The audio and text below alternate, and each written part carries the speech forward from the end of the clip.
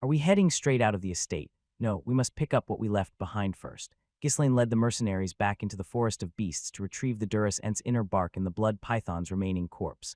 Unlike when they first entered, the group moved quickly on horseback this time. Are you planning to collect more runestones as well? Jillian asked. Ghislaine shook his head. No, we don't have the time for that. We'll just gather the corpses and go sell the runestones immediately. At the mention of selling the runestones, the mercenaries' faces lit up. After all, selling runestones meant they would receive hefty rewards. All right, let's move quickly. Thanks to having rested sufficiently, the mercenaries were full of energy. In just half a day, they had collected all the monster corpses and returned to the estate. Since the inner bark won't spoil, store it as is. As for the python's corpse, separate the poison, blood, flesh, and skin, and make sure to store them properly so they don't rot.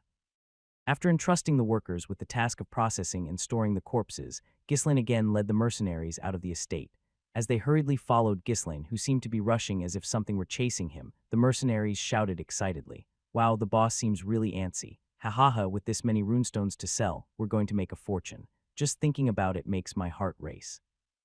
Despite the mercenaries' light-hearted banter, Jillian voiced his concern. "Young lord, is there really a need to move so urgently? You're still not fully recovered, you shouldn't overdo it." Although Jillian knew from Ghislaine what the situation was, he hadn't expected him to be in such a hurry. They were riding so fast that the wagons loaded with runestones couldn't keep up properly. That's possible, but always remember, time is not on our side. Even as Ghislaine spoke, he didn't slow down. He reluctantly reduced speed a little when the horses pulling the wagons fell behind. Keep the pace as it is. Let's move as quickly as possible. Since the mercenaries had no reason to complain about getting their money sooner, they eagerly followed Ghislaine's lead. Wow, our boss really knows how to ride, doesn't he? Is he a centaur or something? He's better than most knights I've seen. Is there anything he can't do at such a young age? Although horsemanship was considered an essential skill for nobles, Ghislaine's riding was far beyond the typical level of refinement. Even the seasoned mercenaries who had survived countless battlefields had never seen anyone handle a horse as well as he did. Every time they saw him, his skills and poise seemed beyond his years, leaving them amazed. Whether or not Ghislaine heard the mercenaries marveling behind him, he remained silent, galloping southward. It wasn't until much later that the mercenaries, who had been following him without question, began to realize something was odd. But why are we going this way? That's what I was wondering. If we're trying to find a large merchant guild, Raypold would be the fastest. Isn't he just riding without thinking? Raypold was the wealthiest estate in the north. It had many large merchant guilds, so selling anything there would be the easiest and quickest option. Yet Ghislaine was bypassing the Zimbar estate, heading further south. As days passed and they continued traveling, murmurs of confusion among the mercenaries grew louder. Kior, representing the mercenaries, finally asked Ghislaine, "Young lord, where exactly are we headed? We've already passed all the major estates with large merchant guilds." Ghislaine smirked. "We're going to the Brivant estate." No one had expected that answer. Kior and the other mercenaries looked surprised and asked again, "Why go all the way there? Is there a large merchant guild in Brivant?" The Brivant estate was small, located in the north, but it was famous enough that no one in the kingdom knew about it. The mercenaries, who had been murmuring amongst themselves, soon recalled why Brivant was well known and gasped in realization. "Brivant, oh, don't tell me. Are we really going there?" Ghislaine nodded. "Yes, we're heading to the Magic Tower." The mere mention of the Magic Tower immediately made it clear what Ghislaine had in mind. "Ah, so you're planning to sell the runestones directly to the Magic Tower. That way you'll get more money." "That's right. The young lord is more frugal than we thought. Only a few merchant guilds in the north could buy a large quantity of runestones. Even those would take a considerable profit for themselves before giving a price. However, if they sold directly to the Magic Tower, things would be different. Runestones were one of the most commonly used materials in magical research. If the mages, who were fanatical about runestones, saw a large supply, they'd undoubtedly buy it all. The price they offered would also be higher than what any merchant guild could pay. The mercenaries, who were little more than country bumpkins living at the far end of the north, seemed excited as they talked about getting to visit the famous Mage Tower. Since they had made some money and could do some sightseeing, they grinned and said they were glad they had followed Ghislaine. However, after thinking for a moment, Kior asked Ghislaine a question. "Young lord, the Mage Tower in Brivant is the Crimson Flame Tower. Wouldn't we get a much better price if we went to the Scarlet Tower instead?" "Oh, you're right. Then there's no need for us to go all the way to the Brivant estate, is there?" "Exactly. Nowadays, the Scarlet Tower is the best in the north. They'd probably offer the best price, too." After hearing Kior's words, the mercenaries began chattering among themselves. Since they were selling to a Mage Tower anyway, it only made sense to sell the runestone to the place that would offer the highest price. Smaller towers wouldn't be able to handle the current supply of runestones, so they needed to go to a more powerful Mage Tower. The largest and most powerful tower in the north was the Scarlet Tower. It was also known for paying generously and purchasing the most. That's why most merchant guilds primarily traded with the Scarlet Tower. However, Ghislaine shook his head. No, we're going to the Crimson Flame Tower. What? Why? Kior and the other mercenaries were surprised and asked again. The Crimson Flame Tower was once the wealthiest and most powerful in the north, but after Delmud, the tower master of the rival Scarlet Tower, became a seventh circle archmage and gained widespread fame, the situation had completely reversed. Though the Crimson Flame Tower had been biding its time, hoping to reclaim its former glory, catching up to the now massive Scarlet Tower was no easy task. You're not mistaken, are you? The one in Brivant isn't the Scarlet Tower, it's the Crimson Flame Tower. With this much supply, we should go to the most successful tower. The mercenaries couldn't help but think that Ghislaine had made a mistake. Why would they willingly take a loss when they could earn more money? As the mercenaries chattered amongst themselves, Belinda furrowed her brows. She didn't like how these rude and ignorant men acted brazenly toward Ghislaine. Without him noticing, she jabbed Jillian in the side. When he turned to look, Belinda narrowed her eyes and mouthed, "Teach them some manners." However, Ghislaine himself didn't seem to mind their disrespectful behavior at all. "It's not a mistake. We're going to the Crimson Flame Tower. I have my reasons, so just follow me." The mercenaries didn't understand his intentions, but stopped talking and quietly followed Ghislaine. Just like in the Forest of Beasts, half of them trusted that Ghislaine had something in mind, and the other half didn't care as long as it wasn't their loss to worry about. After passing through several more estates, they finally saw a tall tower in the distance. The mercenaries began to laugh and joke amongst themselves as they caught sight of the Mage Tower. Ghislaine let out a brief chuckle and spurred his horse forward. By the time Ghislaine arrived at the Brivant estate, Count Harold Desmond was staring at a document with trembling eyes, gripping it tightly. It was a report delivered by the spies he had planted in the Ferdium estate. Harold tossed the report onto his desk, sighing in frustration. Runestone of all things, and in such large quantities. Just as Ghislaine had anticipated, the news that he had obtained the runestone had reached Harold's ears in just a few days. With a grim expression, Harold closed his eyes and stroked his mustache, lost in thought. The plan has completely fallen apart. He had intended to weaken the Ferdium estate slowly, but now that they had acquired the runestone, that wouldn't be an easy task. Should I have just forced them into a fight? Even though Gilmore Diggle's corpse had disappeared, he could have still found a way to provoke a battle. However, he couldn't understand who had taken the body, so he had decided to observe a little longer, but he hadn't expected things to turn out this way. I thought it was madness when I heard he went into the Forest of Beasts with mercenaries. The fact that Ghislaine's name had come up when he lost contact with Frank left Harold with a nagging feeling. Since then, Harold had been steadily receiving reports on Ghislaine's every move. While it seemed like Ghislaine's personality had changed slightly, none of the reports indicated that he had grown skilled enough to defeat Frank. After receiving the report that Ghislaine had entered the Forest of Beasts with mercenaries, Harold had wholly stopped paying attention to him. After all, he had assumed Ghislaine would die there. But now, hearing that Ghislaine had successfully acquired the runestone, his nagging feeling had turned into full-blown anxiety. He wasn't supposed to be that capable. Harold had spent a long time conducting research to swallow up the northern estates. Naturally, he had investigated all the key figures, and based on the information at the time, Ghislaine had been deemed someone unworthy of attention. Yet now, he had heard his name twice recently. That meant there was a flaw in the information. Harold issued new orders to the lieutenant standing by his side. Gather information on the key figures in the north again. Forget the previous findings, start from scratch. Understood. The newly appointed lieutenant was better at gathering information than scheming, so Harold was confident he would handle the task well. Feeling an odd sense of unease, Harold gazed out the window. The crimson glow of the setting sun was gradually coloring his room. After the lieutenant left and dusk fell, darkening the view outside the window, Harold continued to tap his temples in thought, unable to stop his pondering. As time passes, Ferdium will only grow stronger. Their forces will increase as well.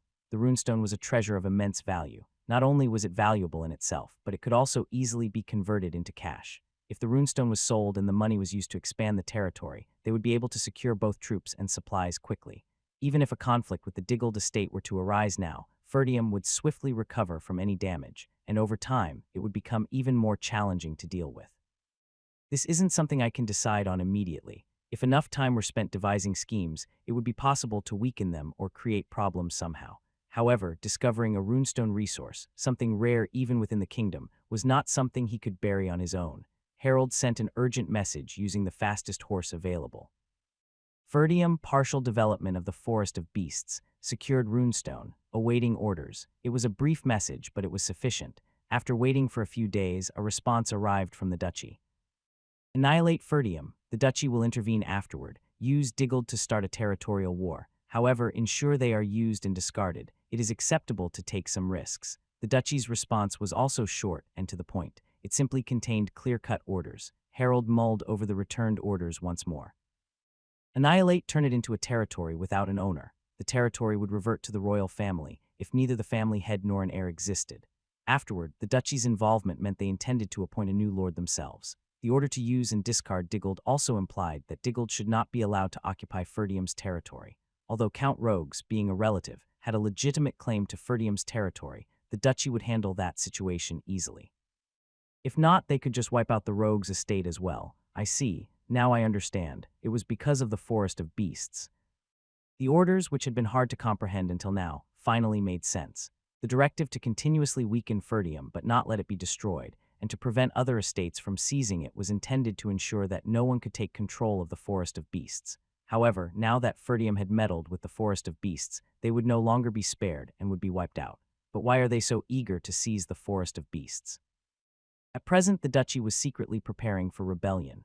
They were moving cautiously to ensure a decisive victory, but engaging in a territorial war could potentially expose their forces to the public eye. Harold couldn't understand why the Forest of Beasts had to be secured, even at the risk of such exposure. No matter how valuable the runestone was, it seemed excessive to go this far for it. Lowering his eyes and contemplating for a moment, Harold soon shook his head. Deciding the direction was the Duke's responsibility. His role was merely to minimize risks in the process. When the time comes, I'll understand. There was no time to worry about reasons. He was already busy drafting plans to align with the new direction. Harold returned to his office and gathered his advisors. How many of our people are in Ferdium? We have 2 vassals and 1 knight left. Send the 2 vassals to Diggled. Use the pretext that Gilmore was killed in Ferdium and start a territorial war. The sudden order left the strategists looking flustered. It was a drastic shift from the previous plan of gradually weakening Ferdium. May I ask the reason for this sudden change in approach? The situation has changed. Harold didn't elaborate further. Though the strategists were bewildered, they soon appeared to understand in their own way. They too had heard the news about the runestone. Our goal is the complete annihilation of the Ferdium family. We will participate as well. Once again, the strategists appeared shocked.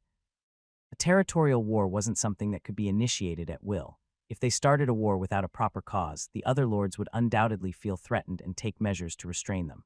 One of the strategists bowed his head. Diggled alone will indeed struggle to capture Ferdium, but we don't have any justification to intervene.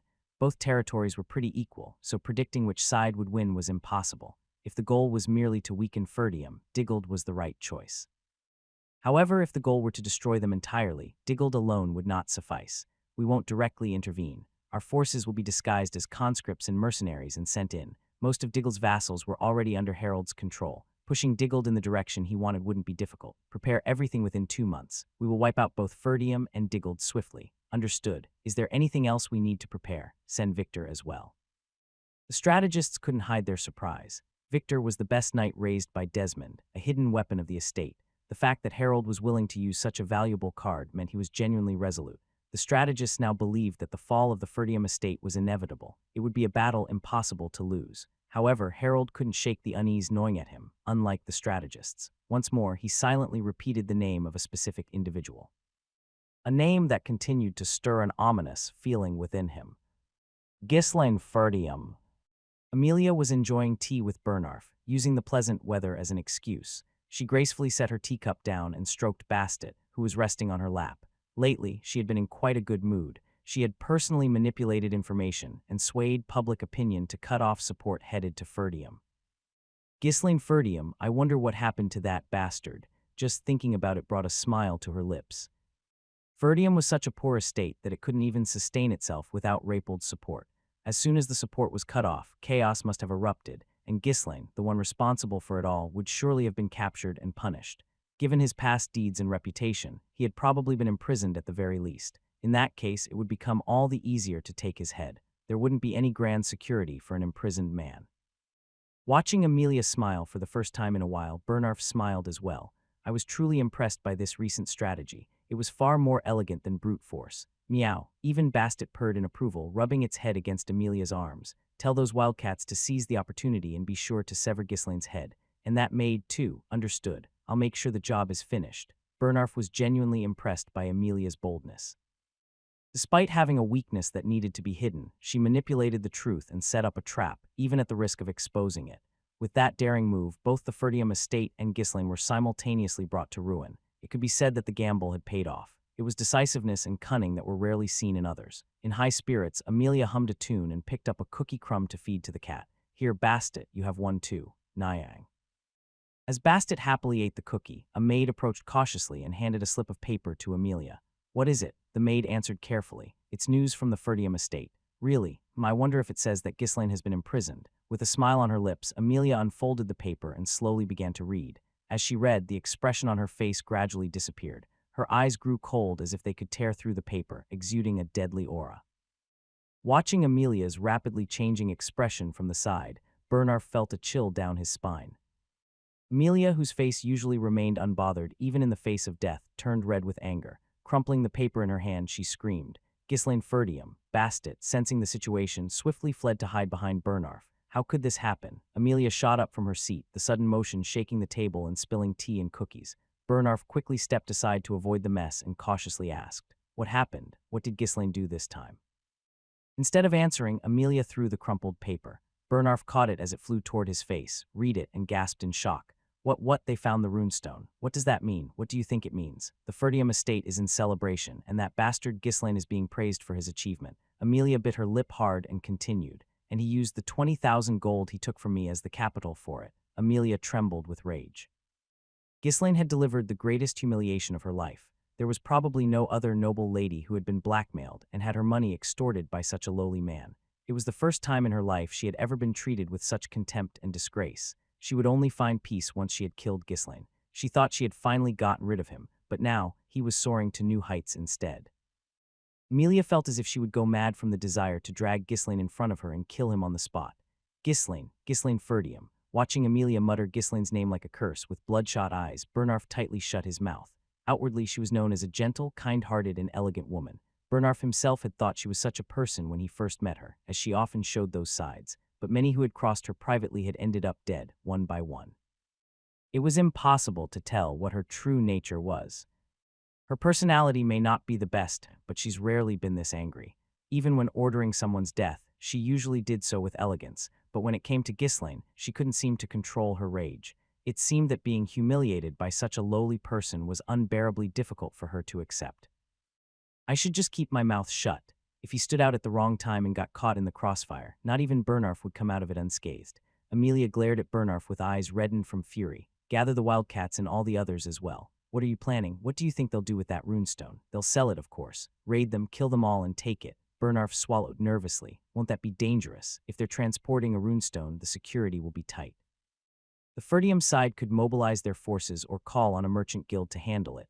"We'll think about that when the time comes. For now, gather the men. Get the surrounding bandits ready to move as well." "Understood. Please try to calm down." Although Bernard tried to calm her, Amelia couldn't suppress her fury so easily. "Ghislaine, I will definitely kill you, and I'll make sure that runestone is mine." The once pleasant afternoon tea had been entirely ruined by the news of Ghislaine. At the southern edge of the Brivant estate, mercenaries gaped in awe at the massive tower that rose proudly in the heart of the magnificent city. Wow, so this is the Crimson Flame Tower. This is my first time here, too. It looks even more luxurious than Rapel, doesn't it? They always said the Scarlet Tower was the best, but from the looks of it, this place doesn't seem to fall short either. Even if it had been overshadowed by the Scarlet Tower, a magic tower was still a magic tower. Surrounding the enormous, ornate tower, countless shops had sprung up. What began as a few stores catering to wizards had gradually expanded into an entire city. The security system established under the guise of protecting the Crimson Flame Tower also safeguarded the surrounding areas and even extended to the Brivant estate. The development of the Brivant estate owed much to the magic tower's influence. The power of the tower was so immense that even the Count of Brivant had to tread carefully around the tower master. While casually observing his surroundings, Ghislaine couldn't help but be impressed inwardly. Impressive, the city's exterior was indeed remarkable, but even more astonishing was the people's reaction. Despite the rough-looking mercenaries roaming in groups, the citizens didn't seem particularly intimidated. They didn't feel any significant threat. That alone spoke volumes about the level of security in the city. The people's general awareness was also high. During his days as the king of mercenaries, Ghislaine had visited cities with magic towers in other countries, but none were as developed as Brivant. The security and city layout are outstanding, but the people and the streets are immaculate. Did the magic tower do something? Usually, wizards were only absorbed in their own research and rarely took actions that benefited others. While areas around magic towers typically developed faster than other regions, it was mostly due to merchants catering to the wizards, which happened naturally over time. However, the area surrounding the Crimson Flame Tower was far cleaner and more developed than other magic tower districts. It might be true, as the rumors say, that the tower master is a neat freak. It wasn't impossible that the master of the Crimson Flame Tower, who couldn't tolerate dirt, had taken measures to ensure the cleanliness of the area. Or perhaps he had become obsessed with playing Lord and had developed the area in such a manner. Whatever the reason for someone like Ghislaine, who planned to develop his own estate in the future, this city had much to learn from it. Wow, it looks like people here are really wealthy. All these houses look like mansions where nobles live, don't they? Just look at the streets. They built this city with serious intent. The people of Brivant, dressed in luxurious clothing and exuding pleasant fragrances, passed by, casting curious glances at the mercenaries as they wandered about. The mercenaries, who usually strutted boldly down the streets, found themselves shrinking back under the overwhelming atmosphere. Damn, we look like complete hillbillies, don't we? Though grumbling, the mercenaries were too busy taking in the city's sights. Such a sleek and pristine city was a sight even Rapald, one of the wealthiest estates in the north, couldn't match. As the mercenaries continued to wander, their ears picked up the whispers of the locals. Are those mercenaries from the north? Just look at their clothes, they look so unsophisticated. Don't they seem to smell a bit too? We're the ones who are clean, everywhere else lives like that. How pitiful, tusk. What would mercenaries want to come here for? The mercenaries, feeling embarrassed, blushed with shame. Under normal circumstances, they would have scowled menacingly and started causing trouble. But now, intimidated by the city's luxurious scenery and the refined appearance of the people, they couldn't muster the courage to retaliate. Still, there was always at least one hot-tempered mercenary in the group. Damn it, so noisy, you wanna die. A few members of the Cerberus mercenary corps drew their weapons, threatening the people around them. The bystanders, who had been gathered in small groups chatting, quickly stepped back in surprise, but even as they retreated, they didn't seem all that frightened. Oh my, what a spectacle. Why are they so angry? It's because they're uneducated, that's why. Tusk. Do they even know where they are, trying to cause trouble like this? Watch out, hang around too long and you might witness a murder. One of the Cerberus mercenaries, grinding his teeth at the bystanders' comments, looked like he was about to charge at them. However, Ghislaine firmly stopped him. Enough, ignore those words and keep moving quietly. But Captain, those bastards, we are hillbillies, aren't we? Just enjoy the sights. Ghislaine chuckled while Kior glared from behind, signaling the mercenaries to behave. The mercenaries scowled. Normally, people would either freeze in terror or go out of their way to avoid them. But here, they were just being mocked, and it was infuriating. They wanted to lash out, but they couldn't act rashly with Ghislaine and Kior holding them back. Feeling thoroughly humiliated, the group walked toward the magic tower with their heads hung low. It didn't feel great to suddenly become a public spectacle. However, as they approached the tower, the mercenaries were once again left speechless in awe, their jaws dropping as they marveled at its size. It was clear they were overwhelmed by the sheer scale of the tower, which couldn't even be captured in a single glance. Such simpletons, Ghislaine shook his head as he followed behind the group of mercenaries. Meanwhile, the gatekeeper guarding the entrance to the magic tower frowned as he noticed Ghislaine and his group approaching from afar. Is this a tour group? Tusk, they don't look like they're in great shape, yet here they are visiting. The gatekeeper's assumption was simple. Nobles often visited the city to meet with wizards or to tour the tower. The large size of the group also contributed to his assumption. When many people moved together like that, it was usually for one of two reasons. Either they were a party of nobles on a sightseeing trip, or they were merchants coming to sell goods. However, the gatekeeper's expression grew more discontented as the group got closer. Ghislaine's group looked too shabby to be tourists, and their appearance wasn't exactly welcoming. He would have greeted them with a smile if they had been nobles or part of a prominent merchant guild, but there was no need to put on a pleasant face for the likes of them. Though he was just a gatekeeper, he represented the magic tower. Being overly friendly to this ragtag group and being seen as a joke by a bunch of vagrants would tarnish the authority of the magic tower. Truth, the gatekeeper was a commoner with no real influence, but the massive institution of the magic tower standing behind him bolstered his confidence. Still, I work at the magic tower. I'm not just any ordinary person. Ahem. It's said that even if you're born a dog, it's better to be a noble's dog. That's exactly what the gatekeeper was like. As Ghislaine and the mercenaries came close enough for their faces to be recognized, the gatekeeper also noticed the numerous carts they had brought along. Only then did he understand their purpose for visiting. Judging by the amount of stuff they've brought, it's not sightseeing. They're probably here to sell something. Occasionally, mercenaries or adventurers would come to the tower claiming to have obtained rare items to sell, though it was rare for groups to visit in such numbers like Ghislaine's, it wasn't unheard of.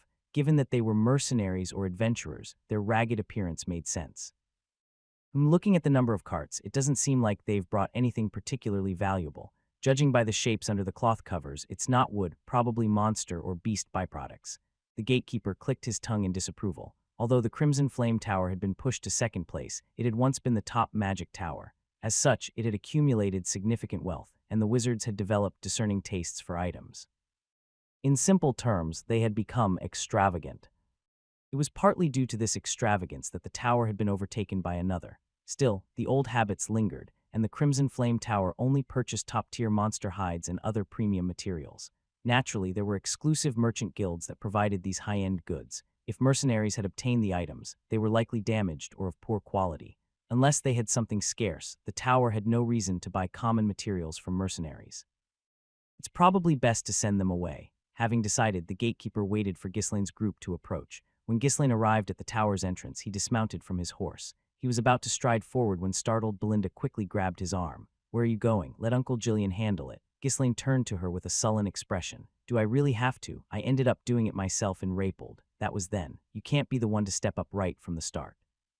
Still holding on to Ghislaine, Belinda gestured to Jillian. Without a word, Jillian walked toward the gatekeeper. "This man is the young Lord of Ferdium," but the gatekeeper cut him off with a disinterested look. "Not buying." "What? I said we're not buying what you've brought." The gatekeeper's expression remained arrogant. It wasn't the kind of attitude one would show to a noble, but to the gatekeeper, who saw them as nothing more than a group of mercenaries, his response was natural. Behind them, Ghislaine crossed his arms, inwardly letting out a sigh. They were being dismissed wherever they went because they were traveling in shabby attire. During his days as the king of mercenaries, even when he and his subordinates dressed in rough clothes, no one dared to underestimate them. The sight of the banner symbolizing the king of mercenaries was enough for people to bow their heads or flee. But now, with no one recognizing him as the king of mercenaries, and even the name Ferdium being relatively unknown, he had no choice but to be judged based on his appearance. "This is troublesome. I'll have to invest in better appearances once we have more money." Ghislaine didn't blame the gatekeeper. It was only natural to judge strangers based on their looks. Back in the day, the banner had done all the work of identifying him. Ghislaine understood the situation, but did not intend to waste time arguing at the gate. In the end, he stepped forward. "I don't want to waste time haggling with a gatekeeper. Bring out the person in charge of transactions at the tower." "Actually, no, I want to meet the tower master." The gatekeeper looked at him incredulously. "I told you, we're not buying anything. The Crimson Flame Tower doesn't just buy any random goods, and you want to meet the tower master. Even the Lord can't meet him at will." Jillian, unable to tolerate the gatekeeper's insolence any longer, growled. "How dare a mere gatekeeper act so arrogantly? Do you have 2 lives? I said go call them right now." Intimidated by Jillian's fierce tone, the gatekeeper flinched and stepped back. He was shocked. No one had spoken to him so roughly since he'd started working at the tower's gate, but he quickly shook his head, regaining his composure. "Don't be scared, I'm the face of the magic tower." He felt confident because he knew that just a couple of the tower's wizards could easily deal with this group of ragtag mercenaries. Do you even know where you are? How dare you cause trouble here? Get lost immediately." Watching the gatekeeper throwing a fit, Ghislaine sighed. "At this rate, we won't get inside today." Without a word, he gestured to Kaor. Kaor looked around cautiously, then discreetly took out a piece of runestone from one of the carts and handed it to Ghislaine. If word got out that they had carts full of runestones, it would cause a commotion, so they had to be careful. "He's the captain for a reason. At least he has some sense." Ghislaine, pleased, took the runestone and held it up in front of the gatekeeper's eyes. "You work at the magic tower, so you should know what this is, right? I'm here to sell this." The gatekeeper scrutinized the stone in Ghislaine's hand, turning it over and inspecting it. The crystal piece emitted a soft, ethereal glow, almost mesmerizing him. At first, the gatekeeper frowned, puzzled. But soon his eyes widened in shock as he realized what it was, a runestone. As the gatekeeper stood frozen, Ghislaine smirked mischievously and spoke again. "Are you really not going to buy it? Really? Should I just leave?" Only then did the gatekeeper snap out of his daze as if cold water had been thrown over him. Lately, the wizards had been in a foul mood because the Crimson Flame Tower had lost ground to the Scarlet Tower. If word got out that he had turned away a guest bringing that many runestones, not only would he lose his job, but he might also lose his head. Panicked, the gatekeeper frantically waved his hands.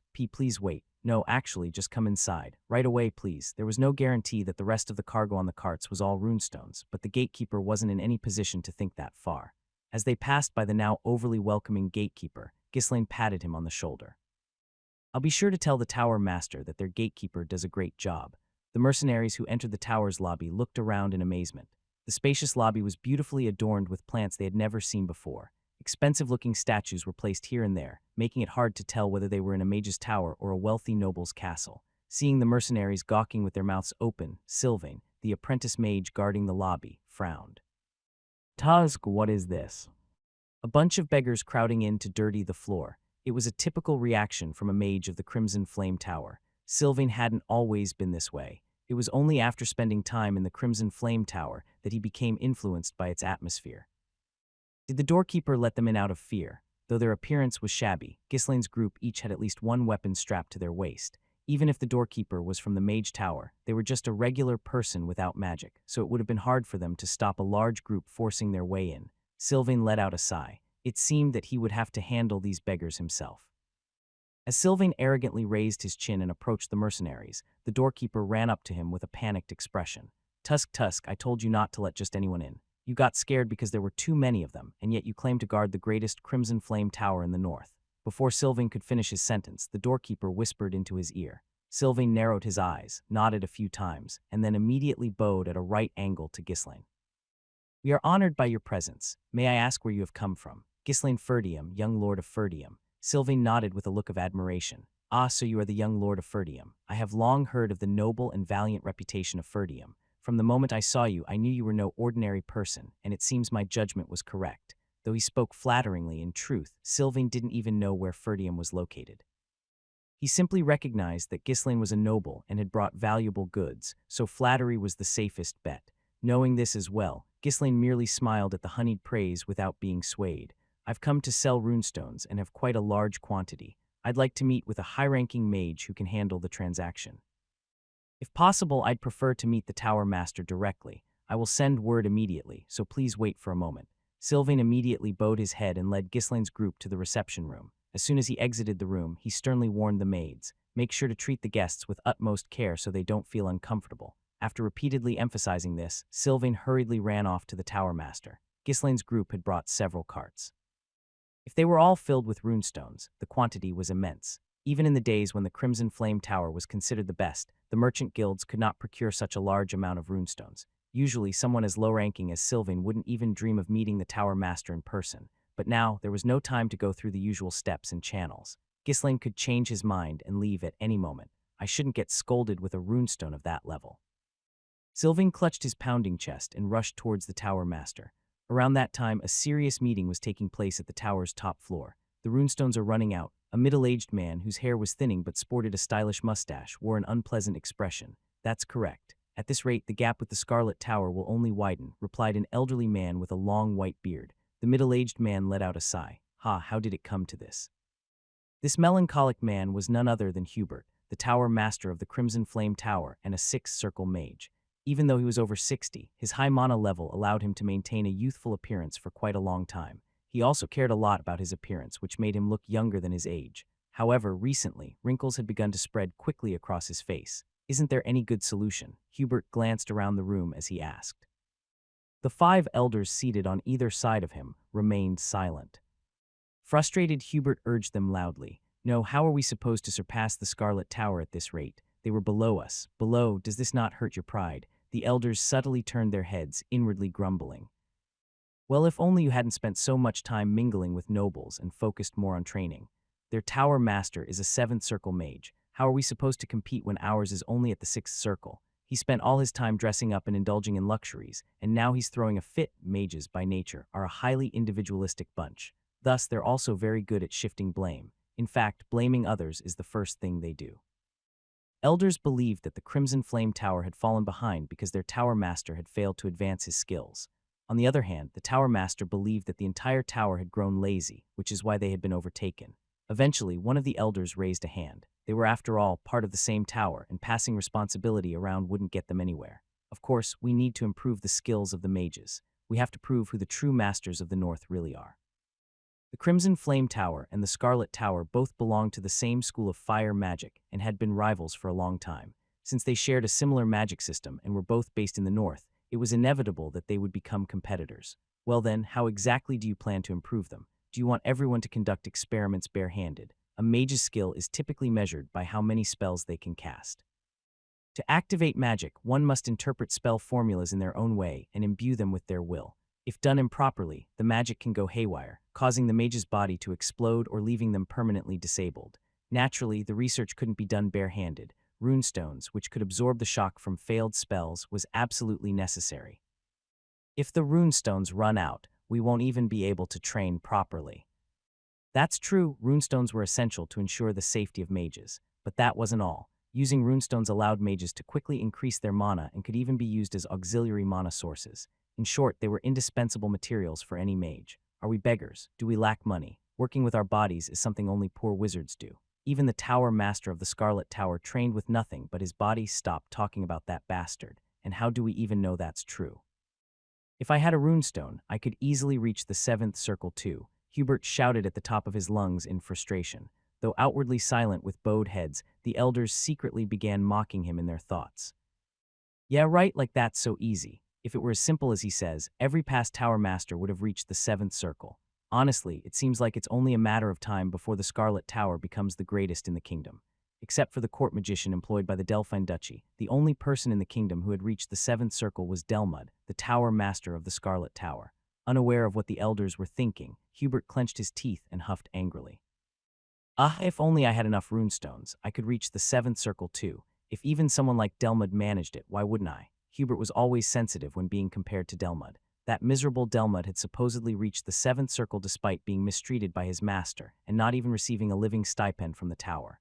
Hubert, raised as the heir in the best of environments with abundant support, couldn't help but be plagued by inferiority. One of the elders, noticing Hubert's growing agitation, cleared his throat and attempted to change the subject. However, even when we inquire with the merchant guilds, they all claim to have no stock.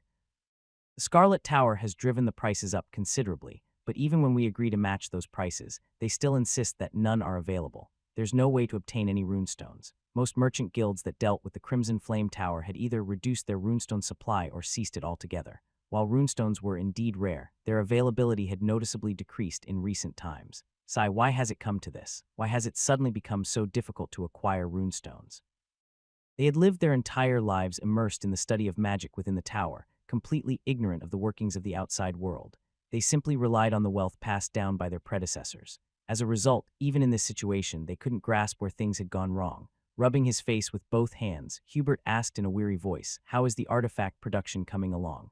With the shortage of runestones, that's becoming increasingly difficult as well." Creation of magical tools and scrolls was the tower's primary source of income. Without enough runestones, they couldn't continue producing magical tools. Hubert felt like crying. The once great Crimson Flame Tower, which had been considered the pinnacle of its kind, had not only lost the title of the best in the north during his tenure, but was now steadily weakening. The tower wouldn't just decline at this rate, it would turn into nothing more than a scroll shop. Is there really no way to obtain runestones? The only option is to travel to other regions and bring back small quantities, but we have many people, and there are many places we need to use them. The Scarlet Tower has a lot of people too, don't they? They must be buying up everything, right? There are rumors, and most people do say that they're selling everything to the Scarlet Tower, but honestly, it's hard to say. If they're also struggling to get them, then of course they'd raise the price to buy as many as possible, wouldn't they? How about offering more money than they are? We still have plenty of funds, don't we? I told you there's just no stock. They've dried up completely. Besides, we're already spending a fortune by paying extra to get whatever we can. They couldn't determine whether the Scarlet Tower was hoarding all the runestones, or if the supply had genuinely dwindled. This was the state of those who had lived complacently, basking in their pride as the best.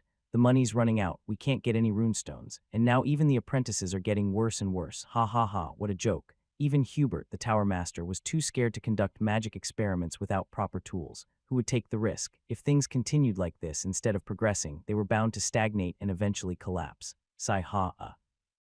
The so-called intelligent yet clueless wizards all bowed their heads, letting out long sighs. We need to recruit a skilled merchant. Let's leave this matter to an expert, one of the elders suggested. Hubert and the other elders nodded in agreement. They prided themselves on studying the laws of the world and claiming to understand all truths, but when it came to commerce, they were utterly incompetent. Sigh, we should have paid attention to this earlier. In previous generations, the tower didn't only house wizards. There were those skilled in commerce as well. But after achieving their reputation as the best, they grew complacent and stopped valuing such people. Since people would flock to them, offering reasonable prices, they thought all they needed was someone to tally the money. Though it was late, they all agreed on the necessity of bringing in an expert now. Well then, let's find someone suitable. Just then someone began knocking loudly on the door from outside. Suppressing his irritation, Hubert spoke. We're in a meeting. Come back later. I said we're in a meeting. Despite several warnings to leave, the person kept banging on the door. Hubert, grinding his teeth, rose from his seat. Grrr, whoever it is, I'll burn their head off. I'm coming in. Without waiting for permission, the persistent individual violently opened the door and entered. Hubert glared at him fiercely. Who are you? Who let you in? What are the guards doing? Lay your head down. I'll burn every last strand of hair off your head. The magic tower operated under a strict apprenticeship system with a rigid hierarchy. The tower master would have no reason to deal with a low-level magician. Naturally, Hubert didn't recognize Sylvain. Sylvain, trembling under the frost-like tension in the room, stammered as he spoke. Someone's here to sell us runestones. What? Runestones? Hubert and the elders leaned forward, curiosity lighting up their faces as they looked at Sylvain. Although Hubert's anger subsided a bit, Sylvain still couldn't relax.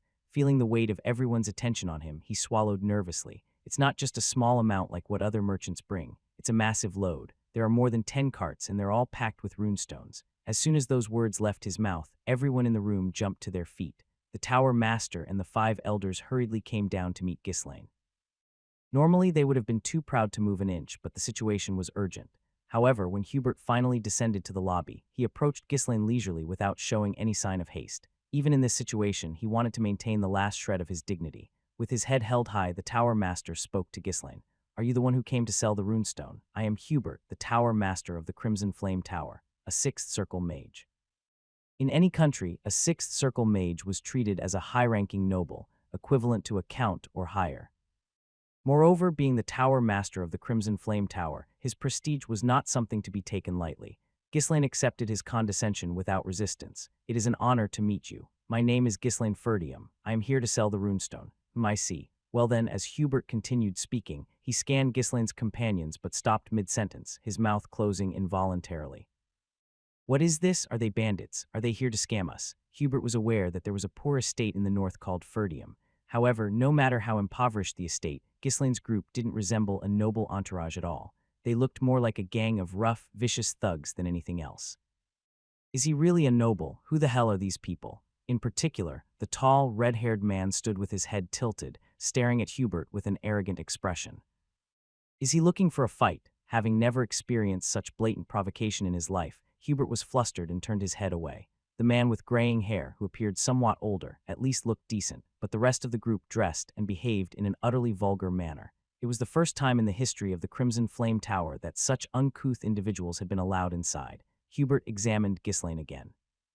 At least his face was clean and he seemed intelligent, making him the most presentable of the group.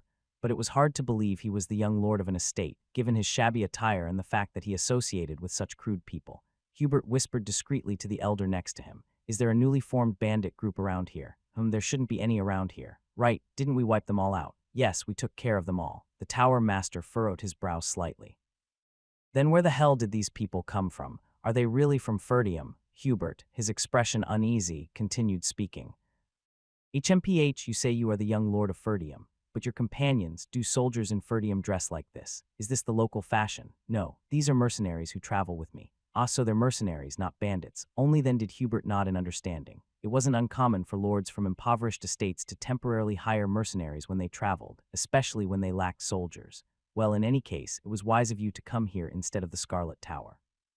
Though outwardly courteous, Hubert suppressed his irritation. In the past, as the tower master, he wouldn't have personally handled such a transaction, nor would he have even shown his face. Since it would lower his dignity to haggle with a mere merchant as the most prominent tower master in the north, he thought to himself, I'll make sure I'm well compensated for stepping in personally. With a smug expression, the tower master spoke. First, let me check how much you've brought. He glanced over the pile of runestones on the cart, then muttered as if it was nothing special.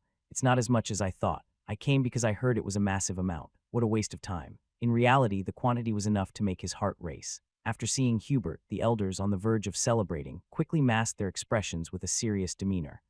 Yes, it's really not as much as expected. The quality doesn't look particularly impressive either. Still, since they've come all this way, wouldn't it be polite to buy everything? Let's do that. After all, where else would a young fellow like him sell all this? Of course. Otherwise, he'd probably get swindled somewhere else. The world is a dangerous place, ho ho ho. The mercenaries couldn't help but smirk at the back-and-forth exchange between the elders. Kior turned his head and muttered quietly, "They're terrible actors." The faces of the mages, including Hubert, had turned bright red, and their nostrils flared in frustration. One of the elders even placed a hand over his heart, breathing heavily as if he was struggling to catch his breath. It was strange that they didn't realize the whole act was obvious. The mercenaries, gathered in small groups, began whispering among themselves, "Hey, even the tower isn't all that. It's pretty clear they're just trying to lowball the price." Exactly. Normally, wouldn't places like this just handle transactions straightforwardly without all this nonsense? People are the same everywhere. They try to act all dignified, but in the end, they're just playing the part. To the eyes of the seasoned mercenaries who had encountered all kinds of people, the mage's clumsy performance was so transparent that their intentions were plain to see. However, Hubert didn't seem to notice the mercenaries' chatter. Trying to cool down his flushed face, he took a deep breath. "Shall we discuss this in more detail? Follow me." Ghislaine, Belinda, and Gillian followed the mages and stepped onto the magic circle.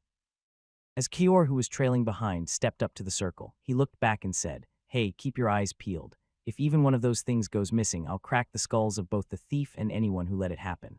The mages frowned at his vulgar language, but the mercenaries nodded as if it was only natural. Once Kaor had stepped onto the circle, it flickered a few times, and Ghislaine's group was transported to the top floor of the tower. The fact that this magic circle also used runestones shows just how versatile runestones are. With a silent smile, Ghislaine followed behind the mages. "With that amount, it's no wonder their eyes are gleaming, especially yours." Among the information Ghislaine had obtained in his past life were details about the Crimson Flame Tower. The Crimson Flame Tower had never escaped second place in the north, always trailing behind the Scarlet Tower. Its influence had dwindled to the point where, in the end, the Tower Master would die of stress. The mage, who was considered more rational than anyone else in the world, had died from stress. Although the situation wasn't as bad as it had been in his past life, it wasn't good either. It would only get worse from here on out. "It would have been better if I came later." Had he arrived later, the Tower Master wouldn't have just bowed before Ghislaine but would have groveled at his feet. However, Ghislaine couldn't afford to wait any longer, as the situation was urgent. Still, he'll have to be ready to strip down to his underwear. Ha ha ha. The room they arrived at was adorned with lavish chairs and tables, just like the reception room. Refreshments had already been prepared. With a relaxed expression, Ghislaine took a seat. The other three stood behind him. Hubert and the 5 elders sat in a row in front of Ghislaine. "Let me introduce ourselves. These are the elders of our tower. All 5th Circle mages and the core figures who lead the Crimson Flame Tower." Once Hubert finished speaking, the elders, with arrogant expressions, introduced themselves individually. Their attitude was as if to say, "You know who we are, don't you?" But unfortunately for them, Ghislaine didn't care in the slightest. "I see. I look forward to working with you." His confident demeanor made the elders visibly uncomfortable. Normally, youngsters like him would bow deeply and shower them with flattery upon meeting them, but Ghislaine showed no such inclination. One of the elders, sneering, asked, "Isn't Ferdium a poor estate in the north? How did you manage to get runestones from a place like that? Do you even get proper meals up there?" Belinda scowled at the condescending remark, but Ghislaine merely smiled and replied, "We were fortunate. By the way, it's impressive that all of you are 5th Circle mages. Typically, the mages who signed exclusive contracts with lords were 4th Circle mages." Having 5 5th Circle mages meant the tower was quite powerful. Hubert and the elders wore proud expressions, but when Ghislaine continued speaking, their faces immediately twisted. "It's no wonder you're considered second in the north. Ha ha ha." "This damn brat," Hubert gritted his teeth at the comment that pricked his pride. But Ghislaine, acting as if he was oblivious, continued to smile innocently. Any argument would only tarnish the tower's reputation, so Hubert took a deep breath to calm his burning anger. You seem to be misinformed, being from another estate. That's just a rumor. We're still the #1 tower in the north." "Oh, is that so? Well, if you say so." From behind, Kaor let out a snicker. Belinda quietly covered her mouth with her hand, but her eyes clearly showed her amusement. Only Gillian remained expressionless, standing motionless as he had been from the start. Hubert and the elders glared at the two, who were behaving rudely. However, Kaor and Belinda simply shrugged, their expressions unapologetic, as if daring them to do something about it. "These impudent fools," the mages frowned, thinking that these poor, uneducated people lacked any sense of dignity. Their anger simmered, but they knew that engaging in a verbal spat with such lowly individuals wouldn't do them any good. "All right, let's cut the pointless chatter and get to the point. How much are you thinking of selling them for? Just so you know, I really hate being overcharged. That's disrespecting me, don't you think? You must have heard how terrifying I am. Hubert spoke threateningly, trying to intimidate Ghislaine right from the start. He was determined to buy every last runestone Ghislaine had brought, no matter what. If they failed to secure runestones, they would never be able to surpass the Scarlet Tower. I have to secure them all. There's no way I'll let even a single runestone fall into the hands of the Scarlet Tower. With that many runestones, they could profit by selling magic tools. More importantly, they could elevate not only his own skills, but also the skills of every mage in the tower. Those runestones are all ours. Hubert's mind was consumed with the thought of acquiring the runestones. Seeing the greedy looks in the mage's eyes, Ghislaine smirked. I'll need double the market price. What? The tower master's face twisted. He had just mentioned that he hated being overcharged, yet Ghislaine boldly inflated the price. You're a young noble who knows far too little about the world. Didn't I just say that I hate being overcharged? Are you mocking me? As Hubert growled, the other elders grew furious as well. How dare you? Do you know where you are? Is that wretched Ferdium estate trying to insult the Crimson Flame Tower? Despite the mage's scowls, Ghislaine remained unbothered, responding calmly. 2.5 times. The mages were momentarily dumbfounded, staring at Ghislaine before erupting in anger. You scoundrel, do you think such a cheap trick will work on us? How dare you make such an outrageous demand? Do you really want to see this through to the end? The mages gritted their teeth, raising their hands in preparation for a spell, but Ghislaine, glancing at them briefly, spoke again, 3 times. At that point, the mages all fell silent. They somehow felt that Ghislaine would raise the price even further if they spoke again. The tower master and the elders stared at Ghislaine with fierce eyes, unable to say anything for a long time. Ghislaine's 3 companions were equally bewildered. No matter how valuable runestones were, who in their right mind would buy them for 3 times the market price? If they were going to spend that much, they could simply go to a merchant guild and purchase them there. After traveling for days to sell the goods here, it was perplexing why Ghislaine acted as if he had no intention of selling. Belinda looked at Ghislaine with concern in her eyes. Is this one of the young lord's bad habits again? Maybe he's annoyed because the mages are too arrogant. She glanced at Jillian and Keor standing beside her. Neither of them seemed inclined to intervene. Jillian stood like a stoic figure, ready to follow his master's will, while Keor was chuckling, seemingly entertained by the whole situation. Belinda grumbled inwardly. Honestly, I'm the only one who really cares about the young lord. Whether he noticed Belinda's concern or not, Ghislaine waited for a moment before silently standing up. Hubert's eyes widened in surprise at the sudden movement. Why are you getting up? It seems you have no intention of making a deal. I should head to the Scarlet Tower. I've heard they've been doing well lately and are offering good prices for runestones. With that, Ghislaine turned and began striding towards the door. Hubert's face turned pale and he hurriedly grabbed Ghislaine's arm. Wait, young man, why are you in such a rush? I said I don't like being overcharged, but I didn't say I wouldn't pay a higher price. The tower master quickly stepped in front of the door, blocking Ghislaine's path. Ghislaine narrowed his eyes, observing him before nodding leisurely. Well, if that's the case, shall we continue our discussion? With grace, Ghislaine returned to his seat. Hubert's expression grew increasingly sullen, and the elders beside him fidgeted anxiously, unsure of what to do. Belinda, who was unaware of the Crimson Flame Tower's precarious situation, couldn't understand why they were so desperate to follow Ghislaine's lead. Why are they going along with everything the young lord says? Have all these old men gone senile? Ghislaine's calm and confident voice echoed through the room. So will you buy everything for 3 times the price? Hubert looked at the elders. However, the elders were just standing there awkwardly, unsure of what to do. Damn it, useless fools. There wasn't anyone well-versed in commerce, so there was no one to lead this negotiation. You're a young man with quite a bit of nerve, but a deal doesn't always go the way you want. You've shown enough sincerity by coming this far, so we'll offer you double the original price. That should be more than sufficient. Before he could finish speaking, Ghislaine rose from his seat once again. Goodbye then, I meant to say that it wouldn't be sufficient. Is that so? I must have misunderstood. Hubert and the elders exchanged distressed looks. Runestones were already expensive, and paying triple the amount would require an enormous sum of money. Even though the tower had plenty of funds, such a large expenditure at once would shake its very foundation. Someone say something. Is there no other way? What if he actually leaves? Isn't he just a madman? Hubert and the elders continued exchanging silent glances for a while. Ghislaine patiently waited. After all, the conclusion was already evident, and as the victor, he didn't mind showing a little courtesy. In the end, Hubert sighed deeply, looking as if his life was draining away. Fine, we'll purchase everything at triple the price. Belinda, Jillian, and Keor gaped in shock. The fact that such an outrageous and ruthless deal had actually succeeded was beyond belief. However, Ghislaine simply nodded as if the result had been only natural. Good, you've timed this well. Timed it well, my foot, Hubert muttered under his breath, turning his head to hide his twisted expression. Though he didn't want to give in to this young man's tricks, the situation left him no choice. The other elders merely smacked their lips, unable to even consider opposing the Tower Master's decision. Watching the wizards, who looked like they had swallowed something bitter, Ghislain smiled inwardly. You'd better buy it at this price now. It'll cost even more later. It's better than dying from a stroke, isn't it? In just a little more time, even at 5 times the price, runestones would become impossible to acquire. This was because the Scarlet Tower would block distribution entirely by partnering with most of the merchant guilds. Hubert would later collapse from the shock of this revelation. In any case, I've secured plenty of money. Ghislain, who knew the situation and future of the tower better than even the tower itself, wasn't about to let this opportunity slip away. To him, these terms were reasonable enough. We'll prepare the money right away. The runestones you've brought will be purchased entirely by the Crimson Flame Tower. Please wait here for a moment. Hubert's eagerness to pay and send Ghislain's group away was plain to see, but Ghislain wasn't finished yet.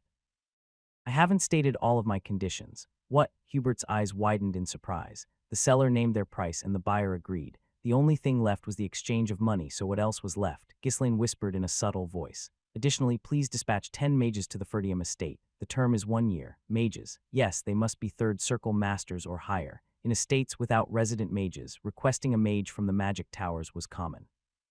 The towers, in return, received an enormous sum of money. Although it didn't bring in as much as selling magical tools or scrolls, dispatching mages was still one of the significant sources of income for the magic towers. How much are you willing to pay? Our mages are quite expensive, you know. Hubert's eyes gleamed, hoping to recover the money they had just been overcharged. He was determined to make up for the loss by charging that arrogant noble more than the price of a runestone. But Ghislain was far more ruthless than Hubert anticipated. Oh, it seems there's been a misunderstanding. The price I mentioned for the runestone is 3 times the market rate, including the mage dispatch. Ha ha ha, what you insane bastard. Hubert's face turned beet red as he grabbed the back of his neck and staggered. Tower Master, this bastard is clearly mocking us. This is utterly unforgivable. This is nothing short of an insult.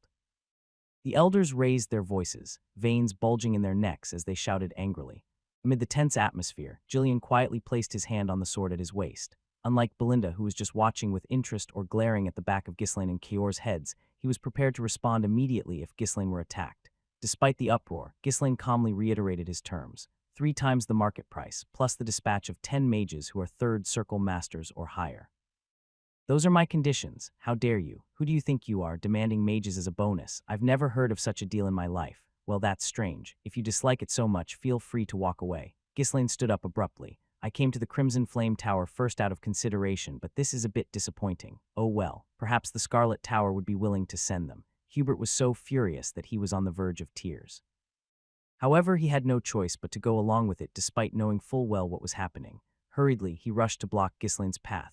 Hey now, why is a young man like you in such a rush? You should always listen to someone's words to the end. I only meant that I've never seen a deal like this before, not that it can't happen. There's a first time for everything, right? Oh, did I misunderstand again? I'm just a bit impatient by nature. Ghislain smiled slyly, sat back down, and elegantly crossed his legs. If this guy won't listen to reason, there's no way to win. Hubert swallowed his frustration internally. Most people would try to stay on the good side of the tower, but this arrogant fool seemed to care less about it or anything else.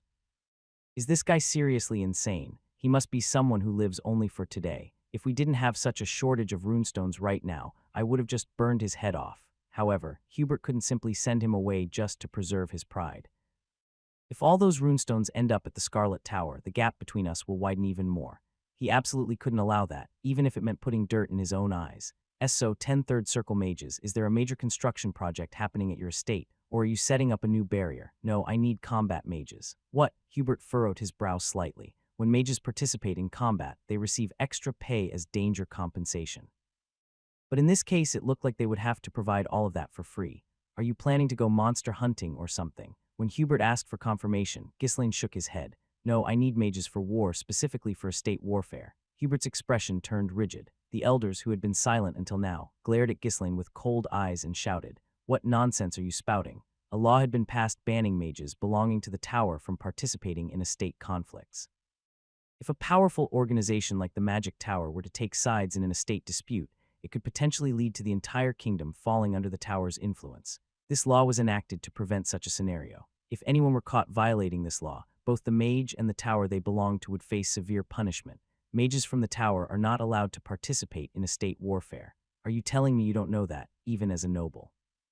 Only free mages who conducted their own research or wandered the world could participate in estate wars. Surely, you're not suggesting that you'll expel the mages from the tower, have them fight in the war, and then let them return afterward. There had been nobles who used such tricks in the past, and when the truth came to light, an entire magic tower had been obliterated from the kingdom.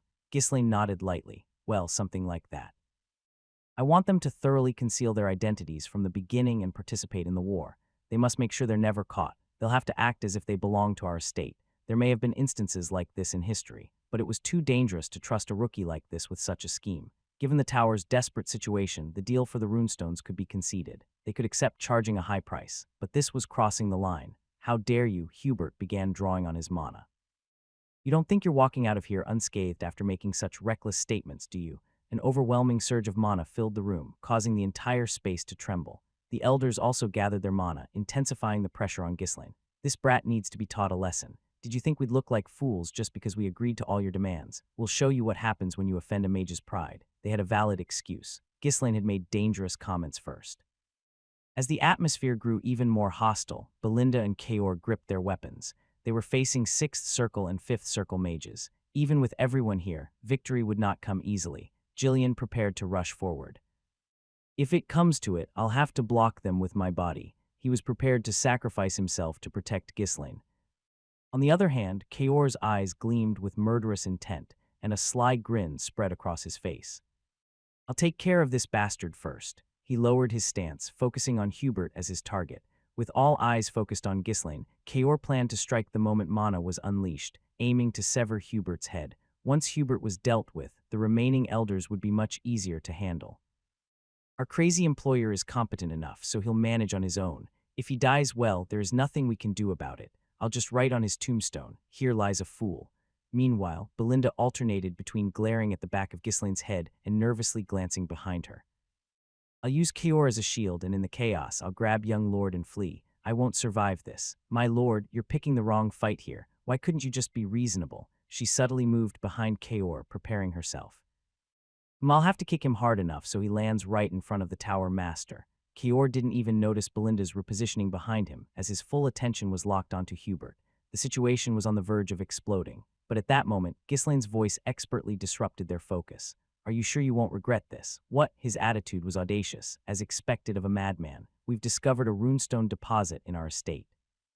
There's far more of it than what I've brought today. Quite a lot more, in fact. Ha ha ha. The shocking revelation made Hubert and the elders momentarily forget about releasing their mana. In fact, there's over 10 times as much left as what I've brought today. Would you really not need it? Next time I could offer it at the market rate. Ghislaine raised 3 fingers and waved them. Hubert could no longer contain his fury. How dare this bastard try to insult me with mere runestones? Except the amount was far too significant to dismiss with anger. While he stood speechless, the devil's whispers continued. I could ensure a stable supply of runestones after that as well. We could even offer an exclusive deal to the Crimson Flame Tower, depending on the terms. Have you ever heard of a monopoly contract? It was an irresistibly tempting proposal. The mages, their pride momentarily forgotten, flared their nostrils in interest. What a snake! How dare you wag that sly tongue at us? Despite their harsh words, the hostility in their voices had already softened. If you receive a steady supply of runestones, the Crimson Flame Tower would soon rise to the top in the north. No, perhaps not just in the north. You might even become the greatest tower in the entire kingdom. A stable supply of runestones was precisely what they desired most. Moreover, Ghislaine skillfully poked at their aspirations and insecurities. By now, the mages had completely lost their earlier drive to be angry. It was precisely the outcome Ghislaine had aimed for. Oh dear, it seems my offer isn't to your liking. In that case, I'll take my leave and visit another tower. Hey, why are you so impatient, young man? Who said we're not interested? Just as Ghislaine was about to rise again, he looked at Hubert indifferently and spoke. Didn't you just try to intimidate me with your mana because you weren't pleased? I have a weak heart. I don't think I can handle this.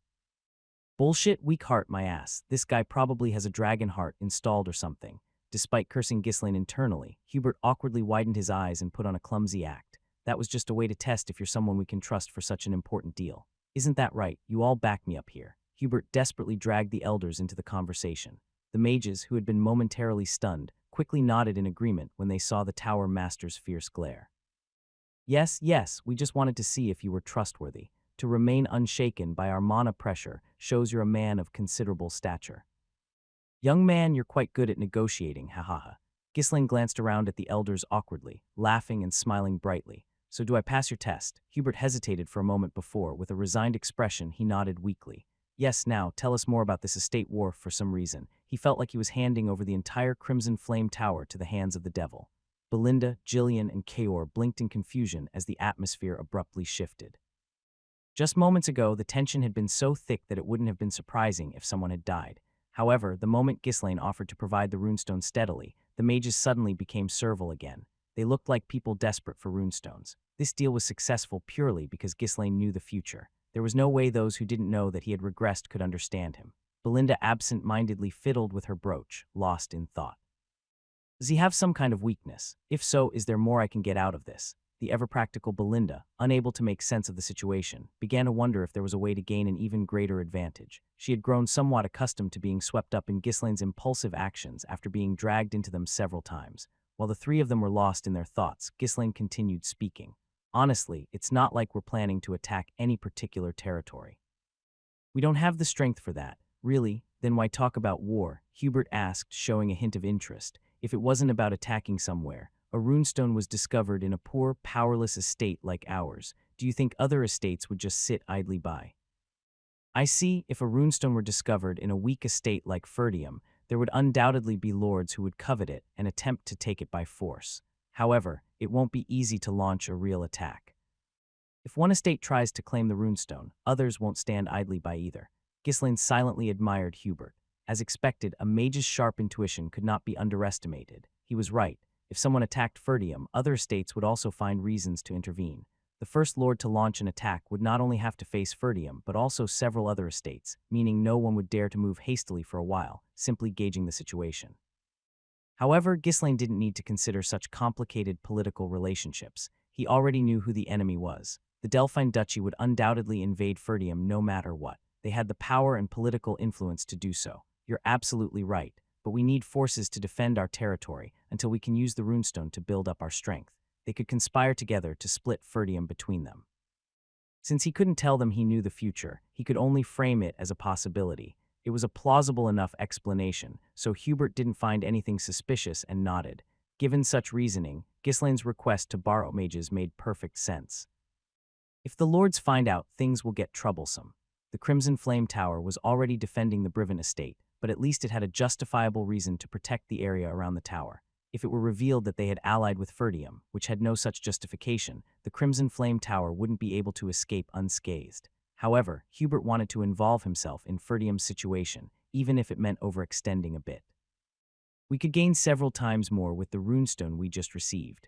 With that, we could definitely surpass the Scarlet Tower once again. I can't let this guy sell the runestone to the Scarlet Tower. The quarrels among the lords didn't matter to him. His only goal was to crush the Scarlet Tower and reclaim the title of the kingdom's top tower.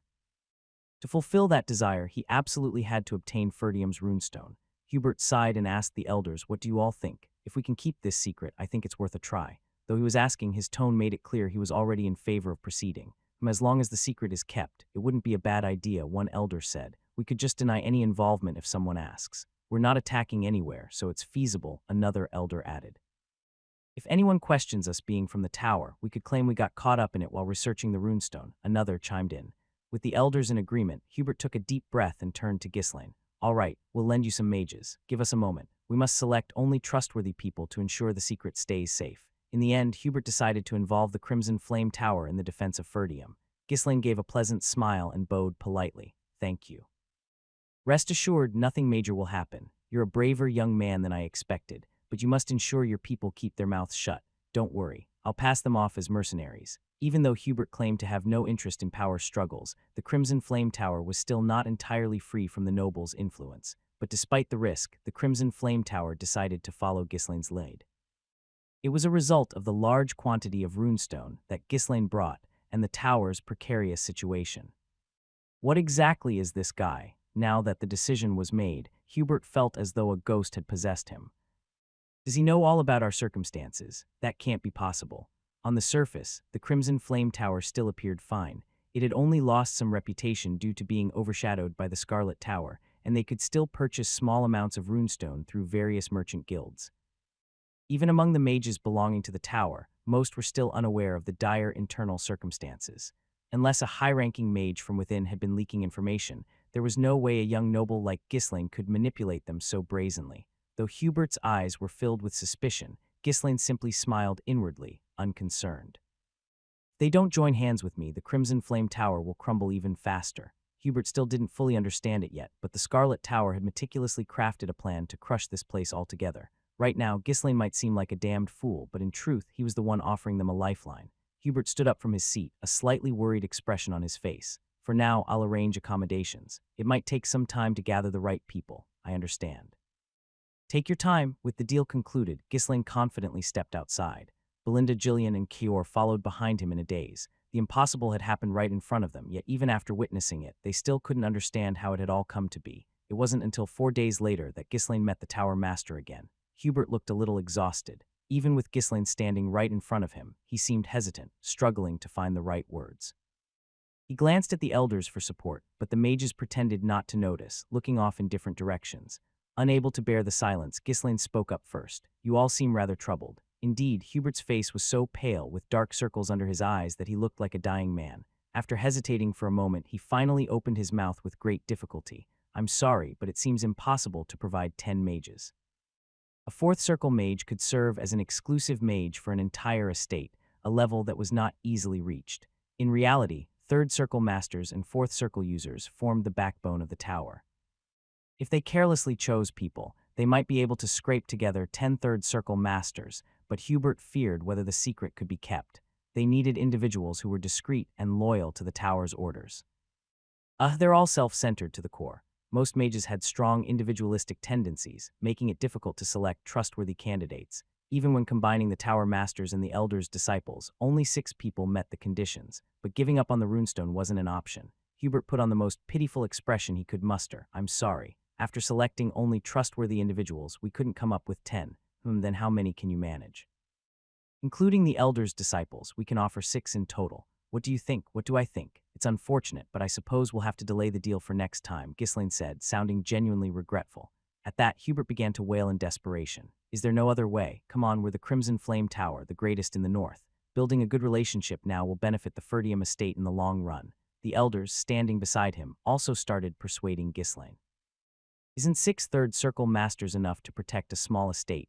Yes, with that many, you could wipe out hundreds of ordinary soldiers in no time. Think it over. That's more than sufficient. As the mages pleaded with him, Ghislaine stroked his chin and murmured, there's another way, but I'm not sure if the Tower Master would agree to it. Seeing that Ghislaine was showing signs of being flexible, Hubert grew anxious. Oh, come now, why the cold words between us? If you asked, I'd even go hunt a dragon for you. So what is it? Tell me anything, Hubert said, his expression genuinely desperate, as if he truly meant it. Ghislaine sighed as if he had no other choice and replied, no matter how I think about it, 6 mages just aren't enough.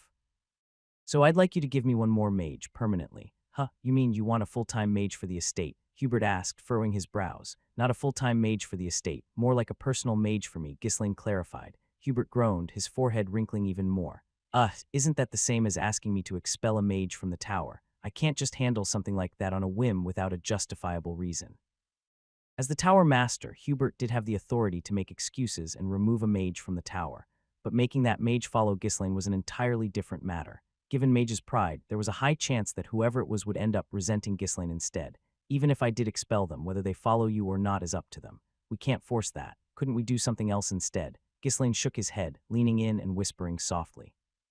Well, couldn't we just ask the mage in question? Let's see what they think first, and then we can discuss it further. It was a reasonable suggestion. After a brief moment of contemplation, Hubert nodded. All right, let's call them and ask. Do you have someone in mind, or should we recommend someone? When Hubert asked, Ghislaine responded without hesitation, as if he had been waiting for this. Vanessa. Hearing the name, Hubert and the elders tilted their heads in confusion. They couldn't remember anyone by that name. Who is that? It wasn't surprising that neither Hubert nor the elders could remember every name, especially since Vanessa wasn't a direct disciple of any of the senior mages. At that moment, one of the elders suddenly seemed to recall something and shouted out, Oh, that freeloading fool. Who are you talking about? You know her, Hubert asked. You know, the apprentice who's done nothing but waste our resources. We tried to kick her out before because she was such a drain on funds. Well, anyway, she's the disciple that the late Renato took in. Surely you remember now. Hubert nodded, finally understanding. Ah, that girl, she's just been working as a maid lately. Ah, I mean, yes, she's also a fine mage of our tower. Absolutely. Hubert adopted a serious expression and nodded a few times before suddenly smiling broadly, grasping Ghislaine's hand firmly. Don't worry, I'll make sure she becomes your personal mage. Suddenly, didn't you say you'd ask for her opinion first? Ghislaine asked, feigning surprise. Oh, what opinion?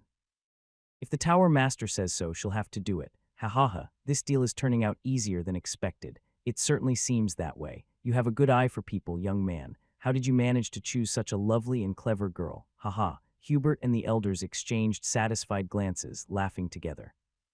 Heh, this kid really is a novice. What does he plan to do with such a fool? Tusk. She can't even properly sense mana. He calls her a mage. Did he fall for her looks while staying here? The apprentice Ghislaine had requested, Vanessa, had been living alone since her mentor passed away recently. With no connections, the tower had been caring for her out of basic decency, but no mage was willing to take her as a disciple. She lacked talent to such a degree that she couldn't even sense mana. They hadn't been able to throw her out immediately, as doing so might tarnish the tower's reputation, so they kept her around as a maid. The tower master and the elders inwardly ridiculed Ghislaine for asking for someone so pathetic, who didn't even have the talent to become a proper mage. They held back their mocking, though, knowing they wouldn't get the runestone if they insulted him, and he walked away. Well then, wait here for a moment. I'll bring the mages right away. The elders quickly rushed off to fetch the apprentices, eager to secure the deal before Ghislaine could change his mind. Left alone, Ghislaine's lips curled into a meaningful smile. It was time to finalize the most crucial part of the deal. As soon as the mages left, Jillian asked Ghislaine, "Young lord, what do you mean by personal mage? Weren't you originally planning only to hire mages?" Thanks to Ghislaine explaining his plan in rough terms earlier, both Belinda and Jillian knew about the plan to hire mages, though they hadn't expected it to actually work out this well. Well, it's a bit of this and that. We couldn't even get 10 mages. Know from what the elder said, that person doesn't seem all that exceptional and seems more suited for odd jobs. Are you sure that's okay? It's fine. It all depends on how you use a person. When Ghislaine confidently responded, Jillian said no more. Using people was entirely up to their lord. It wasn't a subject a subordinate should interfere with. All he hoped was that this new addition wouldn't become a burden. Meanwhile, Kaor, having listened to the explanation, wore a peculiar expression. Receiving a single maid in place of 4 missing mages wasn't a good deal, no matter how he looked at it. And making her a personal mage at that, what noble in the world would make a maid from a magic tower their personal mage? Damn, I really can't figure out what he's thinking. In truth, it didn't matter to Kaor who Ghislaine hired as his personal mage or if it was a loss. He was curious about Ghislaine's thinking, but Ghislaine wasn't obligated to explain it to him. However, there was one thing that needed clarification. Young lord, is hiring these mages really to prepare for territorial warfare? Yes, just in case. It's never a bad idea to be prepared, even if you keep their connection to the tower a secret. Wouldn't it be better to announce that you've hired mercenary mages? With the runestone, if you openly say you're training a large force, others would think twice before provoking you. Kaor's suggestion had merit. Sometimes, displaying power could act as a deterrent to war. But that logic didn't apply this time. The Delphine Duchy would attack the Ferdium family no matter what. Hiring a few mages wouldn't scare them. It would be a relief if they didn't mock them instead. The Ferdium family was still far inferior to its enemies in every way, so if it hoped to win, it needed to hide its full strength as much as possible. For now, I'd prefer to keep it hidden. Kaor, you'll need to be discreet as well. Me, I don't mind. As long as you pay me, I'd even tell you my wife's underwear color. At Kaor's sly response, Ghislaine chuckled. Soon, Hubert and the elders returned with a group of mages. 6 mages are dressed in splendid robes and expressions full of confidence, and behind them, a woman stood hesitantly. Finally, we meet. Ghislaine spotted the woman and smiled, clearly pleased. She appeared to be in her early 20s. Her dark red hair was a tangled mess, and unlike the other mages, her robe was torn and dirty. She looked so anxious and uneasy, constantly glancing at others to read the room, that it was apparent how much mistreatment she had suffered at the tower. Hubert smiled and introduced the mages to Ghislaine. Now, these are the mages who will assist you for the next year. I've emphasized the need to maintain secrecy so you don't have to worry. Among the 6 mages, a young man stepped forward to introduce himself. He seemed to naturally lead the older mages, indicating that he was pretty capable. My name is Ulfoy. I have been entrusted with the important task of leading the mages this time. In accordance with the Tower Master's orders, I will serve you with the utmost sincerity, young lord. His words were polite, but his expression was anything but. Clearly, he was only following orders from above without any personal dedication. Ulfoy smirked as he looked down at Ghislaine as if he were some country bumpkin. His expression was unpleasant, but Ghislaine didn't care. After all, they were merely temporary assets he would borrow. I am Ghislaine, the young lord of the Ferdium family. I look forward to working with you. It's impressive to be a third circle master at such a young age. Hubert cleared his throat and answered on Ulfoy's behalf. Well, it's not to brag, but he's one of the most promising talents in our tower. At his age, there are very few who can match him. I've invested quite a bit of effort into him. One of the elders chimed in from the side. Ulfoy is the tower master's disciple. You could say he's the successor of our tower. So how about it? We've done our best. In truth, they reluctantly sent their prized successor only because no one else was trustworthy enough, but they intended to make it sound like a grand gesture. Is that so? I didn't expect you to send even the tower master's disciple. Ghislaine smiled as he replied, but he wasn't genuinely impressed. After all, the person he truly wanted was someone else. Still, he offered praise to Ulfoy readily. Flattery costs nothing, after all. Having the successor of the tower with us is reassuring. I have high expectations. Ulfoy bowed his head naturally in response. Please feel free to speak comfortably. The tower master has instructed us to serve you with our utmost effort. You are a very important guest to our tower. He deliberately adopted a humble tone, emphasizing how much attention Hubert had paid to Ghislaine. It was his way of currying favor with those above him while maintaining politeness toward their guest. Hubert looked pleased, and Ulfoy was also satisfied, thinking he had done well. However, the person they were dealing with lived in a completely different world. Got it. I'll be counting on you. There will be much for you to do in the estate. From now on, stay on your toes. As soon as Ghislaine dropped the formalities and spoke down to him, Ulfoy's eyes wavered sharply. Usually, when one showed humility, the other party would reciprocate with courtesy.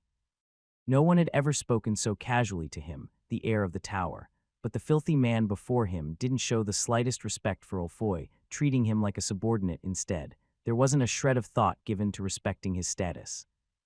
This ignorant country bumpkin, how dare he without knowing his place? Ulfoy felt humiliated, grinding his teeth in frustration, but he couldn't show it outwardly. All he could do was lower his head to hide his flushed, angry face. Say there's an important contract, so I'll endure it for a year, but let's see if you can act this way once I become the tower master. While Ulfoy was gritting his teeth and holding back his anger, the other mages stepped forward one by one to greet Ghislaine.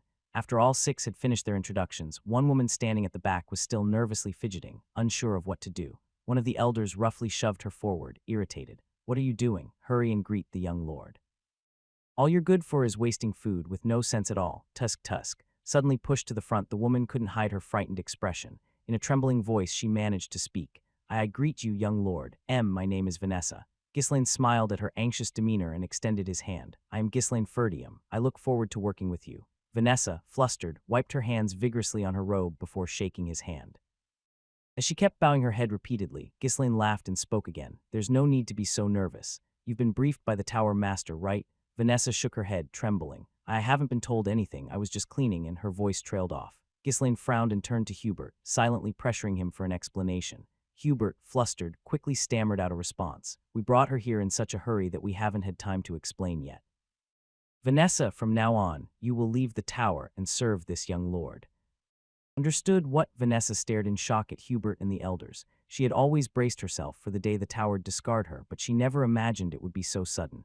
My master told me I could stay in the tower. Vanessa tried to protest with a shaky voice, but Hubert shouted sternly. HMPH, Lenato is already dead. Are you saying you'll defy the orders of the tower master? But. Hubert glanced sideways at Ghislaine, who wore a curious expression, then quickly changed his tone, speaking more softly. This is a good opportunity for you. Isn't it better to serve the young lord as his personal mage rather than doing menial chores around here? But I can't even use magic properly. Tusk, why do you talk so much? Hubert hastily cut her off, alarmed at the risk of revealing that Vanessa couldn't use magic. Vanessa looked utterly lost, her face crumpling as if she were about to cry. One of the elders nearby, wearing a serious expression, gently tried to console her. The tower took you in and fed you for years when you were an orphan. You should repay that kindness by serving the young lord properly. Understood. Vanessa hung her head low. Realizing she had been abandoned after all, tears threatened to well up in her eyes. Ever since her master died, she had lived in constant fear, unsure of when she might be cast out. Since she had lived in the tower her entire life, Vanessa couldn't imagine what she could do if she suddenly left. She had no confidence in surviving alone in the outside world. She had even accepted the role of a servant to stay in the tower, but it had all been in vain. Vanessa cautiously glanced at Ghislaine, then quickly lowered her head again. So scary, not knowing why he wanted her, and being uncertain about what would happen to her, she couldn't help but feel terrified. I really wanted to become a mage. I worked so hard, tears welled up in her eyes. Charmed by her intelligence, Leonardo took her in as a disciple and taught her magic even though she was an orphan. However, no matter how hard she tried, Vanessa couldn't accumulate mana within her body. She had mastered all the formulas in theory, but without mana she couldn't cast any spells. Her master had pitied her, but he hadn't been able to find a solution. After his death, she had been left alone, and the tower began to treat her as a freeloader. Still, she didn't give up. She cut down on sleep, tirelessly searching for the cause and continuing to study the magic formulas. She had never given up hope that one day, she too, would be able to use magic. I don't want to go. If she followed that young lord, she would no longer be able to study magic. Even if she was treated like a servant in the tower, she could still continue her studies. But if she went to a noble's house, she would truly be nothing more than a servant. As Vanessa hesitated, unable to give a proper response, Hubert grew furious and shouted loudly, "What are you doing? Hurry up and greet the young lord." Hubert had barely managed to reduce the number of mages by agreeing to hand Vanessa over, and he knew that if he delayed too long and Ghislaine changed his mind, it would cause a headache. Growing impatient, he lost control and revealed his true temper. "If you don't listen to me, do you think you'll be able to continue learning magic here?" Vanessa flinched at the harsh tone, her body trembling. The elders also chimed in with their own sharp remarks. "It'll be better for you to go when the young lord wants you to. It's for your own good. Your talents are too great to be wasted here. Now go while we're still speaking kindly. The tower has taken care of you for so long. It's only right you repay that kindness." Under the pressure of the hostile atmosphere, Vanessa's face turned pale. It was already decided that she would follow Ghislaine. She wasn't in a position to refuse. The talk of repaying the tower's kindness was also true. I understand." Though she understood in her mind, her voice kept catching in her throat, unable to come out properly. Finally, she burst into tears out of frustration and sorrow. Seeing this, Ghislaine sighed heavily and stepped forward. "If you speak to her so harshly, won't she just get more scared? You should speak gently." Ahem. Hubert and the elders cleared their throats and turned their heads away, all just wishing that Ghislaine would hurry up and take Vanessa away. Ghislaine gently patted Vanessa's shoulder and spoke. "I need your help. I want you to be my mage. Won't you come with me?" Vanessa looked into Ghislaine's eyes. His gaze held a warmth like he was greeting an old friend he hadn't seen in a long time. That warm voice and look gave Vanessa a small glimmer of hope. In a trembling voice, she asked, if I refuse, what will happen? Can I stay here? Really? You won't regret it." "Why, yes, you'll regret it." Ghislaine, who had been smiling, suddenly wiped the smile from his face and answered firmly, "If you stay here, you'll die." The mages clicked their tongues inwardly. You crazy bastard." Tusk, as expected, he's not normal. Of course, trying to negotiate with a guy like that wouldn't work. Even the three people accompanying Ghislaine were secretly surprised. Ghislaine might have been playful and mischievous, but he wasn't the type to threaten the weak without reason. Wasn't he trying to comfort her? "What are you doing, my lord? Why would you threaten someone who's already terrified?" But despite everyone's shock, Ghislaine continued coldly. "For now, the tower has already handed you over to me. Even if you don't follow me, it'll be hard to stay here, and even if you could stay, well." Ghislaine shrugged his shoulders. "I mean, I don't have the right to stop someone who's determined to die." Vanessa trembled with fear. There was no emotion in Ghislaine's words. If he'd been implying he would kill her if she didn't follow, it would have been a different matter, but the way he spoke, calmly and detached, as if stating an undeniable truth, only intensified her terror. In the end, Vanessa, with trembling lips and a voice mixed with sobs, spoke up. I understand. I will serve you faithfully, young lord." Then, as if relieved, Ghislaine smiled again and spoke gently. "Good, I'm counting on you. You won't be disappointed." The mages in Ghislaine's group momentarily lost their words, dumbfounded. The sudden shift in his demeanor, as if he hadn't just threatened her, was absurd. Hubert was the first to regain his composure and quietly approached Vanessa. Good, you made the right choice. Your master Leonardo would be pleased in heaven." Vanessa only lowered her head without saying a word, feeling that her opinion was no more significant than a dog's bark to these people. Her only hope now was to find the right moment to ask Ghislaine to allow her to continue her studies. She was still so docile at this point. Ghislaine fell into thought as he looked at Vanessa. A parasite and a fool, how blind they were, to think they had the greatest genius of the Crimson Flame Tower right in front of them. Although a failed genius, Vanessa was the main reason Ghislaine had come to the Crimson Flame Tower. Of course, the fact that it was an easy opportunity to rip people off was also a reason, but if Vanessa hadn't been there, he wouldn't have gone through the trouble of coming all this way, investing both time and effort. Ghislaine, who lacked strength in almost every way, needed a powerful trump card. He was convinced that Vanessa would be that very trump card. Even if she had refused, he had already made up his mind to take her by force. Staying here will only lead to a miserable outcome. Ghislaine hadn't lied. It wasn't a threat either. He had only spoken the truth. If Vanessa remained in the tower, not only would she be in danger, but many others as well. If left as she was, she would become an unimaginable mass murderer. Ghislaine had first heard about her during a time when the world was in chaos. One of his subordinates, who had a penchant for rumors and information, had mentioned the Red Nightmare. The Red Nightmare, she's that crazy woman who ran wild in the Britannia Kingdom. They say her abilities are no joke. Seventh Circle, can you believe it? Seventh Circle, the Britannia Kingdom, huffed something about the mention of his homeland, the Britannia Kingdom, stirred a sense of nostalgia in him. And that alias, isn't it so cool? The Red Nightmare, seeing Ghislaine show interest, his subordinate grew even more excited as he continued. What was her name again? Ah, right, Vanessa. They say she turned the entire northern region of Britannia into a sea of fire. Supposedly, she's a mage who learned the mana breathing technique. A mage learned the mana breathing technique. Even Ghislaine, who had encountered all sorts of bizarre things during his mercenary days, had never heard of a mage mastering the mana breathing technique. Yes. Maybe that's why she went mad. She's been setting fires everywhere and killing indiscriminately, causing trouble for all the lords. They say she has no real purpose, just a woman obsessed with playing with fire. Wow, that's impressive. So you can reach that level with the mana breathing technique. Wait, that impressed you. Whether it was the mage's circle system or the mana breathing technique, both fundamentally stored mana within the body. In theory, one could cast magic using the mana breathing technique, but no one did it. The reason was simple. Magic cast through it was less efficient. But here was someone producing more firepower than most mages using the mana breathing technique. Wasn't that truly remarkable? Ghislaine clicked his tongue in disappointment. What a waste. If only she hadn't gone mad, her talents could have contributed greatly to the world. She would have been better off under my command. With skills like hers, she could have been a valuable asset in fighting against the numerous calamities that plagued the continent.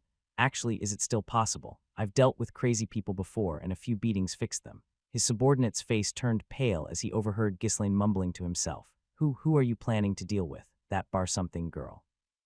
Let's bring her in. Wait, where are you planning to take that insane arsonist, and for what? That's for you to figure out. I must have misheard. Without answering, Ghislaine simply grinned slyly. It was a clear signal to get on with the task immediately. The subordinate turned pale and bolted out of the room. The story his subordinate brought back after investigating Vanessa's background was all too common. She was an orphan, barely surviving without parents in her childhood, until a mage eventually took her in. However, Vanessa couldn't sense mana, so she couldn't become a mage. Despite not giving up and trying hard, no one believed in her or acknowledged her efforts. Then, by chance, she seemed to have found and learned the mana breathing technique. She had even tried to learn it within the towers, failing multiple times, but for some reason, it seemed she was only able to master that particular technique. As someone who had modified his family's breathing technique and made it his own, Ghislaine could easily guess why Vanessa had gone mad. Without a teacher and no understanding of the mana breathing technique, there's no way she could have mastered it properly. Still, with the right adjustments, she might have potential. The more talented people there were to deal with the looming calamities, the better. Ghislaine turned to his subordinate, who was dawdling nearby. Where is she now? Not sure. The last reported sighting was near some mountain. But come to think of it, there hasn't been much news lately. Maybe she's hiding somewhere. Ghislaine furrowed his brows. Send out the men to track her, as soon as possible. When he stood up from his seat, one of his subordinates, looking a bit surprised, asked back, Where are you going? I'm going to look for her myself. What wind blew in all of a sudden? You normally find designated requests too bothersome to even accept. His subordinate was shocked that the leader, who rarely moved from his seat, was personally stepping out. But Ghislaine didn't care and headed outside. He had a bad feeling about this. It didn't take long for Ghislaine to track down Vanessa, who had been hiding in the mountains. Found you. You hid well, didn't you? Ah. As soon as Vanessa was spotted by Ghislaine, she let out a scream and began wildly firing off spells. She was like a beast, driven by pure instinct. Yet it was precisely because of this primal state that she immediately recognized her opponent as a dangerous predator. A massive magic circle appeared in the air around Vanessa. Pillars of fire shot up, and enormous fireballs rained down. But Ghislaine effortlessly swatted them aside and dodged, steadily closing in on her. He wasn't the kind of person to be caught off guard by such random, thoughtless, and tacticless attacks. Kaya. Perhaps frustrated by her inability to land a hit, Vanessa began pouring out all of her remaining power. Dozens of magic circles began forming around her. Wow, you're even doing multicasting, and that much at once. Ghislaine was genuinely surprised. Multicasting wasn't something just anyone could do, regardless of how much mana they had. It required pure, innate talent. Even those with high-circle magic couldn't perform multicasting if they lacked the necessary instincts. Now that's something I'd like to have. Fireballs rained down like meteors onto where Ghislaine had been standing. As always, he dodged them with ease. But as the flames surged, thick, acrid smoke filled the area, swallowing up everything around them. Ghislaine clicked his tongue and unleashed his mana. The intense flow of mana swept through the surroundings, causing the flames to flicker and eventually die out. Calm down, will you? He extended his arm toward Vanessa and clenched his fist tightly. In that instant, Vanessa's body jerked to a halt, frozen in place. As if pulling something toward him, Ghislaine bent his arm, and Vanessa helplessly was dragged in his direction. Kaya, stay still. Ghislaine gripped her struggling neck with one hand and forcibly infused mana into her body. The mana coursed through her veins, spreading throughout her body. But after checking Vanessa's condition, Ghislaine involuntarily grimaced. Vanessa's core was already shattered. She was only holding on because she had reached the 7th circle. Considering she had been hiding in the mountains, it was clear her condition hadn't been good for some time. Like a beast whose strength had waned, she had instinctively sought a safe place. And in the brief moments she had spent attacking Ghislaine, her condition had rapidly deteriorated. Tusk, what a shame, it's over. If he had found her just a bit sooner, she might have become a useful subordinate. Thinking it would be kinder to put her out of her misery, Ghislaine tightened his grip on her neck. At that moment, his eyes met Vanessa's as she lifted her head. Thanks to the mana Ghislaine had infused into her, she seemed to regain her senses. In her eyes, the madness was replaced with traces of relief and regret. Have you come to your senses? Ghislaine lowered Vanessa to the ground. She stumbled, struggling to find her balance before finally standing upright. Who are you? He shrugged, the strongest and most famous mercenary in the world. Vanessa hesitated for a moment, then nodded. You must be that king of mercenaries I've only heard rumors about. Even as she spoke, she had to stifle coughs in between her words. Did you come to capture me? No, I came to recruit talent. It's an honor, someone like you coming to find me. Vanessa forced a faint smile, but her body bent forward in pain as she coughed up a mouthful of blood onto the ground. Ghislaine clicked his tongue. I was going to recruit you, but seeing your condition, it seems you won't be joining our mercenary corps after all. Is that really something you say to someone coughing up blood? Vanessa snapped irritably, but Ghislaine only scoffed. Why should I care about someone who's not even worth having as a subordinate? It's not like there's money in it. As he spoke, he seemed to realize something and let out a small exclamation. Actually, if I turn you in, I could still collect the bounty. Get lost, you bastard. Vanessa hurled a fireball at Ghislaine, but the spell fizzled out in midair before it could even reach him. You really are shortening your own life. It's that kind of stupidity that got you in this mess. She couldn't answer, too busy coughing up more blood. She could only glare at him with frustrated eyes. Ghislaine chuckled. Well, if you've got any last words, now's the time. I'll listen to a final wish, at least. Last words, I don't have anyone to leave them for. Then you could at least complain about your situation. She let out a bitter laugh before collapsing to the ground. Seemed even standing had become too much for her. I just liked magic. I only ever wanted to become a mage. Vanessa hugged her knees and curled up. Studying that mana cultivation technique, I shouldn't have done it. So many people died because of me. That's not what you should regret. Ghislaine clicked his tongue and scolded her. You should have come to me sooner. I'm famous for fixing lunatics. You've regained your sanity, haven't you? You must hear a lot of people say you're a real piece of work. What kind of nonsense is that? There's no one as good-natured as me. Vanessa looked at him in disbelief, shaking her head slowly. Really living carefree, aren't you? I'm a mercenary after all. Ghislaine smirked and added, next time don't hesitate, just come straight to me. I'm always open to skilled people. Vanessa blinked silently. Her eyelids began to droop, gradually slowing down with each blink. As if she were a flickering candle about to go out, she whispered in a faint voice. Yeah, mercenary life sounds fun. With those words, her breathing ceased completely. A single tear fell, drawing a clean line down her dirtied face. Ghislaine stared down at Vanessa's lifeless body for a moment. On any other day, he would have taken the corpse to collect the bounty, but today, he simply clicked his tongue softly and set the body ablaze. It was the first and last bit of consideration he would ever show to someone who might have become one of his subordinates. Vanessa's madness was largely due to her having learned the wrong mana training method, but the wounds she'd received from the world also likely played a role. The pent-up anger in her heart had probably surfaced as it tangled with the incorrect mana training.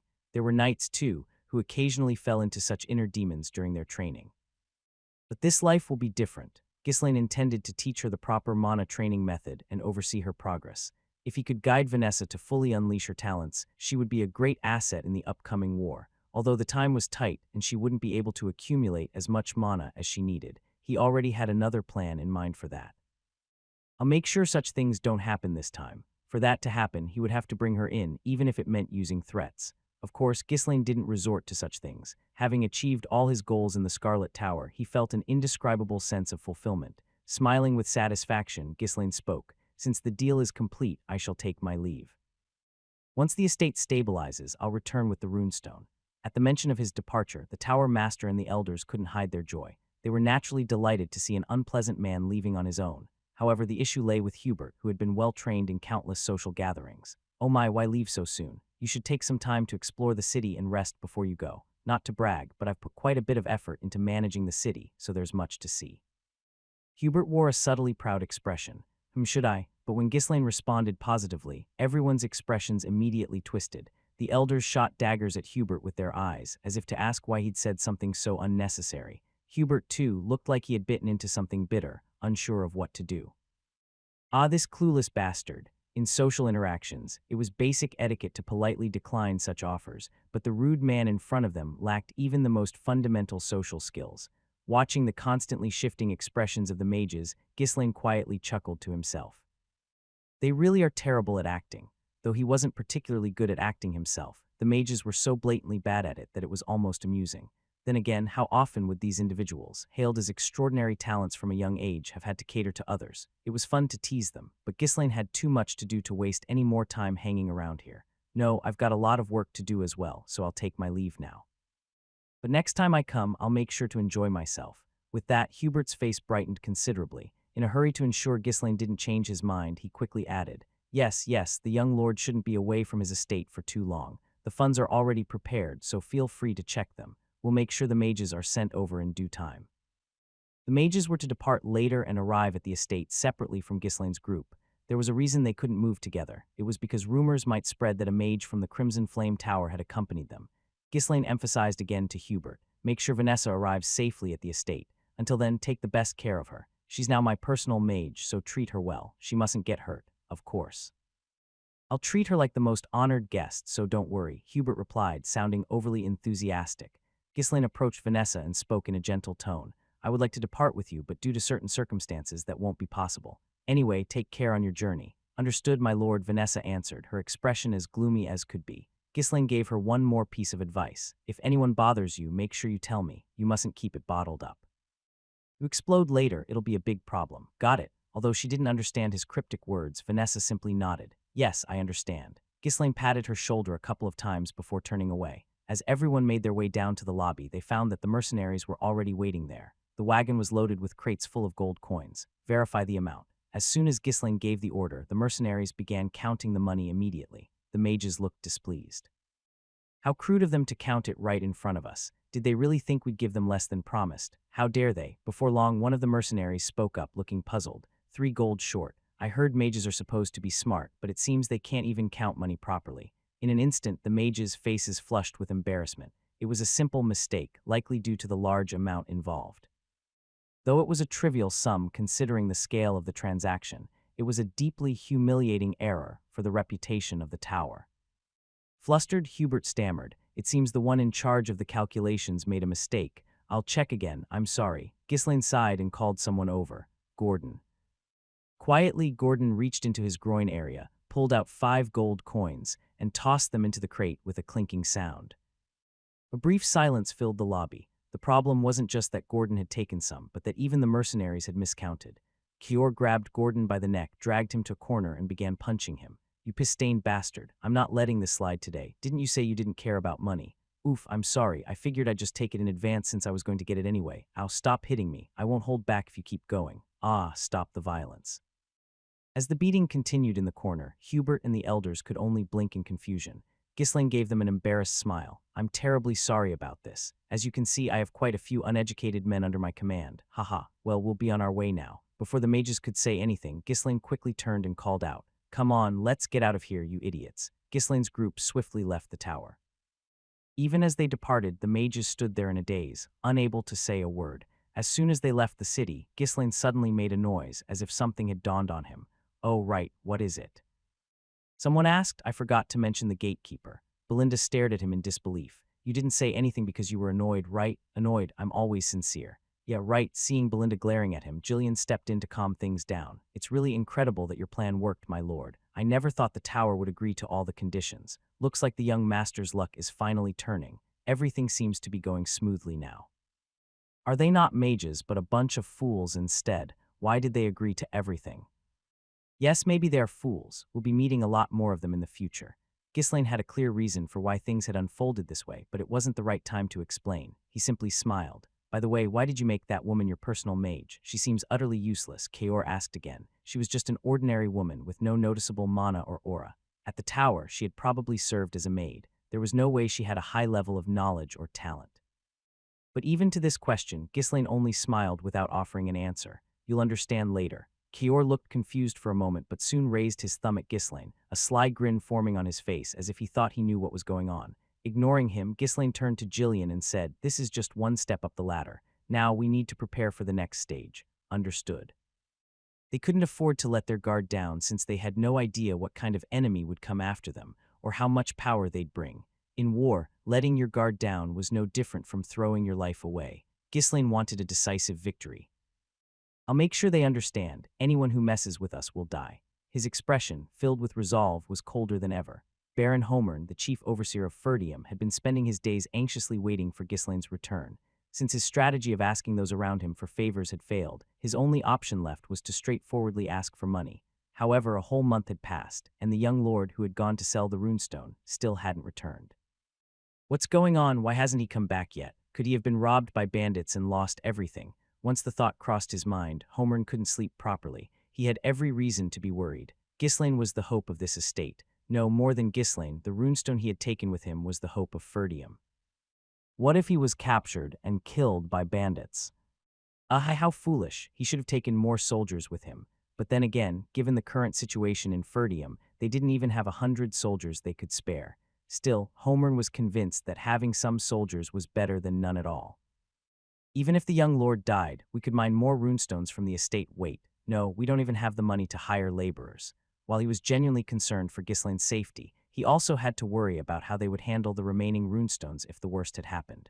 Fortunately, Ghislaine had paved the way to the runestone mine, so at least finding the location wouldn't be too difficult. I'm going crazy not knowing whether he's dead or alive. What should I do? The other vassals seemed worried as well, and the entire estate was abuzz with talk of the young lord.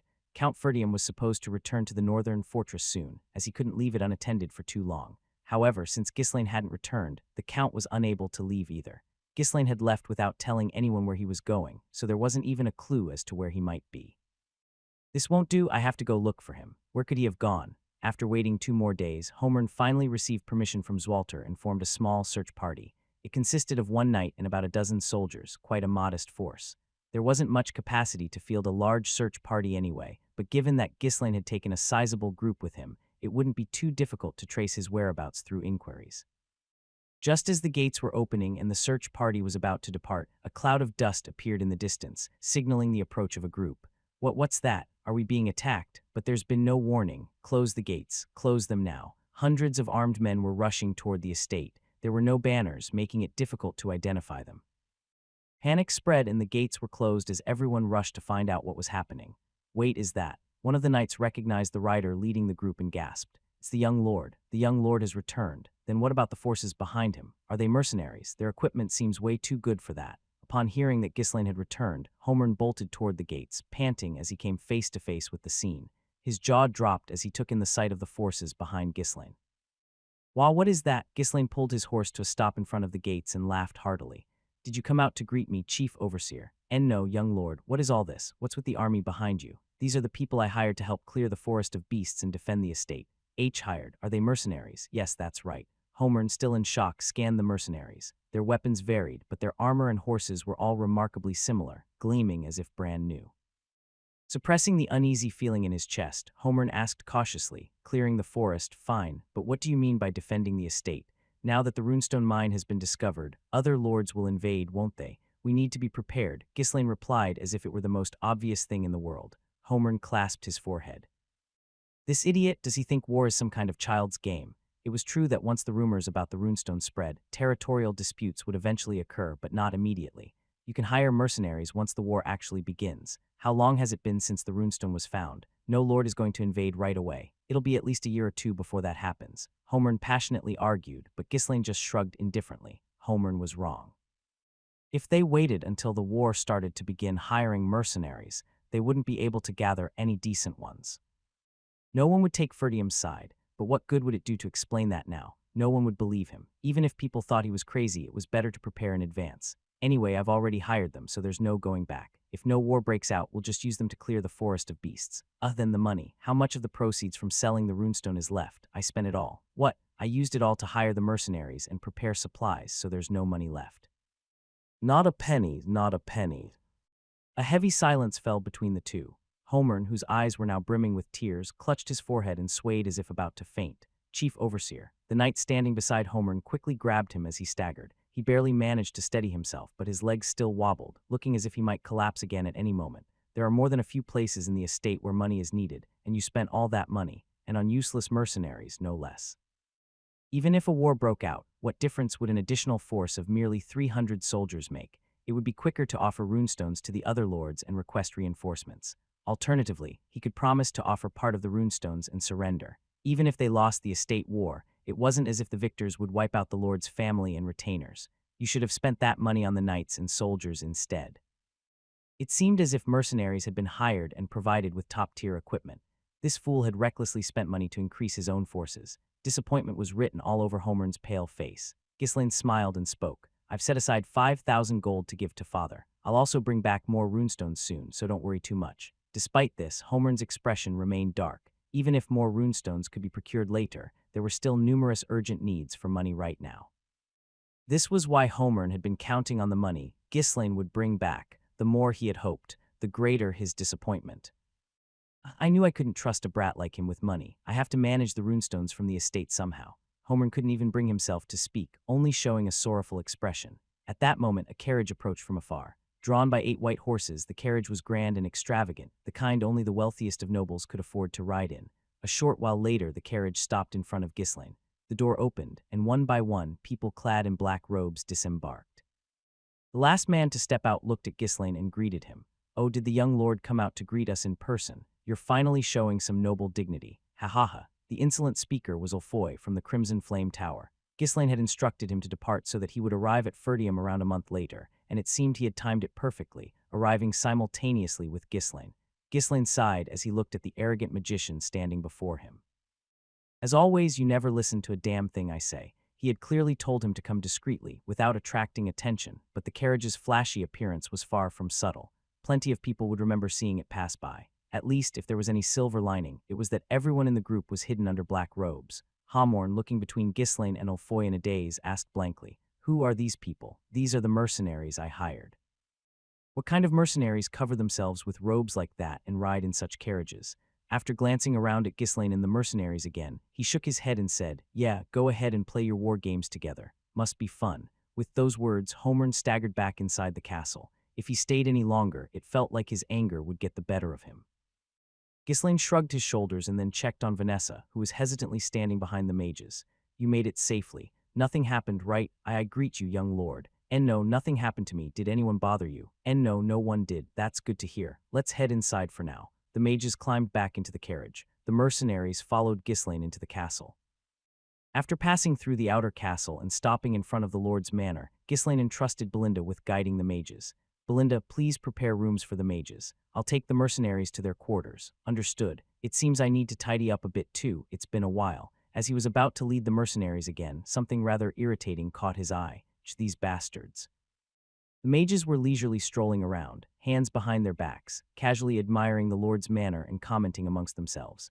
"This castle is built with quite an interesting style. It seems well suited to the climate of this region. It's not flashy, but it gives off a practical and classic vibe. It's structured with a focus on harmony and proportion as foundational elements." It wasn't surprising that the mages were showing off with their pretentious talk. It was typical of them. The real problem, however, was that while they elegantly engaged in their discussion, Vanessa was struggling on her own, unloading heavy luggage from the carriage. The load must have been quite heavy, as she couldn't hide the strain on her face. As soon as she unloaded a few pieces of luggage, she hurried back into the carriage to fetch more. There was a lot of luggage, so she had to make multiple trips. Ghislaine coldly approached the mages and spoke. "What do you think you're doing?" "I distinctly told you not to treat Vanessa poorly. She's always been good at that kind of work. It's best to leave the task to those who are competent at it." Their smug grins made it clear that, in the past month, the tower had momentarily forgotten its place. It was obvious that after Ghislaine had left, they had been treating Vanessa poorly and exploiting her as they used to. Ghislaine called out to Vanessa, who was unloading the luggage. "Vanessa, stop that and come over here." "And no, it's all right. I'll finish moving the luggage. Ghislaine's voice turned icy as he cut her off. Who do you think your master is? You only need to listen to me. But Vanessa, torn between Ghislaine and Ulfoy, was too nervous to act.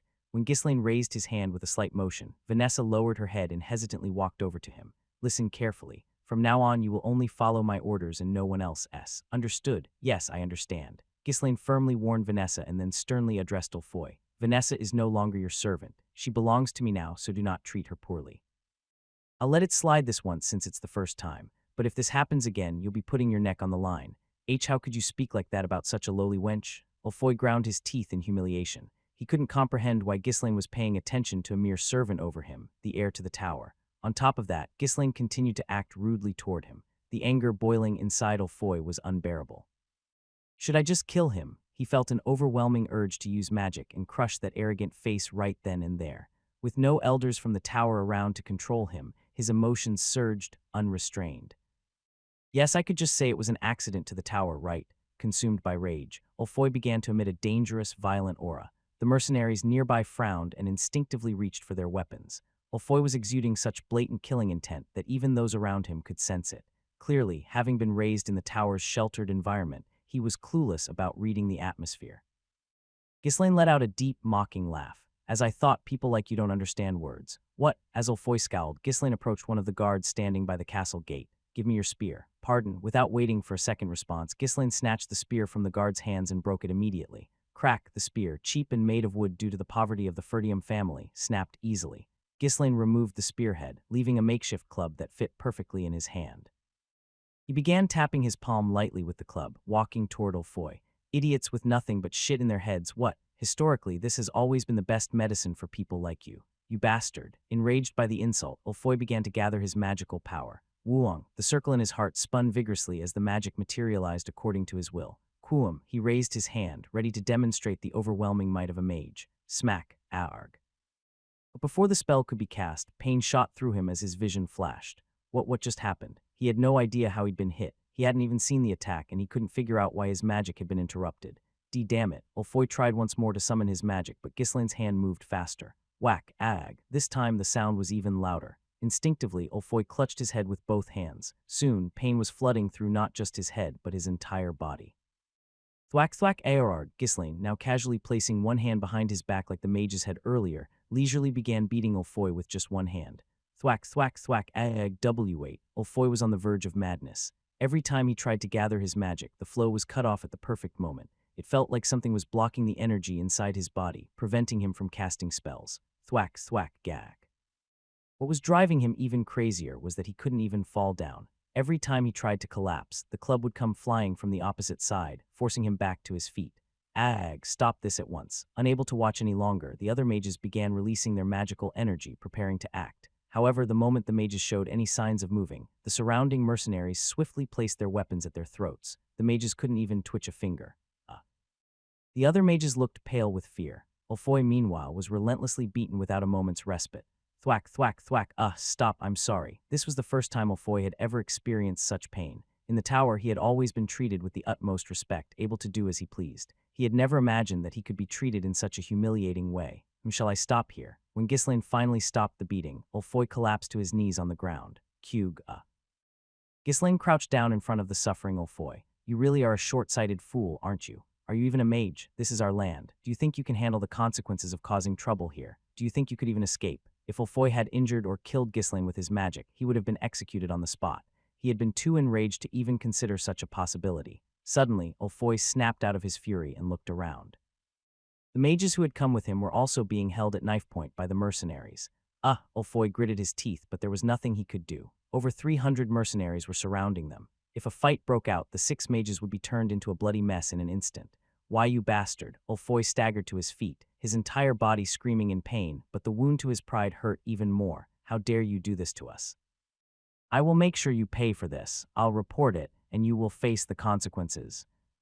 Ghislaine responded with a laugh, amused by Ulfoy's outburst. Go ahead and report it. Who do you think your master will side with? Have you already forgotten what the contract says? Want to go back now? Hubert had repeatedly warned Ulfoy not to provoke Ghislaine. That guy's not normal. Don't engage with him. Just do what he says. The more you talk, the worse it will be for you. Faced with the undeniable reality, Ulfoy clenched his teeth. But then Ghislaine's mocking voice pierced the air again. "You think you'll be fine if something happens to me. If we lose this war, you'll be thrown aside like a severed tail and kicked out by your master." Those words hit like a bucket of cold water, instantly sobering up Ulfoy and the other mages. Ghislaine wasn't wrong. If things went wrong, the tower would likely claim that a few rogue mages had acted independently, denying any connection to Ghislaine. And if the supply of runestones was cut off, the responsibility would fall squarely on the mages. Finally grasping the situation, Ulfoy and the mages could only keep their mouths shut, unable to offer a rebuttal. If you want to make it back alive, do your best to help. If you don't want your contract terminated, behave yourself from now on. Heh. But Ulfoy, accustomed to being revered as the heir of the tower, couldn't simply endure Ghislaine's tyranny. "No noble has ever treated us so disgracefully. We demand to be treated with the respect we deserve." "Respect," Ulfoy shouted, veins bulging in his neck. However, Ghislaine responded with nothing more than a dismissive comment. "You're just backups. To be precise, you're like supplementary magic power. That's why I'm letting it go this far. If you want to be treated with respect, behave yourselves quietly." What? Reserve mana?" Ulfoy asked in confusion. A third circle master was considered a high-level combat force, evaluated similarly to knights. The battlefield, they were sometimes even held in higher regard than knights, as they could wipe out dozens of ordinary soldiers in an instant. To treat such powerful mages as mere reserve mana was a humiliation Ulfoy had never experienced before. There's something like that, just think of it that way. Ghislaine clicked his tongue as he looked at the remaining luggage in the carriage. "Carry the luggage yourself, before I end up smashing the carriage." With that, he turned his horse and headed back to the encampment. Flustered and unsure what to do, Vanessa hurriedly followed behind Ghislaine. She seemed nervous, clearly afraid of staying behind with the mages and possibly facing retribution. The mercenaries also put their weapons away and threw a few comments as they passed by the mages. "What are these fancy folks doing blocking the road like this? And with those weak-looking bodies, they call themselves mercenaries. The employer was talking about mana or something, aren't they mages? Come on, why would a mage be out here in the countryside? They're probably just some smart folks, they look rich. Maybe they're from a merchant guild or something." Since Ghislaine and the mages never mentioned the word tower, even the mercenaries, overhearing the conversation, didn't realize the true identities of the mages. Ulfoy ground his teeth, glaring at the mercenaries. These vulgar scum dare. But he couldn't openly reveal who they were, so there was nothing he could do for now. Just wait. "Once I become the tower master, I won't let this slide." The other mages wouldn't dare think of taking revenge on a noble like Ghislaine. But Ulfoy had no intention of ever forgetting the humiliation he suffered today. With the help of the other mages, he healed his wounded body. Fortunately, no bones were broken, so a low-level healing spell quickly restored him to good condition. Even while grinding his teeth at Ghislaine, Ulfoy couldn't shake his curiosity. How did he strike me that it felt like my body was exploding? Since he was only bruised on the surface, he couldn't even use his injuries as an excuse to avoid carrying the luggage. Along with the other mages, he grudgingly began unloading the heavy cargo. Why is this so heavy? They had brought a considerable amount of luggage because they had come prepared to stay for a year. Moreover, thinking Vanessa would carry all the baggage, the mages packed everything without considering the weight. The luggage was bulky and far too heavy for mages who had never done manual labor. They could have used strength-enhancing spells, but it hurt their pride to use magic for something as trivial as moving luggage. Looking around, Ulfoy spotted Belinda and spoke sternly. "Summon some servants immediately to move the luggage. The young master said you should carry it yourself. Are you okay with the carriage being damaged? It looks expensive. Tusk, there are 6 of you and you still can't manage." "I saw that woman named Vanessa carrying things by herself just fine earlier." Belinda playfully teased him. Ulfoy's face turned bright red. Judging by her attire, that woman seemed to be nothing more than a maid, so what was she thinking, ignoring his words? "This estate is completely out of its mind. I've never done such menial tasks in my life. These kinds of things should be done by lowly people like you." However, even as Ulfoy raged, Belinda didn't blink an eye. "I don't want to get scolded by the young lord either. Do you know how terrible his temper is? Just wait and see, just wait. You insolent brats, I'll make sure you all pay for this." Left with no choice, Ulfoy began releasing his mana to use a physical strength enhancement spell. At that moment, 2 people emerged from the castle, leading a group of maids. It was Alina, accompanied by Jillian's daughter, Rachel. "Belinda, you're back now." "Oh my miss, it's been a while. How have you been, Rachel?" "Yes, Belinda, have you been well too?" Having steadily taken her medicine and regained her health, Rachel had become Alina's companion. Since they were of similar age, the two quickly became close friends and were always together, no matter where they went. There was quite a commotion. "What's going on?" In response to Alina's question, Belinda shrugged it off as if it were nothing. "They're guests but couldn't carry their luggage because it was too heavy." "Really?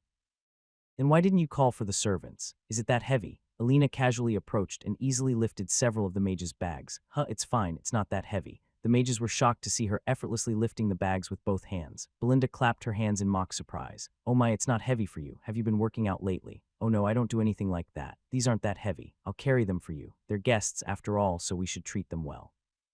How could the maids just stand by with the young lady lifting the luggage? They all rushed in and quickly began moving the heavy bags. Even Belinda had no choice but to help. With so many hands pitching in, there wasn't much luggage left. Feeling embarrassed, the mages gritted their teeth and picked up the remaining bags themselves. But their frail arms, which had never been overworked before, began trembling even before they could lift the bags.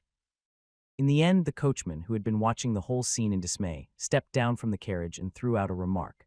"I'll just help out for free. You folks really need to get some exercise." Being a long-term hire from the Magic Tower City, the coachman wasn't particularly afraid of the mages. He saw the tower and mages every day.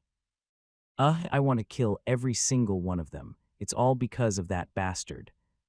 I'll never forgive him." Grinding his teeth, Ulfoy seethed from the string of humiliations he had endured.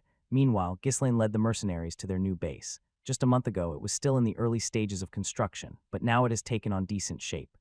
Quite a bit of progress has been made. Ghislaine smiled in satisfaction, then looked around at the mercenaries and said, "For the time being, keep watch over the forest of beasts from here. I'll give further orders once the next task is ready." "Yes, sir." They replied. The mercenaries shouted loudly. They were all individuals Ghislaine had gathered while traveling through the northern territories. Of course, the mercenaries who had previously ventured into the forest of beasts had also renewed their contracts. It wasn't difficult to manage the new recruits. Whenever a troublemaker tried to challenge the group, Jillian and Kaor would thoroughly crush them.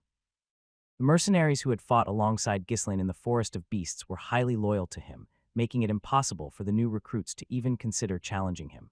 One slightly unusual thing was that, possibly due to the atmosphere created by the existing mercenaries, the new ones also started calling Ghislaine captain. Before leaving, Ghislaine added one last thing: "Take good care of your equipment and horses. I won't forgive anyone who wastes them on nonsense like gambling." "Yes, sir."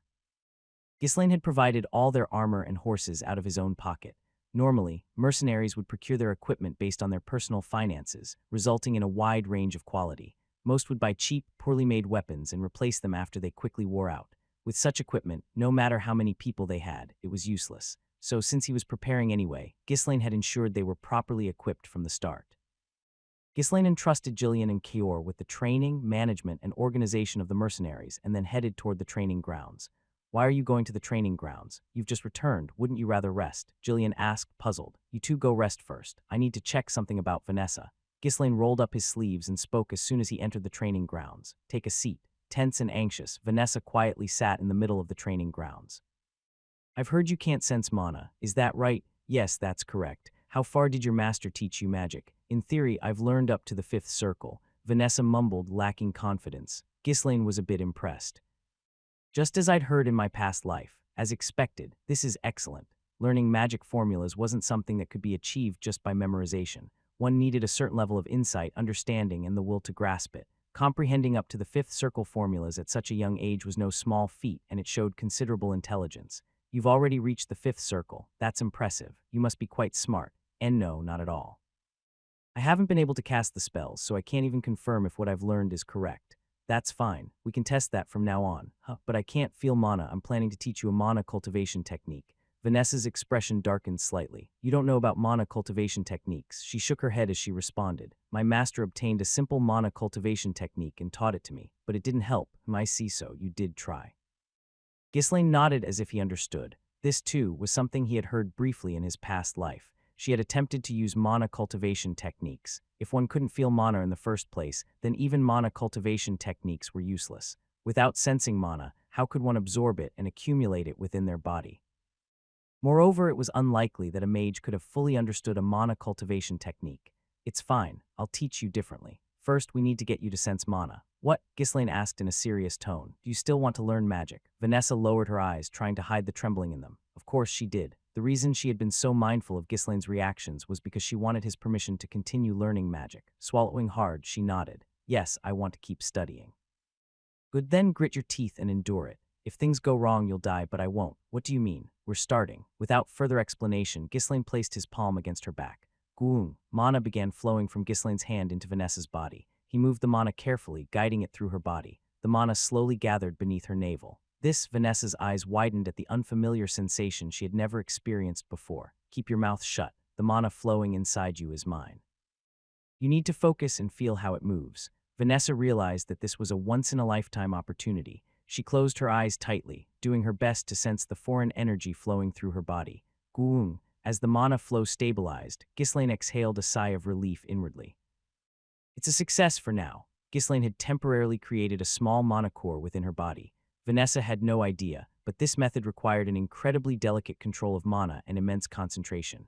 It was a technique that only those at the level of the 7 strongest of the continent could even attempt. Normally, one would first sense mana, learn a breathing technique, and then form a core by themselves. However, that method would take too long, and there was no telling when Vanessa might succeed.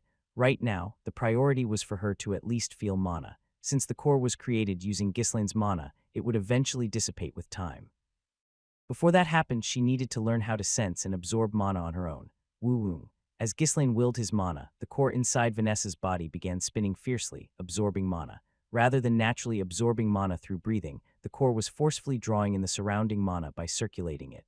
Vanessa gritted her teeth in pain, but endured it somehow. It was the mana she had dreamed of. The sensation was excruciating, yet exhilarating, as she felt it for the first time in her life.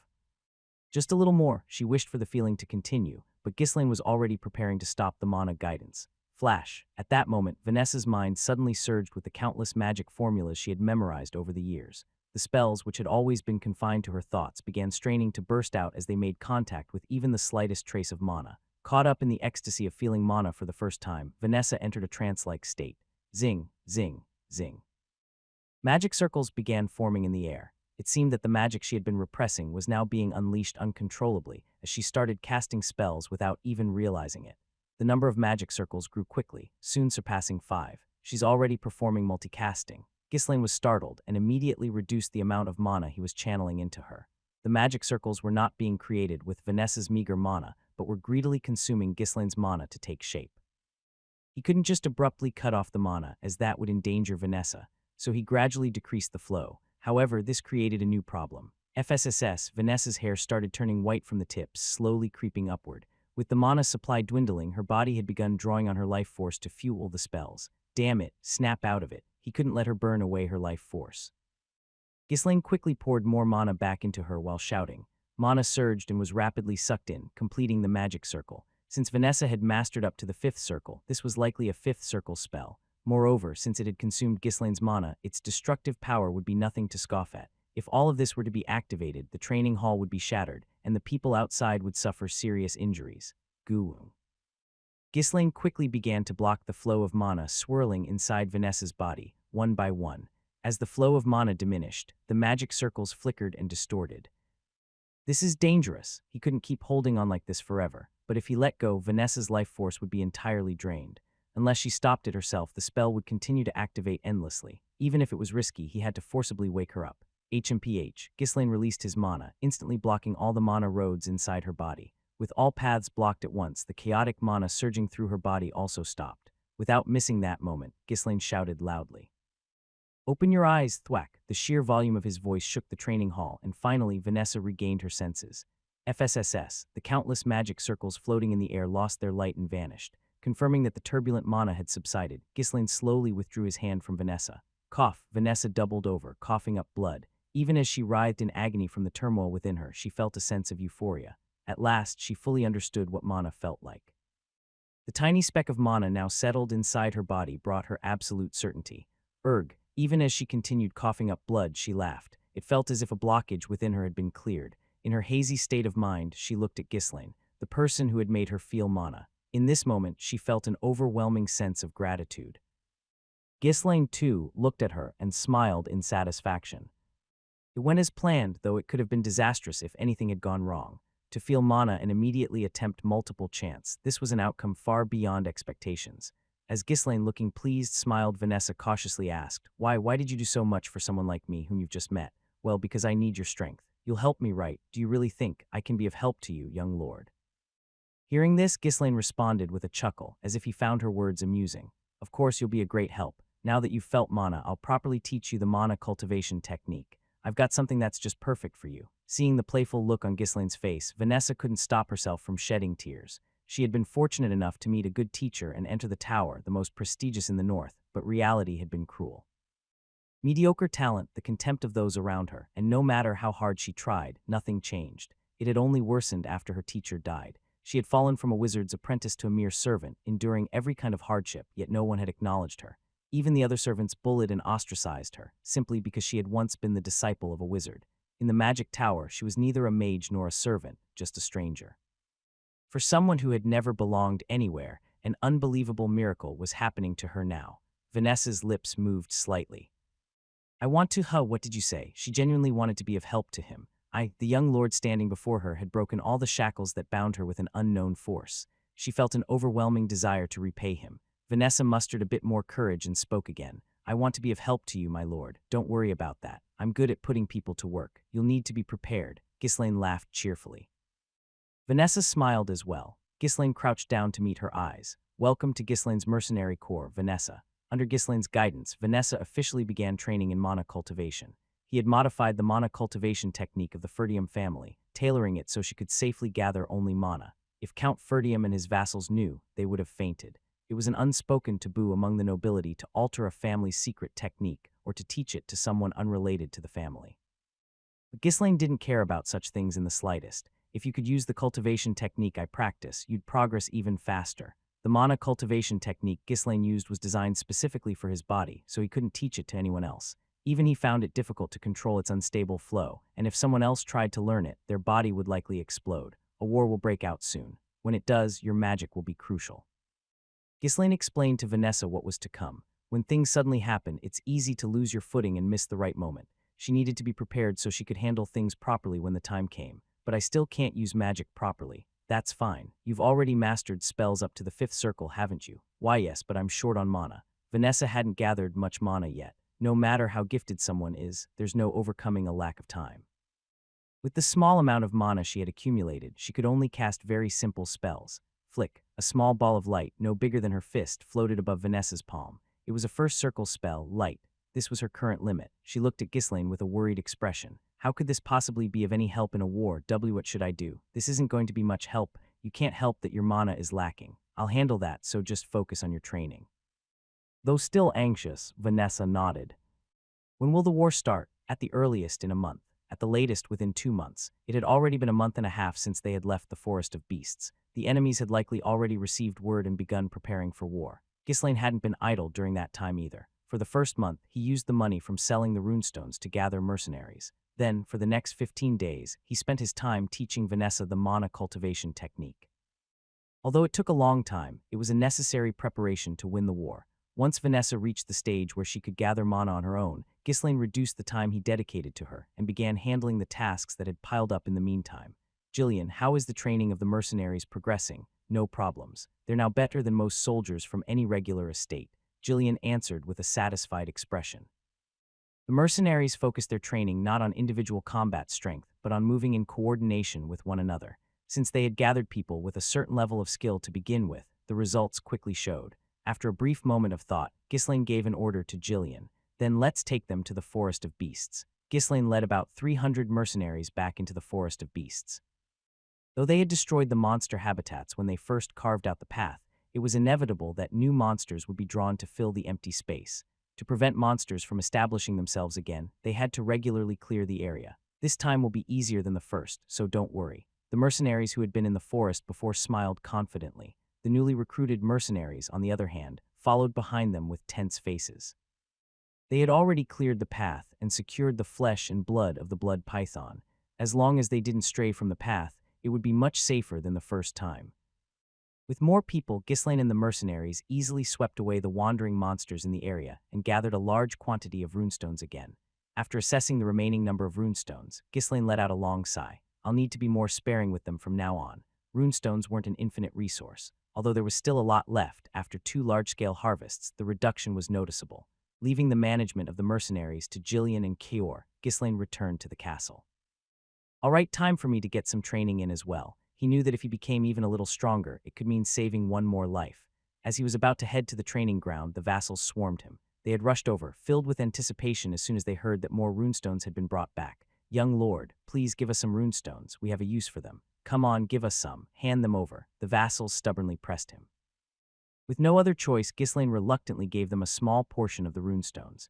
He couldn't hand out too much because he had specific plans for them this time as well. It wasn't a situation where he could simply go into the forest every day, exhaust himself fighting monsters, and bring back more. The vassals complained about the shortage, but Ghislaine snorted dismissively and sent them away. After that, he focused solely on his training for a while.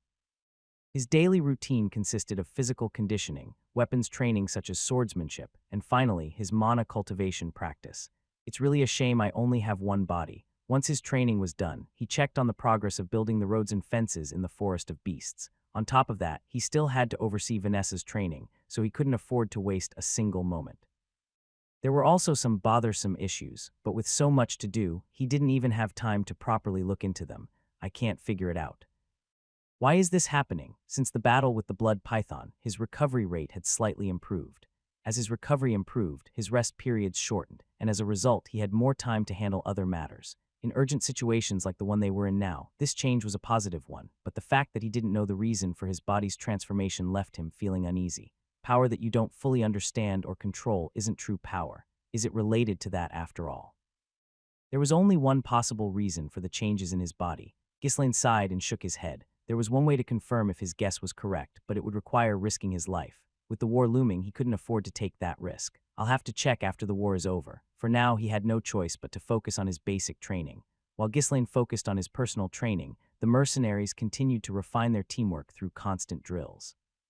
Whenever Ghislaine had some free time, he would visit Jillian to check on their training progress. The newly recruited mercenaries were quite pleased with the current situation. In reality, their tasks consisted of training, occasionally dealing with monsters in the forest, and protecting the workers building the roads. The workers handled the road construction so carts could pass, as well as building fences on either side. Since Ghislaine had scattered the blood python's blood and personally swept the area of monsters once more, the mercenaries rarely had to step in. Wow, this is a lot easier than I expected. We just train and occasionally deal with a few monsters. The Forest of Beasts isn't as dangerous as the rumors made it out to be, is it? Sure, I heard they struggled when they first broke through, but who knows if that's even true, and we're being paid war wages on top of it. Ha ha ha. With their high pay and the expensive equipment they had been provided, the morale among the mercenaries was quite high. However, not all of them were genuinely loyal to Ghislaine. He hadn't done anything particularly impressive to win their hearts, and they hadn't spent enough time together to develop a strong bond. Yet none of them dared to disrespect him. The veteran mercenaries who were deeply loyal to Ghislaine kept the newer recruits in line through sheer force. From the moment he started increasing the number of mercenaries, Ghislaine had intended to control and manage them through the veteran mercenaries already loyal to him. With money and force at his disposal, he had no trouble keeping the rowdy mercenaries in check. But these guys sure are training hard. Do they have some intel that someone's really planning to attack? Come on, do you think war is that simple? It takes at least a year just to prepare for something like a territorial war. Our young commander probably doesn't know much about war. He seems to think you can just launch an attack whenever you feel like it. Well, with all those rumors about runestones, I'm sure there are plenty of lords licking their lips, so it's no surprise he's nervous. But if an attack actually happens, do you think we can defend this place? It's not exactly a stronghold, is it? We're fine for now. By the time rumors spread and the lords start paying attention, we'll just pull out once they start making their moves. Before signing the contract with Ghislaine, the mercenaries had already considered how long it would take for the rumors to spread and for other lords to prepare for war. They didn't expect an immediate invasion, which is why they accepted the contract in the first place. Of course, they couldn't be entirely at ease, but any mercenary knew that a certain level of risk was part of the job. Aside from that slight unease, they were actually quite satisfied with the laid-back country life. Ah, this is so easy.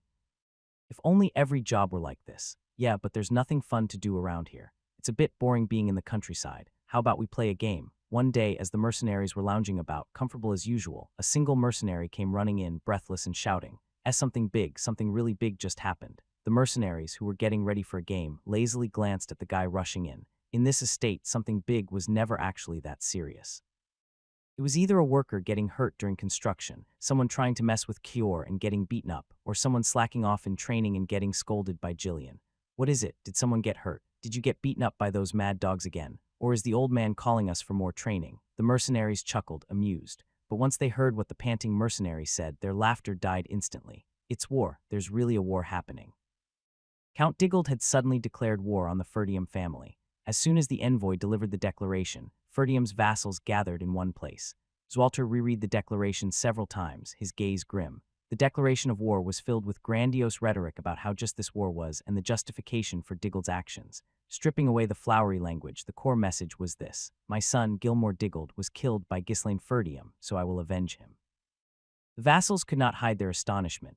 What kind of absurd justification was this? Have these people lost their minds? How could the young lord have killed Gilmore? They've clearly made up their minds to go to war. They must have learned about the runestone. They're starting a war on a false pretext. We must put them in their place. The vassals trembled with fury, criticizing Count Diggold relentlessly. No one believed that the young lord had killed Diggold's heir, no matter how much trouble he caused.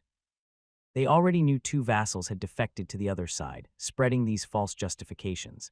At first, they didn't understand why those vassals had done it, but then they recalled the runestone and everything made sense. This war was driven purely by greed. In the chaotic meeting room, Homern stared at Ghislaine with a troubled expression. He did something good for the estate, but the result is war.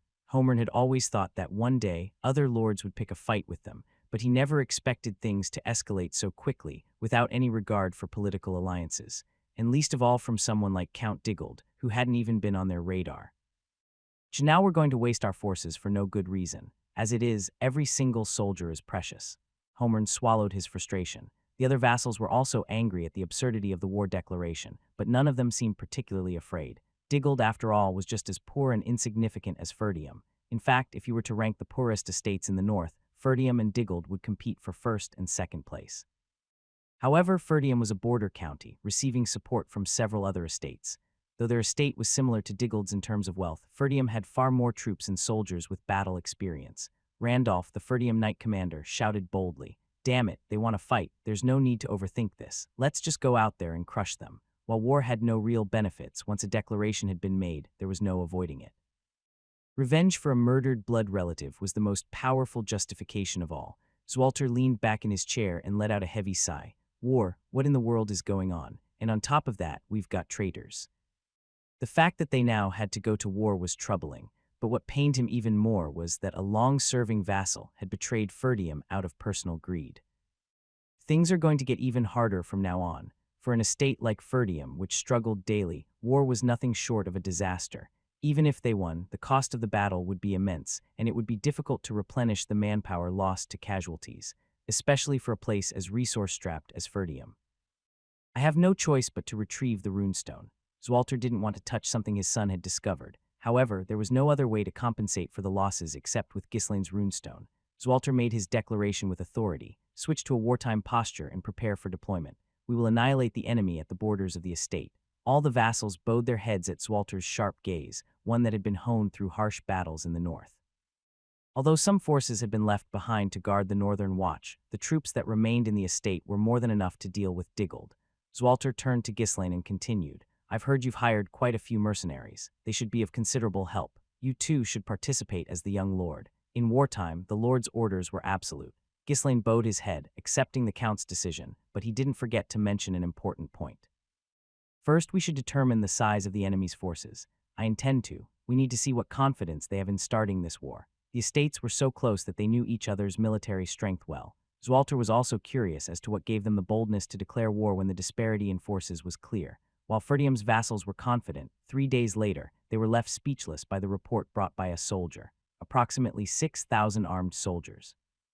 An additional supply unit with 1,000 troops has also been dispatched. We've also confirmed numerous carts carrying siege weapons.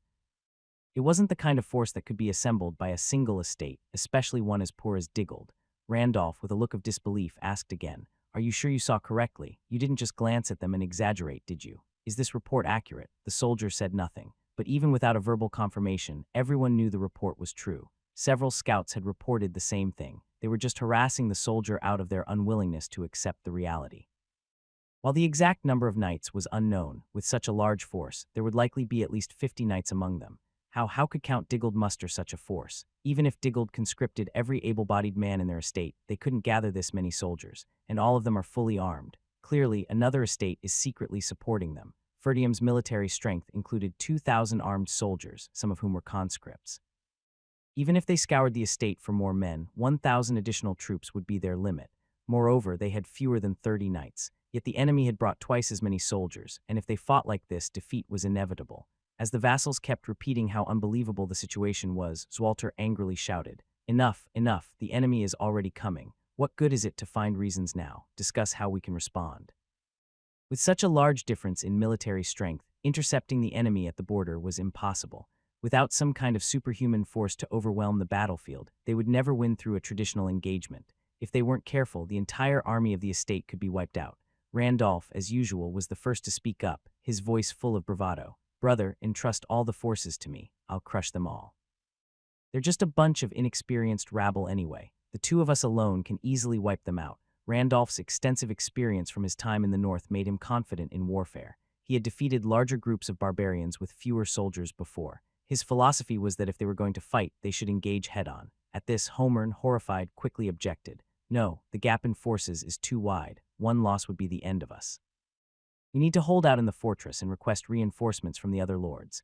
With the two presenting opposing views, the other vassals began to split into different factions as well. "If we're going to hold out, wouldn't it be better to retreat to the northern fortress? This castle isn't designed for a long defense. HMPH, if we abandon the people in the castle, what's the point of holding out? We don't have enough provisions for a siege. If reinforcements arrive, we can face them in battle."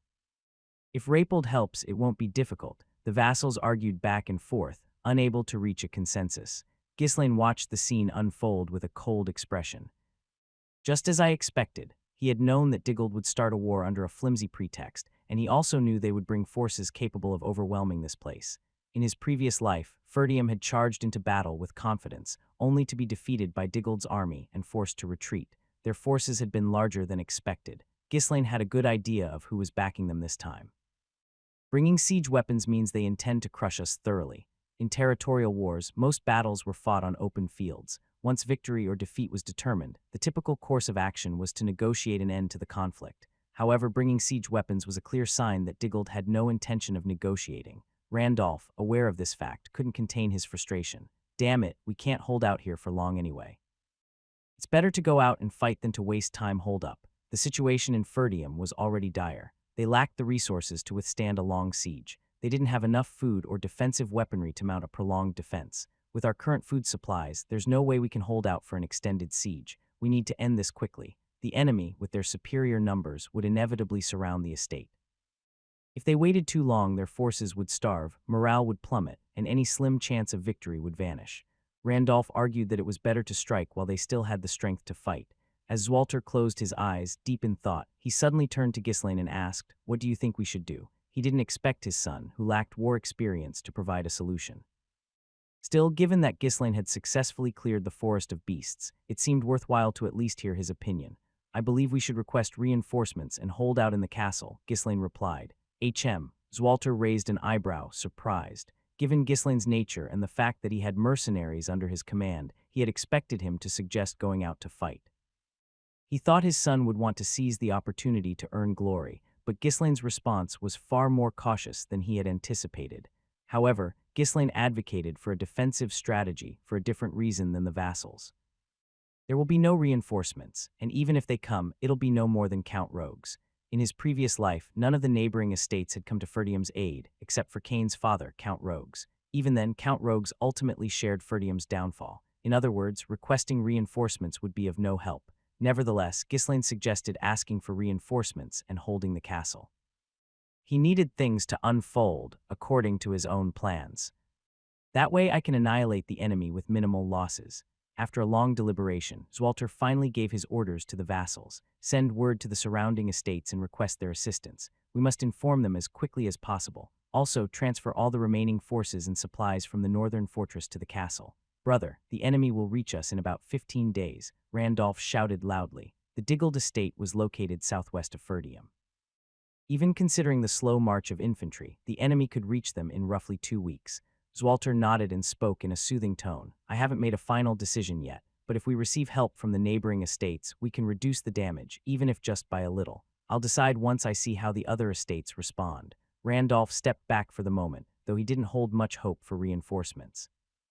The surrounding estates would only help Ferdium to the extent that it didn't collapse entirely. This was because Ferdium served as a buffer, defending against the nuisance of external threats along the border. However, it didn't necessarily have to be Ferdium performing this role. Even if Diggold took over this place, the other estates wouldn't care. Whether it was Diggled or Ferdium, it didn't matter to them as long as someone managed the border. During the days spent waiting for responses to their requests for aid, the mood within the estate grew increasingly bleak, and when the long-awaited responses finally arrived, even the vassals who had clung to hope could no longer avoid despair. Count Rapold says he cannot help due to internal issues. Zimbar has also expressed his refusal. The soldier sent to Count Rogues has lost contact. There's a rebellion in the Willem estate. The reasons varied, but not a single estate offered support. Even Count Rogues, Ghislaine's brother-in-law, whom they had most trusted, had lost contact entirely. Zwalter closed his eyes, his face steeped in regret. Is this really the end? For whom have I dedicated my life here? He realized he had been wrong all along. He had believed that no one wanted this forsaken place, and that all he had to do was handle the external threats. Who would have thought the runestone would bring ruin to this estate? But despite everything, he didn't resent his son. Ghislaine had truly done an outstanding job. It was just that the situation hadn't been favorable. It was all just a dream. Now there is no future for us. Will the family really end with me? Zwalter sighed deeply, pressing his forehead. His face suddenly looked 10 years older. The Count raised his head again, looking around. The vassals all wore expressions as if the world had come to an end. Homern and Albert, their faces pale, remained silent, unable to speak. Only Randolph was still breathing heavily, brimming with fighting spirit. Zwalter let out a hollow laugh. At least that brat still has energy left. Yes, if it came to it, he and Randolph could fight with all their might and take down as many enemies as possible. The Count gave a self-deprecating chuckle and suddenly turned to look at his son. Ghislaine was different from the vassals. He wasn't panicking, frightened, or enraged. He simply stood there calmly, his face expressionless. I can never figure out what you're thinking. Zwalter looked at Ghislaine for a moment with a look of pity. I hope you don't think this is your fault. You did well, truly you did. As a father, not as a lord, Zwalter hoped his son wouldn't blame himself for this war. In any case, with the discovery of the runestone, this place would eventually become a battleground for the lords sooner or later. Diggled was merely the beginning. Should I defend or should I strike back? Zwalter's thoughts deepened. It was said that in order to successfully lay siege, an army needed 3 times the number of forces. Fighting from behind the walls gave a clear advantage in defense, but if supplies weren't properly delivered, those defending could wither and die easily. Knights who could wield mana could also easily scale walls. If only we had received reinforcements, we might have been able to hold out. I focused too much on fortifying the northern fortress. Is it really going to end like this? If the enemies had deployed siege weapons, the weak walls of Ferdium wouldn't last long. Had the situation been different, he might have considered surrender, but with Diggled's vengeance as the cause, surrender would mean death for all. Even the so-called honorable surrender nobles often spoke of was impossible in this case. We must win no matter what. I don't care if I die, but the others must live. Zwalter looked around at everyone with a fierce gaze. Prepare for battle. We will meet the enemy outside. As Randolph had said, if they tried to hold out, they would only die after their strength was drained. In that case, it was better to go out and fight while they still had some strength left. The vassals looked grim, but they silently nodded in agreement with Zwalter's decision. Ghislaine quietly turned and left the hall.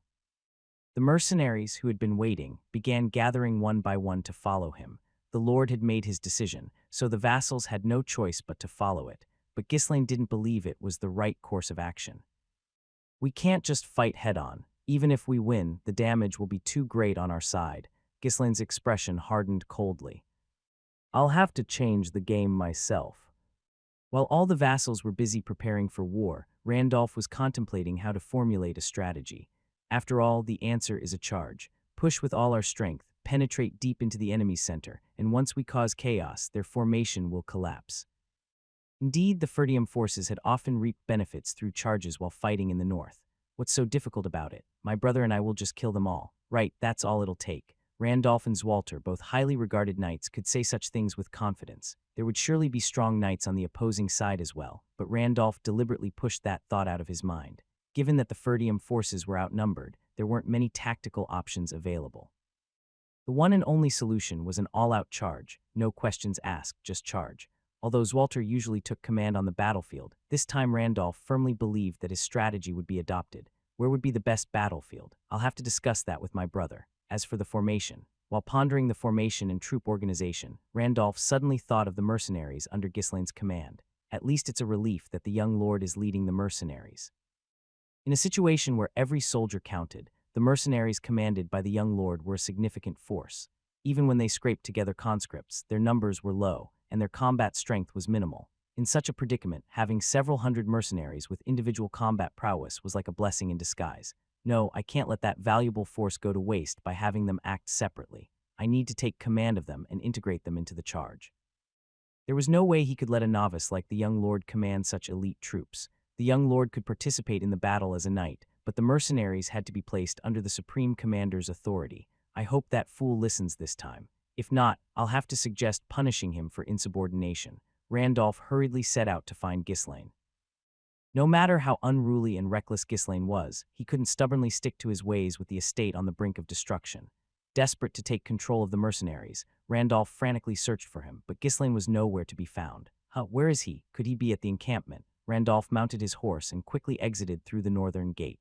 Arriving at the mercenaries' camp, he looked around and felt a growing sense of unease. Only laborers occasionally passed by. Not a single mercenary was in sight. The only ones remaining at the camp were Skaven, the guard captain of the Forest of Beasts, his lieutenant Ricardo, and a few soldiers. Where are the mercenaries? Where is the young lord? I don't know. What do you mean you do know? He came suddenly and took them all with him. Skaven, the guard captain, answered with a troubled expression. He, too, had no idea where the young lord had taken the mercenaries. That bastard, could it be? Randolph, now in a hurry, rushed back to the castle to find Belinda. Belinda, where is Belinda? Belinda was always by Ghislaine's side. If anyone knew where Ghislaine was, it would surely be her. But there was no one at the castle. Belinda, the large man who always accompanied Ghislaine, and the one who always slacked off, none of them were there. It was then that Randolph realized the situation and collapsed onto the ground. That bastard. He ran off to save his own skin. Ghislaine, you son of a bitch. He had felt uneasy ever since Ghislaine had uncharacteristically suggested defending the castle quietly. But no matter how one looked at it, how could someone like the young lord of the estate sneak away like this? Randolph's father and the vassals were preparing for a desperate fight, willing to risk their lives, yet here was the heir of the estate, fleeing like a coward. You wretch, I'll capture you and throw you in prison, no matter what. In a fit of rage, Randolph ordered the soldiers to find whoever remained and then went to seize Walter. As soon as the vassals gathered, Randolph vented his fury, revealing that the young lord had fled. The already somber atmosphere became even more dismal. Ghislaine ran away, Walter asked as if he couldn't believe it. Yes, he took his entire group and fled. Randolph screamed, his anger boiling over, stomping furiously. Baron Homern tried to calm Randolph down, wiping the sweat that had beaded on his brow. Maybe he just went out on a scouting mission. A scouting mission? Do people take all their men and vanish on a scouting mission? At that moment, Albert, recalling something, urgently shouted, the runestone. Didn't we recently mine more runestones? Let's check if they're still there. If they are, then he hasn't fled. Homer nodded in agreement. Yes. If he ran, there's no way he wouldn't take the money. Check quickly. Soon after, soldiers returned from checking Ghislaine's private storage within the estate and delivered their report. The storage is empty. Everyone's faces turned grim. As unbelievable as the situation was, considering what they knew of Ghislaine, it wasn't entirely out of the question. One of the vassals hesitated before speaking. Now that I think about it, the mercenaries had been frequenting the young lord's storage recently. They couldn't have moved that many runestones all at once. It seems they've been smuggling them out over time. More testimonies followed. At night, the mercenaries forcibly replaced the soldiers guarding the castle gates. It was probably to cover up their runestone theft. To think the young lord had such intentions all along, I suppose it does suit him. As the vassals continued their testimonies, Walter rubbed his temples and closed his eyes. So in the end, that's all you amounted to. Foolish boy, without honor, living isn't living at all. Did you truly lack even a shred of pride? Why are nobles called nobles, if not for this? If one earns honor and enjoys privileges, they must bear the weight of responsibility in equal measure. A noble who shirks their responsibilities is worse than a slave. To think this would be over before we even fought. If word spread that the young lord had fled before the war even began, the morale of the soldiers would plummet. It would be akin to declaring that they had no chance of victory. With their forces already at a disadvantage, how could they hope to win a war when the soldiers wouldn't risk their lives to fight? He must have survived like a coward to at least continue the family line. If he was going to abandon his honor, he might as well have taken his brother with him. If Ghislaine was determined to live without honor, he should have fled with his brother. But as always, he only cared for himself. While Walter was grinding his teeth in frustration, there was a commotion at the entrance of the grand hall and someone was dragged in. Let go, do you even know who I am? How dare you? The ones being dragged in were Ulfoy, the mages, and Vanessa. Upon seeing them, Randolph clenched his teeth and approached. So in your hurry to run, you left a few behind. Wait, hold on a moment. Hamarn quickly stopped Randolph, knowing full well that if Randolph let his temper get the better of him and started throwing punches, any meaningful conversation would be impossible. Hamarn approached Ulfoy and asked him directly, You lot, do you know where the young lord has gone? Suddenly interrogated, Ulfoy snapped in irritation. Why is everything in this wretched estate so messed up? Do you even know who I am to treat me so disrespectfully? And who are you supposed to be? Just a lowly mercenary, aren't you? Looking down on him with disdain, Hamarn's words made Ulfoy shout angrily. I am none other than the greatest in the north. Realizing his mistake mid-sentence, Ulfoy quickly clamped his mouth shut.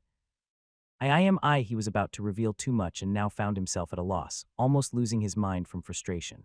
After stammering a few more times, Ulfoy snapped in irritation again. You don't need to know who I am. Zwalter and the other vassals sneered with contempt. Tusk, there really isn't a single decent person around him, is there? Hamarn, shaking his head, pressed Ulfoy further. We don't care who you are. Do you know where the young lord has fled? What, fled? Are you saying he ran away? Yes, he got scared when war broke out and ran. Did he give you any indication of where he was going? Hamarn asked, though not expecting much. If Ghislain had thought Ulfoy was important enough to confide in, he wouldn't have left him behind. Ulfoy looked around in disbelief. Judging from the expressions on the lord and vassals' faces, it seemed Ghislain really had disappeared. That bastard ran away. After sucking the life out of the tower and dragging us all here, he just runs. Grinding his teeth in anger, Ulfoy furrowed his brow in confusion. Did he really run? Ulfoy wasn't the most worldly, but he wasn't a fool either. Based on Ghislain's past actions, he wasn't the type to flee out of fear of war. If anything, he might rush in, heedless of his own safety, but run. That didn't fit. You lot live in the same estate and still don't know him. He's not the type to run. He's crazy and lives like there's no tomorrow. Ulfoy's loud laugh made the vassals frown. The Ferdium vassals had long been disillusioned with Ghislain, having witnessed his incompetence for years. Their preconceptions of him were hard to shake, but Ulfoy didn't see it that way. If anything, he held a different kind of preconception about Ghislain. Hamarn, seeing no point in further questioning someone as unhinged as Ulfoy, turned to Vanessa. And are you a mercenary too? I've heard that the young lord brought you to the training grounds every day. Apparently, he valued you quite highly. Vanessa, feeling nervous, swallowed dryly before bowing deeply. I greet the lord and the chief overseer. Her respectful attitude caught Hamarn slightly off guard. This was the first time he had seen someone so normal among those surrounding the young lord. At least you act like a proper person. So what exactly do you do while by Ghislain's side? I serve as the young lord's maid. Vanessa couldn't bring herself to admit that she was Ghislain's personal mage. She could barely cast even a first circle spell. How could she convince anyone that she was his mage? However, Hamarn frowned and clicked his tongue at her honest response. There are already plenty of maids working in the castle, but then again, I suppose not many want to serve the young lord. When Vanessa remained silent, Hamarn pressed her. Well, did the young lord tell you anything in particular? If you know anything, speak up. There was something Ghislain often said to her.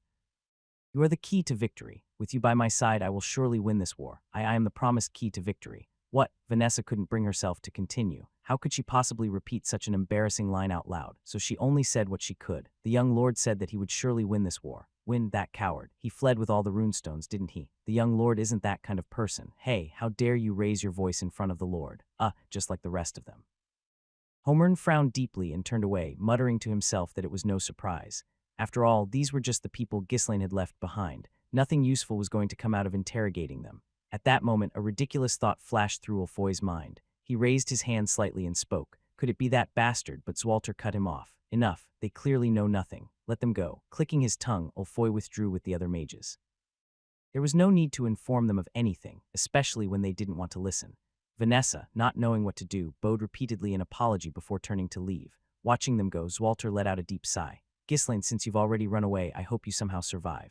On a low hill hidden among dense trees, Ghislain and the mercenaries were lined up ready. They were all prepared to ride out at any moment. Unlike the tense mercenaries, Ghislain wore a rather relaxed expression. Belinda, looking worried, asked Ghislain cautiously, Young master, wouldn't it be better to fight alongside everyone at the castle to minimize losses? Isn't this too dangerous? It's fine. It's just the supply unit. We need to cut them off first or they won't be able to hold out in the castle. But their numbers are more than twice ours. If they're prepared, it could be a disaster. That's possible, Ghislain admitted.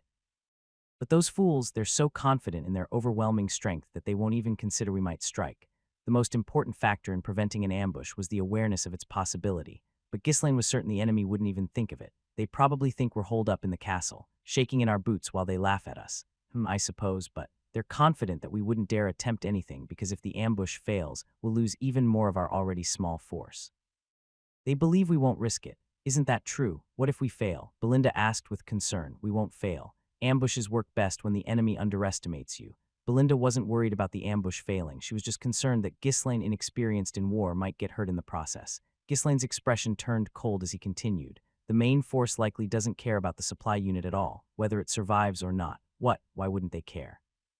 They're too focused on getting rid of us quickly. They even brought siege weapons. The supply unit's probably just made up of Diggle's rabble, thrown together to make it look like a proper force. There's no way they'd be prepared for an ambush. A 6,000-strong army was beyond what Diggle could field on its own. They must have received reinforcements, and those would be concentrated in the main force. That meant the supply unit would be manned by Diggle's own troops. Anyway, we arrived just in time. Off in the distance, the supply unit of Diggle's forces was setting up camp. Ghislaine and his mercenaries had circled around the outskirts of Ferdium and ridden nonstop for a full day. After spotting the supply unit, they had steadily closed the distance. Though they had fallen back somewhat to set up the ambush, they were still close enough to catch up quickly once they started riding.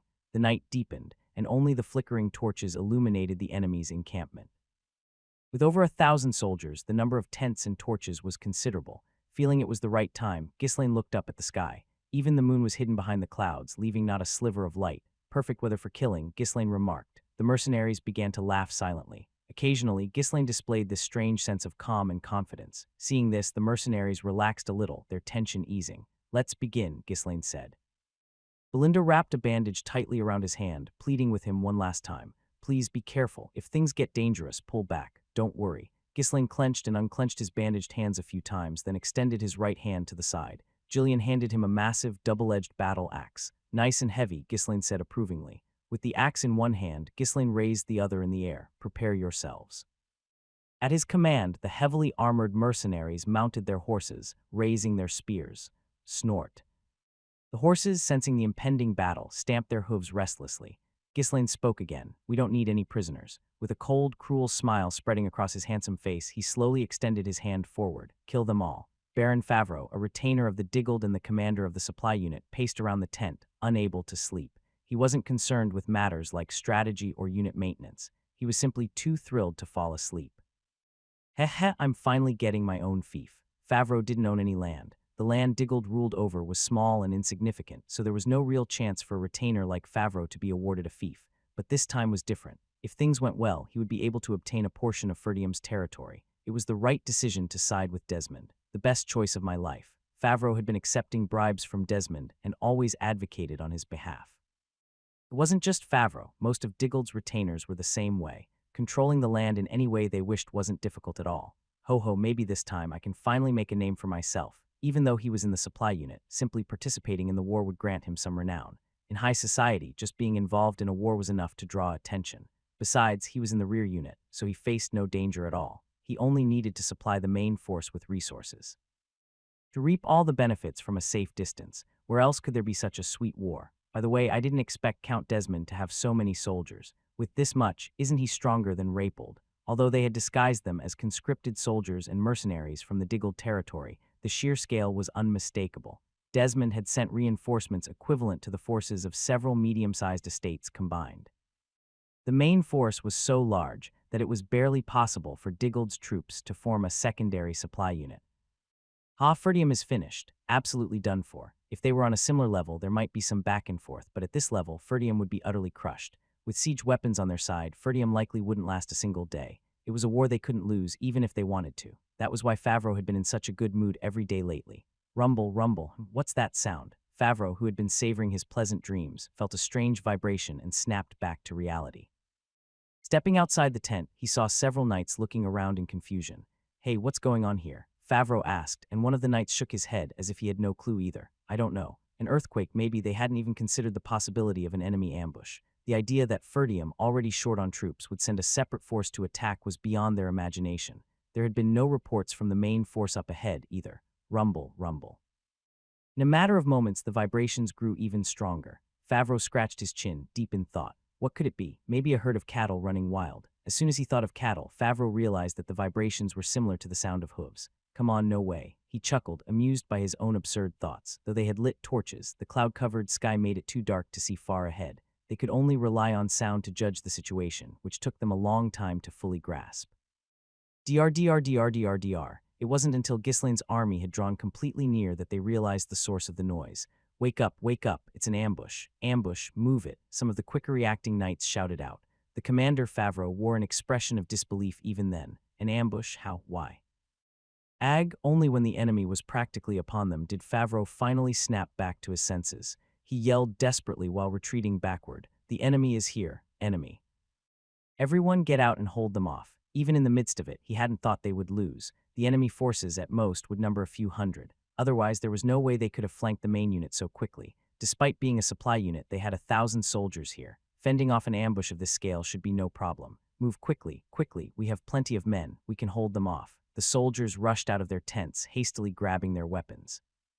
Some didn't even have time to gather their gear, and their formation was a mess. At that moment, as they were moving around in a daze, Ghislaine's forces emerged from the darkness. The soldiers stationed on the outskirts were swept away in an instant.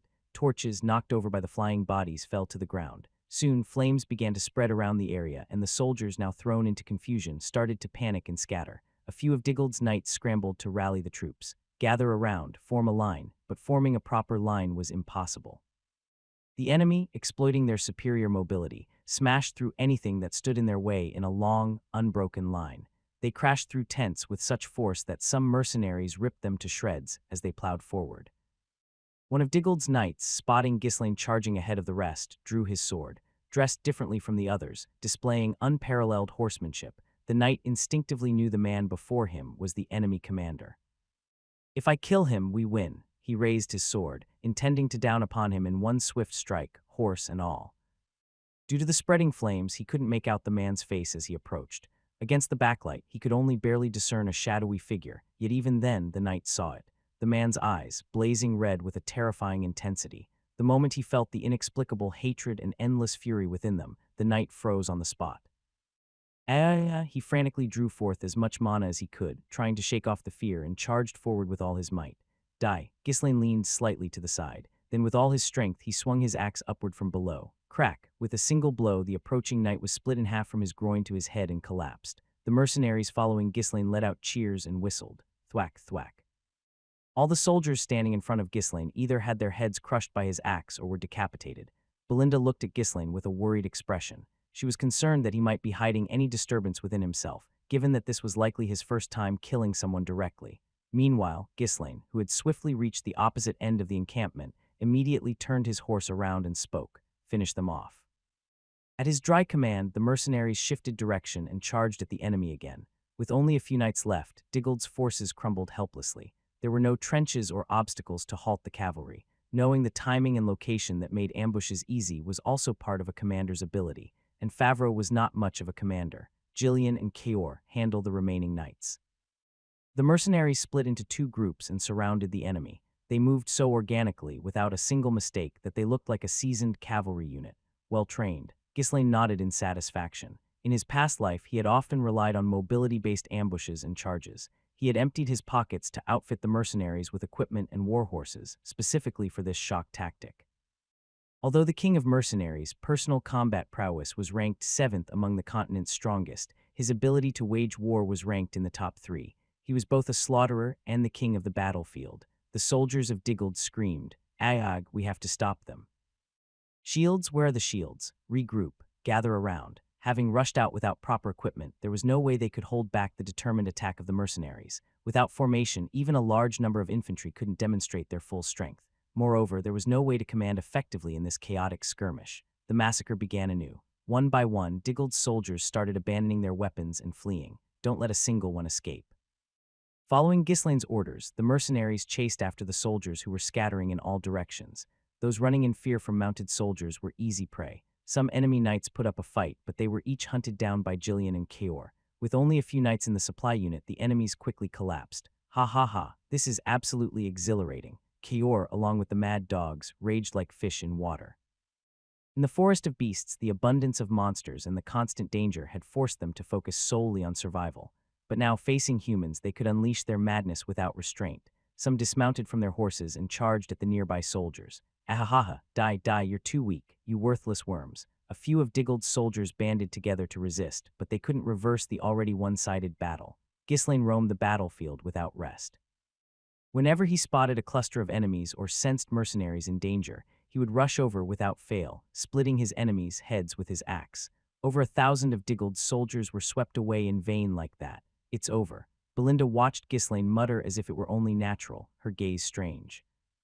What's this? This must be his first war, right? Killing monsters and killing humans were entirely different matters. Anyone experiencing war for the first time would struggle to keep their sanity. But her concern turned out to be needless worry. Why is he so calm? Ghislaine dealt with the enemies as if he were merely doing what needed to be done. At this rate, it wouldn't be an exaggeration to call him a born warmonger. It's not that he's calm.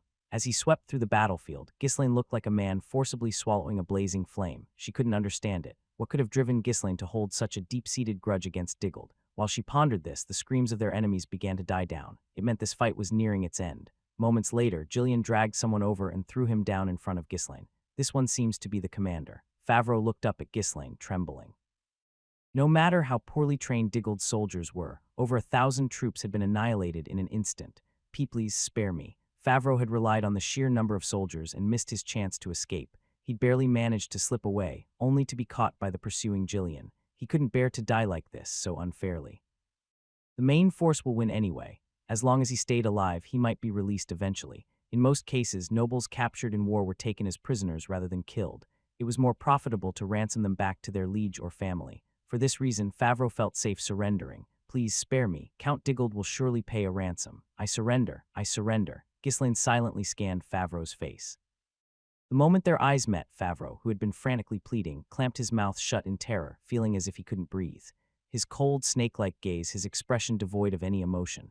The predator's gleaming eyes were studying him, as if deciding whether or not to devour him. Name, be Baron Favreau, and who are you? Ghislaine Ferdium. Ghislaine, the young lord of Ferdium. Favreau's mouth hung open. He had heard of Ghislaine's name. Wasn't he, along with Diggold's heir Gilmore, one of the two notorious scoundrels of the North? And yet this man had brazenly launched an assault and slaughtered over 1,000 soldiers. It would have been more believable to hear that Count Ferdium was secretly a dragon. Still, he couldn't exactly call Ghislaine Ferdium a scoundrel to his face. Favreau quickly bowed his head without betraying his thoughts. Young lord, please accept my surrender. It would not be unprofitable for you. You could demand a handsome ransom. But Ghislaine responded with something unexpected. No matter how I try, I can't seem to remember. What do you mean? It means you're so utterly insignificant that you don't even stick in my memory. Well, not that it changes the outcome. Ghislaine grabbed a fistful of Favreau's hair and yanked him up, raising his axe with his other hand. Ah, spare me. I'll pay a generous ransom. I don't make deals with scum like you. What are you saying? I am a noble. Respect the customary rights of nobles. Since when is there custom on the battlefield? Ghislaine spoke with a hint of amusement, though there wasn't a trace of a smile on his face. Well, there's one thing I can take from you. With a dispassionate tone, the axe fell. Crack your life. Clink, clink. Ghislaine moved into the castle. The mercenaries in armor trailed behind him, snickering noisily. As soon as the people inside the castle saw Ghislaine, they lowered their heads and stepped aside. Every step he took left a trail of blood, as if painted onto the ground. Blood dripped from his body, covering him from head to toe, but he didn't even bother to wipe his face. What was even more terrifying were Ghislaine's eyes. Those same indifferent eyes that hadn't changed at all. If they had even glinted with murderous intent, it might have been less frightening. Once he had been a troublesome figure no one wanted to deal with. Now he was someone to be feared, someone no one dared to cross. Ghislaine opened the door to the main hall and strode in without hesitation. Zwalter and his retainers, who had been in the middle of a meeting, gaped in shock at the sudden sight of Ghislaine. They had thought the young lord had fled. Yet here he was, drenched in blood as if he'd just come back from a fight. What on earth have you done? Zwalter asked, his voice trembling. Without answering, Ghislaine merely bowed slightly, then placed the box he was carrying onto the table with a loud clatter. Seeing the blood-soaked box, the retainers gasped. No one seemed able to fully grasp the situation. Then Ghislaine's voice echoed through the hall. The supply unit has been annihilated. It's time to begin the siege. Zwalter quietly gazed at the map laid out before him. Until just moments ago, he had been contemplating how to form the battle formation and make his move. If the enemy's supply unit had been annihilated, more options would be available. However, he needed to properly confirm what had happened first, explain in detail what happened. The other retainers could only watch silently, staring at Ghislaine, who was drenched in blood. Ghislaine took a moment to glance around the hall before calmly reporting the situation. So we ambushed the enemy troops, annihilated them, and burned all their supplies. It's a bit of a shame, but it was too difficult to bring them back. Oh, and here is the head of the supply unit's commander, Baron Favreau. Does anyone recognize him? Homern opened the box and carefully examined the head inside. He stammered as he spoke. Yes, that's right. It's Diggold's Baron Favreau. I've seen him a few times before. The retainers all let out gasps of astonishment. Only Randolph stood there, blinking, unsure of how to react. He had intended to lash out at Ghislaine as soon as they met, but the atmosphere didn't allow for it. Having spent his entire life on the battlefield, Randolph instinctively understood. This isn't the playful young lord I know. He's exuding the aura of a human butcher. How did he become like this? He couldn't make any sense of it. The idea that the young lord, who had only ever stayed within the estate and never experienced war, could appear like this. Zwalter was surprised, albeit for different reasons than Randolph. An ambush, how could you act so recklessly? Though he scolded, his voice carried more astonishment than anger. An ambush could inflict significant damage on the enemy if successful. However, if it failed, it could lead to complete annihilation, a double-edged sword. For that reason, it was a tactic employed only after careful consideration of numerous conditions, like weather, location, terrain, timing, and the disposition of the enemy commander. Yet Ghislaine had taken the troops out to attempt an ambush without even seeking the Lord's permission. It was the kind of thing a madman might do, but Ghislaine had led the troops without hesitation, and he had even succeeded. "We don't have many options left to us anyway," Ghislaine replied flatly. Zwalter let out a frustrated shout. "Even so, shouldn't you have consulted with us first? You should have prepared and organized a proper force before setting out. If you'd failed, you and the mercenaries would all be dead. Don't you understand that we can't afford to lose even a handful of troops right now? If that had happened, we might have failed." "What? We're already in a situation where a traitor has emerged and diggled the justification for war. How can we be sure there aren't more traitors among us? You scoundrel, what are you saying right now?" Unable to contain his anger, Zwalter stood up from his seat. The retainers and knights remaining in Ferdium were those prepared to risk their lives in battle. Suggesting that there might be a traitor among them was a dangerous statement. How could they willingly risk their lives if their loyalty was questioned? Yet Ghislaine responded with a blank expression. "Can you really guarantee that there's no such person beside you, father?" "What? I trust no one. The only person I trust is myself." Seeing his son, covered in blood and speaking with such conviction, left Zwalter momentarily speechless. The other retainers couldn't argue either. After all, it was true that a traitor had been discovered among them. Right now, the young lord looked like a volcano on the verge of eruption. Overwhelmed by the tense atmosphere, no one dared to speak. Ghislaine scanned them all with a cold gaze before speaking again. "We'll defend the castle from here. From now on, no one is allowed to leave the fortress. If you try, you'll face my blade." Randolph's face twisted at the harsh and unilateral declaration, and he stood up. Just as he opened his mouth to shout, Zwalter raised a hand to stop him. "Very well. Since the ambush succeeded, I'll let it pass. But then why are you suggesting a siege? The enemy has a large force. Even for this small territorial battle, they've had to bring along a separate supply unit. But with that supply unit destroyed, they won't be able to sustain their troops for long. In the meantime, you should send another request for reinforcements to Count Rogues. Once the reinforcements arrive, we can open the gates and launch a joint attack. What if the reinforcements are delayed or don't come at all? Even if reinforcements don't arrive, the enemy can't hold out longer than we can. While they retreat and prepare to attack again, we'll have time to figure something out." The enemy's main force must have brought some supplies, but they'd only last a few days at best given the size of the army. The real concern was whether Ferdium could hold out during that time. With the enemy bringing siege weapons, it wouldn't be easy to hold out in Ferdium Castle, which wasn't a fortress. "We need to endure for at least a week. We have no choice but to do our best. It gives us a higher chance of victory than a short skirmish would." Ghislaine's reasoning made sense. If they tried to decide things in an open battle and lost, it would all be over. But if they could hold out with the walls on their side, the odds of victory would increase. A defending side was at a disadvantage in a prolonged siege because they would be cut off from supplies. But now the attacking side was facing its own supply issues. After a moment's consideration, Zwalter turned to look at Randolph. "What do you think?" I'm not sure," Randolph replied, clearly irritated by Ghislaine's unilateral attitude, despite the soundness of his proposal. On the other hand, Homern, who had been advocating for a defensive stance from the start, was quick to agree with Ghislaine's suggestion. "This time, I think the young lord is right. We should request reinforcements from Rogues again and hold our ground." The other retainers also responded positively. Both sides are cut off from supplies. They can't possibly prepare enough provisions to sustain 6,000 men right away. Holding out gives us an advantage. The young lord has accomplished something significant. This is an opportunity. With a higher chance of survival, there was no reason to oppose Ghislaine's plan. While the young lord had always been a thorn in their side, his reckless actions had for once turned out beneficial. Homern, Albert, and the other retainers smiled approvingly at Ghislaine. However, Randolph continued to look at Ghislaine with suspicion. He's certainly achieved something, but he's too dangerous. At this rate, he might just become a killer. Having spent his life on the battlefield, Randolph sensed something unsettling in the young lord's demeanor. As Zwalter considered the retainers' opinions, Ghislaine spoke again. "There's another option." "What would that be?" "Abandoning the people and retreating to the northern fortress right now." "You fool. Do you realize what you're saying as a noble?" Zwalter jabbed a finger at Ghislaine, shouting in anger. The retainers also scowled, looking at him with disdain. If the castle falls, the people will live as slaves and then perish. Do you not understand that? Even if they managed to defend the northern fortress, if the people of the territory were crushed, it might take decades to restore Ferdium's stability. But Ghislaine met the Count's gaze with cold eyes. Still, you know as well as I do that our chances of survival are higher if we take that route, father. Zwalter glared at Ghislaine, silent. It was Homern who finally broke the tense silence. Enough, stop it please, we don't have time to quarrel amongst ourselves. My lord, though the young lord's tone was harsh, his points are not entirely wrong. You must make a decision now. Zwalter turned his head away from Ghislaine, closing his eyes as if he couldn't bear to look at him. He didn't like the current situation, but Homern was right. A swift decision was necessary. The odds are slim, but it's better than nothing.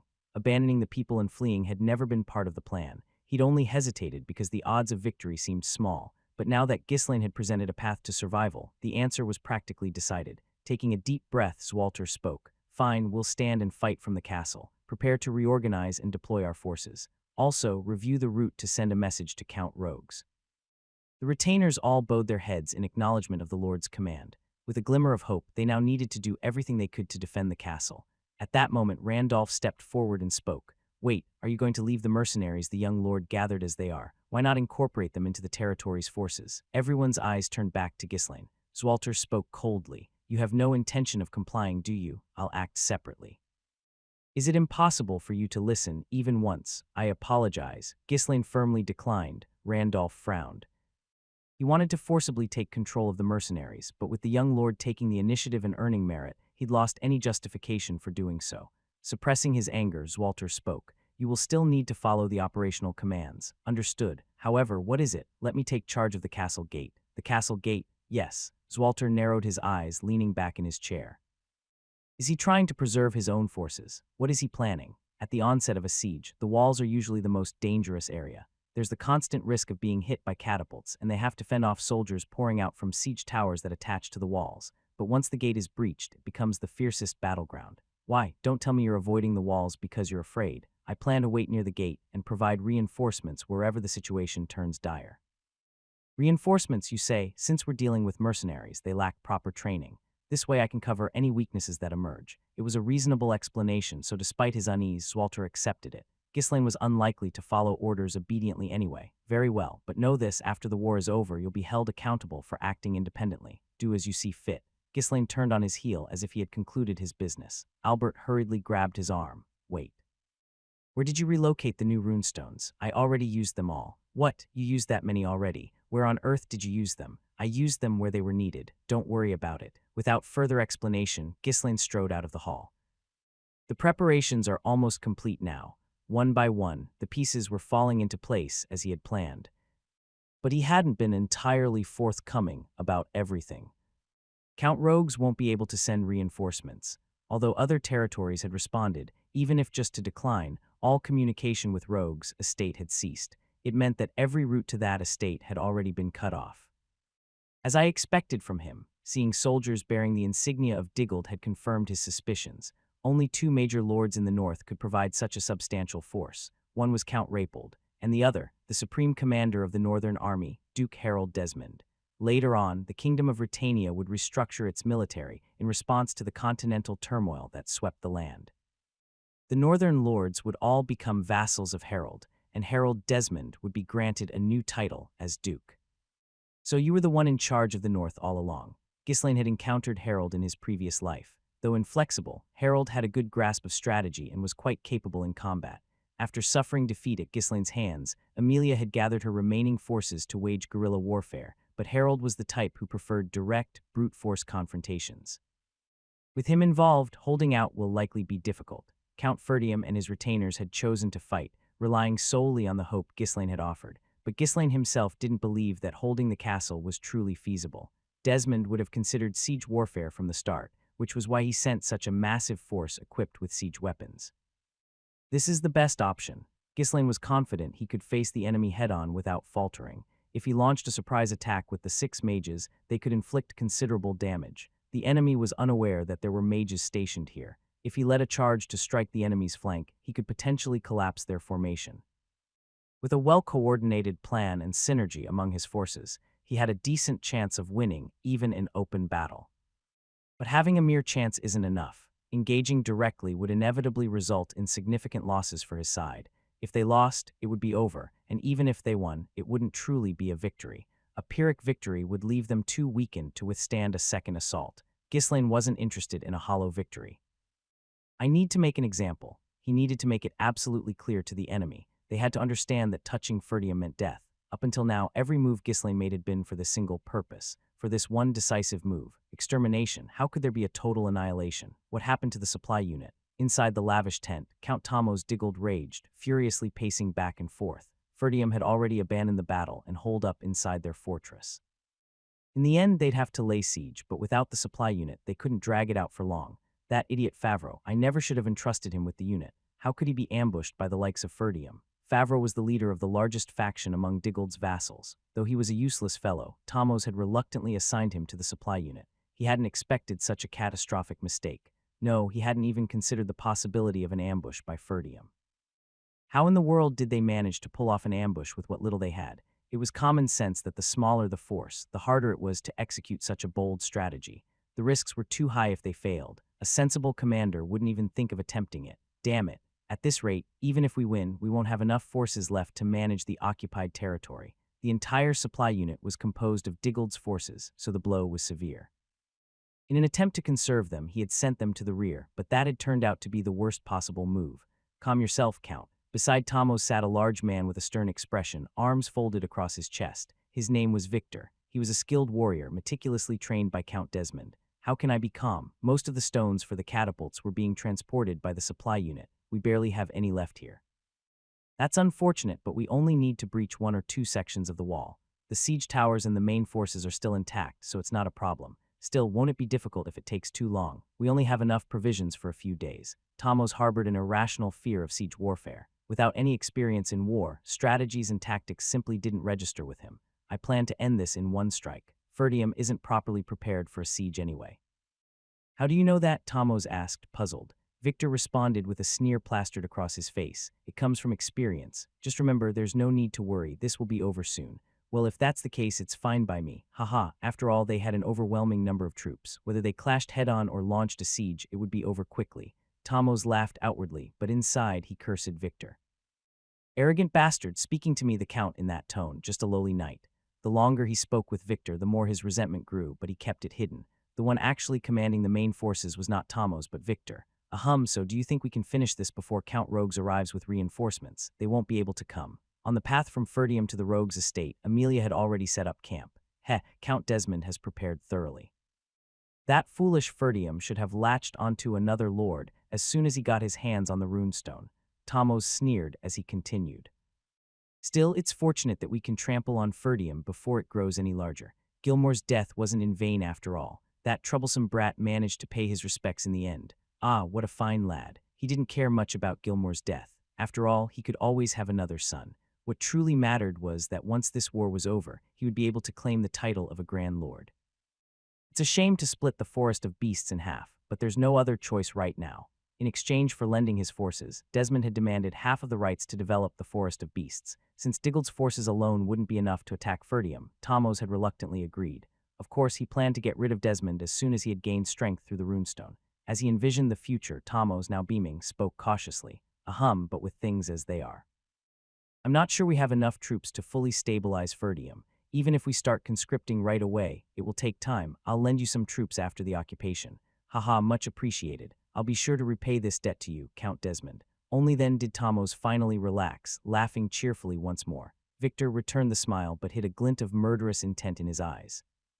Pathetic fool, as soon as we seize Ferdium, you'll be dead as well. Tamos was slated to be recorded as having tragically perished during the war. That would leave only Tamos, second son, as the heir to the Diggold estate. How to deal with him would be up to Count Desmond. The annihilation of the supply unit turned out well. They were troops he intended to wipe out anyway, but Ferdium had dealt with them for him, like blowing one's nose without lifting a finger. Still, this is unexpected. Could it have been Randolph? Or was it Zwalter after all? Either way, it doesn't matter. They'll all die in the end. Victor halted his thoughts and stood up from his seat. I should get going. We'll be arriving in Ferdium soon, so be ready. Understood. As Victor stepped out of the tent, he slowly scanned the encampment.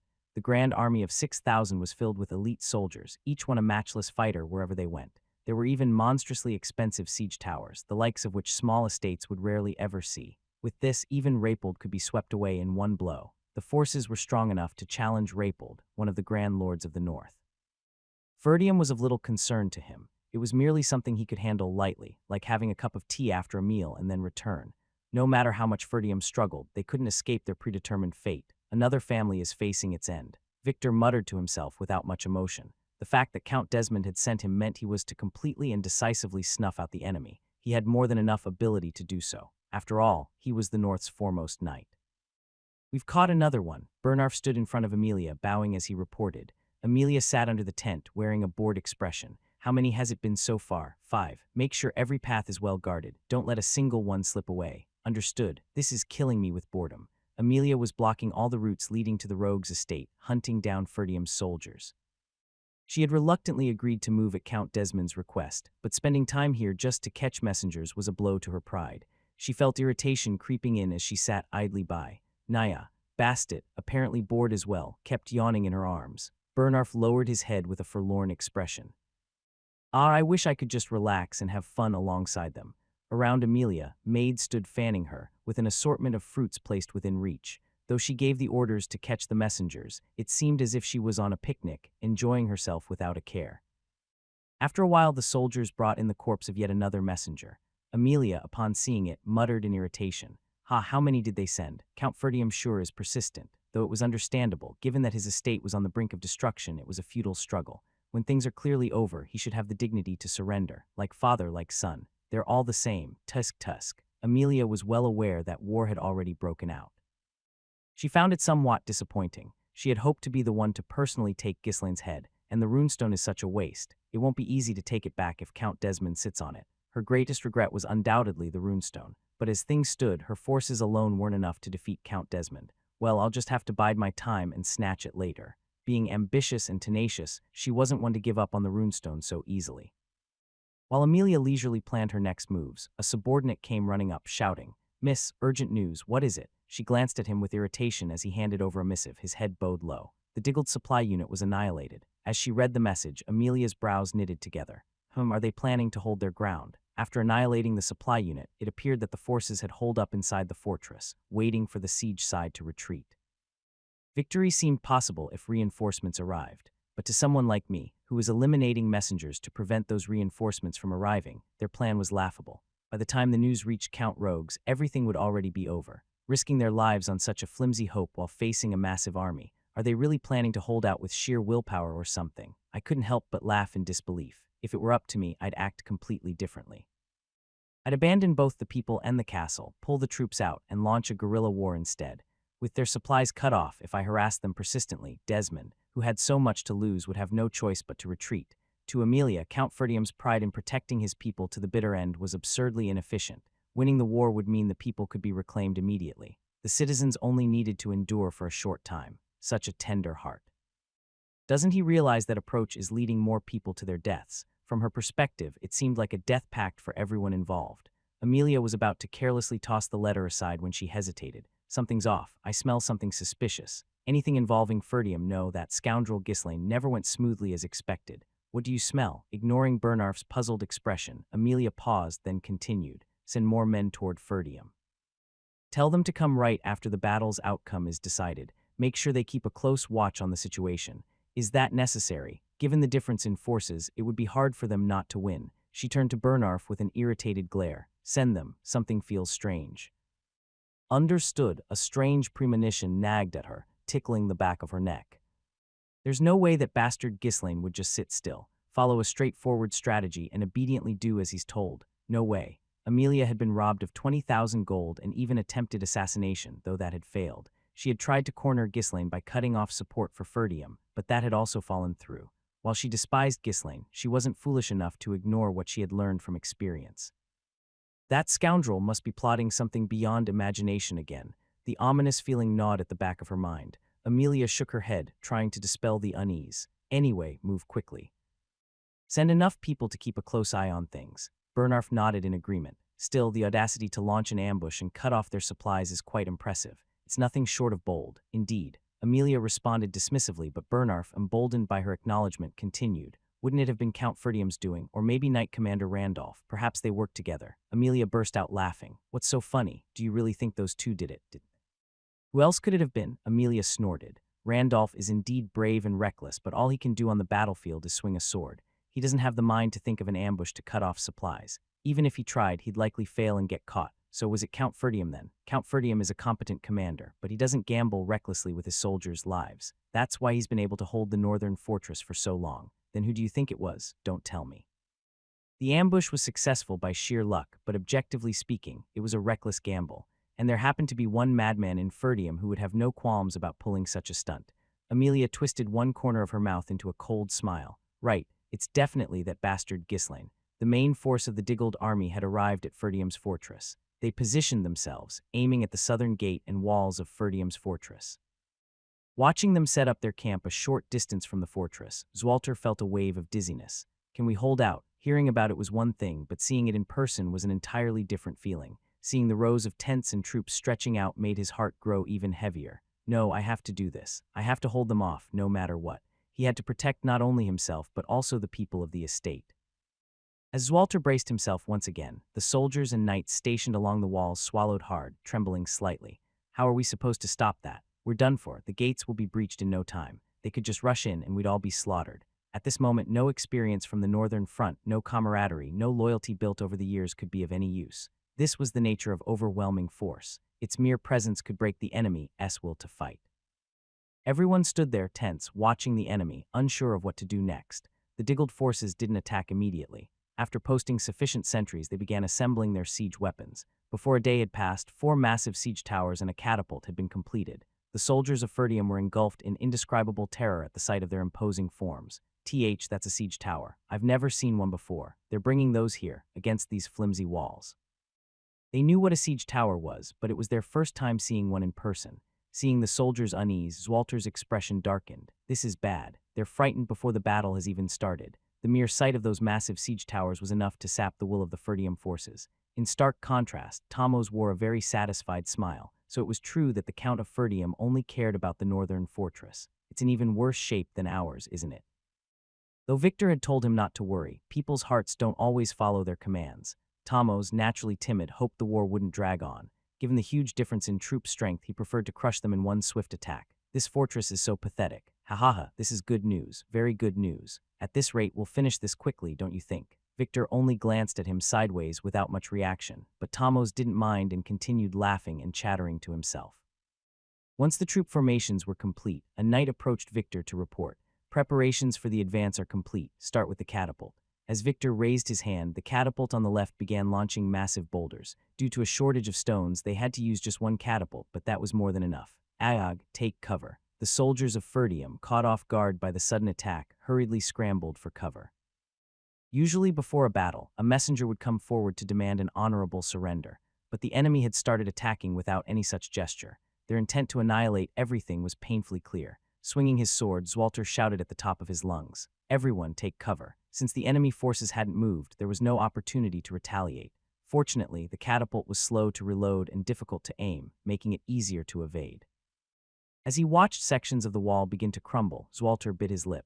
If only we had a catapult, we could fight back. The enemy seemed certain there was no catapult here, showing no sign of preparing for one. Those traitors must have told them. Then the catapult attack suddenly ceased. Their stone ammunition had run out. Yet even this brief assault had left Ferdium's walls nearly destroyed. Seeing the devastation, Victor smirked, lifting one side of his mouth. A good start. The rubble piled up so high that it looked as if they could climb it without a ladder. As Victor raised his hand, the soldiers finally began to advance. Accompanied by the pounding of enormous war drums, Diggold's forces moved in perfect synchrony. Prepare yourselves. The enemy is advancing. At Zwalter's shout, the soldiers began trembling as they readied themselves for battle. The sight of the approaching soldiers in formation alone brought immense pressure. And to make matters worse, their numbers were overwhelmingly larger. It's all right, we can hold them off. We'll fight using the walls to our advantage. Zwalter shouted nonstop, rallying the soldiers. Though their hands shook so badly they could barely grip their weapons, they somehow managed to calm themselves in response to their lord's rallying cries. The enemy's central force halted at a certain distance. Instead, 2 siege towers on either flank started moving forward. As the siege towers approached, Zwalter shouted, "Fire! countless flaming arrows flew toward the siege towers, embedding themselves in the wood. However, the towers, coated in leather and soaked with water, didn't catch fire easily. To burn something that massive, they'd need to douse the entire tower in oil, and Ferdium didn't have that much oil to spare. Moreover, the enemy wasn't simply going to watch Ferdium's attacks without retaliation. SHHH. Archers protected by shield bearers moved forward, and soon an overwhelming volley of arrows flew toward the wall. Ag, get down, stay close to the wall and fire back. A few soldiers were struck by the arrows and collapsed. The remaining soldiers did their best to lower themselves and return fire, but with such a vast disparity in numbers, all they could manage was a feeble attempt at holding them back with a few arrows. Meanwhile, the siege towers reached the wall, each attaching to a side. Drawbridges descended from the towers, bridging onto the wall, and a horde of enemies began pouring out from within like madmen. Hold them back. Randolph, head to the other side. Zwalter and Randolph split up and began directing the soldiers on the ramparts, fighting as they went. Wow, a chaotic skirmish broke out atop the narrow ramparts where it was difficult to even swing a sword properly. Hold the line. Zwalter and Randolph somehow managed to find gaps, cutting down enemies as they pushed forward. Despite being at a disadvantage, they directed the soldiers with seamless coordination. Their individual strength was formidable, and even though the Diggled side kept sending reinforcements, they managed to hold the ramparts without giving any ground. Watching this from a distance, Victor's eyes sparkled with interest. They're impressive. Such talent would be wasted, rotting away here. Standing beside him, Tomos grew impatient and urged him on. Why don't we just lead the knights and break down the gate? That would be faster, wouldn't it? Victor looked down at him, not bothering to hide his disdain. Break down the gate, they'd have to concentrate their forces in one place. They already had troops on the ramparts, so there was no need to assault another area. Besides, sending knights just to open the gate was absurd. Knights were a precious resource. Even if hundreds of soldiers perished, it was better to save a single knight. If the gate is breached now, the enemy will abandon the ramparts and gather at the gate. Then we just have to push through, don't we? The interior of Ferdium Fortress is quite narrow. Even if we push in, there's a limit to how many can enter at once. We end up having to send our forces in gradually. Gradual deployment involved sending in units bit by bit. Fighting that way could wear the enemy down, but considering they had competent commanders on their side, they might end up fighting at the gate for days if luck wasn't on their side. Pointing to the ramparts once more, Victor explained. The same goes for the ramparts, but if we create multiple paths, we can scatter the enemy and defeat them one by one. We have far superior numbers. We need to leverage our advantage and minimize our losses. Though Victor patiently explained, Tomos still didn't grasp it and asked again. Really? So does that mean we'll be done by today? Should I just kill him now? A murderous intent began to well up in Victor.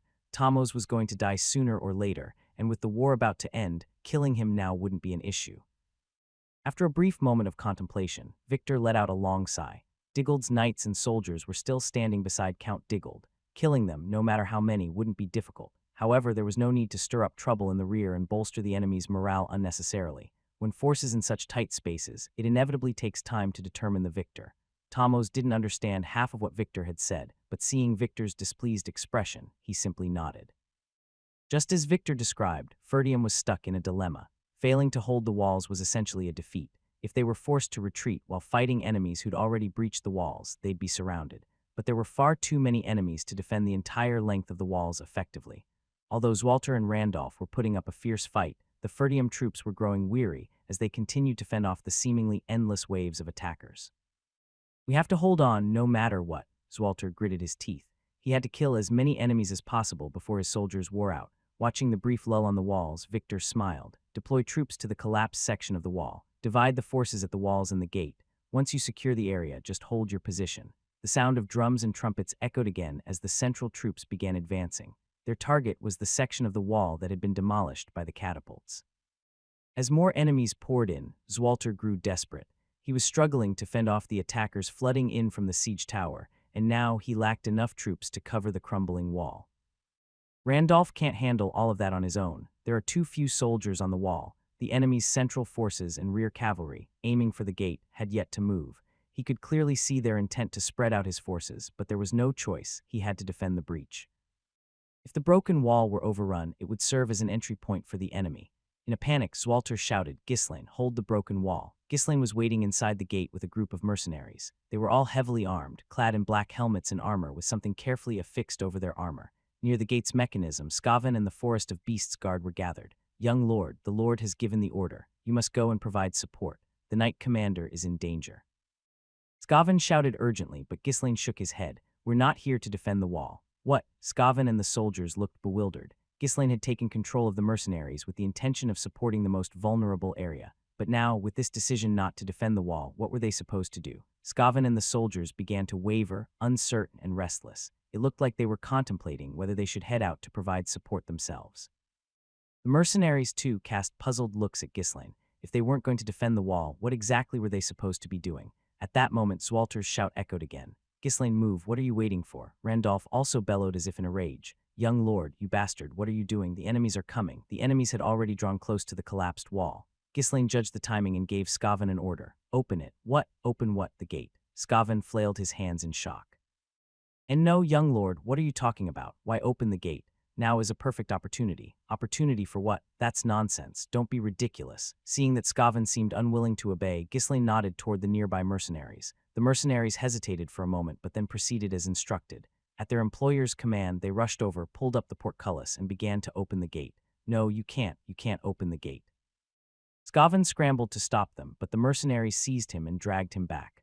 Rumble. Through the slowly opening gate, the enemy's central forces came into view in the distance. They remained utterly still, appearing calm and unhurried. This really is an ideal situation to make a move. Clank. Ghislaine grinned and lowered the visor of his helmet. His helmet, too, was covered with something black and meticulously layered. Clank, clank, clank. The mercenaries followed suit, lowering their visors to cover their faces. They were ready, but a sense of unease began to spread among them. Belinda's face turned pale as she started to break into a cold sweat, and Jillian's expression hardened. Only Kaor's eyes sparkled like a child's, eager for a gift. Just then, Zwalter shouted again. Ghislaine, what are you doing? Why aren't you moving yet? He brushed off the attackers, quickly looking down toward the gate, then stammered in disbelief. Why you? What are you doing? Why is the gate open?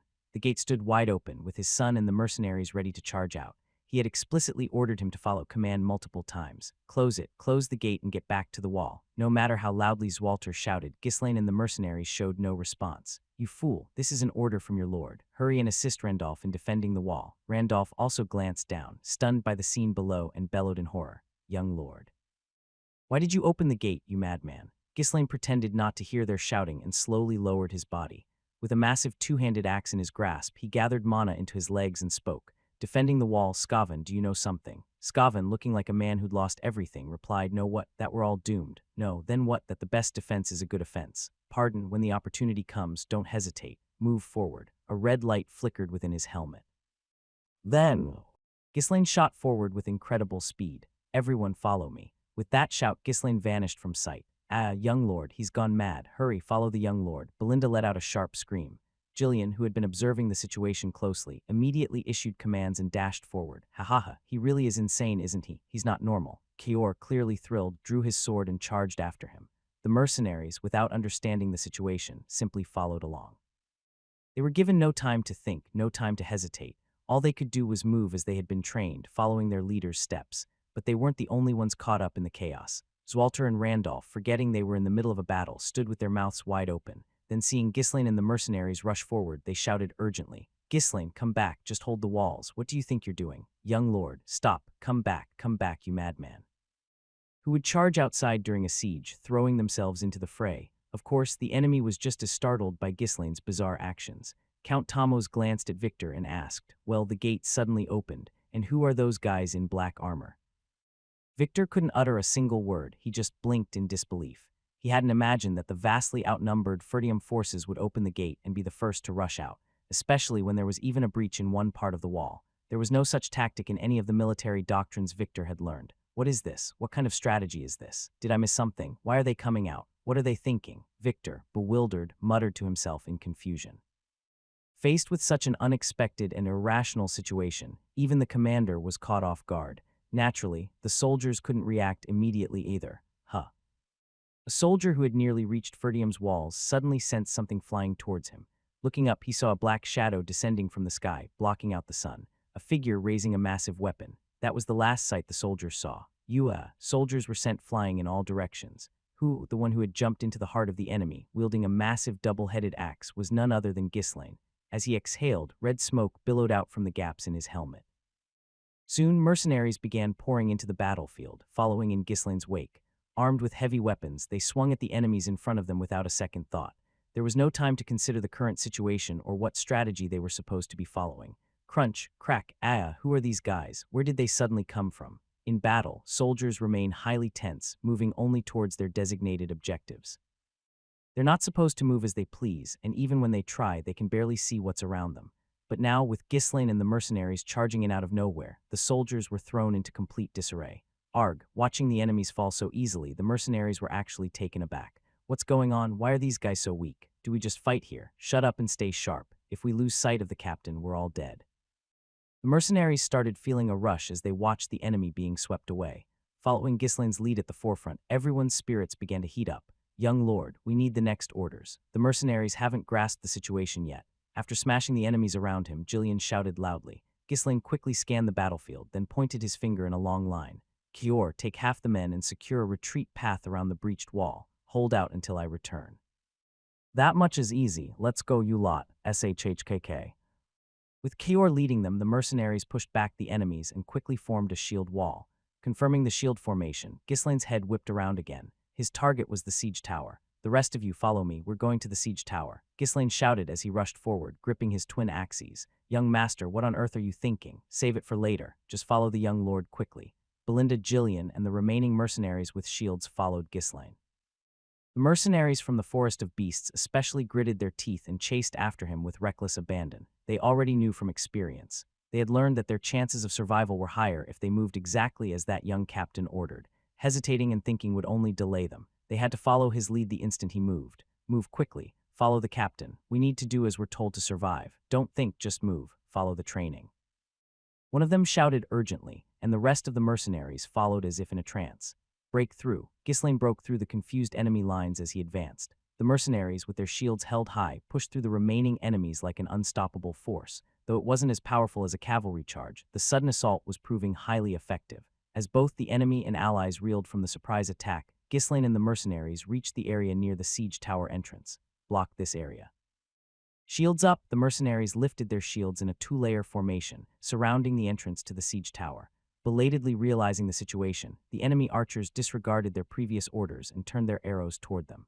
But by then, the mercenaries had already set up their formation with raised shields, rendering the arrows useless. Seeing the formation hold steady, Ghislaine called out loudly again, "The wall, cover our allies."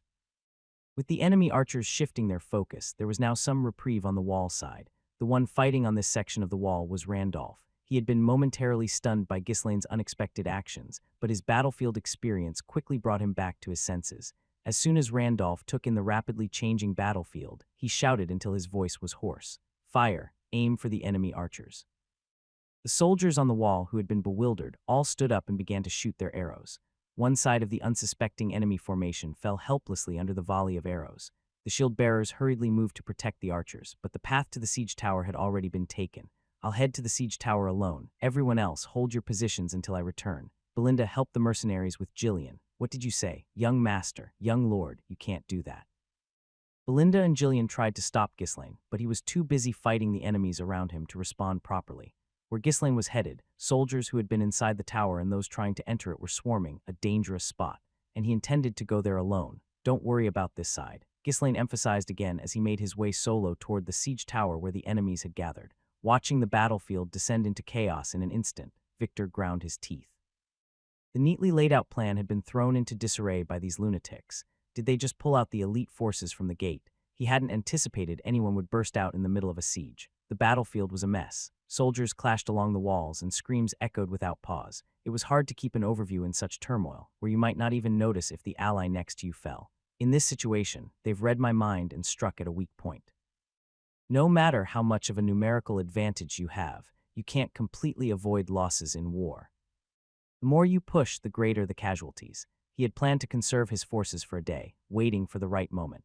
Even with their supply lines cut, he figured the Ferdium troops could hold out for that long. If he could use the siege towers first, he could exhaust the enemy while minimizing his own losses. Once the enemy grew weary with their smaller numbers, he planned to press forward with his main force. In short, the earlier skirmishes had been about gauging the enemy's strength.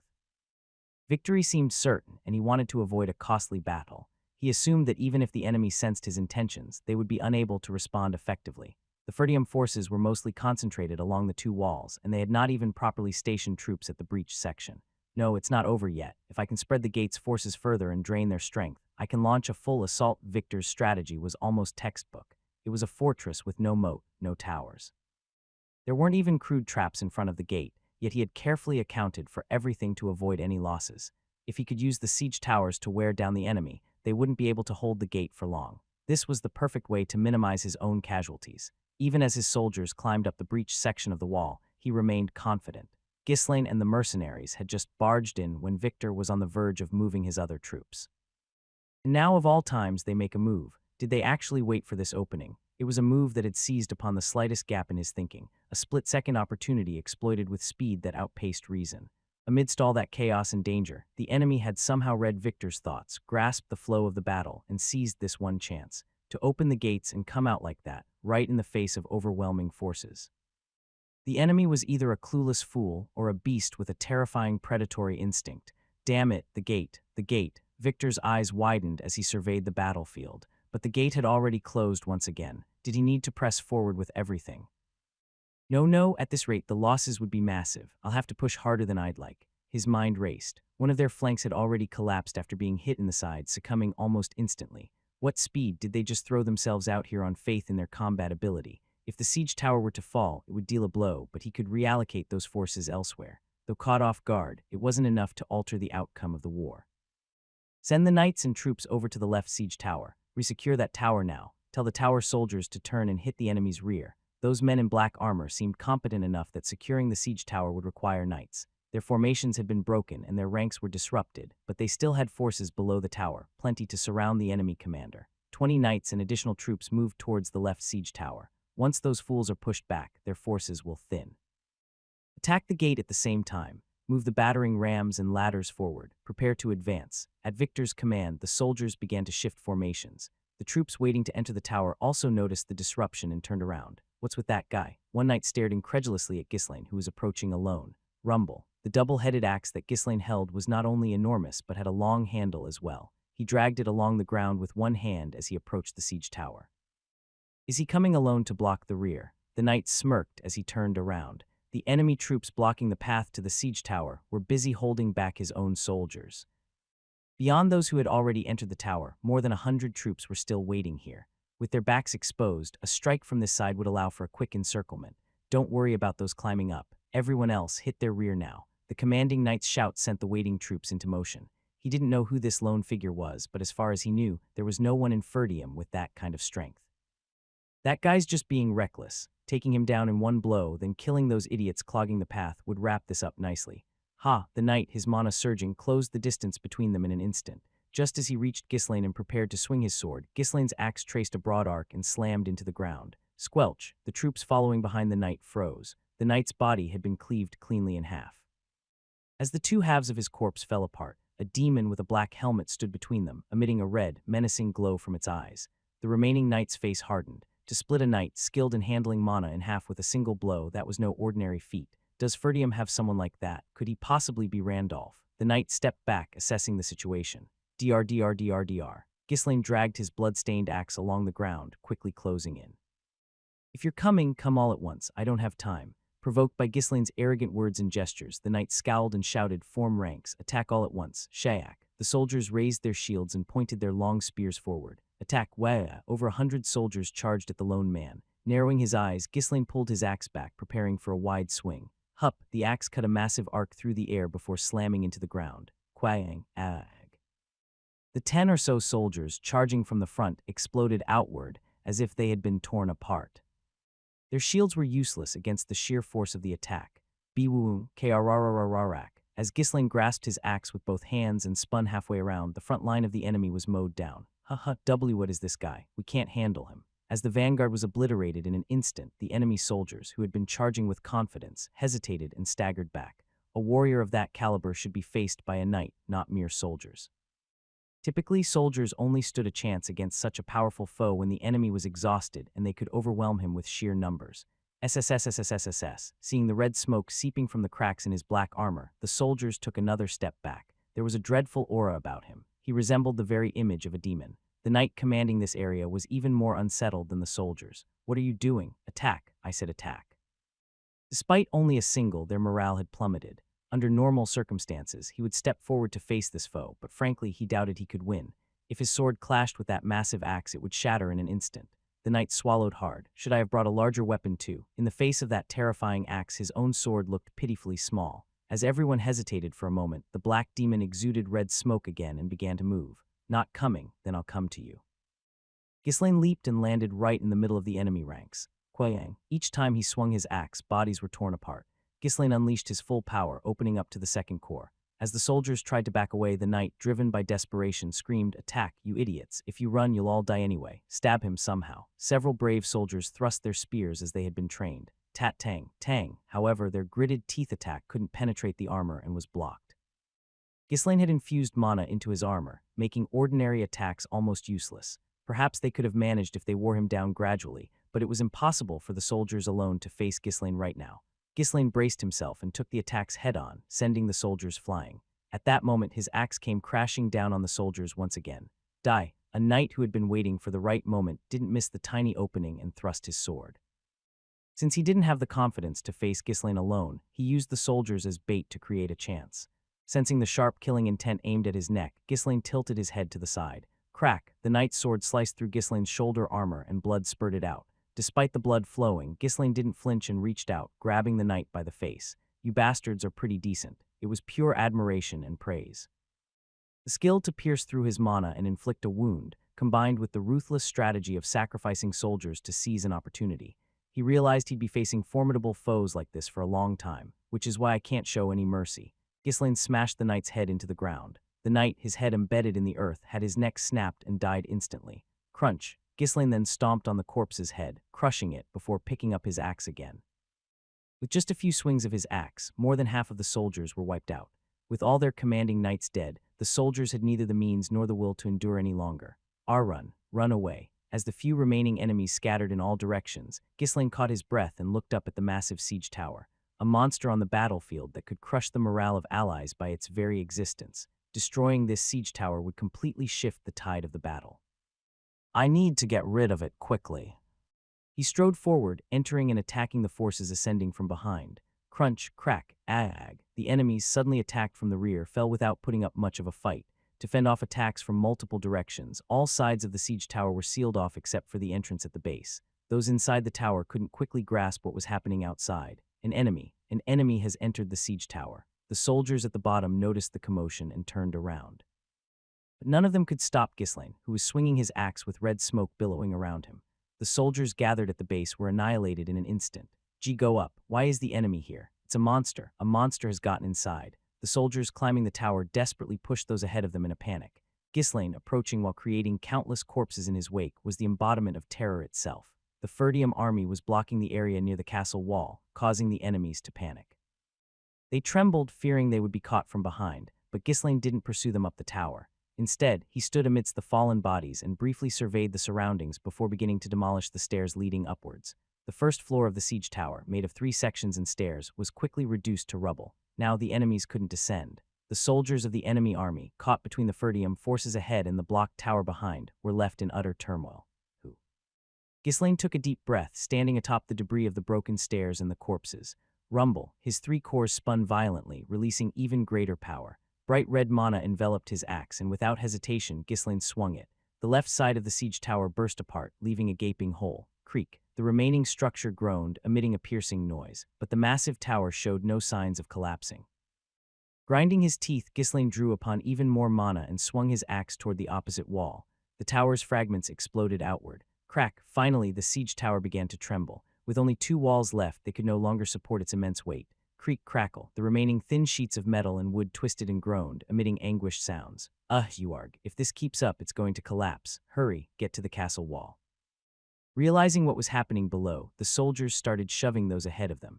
In their panic, they rushed toward the castle wall as if possessed. The strength of a person on the brink of death is unimaginable. For a brief moment, the Ferdium forces were pushed back. Hold the line. Stand firm. Randolph roared, leading from the front as he cut down the enemies. They had to block the entrance at all costs to prevent the enemy from seizing the castle wall. As the 2 sides clashed fiercely on the wall, Ghislaine swung his axe once more. Finally, a hole appeared in the wall, barely supporting the siege tower. The giant, with its legs broken, could no longer stand. Crack. As the wood, barely holding up one side, shattered, the rest began to break down in a chain reaction. It's collapsing. Despairing screams echoed from within the shaking tower. Creak, smash. The inner structures were the first to give way. Ag. The bridge laid across the castle wall detached and plummeted, along with the enemy soldiers standing on it. The siege tower, having lost its strength, tilted with a thunderous wooden beams poured out from the gaping hole in the wall. Ag. The soldiers who had remained inside the tower fell along with the collapsing floor. The giant, once a pillar of the battlefield, finally crumbled entirely with a final, desperate roar. Hiss. A thick cloud of dust rose around the fallen siege tower as if it were exhaling its last breath. For a moment, silence descended over the battlefield. Could it be that the young lord did it alone? Randolph and the Ferdium soldiers fighting on the wall stared down in disbelief.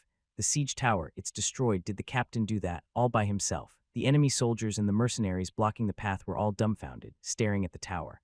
Everyone on the battlefield was stunned by this impossible sight. But even in the stifling silence, someone began to move. Young lord, my lord.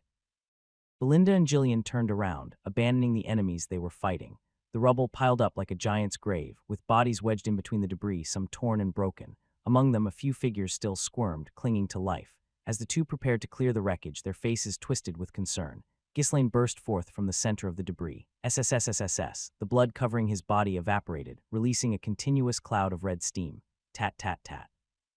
Ghislaine charged straight at the enemies, who stood frozen in shock. Crack, one soldier's head was split open, and he died instantly. His face, even in death, showed bewilderment, as if he couldn't comprehend what had happened. Ghislaine swung his massive axe once more, scattering the nearby soldiers like leaves. The startled enemies finally began to back away in a panic. Taking advantage of the moment, Ghislaine bellowed, "Get a grip, fall back to the wall." Kior and the mercenaries were barely holding their ground to keep the retreat path to the wall open.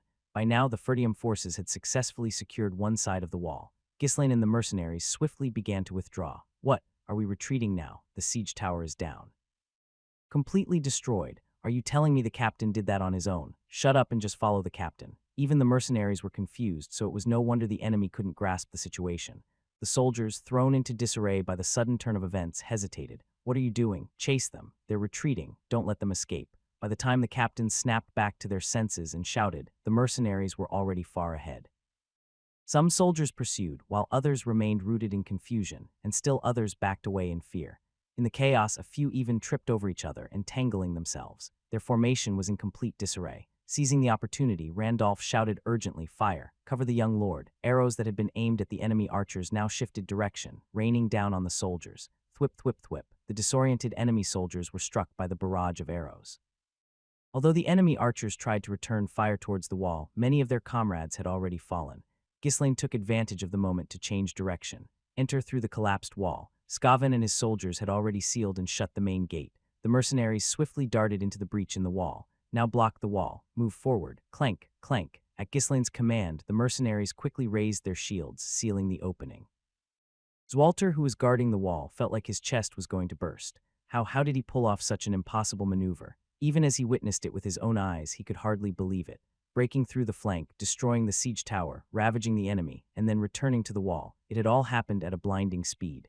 The enemies hadn't even had a chance to react properly due to the sheer swiftness of it all.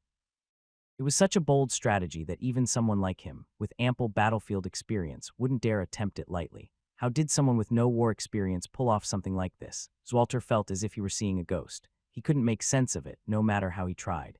It wasn't just the fact that Ghislaine had destroyed the siege tower single-handedly. It was more shocking that he'd led the mercenaries into battle and completely overturned the flow. This wasn't a meticulously planned tactic. He had captured the enemy's intentions and the battlefield circumstances in an instant and acted purely on instinct. Did he always have such abilities, such innate intuition and talent? No ordinary person could pull this off, even if they lived in breathed warfare. No, regardless of experience, no one could replicate what Ghislaine did. To make sharp judgments and act decisively at a moment's notice requires someone who has honed those skills to a fine edge. Zwalter shook his head to collect himself. I'll think about this later. For now, thanks to Ghislaine, we've got a moment to catch our breath on this side. The siege tower was now useless, and the ladder carts hadn't even been deployed yet. The enemy had no way to climb up anymore. Meanwhile, Randolph, expressing his raw emotions without restraint, was also in shock, though anger was what rose within him. You crazy bastard. You were lucky it worked out. One wrong move, and we'd all be dead. The whole front could have been breached. As the commander, his anger was understandable, but Ghislaine merely shrugged, pretending not to hear. Randolph, seething, continued to hurl curses, but his words were drowned out by the soldiers' roaring cheers. Wow, seeing Ghislaine's unbelievable feats had reignited the soldiers' morale. With the siege tower destroyed, they now had the space to shoot their arrows with ease. One of the enemy knights, who was desperately being pushed back from the wall, shouted incessantly, "Damn it, get a grip. What are the officers doing? Get those soldiers under control. Rally towards the breached wall. Shield bearers block the arrows. Archers fall back and provide cover. You idiots." The formation was completely scattered, and chaos reigned, making control nearly impossible. With everything in disarray, there were no immediate commands on what to do next. Damn it. Are they panicking in the main camp too? Why are there no signals? Whether we're advancing with the ladder carts and reinforcements or retreating to regroup, a decision needs to be made. At times like this, one had to take initiative on the ground. The knight, hoarse from shouting, began to rally the scattered soldiers one by one. "Gather here, everyone gather here," charged toward the breached wall. Now, the only option left for them was to swarm toward the collapsed section of the wall. Woa. The disoriented enemies, lacking direction, gathered before the ruined castle wall under the knight's command. The breached wall was tightly barricaded by the mercenaries' shields. Despite the enemies shoving with all their might, the mercenaries gritted their teeth and held their ground. Thunk, with each shove from the enemies, the mercenaries' shields quivered like ripples on water. The moment the enemy soldiers' weapons clashed against their shields, Ghislaine shouted loudly, "Attack!" The mercenaries parted their shields slightly. Before the enemies could react and defend themselves, dozens of long spears shot out from between the gaps in the shields. Aurg, these were the spears thrust by the mercenaries standing in the second row. As soon as the enemies in the vanguard fell, Ghislaine issued another command. Close up. The shield snapped back together, sealing off any gaps. Yet the enemy forces remained numerous. Advance. Keep advancing. What are the archers doing? Cover us. Don't stop. Push in. Under the knight's command, the enemy soldiers once again charged forward, weapons first. The mercenaries managed to drive them back a few more times with their spears, but as the enemy continued pressing on relentlessly, they could no longer open their shields. The precarious situation, where it seemed like the defenses would either hold or fail, was suddenly alleviated by an attack from above the wall. From atop the wall, Ghislaine hurled everything in sight, from the surrounding debris to rocks launched by catapults. With each throw, enemy soldiers at the front crumbled, dropping like flies. Hesitating in the face of this relentless assault, the advancing soldiers faltered and began to retreat. It seemed that, for the time being, the side where Ghislaine stood would not be easily breached. Seeing this, Zwalter quickly made a decision. Leave only a minimal force here and move the rest over to this side. The Ferdium soldiers atop the wall swiftly shifted towards another side where another siege tower stood. Woa. Though they were outnumbered by the opposing force, concentrating their troops allowed the Ferdium soldiers to push back the enemies emerging from the siege tower. Ultimately, the enemy soldiers were gradually forced back inside the siege tower, an outcome driven by a disparity in morale. Even the support from the enemy archers firing from beside the siege tower was rendered ineffective. The Ferdium soldiers, with their increased numbers, raised their shields and blocked the incoming arrows. Arg, how dare they? Victor trembled in frustration, grinding his teeth. He had executed his tactics by the book, without any errors. He believed that they could capture the castle by the end of the day, tomorrow at the latest. If it weren't for those strange individuals who suddenly appeared, things would have gone exactly as he anticipated. Where did such an elite force come from? The men who emerged from the castle gates were incredibly swift and strong. They exploited the briefest of gaps to dismantle their formations. The distance was too great to assess fully, but judging by the way they had destroyed the siege tower, it appeared that some knights were mixed in with them. The battlefield had devolved into chaos during the enemy's sudden onslaught. He had mobilized the rest of his forces belatedly, but they were unable to regain control. Whether it was luck or skill on their part, he had taken a direct hit from their tactics. A full-scale attack right now. Victor's hands trembled as he considered it, but in the end he abandoned the idea. The enemy's morale had soared, while his own troops were disoriented, stumbling around in disarray before the castle wall. Even the last remaining siege tower was now being pushed back. In these circumstances, launching an all-out assault would only lead to greater losses. With a sigh, Victor reluctantly gave the order to retreat, pull the troops back. As soon as the retreat order was issued, the remaining shield-bearers rushed forward to cover their allies, especially those around the siege tower, lifting their shields tightly to provide cover. Once all the forces had fallen back, even the knights deployed their mana to drag the siege tower back. "Hey, throw it now." Randolph infused a rock, the size of a man's head, with mana and hurled it with all his might. He had seen Ghislaine throwing earlier and was now imitating him. Thunk, thunk. Whenever a shield-bearer was struck down by a rock, arrows swiftly followed through the gap. The attack didn't inflict major casualties, but it did boost their side's morale. Even the knights nearby began flinging rocks, pouring mana into each throw. "Stop, spare the stones." Knowing that every stone counted, Zwalter restrained the knights. They couldn't waste rocks or arrows, as the enemy might soon attempt to scale the walls with ladders. They needed to conserve their resources for that eventuality. The retreating enemies, well disciplined, fell back in an orderly fashion. Once the last of the enemy had completely withdrawn, Zwalter raised his sword high and shouted, "The enemy has retreated. Woa!" The Ferdium soldiers also raised their hands in celebration, cheering loudly. They had successfully repelled an assault that had seemed impossible to stop. While this wouldn't end the war, the fact that they had held off even one attack had a profound impact on their morale. As the soldiers celebrated, Zwalter glanced over at Ghislain. "Just who are you?" His son was laughing, patting the shoulders of the mercenaries who still looked dazed. There was nothing unusual in his demeanor. Was it a gamble, or were you certain? Did you plan this, or did you simply act on impulse? Looking at the results Ghislain had achieved, it was clear how stunning his quick judgment had been. He had taken into account the enemy's forces, their route, the siege weapons, the disposition of the enemy's forces, and even the enemy commander's intentions and overconfidence. But that kind of strategy only worked when there was a real chance of success. If Ghislain's judgment had been off by even a little, not only he and the mercenaries, but also the Ferdium soldiers, would have suffered heavy casualties. How could he have acted so confidently, reacting to shifts in the battle that changed in the blink of an eye?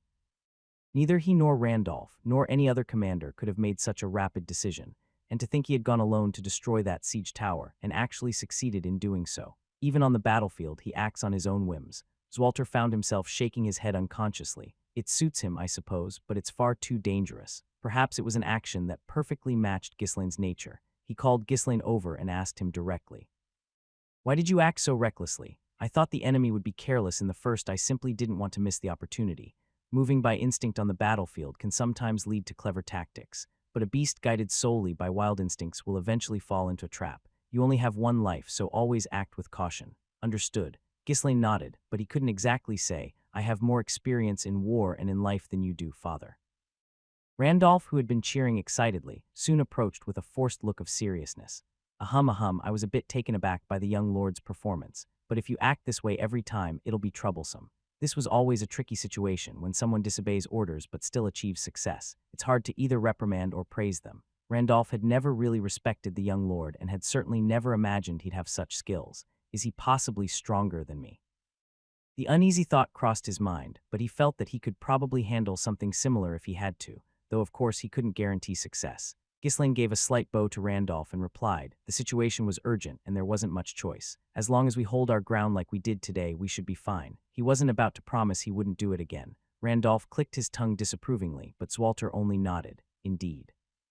If Count Rogue sends reinforcements, that would be ideal.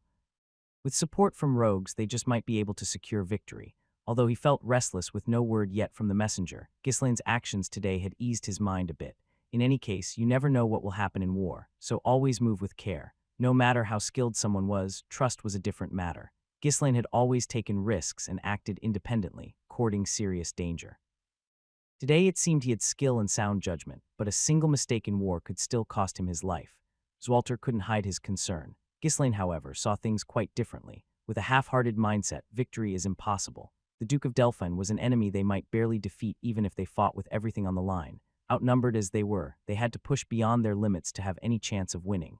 But of course, no one else could understand this harsh reality. Ghislain was about to step back after simply acknowledging with a nod. "Wait, Ghislain." Zwalter stopped him just as he was turning away. Looking somewhat awkward, he clasped his hands behind his back and cleared his throat unnecessarily. "Well, thanks to you, we managed to win this fight. I'll be counting on you from now on. You did well." He wanted to give praise, but the words didn't come easily. They weren't exactly on close terms, after all. Right up until just before the battle, he'd been debating whether to kill or spare him. In the midst of this strange atmosphere, Randolph scratched his head and spoke up as well. "I never expected the young lord could lead the mercenaries so effectively. And taking down the siege tower alone, well, it seems you've improved a lot." Praising Ghislain for the first time in his life, Randolph let out an awkward smile, looking a bit embarrassed. Ghislain smiled faintly and bowed his head toward the two of them. "Thank you." Leaving the two behind in their lingering awkwardness, Ghislain returned to the mercenaries. Mercenaries were huddled together, still blinking in confusion. They were glad to have won, but they had no idea how they'd managed it. They understood that breaking the siege tower had given them an advantage, but they couldn't fathom why the enemy forces had crumbled so easily. Before they could even assess the situation, it was all over. What exactly did we do? How did we win? Did the boss really bring down that tower by himself? We just followed him around and did what he told us, and we won. Remember what the boss always says during training. By the time you've thought it over and understood, the enemy will have figured it out too, so shut up and just do as you're told. Yeah, today was one of those days, huh? In the end, their conclusion was simply, just follow orders. It was typical of mercenaries, who weren't known for their tactical insights. It wasn't difficult to brief them on strategic objectives or specific maneuvers in advance. Doing so would help them act more cohesively without confusion. But on a battlefield that demanded immediate action, there was no time to explain everything in detail and ensure everyone understood. Moreover, Ghislaine's strategies were typically spontaneous, born from his experiences as the king of mercenaries and his keen instincts, adjusting on the fly as situations unfolded. If he took the time to organize his thoughts and explain them, he'd miss the crucial moment to act. That's why he'd trained the mercenaries to simply move in sync with him without question. The seasoned mercenaries, those who had experience from their time in the forest, were less phased, but the newly recruited ones were still in a bit of a daze. When it all started, it was so chaotic that it wasn't too bad in the end. Exactly, the more you think, the more you start to panic. In those moments, the best thing is to just go and kill the guy in front of you. Whatever anxiety they'd felt at the sight of the enemy's large army had vanished somewhere along the way, or rather, they hadn't even had the chance to feel anxious.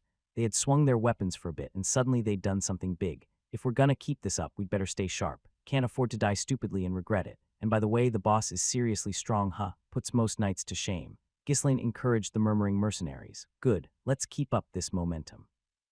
Just stick to the training and we'll be fine. Keep following along. Kior gave him a thumbs up with a grin. That was pretty exciting. I'd be happy to go along with any operation this thrilling.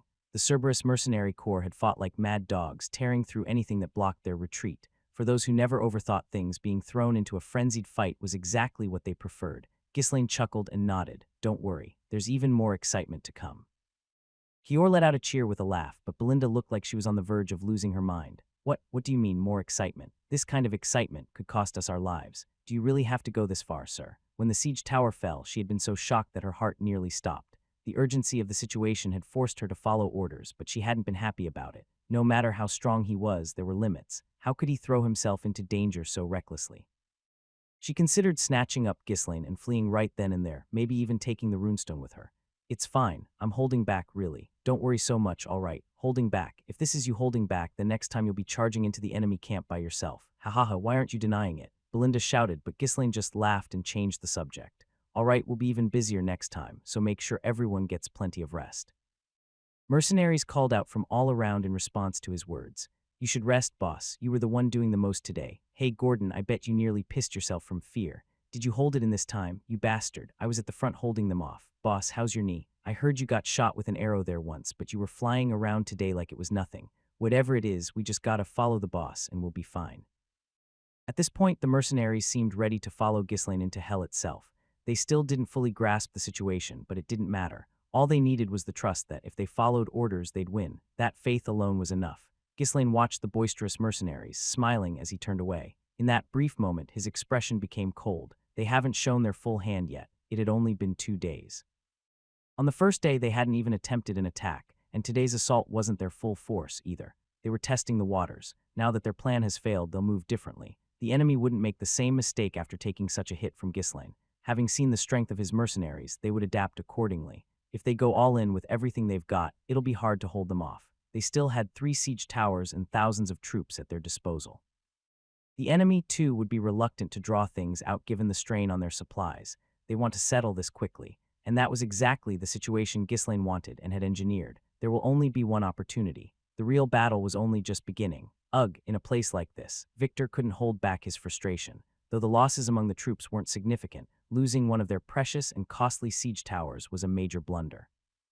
And it stung his pride that they had been forced to retreat, not as a strategic maneuver, but because they had no other choice. Huff, huff next to him, Tomos wore a disapproving expression. Is this guy just all show? For all his boasting about strategy and sieges, he'd ended up retreating without dealing any substantial damage. Still, Tomos could understand why. Those black knights who had burst from the castle gates seemed formidable, even to him, someone with no real battle experience. Had they attacked without Desmond's aid, they would have been crushed before even beginning the siege. Ahem. By the way, those black knights over there look pretty strong. Are you sure about this? They aren't knights.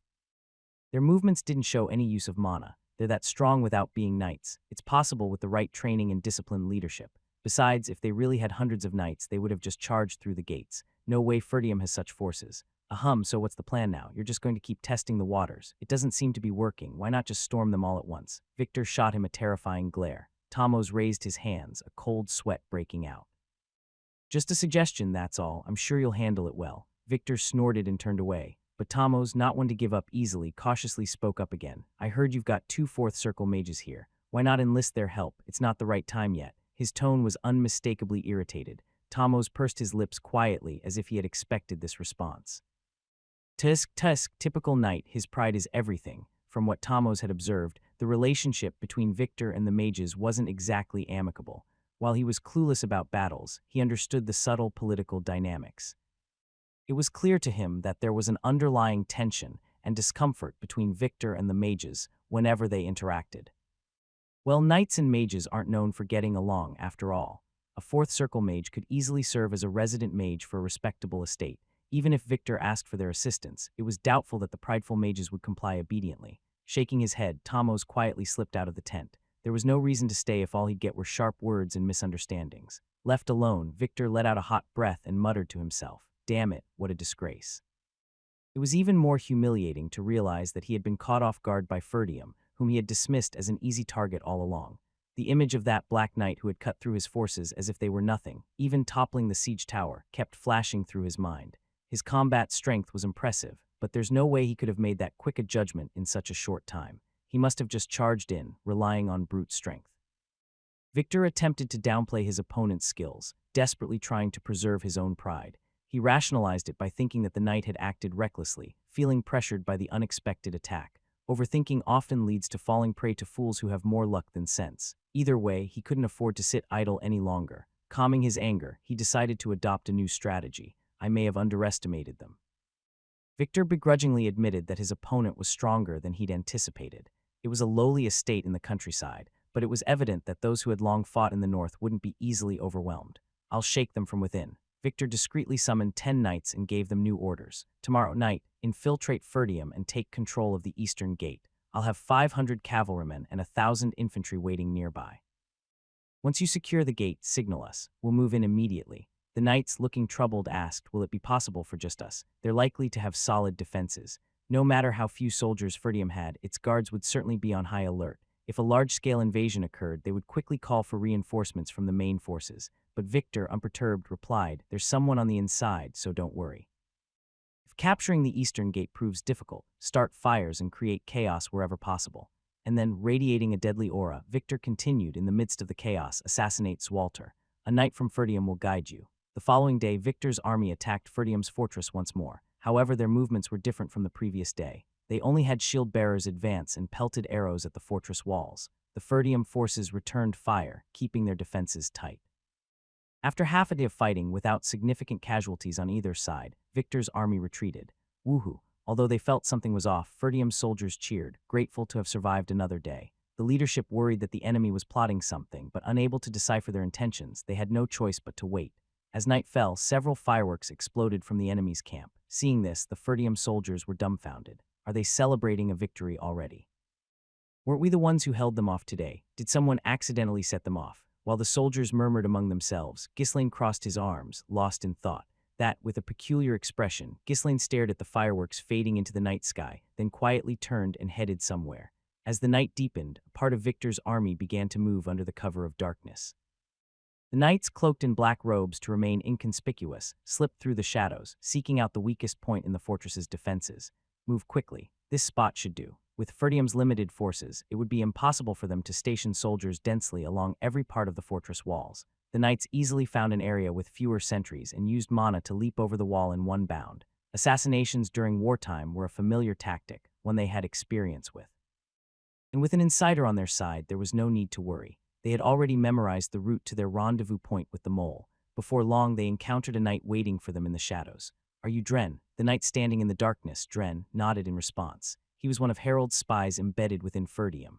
While 2 other traitorous vassals had defected to Diggald's territory to provide a pretext for the war, Dren had remained here. Count Desmond, meticulous and cautious by nature, had prepared numerous contingencies, considering all possible outcomes. Dren was one of those contingencies. Yes, that's me. We don't have much time, so let's move quickly. As long as I'm here, the soldiers won't suspect anything. Dren spoke urgently, clearly anxious about being discovered. The knights nodded and followed Dren without hesitation, but they had barely taken a few steps when someone leapt down from a nearby rooftop, blocking their path. Hey. Where's everyone off to so late? Missed dinner, did you? SRRK. Dren and the knights instantly drew their swords. Recognizing the face of their opponent, Dren muttered under his breath, "Why, young lord?" He had always looked down on the young lord, but he had witnessed his prowess firsthand during this war. Dren knew he couldn't defeat the young lord in a one-on-one fight, but that was in single combat. No matter how formidable the young lord was, there was no way he could take on 11 knights at once. Dren hurriedly spoke, "We need to silence him before he calls for help." Ghislaine raised one hand casually, a smug expression on his face. As if on cue, men clad in black armor suddenly emerged from the surrounding buildings, rushing in. Victor's knights panicked and shouted. They already knew. How could they have known our movements so precisely? Dren, was it you who told them? Dren, breaking into a cold sweat, frantically shook his head. No, it wasn't me. I didn't say anything. In an instant, they found themselves completely surrounded by mercenaries, all of whom had crossbows aimed at them. Click, faced with hundreds of crossbows, the knights gritted their teeth. No matter how skilled they were with mana, there was no way they could evade hundreds of arrows. As they stood there, not knowing what to do, Ghislaine dusted off his pants and spoke. Dren, so you were a traitor too. How many spies does this estate have anyway? How much were you all paid? Damn it, how did you find out? Realizing there was no escape, Dren saw no point in denying it any longer. Ghislaine gave a nonchalant nod as if it were nothing. Well, I didn't know who the traitor was, but I did suspect you'd try to sneak in tonight. This isn't the first war I've fought against you lot. He had fought countless battles against Harold Desmond in his previous life. In the end, the battle had ended with Ghislaine smashing that guy's head. What? But to anyone unaware of Ghislaine's secret, that he had returned from the past, it sounded like mere nonsense. While Dren stood there, stunned, Victor's knights gripped their swords tightly and began to approach slowly. Their plan was to take Ghislaine, the young lord, hostage and escape. Watching the knights slink toward him, Ghislaine narrowed his eyes. As expected of Desmond's knights, you seem fairly competent. The knights' expressions hardened. They had joined this battle under the banner of Diggold. It was one thing to anticipate the involvement of an external force due to the sudden increase in enemy troops, but how did he know they were Desmond's knights? Seeing their confusion, Ghislaine smirked. Welcome. It's your first time in Ferdium, isn't it? Attack if their cover was blown anyway. There was no reason to hold back. The knights all lunged at Ghislaine with their swords, but their attack was blocked by Jillian and Kior, who appeared like lightning at Ghislaine's sides. From the shadows behind Ghislaine, several daggers flew out and struck the knights. 3 knights dropped to the ground, their necks pierced by the sudden ambush. At the same moment, the mercenaries fired their crossbows. Bolts filled the air, raining down upon the knights. Thwack, thwack, thwack, arg. At close range, the crossbows were powerful enough to pierce even through armor. The knights fell, looking like human pincushions. A few managed to deflect the bolts with their swords, using all their mana to shield themselves, but they only barely avoided fatal wounds. In the end, only 5 knights, including Dren, were left standing. Wow, 5 of you survived. Desmond really sent his best, didn't he? Ghislaine approached them, almost impressed. Even he would have struggled to avoid injury with hundreds of crossbows aimed at him in such a confined space. Though they were incapacitated, the fact that they had survived at all spoke to their skills. But it doesn't look like you can stay on your feet much longer. The knights, bleeding heavily, collapsed where they stood. Dren, breathing hard, looked up at Ghislaine with a pleading expression. Please, spare me. I was wrong. Young lord, please, we're already short on knights here. It's a shame that someone as skilled as you betrayed us. How did it come to this? Ghislaine sighed, as if genuinely disappointed, as he accepted an axe from Jillian. Seeing a glimmer of hope, Dren desperately clung to it. Spare me, I won't betray you again. I know their plans, crunch. Dren's skull split and his lifeless body slumped to the ground, not interested. Ghislaine shook the blood off the axe casually and turned to the remaining knights. One knight, sensing his opportunity, called out urgently. I surrender, treat us as prisoners. We can pay a ransom, crunch. That knight's head was also split open before he could finish his plea. The sheer brutality of Ghislaine's actions left the knights speechless. Killing a surrendering knight was against all conventions of warfare. They had never encountered anyone who would so casually kill a captive without even listening to them. What's wrong? Too much for you. Did you come here to kill, thinking you wouldn't die in the process? Ghislaine's smirk faded, replaced by a steely, impassive expression. Following protocol, respecting customs, and abiding by laws would only lead to being strung along by people like them.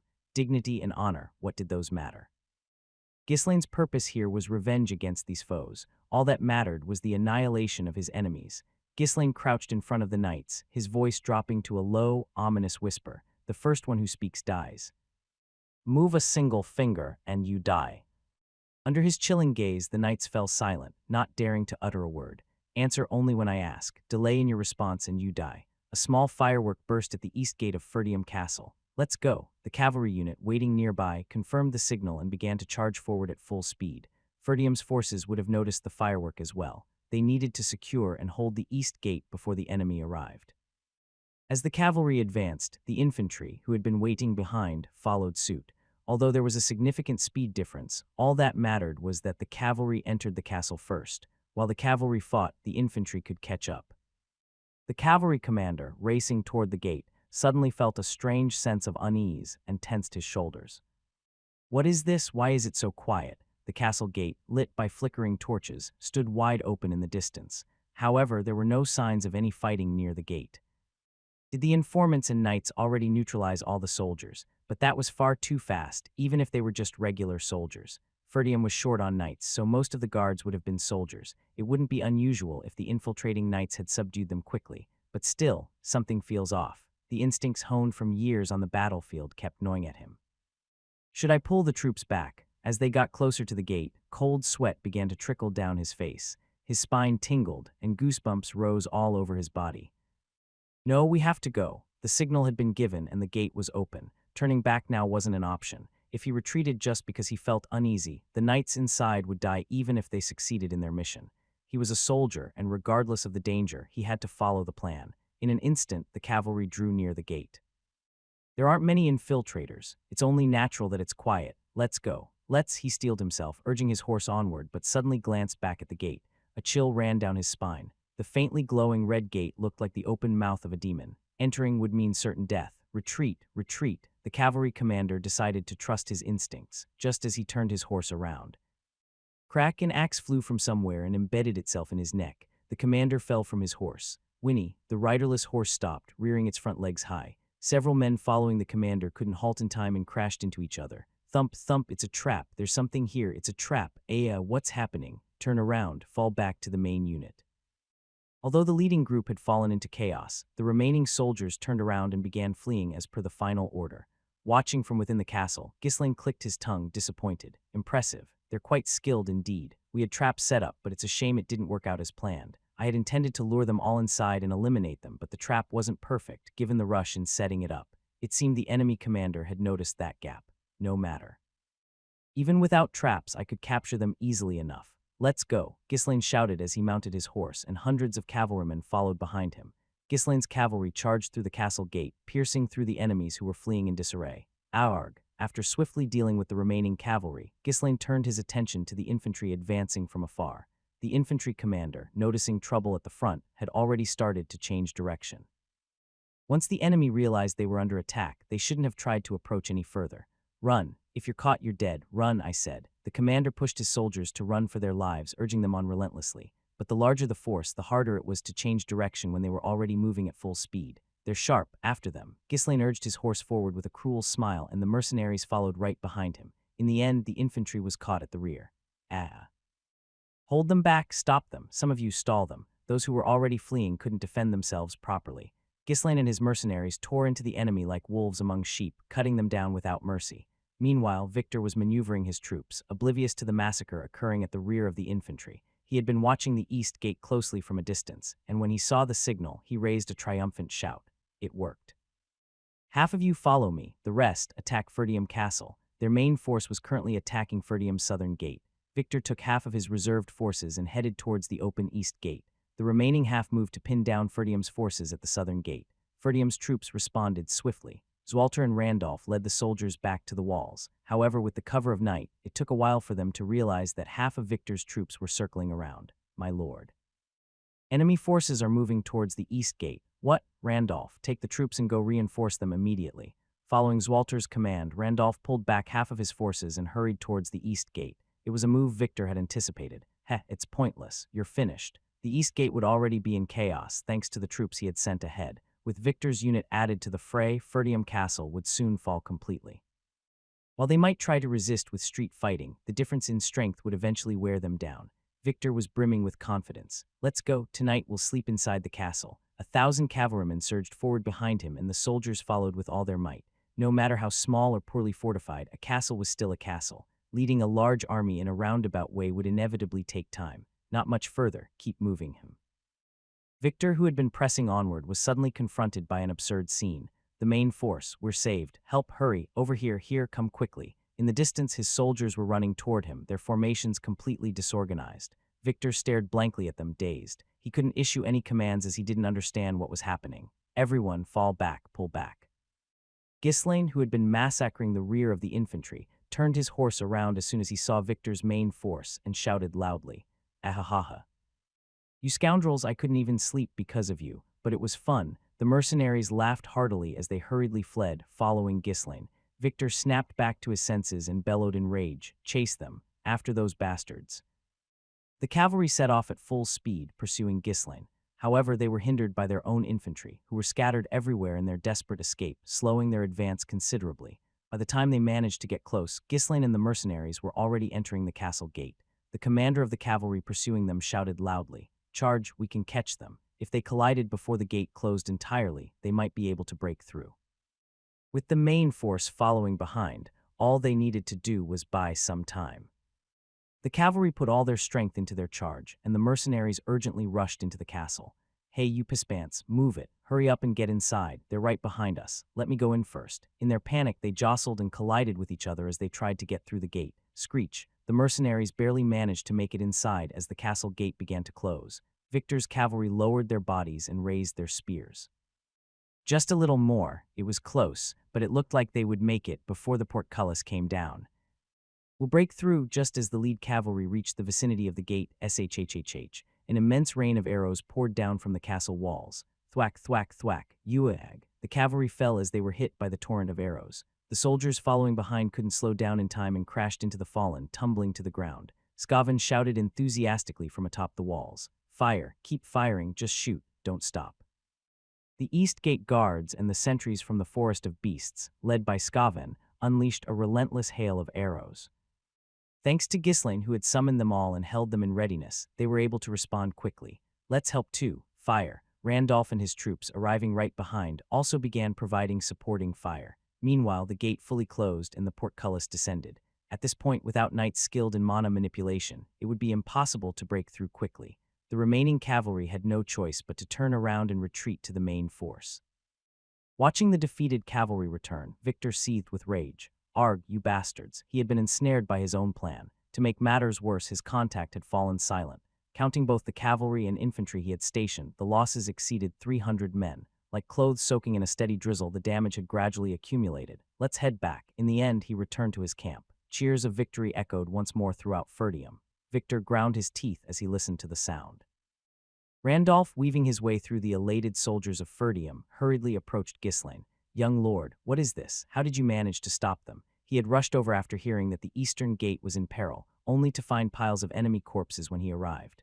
On top of that, the advancing enemies had all retreated. Randolph couldn't fathom what kind of magic had been performed to achieve this with such a small number of people. It was nothing special. "The enemy tried to use their wits, but it didn't work on me." Ghislaine briefly explained Victor's scheme and the captured knights. Randolph looked at him, bewildered. Again with this. Once could be a coincidence, but could a coincidence like this happen twice? The Ghislaine that Randolph knew was certainly not someone capable of uncovering the enemy's stratagems. If anything, he had always been more ignorant than Randolph, never one to rely on his brains. It does seem as if the young lord has changed a bit. Until recently, Randolph could hardly stand the sight of Ghislaine. There had even been moments when he had an itch to smack some sense into him. But seeing Ghislaine take charge whenever Ferdium was in danger had started to make him forget those feelings.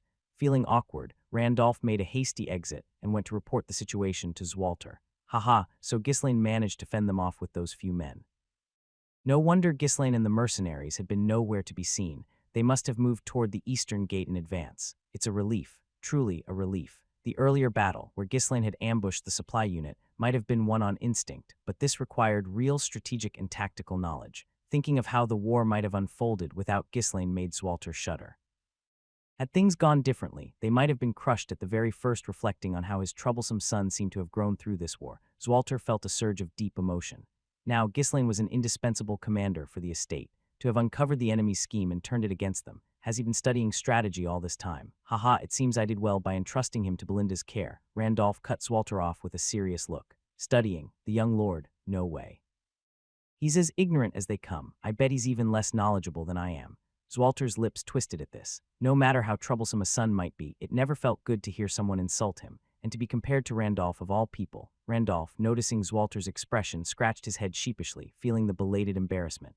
Zwalter chuckled and waved it off. Well, he's always done things his own way, so he must have figured out some method that works for him. Go rest. Let the soldiers rest as well. Zwalter decided to leave his questions for another time and focused on reorganizing the troops. They needed whatever rest they could get to withstand tomorrow's battles. While Randolph was reporting to Zwalter, Ghislaine dismissed the mercenaries and set off alone somewhere. A sinister smile played on his lips. Victor, so you've come. Through the captured knights, he had learned who the enemy's commander was. Harold Desmond's swordmaster Victor. They had crossed blades before, during the war with the Britannia Kingdom. He was a rather impressive foe, someone who had managed to hold his own against Ghislaine, one of the continent's top 7 swordsmen, for dozens of exchanges. Though Ghislaine eventually split him in two, he remembered Victor's name well. It had left an impression. This is an opportunity. This was a perfect chance to end the life of someone who would become a future threat. Before Victor had the chance to grow further, he would lose his life here, to send someone he valued this much here.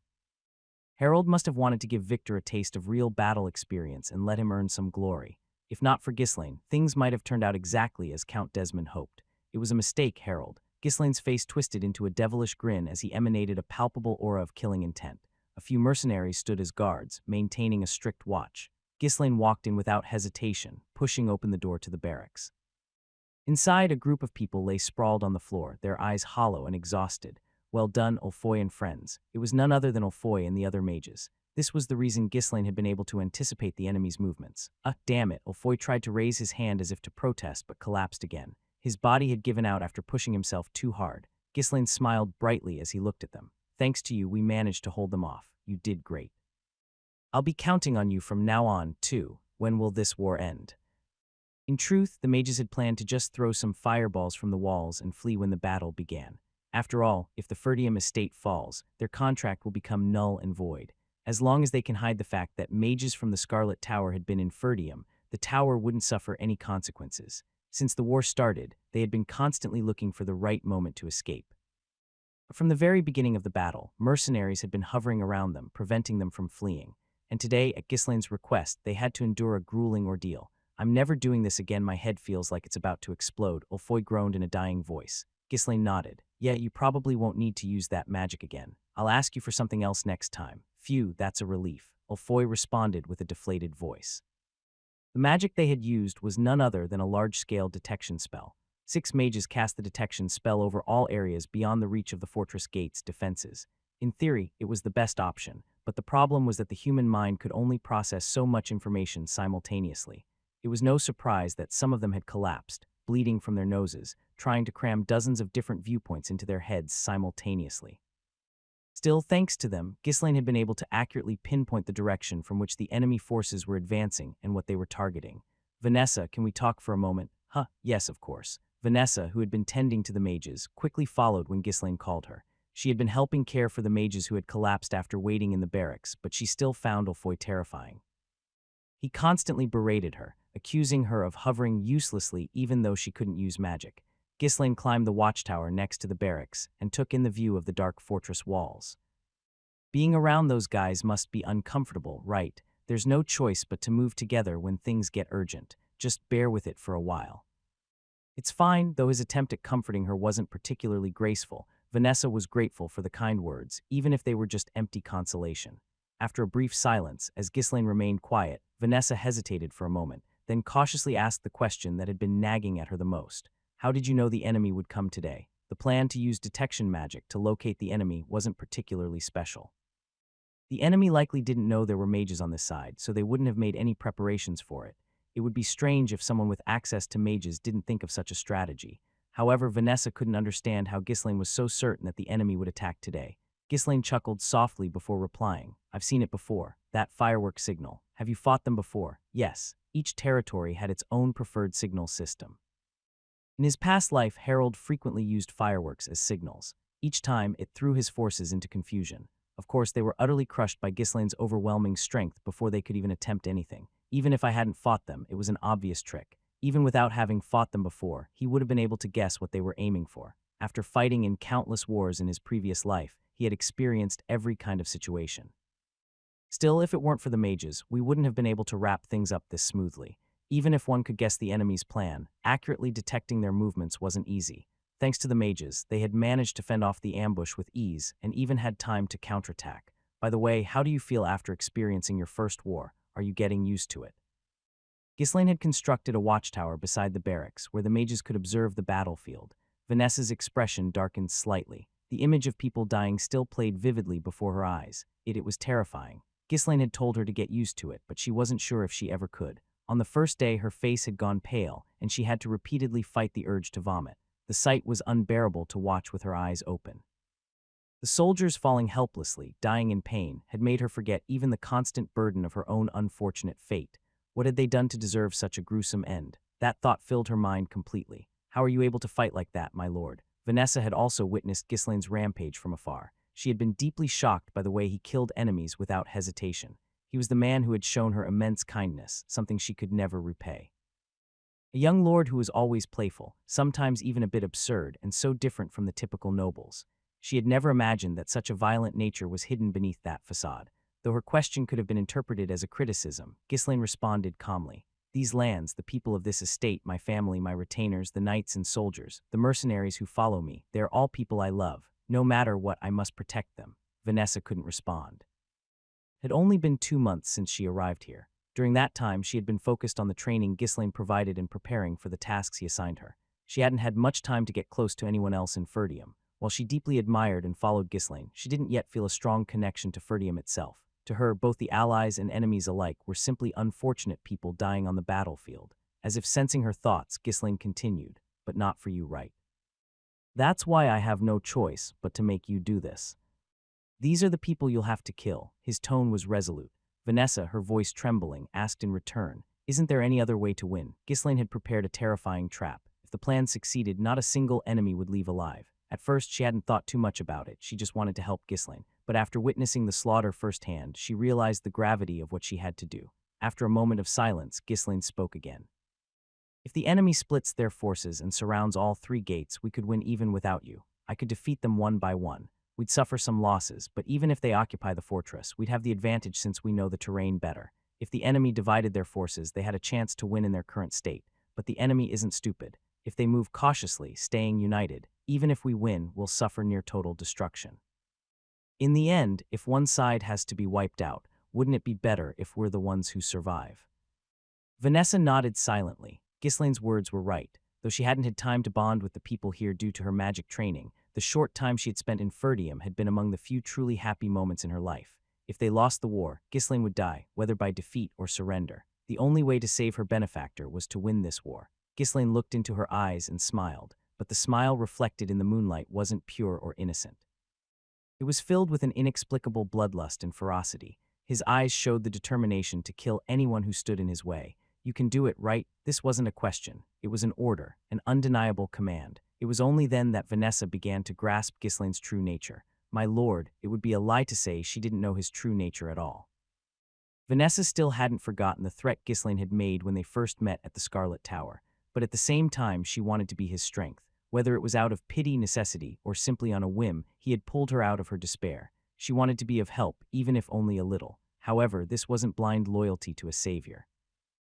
Despair had weighed down her life. She had been mocked for being incapable, and no matter how hard she tried, she never seemed to achieve anything.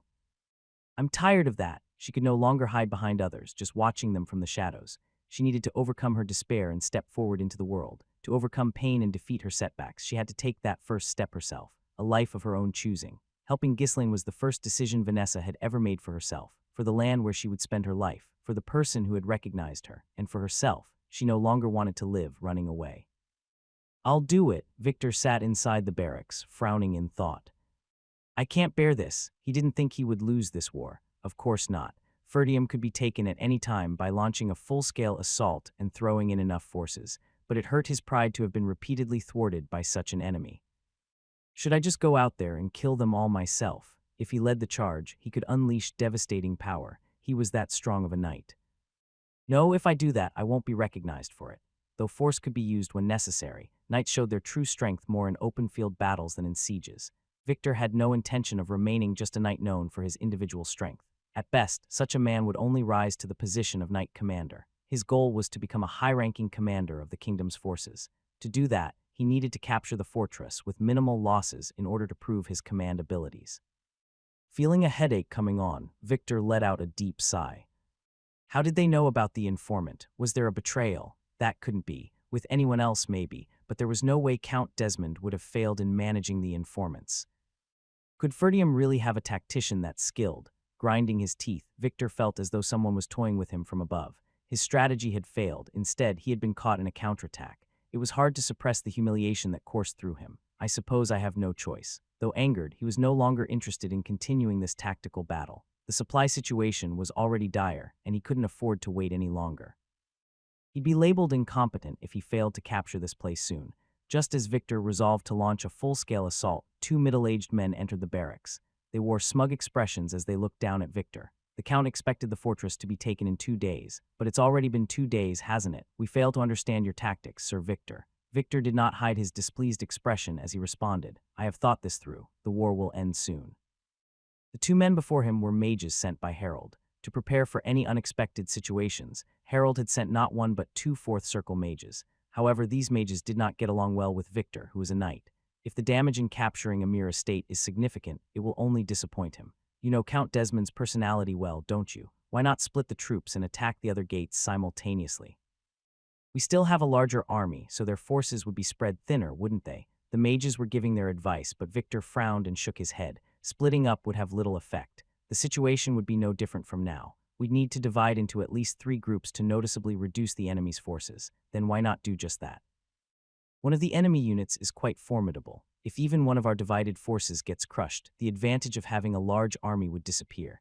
Even if we capture another gate, we'd have to re-engage in urban warfare. Victor, if nothing else, highly regarded the unit clad in black armor. Had they not suffered at their hands again today, there are foes one can confront and those one cannot. The black-armored unit was the latter. If they divided their forces and reduced their numbers, the enemy would seize the opportunity to strike. It was the only way Ferdium could possibly win. If we had more troops, we would have surrounded them on 3 sides and fought. But for now, it's better to keep the troops together. Victor could not be everywhere at once, watching every front. Although Victor's reasoning was sound, the mages were not convinced. They believed he was just making excuses out of fear. Silently mocking Victor as being timid, one of the mages asked again, "Are you just going to let us sit idle? They don't have any mages on their side. If they have no mages, we 2 alone could kill hundreds." As the mages continued to complain, Victor responded irritably, "We'll head out soon, so prepare yourselves. I will use your magic in the final battle." The final battle. When Victor explained his plan, the mages finally showed interest. "Indeed, they say you excel in both swordsmanship and strategy. It must be true. If that's your plan, I approve. As expected from the knight favored by the Count. Ha ha ha." The mages' empty flattery only deepened Victor's displeasure. He knew they were looking down on him. They saw him as a novice, commanding such a large army for the first time. HMPH, just wait and see. Once we win this war, I'll rise even higher. Though this was his first time commanding a large army, not once did he think he would lose. Harold's trust in him was the same as his belief in himself. Victor had never met someone as thorough and meticulous as Count Desmond. And Victor was like a disciple to Harold, having learned everything directly from him. Harold had provided him with thousands of elite soldiers, mages, and even siege weapons, and the force was overwhelmingly strong. Just before their deployment, Harold had told him that with his swordsmanship, he could overcome any unforeseen variables and still achieve victory. "We'll begin tomorrow. With our supplies running low, this will all be over soon." The mages nodded and left the tent. Alone, Victor's gaze grew colder as he stared at the map. "I will win with minimal losses. As the enemy gave their best, so would he, and that would ensure that they would never lose." Duong, Duong. As soon as dawn broke, the enemies began to swarm again. Unlike before, the enemy forces now moved all at once. They seemed determined to breach the castle this time, as they even brought along mobile siege ladders. The soldiers of Ferdium, upon seeing this, froze in tension. Although their morale had been high after enduring 2 days of siege, the sight of the massive army advancing all at once brought an overwhelming sense of pressure. "Stay strong. We can hold them off today as well." Encouraged by Zwalter's words, the soldiers took their positions and shot arrows fiercely at the oncoming enemies. However, arrows were not very effective against the enemy, who advanced with shield bearers at the forefront. Still, occasionally, the infantry and archers in the rear ranks were struck and fell. Despite the suppressive fire, a group finally reached the bottom of the castle walls. The damaged parts of the wall had already been filled with wood, dirt, and rocks. The enemy, not bothering with that section, attached ladders to various parts of the wall. The enemies began to climb up the ladders leaning against the castle walls. "Stop them. Push the enemies back." At Zwalter's command, the soldiers hurled various weapons down the ladders. Spiked cylinders were rolled down, and hot water and molten metal were poured continuously. Uarg, the enemies who were climbing with shields raised, could not withstand the fierce defense and fell one by one. Ferdium's soldiers also had to fight while keeping their heads down due to the suppressive fire from the enemies at the foot of the wall, making the battle even more challenging. Fortunately, since the enemy's assault wasn't too intense, the casualties were minimal. What's going on? Why aren't they moving the siege tower? Zwalter's mind was in turmoil. When using ladders to climb the walls, the attacking side inevitably suffers greater casualties compared to using siege towers. Yet the enemies only used ladders, and the siege towers remained completely immobile. The fact that the enemy wasn't pressing forward aggressively also seemed suspicious. It felt as if they were attacking without much care. Whether they took the castle or not seemed inconsequential to them. However, since their numbers were overwhelming, it wasn't like Zwalter and his men could defend so half-heartedly in return. Zwalter continued to ponder the enemy's intentions. Are they trying to undermine the wall's foundation and bring it down, or are they planning to dig tunnels to infiltrate? He considered other common siege tactics, but none seemed to fit. There was no sign of any suspicious activity near the base of the walls, and digging tunnels would require more time than the enemy likely had. By the time the sun began to set, the enemies still hadn't managed to breach the walls and eventually retreated. Woohoo, we held them off again today. The soldiers cheered, but it was another victory that felt unsettling, just like the previous day. Zwalter's uncertainty didn't last long. By nightfall, he quickly understood the enemy's intentions.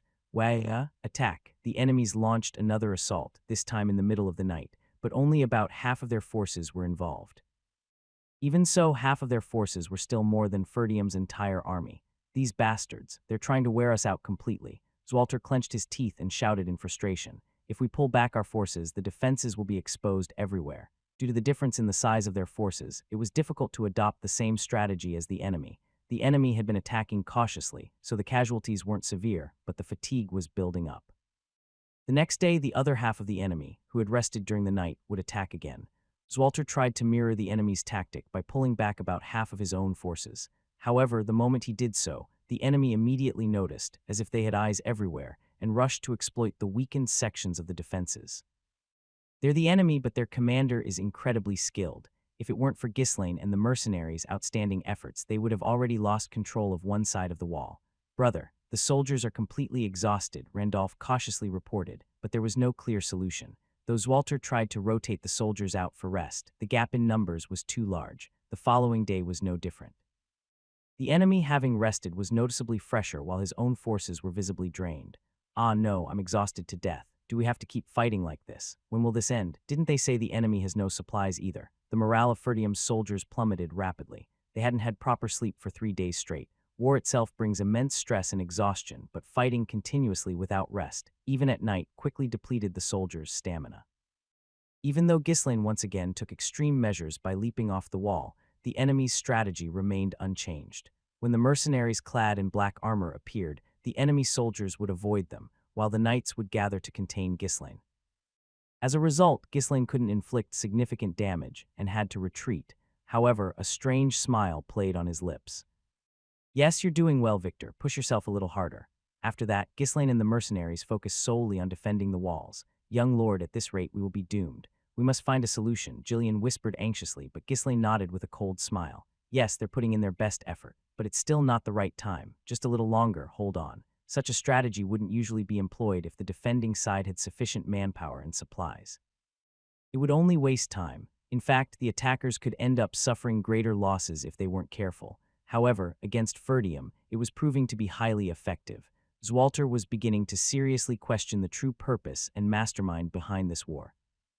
How long have they been preparing for this? It was no secret that Ferdium was suffering from a lack of supplies, but still, those ladders, they were clearly prepared before the war started. Ferdium's walls were relatively lower than those of other places. Even the ramps of siege towers, when placed against Ferdium's walls, would slope downward. And yet, the ladders the enemy had brought were made to fit perfectly to the height of Ferdium's walls. This meant the enemy had been planning for this siege months in advance.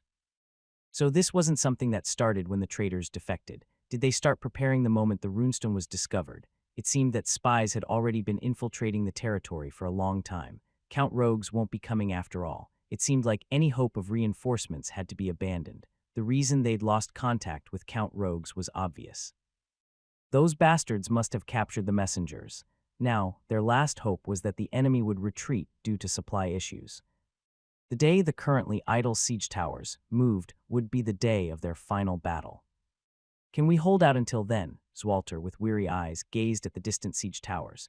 Meanwhile, Victor, too, was preparing for the final battle. Even though they had been leading the battlefield to their advantage, the attrition of his forces was inevitable. The growing casualties were far from welcome. Minimizing losses was essential to proving his competence as a commander. Still, he couldn't afford to simply wait, so he had to proceed cautiously. Supplies are running low. Are we going to be all right? Tamos asked, his tone filled with concern. One way or another, they had to bring this to an end and secure the runestone. Without it, Diggold wouldn't be able to recover from the damage sustained in this war. And if Ferdium somehow managed to counterattack, Diggold would face total destruction. Don't worry. It'll be over soon, Victor responded firmly. The truth that the day Ferdium fell would also be the end for Diggold was a truth he kept to himself. How much longer can they hold out? 2 days. By now they should be facing serious problems. Ideally, Victor wanted to push harder for 3 or 4 more days, but they didn't have enough supplies for that kind of luxury. Press harder, Victor ordered, accepting that they might suffer more losses in order to extend the battle for a little longer. The soldiers of Ferdium, who had been surviving on brief naps, were finding it harder and harder to hold the line. During all this, Ghislaine divided his mercenaries into 2 groups, ensuring that half rested while the other half fought. The problem was, the more the mercenaries rested, the more Ghislaine had to compensate by moving around himself. Young lord, have you lost your mind? At this rate you'll die, sir, you need to rest as well. Belinda and Gillian tried to stop him, but once Ghislaine made up his mind, he pushed forward relentlessly. I'm fine. It's better than resting forever in death, right? Now's the time to push ourselves, Ghislaine replied nonchalantly, almost too relaxed, prompting Belinda to clutch her chest in frustration. 2 more days passed like that. The soldiers of Ferdium found themselves facing an even graver crisis. We've run out of arrows. Our defense supplies are completely gone. As more reports came in from the knights, Zwalter could only lower his head in defeat.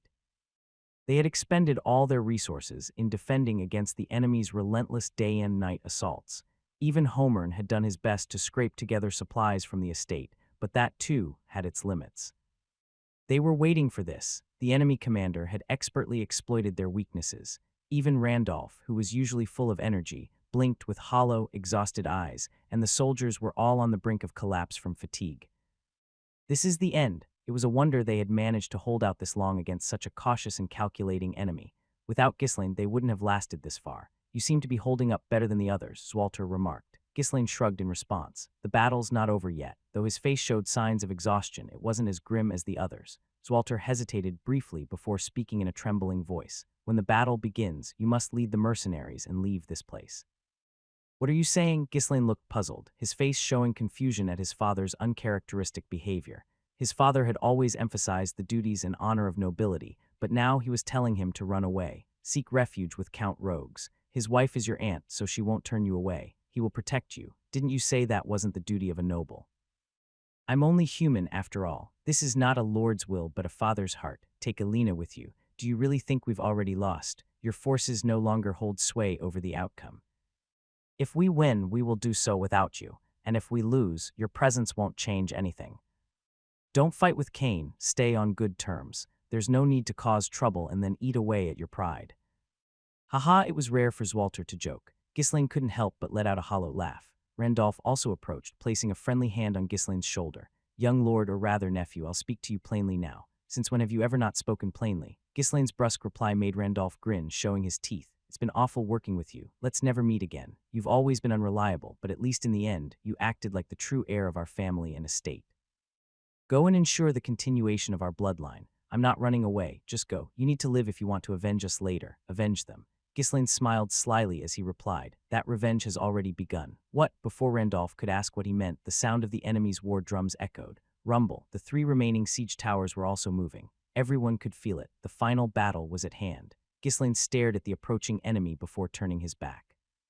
I'm going to act on my own now. As Ghislaine descended toward the gates, Zwalter and Randolph stood silently, unable to speak. A moment later, Zwalter let out a sigh. Well, when did that boy ever listen to anyone? At least he's acting like a noble in the end. Now that things have come to this, let's see it through to the end. Judging by the siege towers moving, today is the last day. If we run out of weapons, we'll just fight with our fists, right? Watching Randolph reignite his determination, Zwalter nodded. Then he shouted to the soldiers, everyone stay strong. Today is our final battle. Woo-wah. At the Lord's declaration, the soldiers raised their weapons and let out a great cheer. In truth, no one believed that Ferdium could win. The screams they let out were closer to cries born from their fear of death. Hearing the cheers from Ferdium's side, Victor smirked. It's over now. What tiresome bastards. Since yesterday, almost no arrows had flown from the castle. This was proof that the enemy's supplies were nearly depleted. Now was the time to crush them with overwhelming force and claim victory. The central army will advance and wait near the gates. He stationed the shield-bearers in thick lines at the center of his formation. When they're at their limit, the enemy will open the gates and charge out. At that moment, hit them with magic and wipe out their vanguard. The mages standing beside Victor nodded. Victor was certain that when the siege began, the men in black armor would rush out. In their final moment, they would rely on their specialty, an all-out charge. They probably think it's their last chance to win, but a sudden magical strike would shatter their momentum. I've kept my mages hidden for this exact moment. Ferdium might have had some clever tricks up their sleeve, but this was the end for them. All troops, advance. At Victor's command, the entire army began to move at once. Ferdium's soldiers trembled in despair. They had held out well up to this point, but today it seemed impossible to survive. Only the mercenaries kept their sharp eyes on the approaching enemy, their fighting spirit undiminished. As Ghislaine scanned the mercenaries, his gaze landed on the person standing next to him. Vanessa, get ready. The mercenaries, who had been gathered around Ghislaine, split to either side. As they moved, multiple magic circles that had been hidden behind them came into view. There was a central magic circle, surrounded by 6 additional circles drawn around it. Without a word, Vanessa nodded and stepped onto the central magic circle. Not just Vanessa, but Ulfoy and the other mages were also brought here. On the wrists of every mage, there were bracelets embedded with runestones inscribed with incantations. What kind of magic circle is this? When did you engrave these? Ulfoy asked, his voice full of curiosity. Ghislaine answered with a nonchalant expression. Ulfoy and your companions step onto the circle. No, we have to know what this is before we decide to step on it or not, don't you think? At some point, Ulfoy had started speaking informally, but Ghislaine didn't seem to care at all. Right now, the tone of speech wasn't the important issue. Instead of trying to convince the hesitant mages, Ghislaine decided to show them through action. Step on it. At his gesture, the mercenaries pressed weapons against the necks of Ulfoy and the mages, forcing them onto the magic circle. What the hell? What exactly are you trying to do? Ulfoy grumbled openly, but Ghislaine ignored him and turned towards Vanessa. Vanessa, you can do it, right? She swallowed nervously as her trembling eyes met Ghislaine's. Though she had made up her mind, now that the moment had come, her confidence quickly faded. See, can I really do this? You can. You must succeed. At his firm response, Vanessa nodded. Resolving herself to succeed, even if it cost her life, Vanessa closed her eyes and began to gather her mana. Guwang. As her body gradually lifted off the ground, mana started to converge towards her. There was no way someone like her, who couldn't even properly cast a first circle spell, should be able to draw in this much mana. Mana transfer. Ulfoy shouted in shock. Suddenly, mana was pouring out of his body at an alarming rate. As he looked around, the other mages were also panicking, flailing their arms in confusion. Ulfoy cried out in despair. You crazy bastard, why did you let her take control of the transfer? Mana transfer is a spell that channels the mana of multiple people into a single individual, amplifying their power. If the central person can't control it properly, not only will all the mages lose their mana, but they could even have their life force drained, leading to death. Without precise control, immense mental strength, and a perfect understanding of the spell formula, it was a dangerously risky magic. There's no way a girl who can't even cast a first circle spell will succeed. Don't worry, trust Vanessa, trust her. You're insane, you lunatic. Ulfoy and the mages screamed as they tried to escape, but it was too late. They had already been caught in the storm of mana. The mages were completely immobilized, their mana being drained by the magic circle. No, I can't die like this. As much as Ulfoy and the other mages were suffering, Vanessa also gritted her teeth in agony. Blood began to trickle from her nose and ears, and the veins across her body rapidly darkened to a strange black color. This was proof that her body could not withstand the mana that was surging into her. Her violently trembling body clearly showed just how hard it was for her to endure. Eventually, a groan escaped from her lips. Unable to withstand the pressure of the mana, blood tears began to leak from her tightly closed eyes. As time passed, the people nearby also began to feel the heavy presence of mana in the air. It wasn't chaotic, but it was something that kept building, pressing down on the space around them. Vanessa could no longer hold on. Her consciousness was beginning to fade. As expected, this was impossible. I can't do it. How could I ever? Her life had been filled with nothing but failure. She had only briefly tasted a miracle, and yet she had been deluded into thinking she had any ability. Now she has reached her limit. She could no longer endure. The pain was unbearable. Was this what it would feel like to experience all the suffering of one's life at once? Even her firm resolve was melting away like snow in the face of this overwhelming pain. She wanted to forget everything and just give up.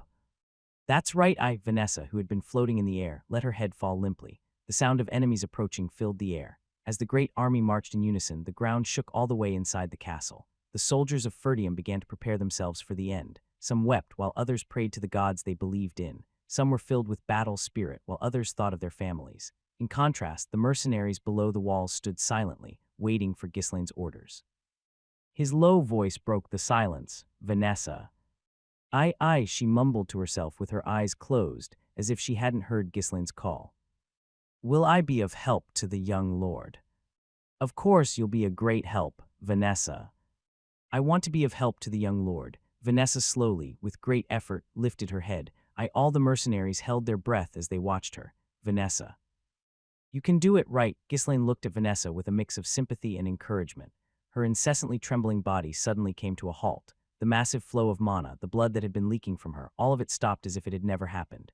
At that moment, Ghislaine clenched his teeth so hard that it seemed they might shatter as he turned his head. Open the gates. Skaven, why, young lord, what are you thinking right now? Open them. Skaven gulped. He knew precisely what Ghislaine was thinking. At this rate, they were bound to lose. Their only hope was to charge forward with Ghislaine and the mercenaries. Yeah, if we're going to die anyway, might as well go out fighting like last time. Dying in a futile defense on the walls seemed far worse. Of course, the enemy wouldn't fall for the same trick twice, but if Ghislaine could manage to break through the enemy's formation, every soldier inside the castle might have a chance to charge out and escape. Having made up his mind, Skaven, along with the soldiers, slowly began to open the castle gates. Kriaak. As the gate began to open, the people on the walls were thrown into a panic. Zwalter and Randolph, in particular, quickly realized what Ghislaine was up to. How could they not? They had already experienced this once before. No, Ghislaine, what are you doing? Are you insane, young lord? Stop this right now. They had seen firsthand how capable Ghislaine and his mercenaries were. But that only worked when the enemy numbers were reasonable. Zwalter shouted again. That won't work twice. How many times have I told you to be cautious? There was no way the enemy wouldn't have prepared for the same situation. Looking at the enemy's formation, it was clear. Shield bearers were packed tightly at the front. The intent was obvious. They were prepared for the mercenaries' charge and were set to minimize damage. Close the gates. Close them now. Run away instead. Save yourself, you idiot, if nothing else. Zwalter and Randolph shouted until their voices were hoarse, but Ghislaine didn't so much as acknowledge them. Even Skaven, ignoring the Lord's orders, kept his head down and continued with the plan. You fool, are you really going to throw your life away so easily? Zwalter, shaking with rage, started to descend toward the gate, but Randolph grabbed his arm and shook his head. It's too late, brother. If the Lord left his post at a time like this, it would all be over in an instant. Zwalter glared at Ghislaine in the distance, took a moment to calm his breath, and spoke. Fine, the gates are already open. We'll fight as one. They had no arrows left and no supplies to maintain the defense. Staying on the walls would do nothing to hold back the approaching enemy. If they were going to fight, perhaps it was better to face the enemy altogether. Even if the enemy had prepared for Ghislaine and the mercenaries' charge, it wouldn't be an easy fight for them. All troops. Abandon the walls and gather around the gates. Following the Lord's command, the soldiers of the Ferdium army began to gather one by one at the gate, but the space was too tight, and they could do no more than stand behind the mercenaries. While Zwalter, Randolph, and the knights were still moving the remaining forces off the walls, Ghislaine spoke to his mercenaries. Get ready. We finish this before the others gather. The mercenaries, their blood pumping, gripped their weapons and prepared to charge out. They were tense but not afraid. They believed that as long as they followed their captain's orders, they would win. Kior, meanwhile, easily let his mind rest. If I die in battle, so be it. If I live, that's fine too. Sure, there's some stuff I'll miss, but dying in a war like this wouldn't be so bad. It'd feel satisfying, at least. As Ghislaine prepared for battle, Belinda, who usually caused a commotion trying to stop him from fighting, was unusually silent this time. The danger remained the same whether they fought with the gates open or closed. I'm sorry, my lord. I'll make sure to get the young lord out alive somehow, and if possible, the lady too. Her plan was to knock Ghislaine unconscious when he grew exhausted and then drag him off the battlefield, no matter the cost. Gillian had a good idea of Belinda's plan, but he said nothing and continued checking his weapon. He had heard they prepared a trap with the mages, but seeing the look on Ghislaine's face, it seemed something had gone wrong. Though he hadn't known Ghislaine long, Gillian understood one thing. His young lord would never run away. Gillian had already decided to devote the rest of his life to him. He was ready to die here with Ghislaine. Rachel, if things go wrong, escape with Lady Alina. Meanwhile, Victor grinned brightly when he saw the gates open. It's finally time to end this. As expected, the enemy was preparing for a final charge. It even looked like they were concentrating all their forces around the gate. Fools, if they all rush at us, it'll only make things easier. As Victor raised his hand, the cavalry positioned behind his central army advanced to the sides. They were preparing to flank the Ferdium forces. Once the enemy retreats, pursue them and annihilate them. A cruel smile crept across Victor's face. Finally, the time had come to repay what he'd suffered. Everyone moved slowly in tight formation. The enemy's formation became even tighter, more formidable. Skaven and the soldiers, waiting, stared with fear on their faces as they felt the overwhelming pressure. Standing beside Skaven, Ricardo suddenly noticed something odd. Why isn't the young lord on horseback? And neither are the mercenaries. There wasn't a single horse in sight near Ghislaine or his mercenaries. A charge on foot, sure, they could charge out just like before, but the situation now was different from last time. The mercenaries' horses had been left nearby, close enough that they had plenty of time to prepare. Ricardo almost asked Ghislaine why they weren't preparing the horses, but hesitated. Even an idiot wouldn't forget to mount up for a charge. If he knew this, surely Ghislaine did too, right? Ricardo studied Ghislaine carefully. His expression wasn't one of a man making a last, desperate stand. It was the look of someone who had been patiently waiting for the right opportunity. Suddenly, a chill ran down Ricardo's spine. Ghislaine had a way of defying common sense and producing incredible results in the most unexpected ways. Yeah, I'll trust him. He's not someone who'd just give up. For the first time, someone from Ferdium began to believe in the young lord, and Ricardo's intuition wasn't far off. Ghislaine narrowed his eyes, watching the enemy approach from beyond the gate. His face was filled with confidence, as though victory was already in his grasp. You must have been holding back too.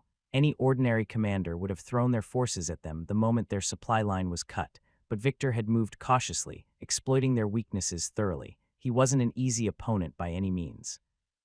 You weren't the only one waiting for this moment. Ghislaine had been clutching his chest, his heart ready to burst, waiting for the right time. Every single day, he fought back the urge to rush out and crush the enemy's heads. He held back, waiting for the chance to slaughter them all, to leave none alive. Grind. Ghislaine clenched his teeth without realizing it. I've never once forgotten. On these very castle walls, his father and his vassals had their heads impaled on pikes, left to rot in disgrace. That sight haunted Ghislaine every day of his life. He was consumed by agony day in and day out. Thump. Just thinking of that scene sent blood rushing to his head, and the mana within him surged, ready to explode. None of you are leaving here alive. Ghislaine had prepared to the best of his ability. It wasn't perfect. Even a single mistake would lead to the destruction of the estate and the deaths of everyone. Who could confidently guarantee victory against an overwhelming army like this? And yet, I won't give up. Ghislaine took a deep breath. He had stopped the war once, right after returning home. The first battle sparked by Alina had been prevented. That had bought them some time, but in the end, war came regardless. And this time, it was far worse than before, on a much larger scale. The more they resisted, the greater the danger grew. It was as if the heavens themselves were determined to see the Ferdium estate fall. Maybe this is an unavoidable fate, one that has ensnared this land. Ghislaine shook off the pessimistic thoughts in his mind, letting out a fierce laugh. Don't make me laugh. There won't be a second time. Ghislaine lowered the visor of his helmet, and every mercenary followed suit, adjusting their helmets in unison. Huff, huff, huff. The sound of the mercenaries' tense breathing echoed through the air. Skaven and the soldiers, who had been standing nearby, took a few steps back, overwhelmed by the intense atmosphere. Only Ghislaine and the mercenaries stood in front of the gate, their fighting spirits burning bright. Ghislaine slowly extended his arm to the side, signaling to the mercenaries. Wait. The tension reached its peak. Hearts pounded as if they would explode, muscles tightened to the point of cramping, and blood rushed to their heads, leaving them dizzy. They were so focused that they barely realized they were still standing. Not yet. Time seemed to blur as the mercenaries concentrated with everything they had. Then Ghislaine turned his head and shouted, Vanessa. Vanessa's tightly shut eyes flew open. In her pupils, golden magic circles were etched. Her small lips began to move as she softly chanted something. Her will and understanding pierced through the world, connecting with a single universal truth. That truth defied limits, summoning power far beyond her circle. Goo-woo, a massive surge of mana erupted in every direction. The mana materialized into symbols that circled around Vanessa. The flaming magical runes transformed into red dots, scattering in all directions, blending back into the world as they faded away. Goo-woo. For a moment, everyone, both enemy and ally, froze. In their eyes, the same scene unfolded. Between the castle walls and the enemy army, a shimmering red barrier like a burning sunset rippled and surged endlessly. Zwalter, in shock, dropped his sword. Randolph, forgetting all decorum, stood there with his mouth agape. Goo-woo. The enemy could no longer approach the Ferdium castle. Even Victor halted his horse in surprise. In the midst of the frozen masses, only one person moved. Like the rippling flames of the red barrier, his eyes glowed with the same crimson hue. Rumble, the ground began to shake violently. I've waited for this day. Ghislaine's voice rumbled like molten lava about to erupt. What is this? A massive wall of fire had completely surrounded the enemy forces. They couldn't move forward, let alone retreat. Everyone stood dazed, shocked by the sudden appearance of the phenomenon. Victor was the first to regain his senses and shouted at the wizards beside him. Break this magic, dispel it now. However, the wizards were frozen in place, their eyes wide open, unable to move.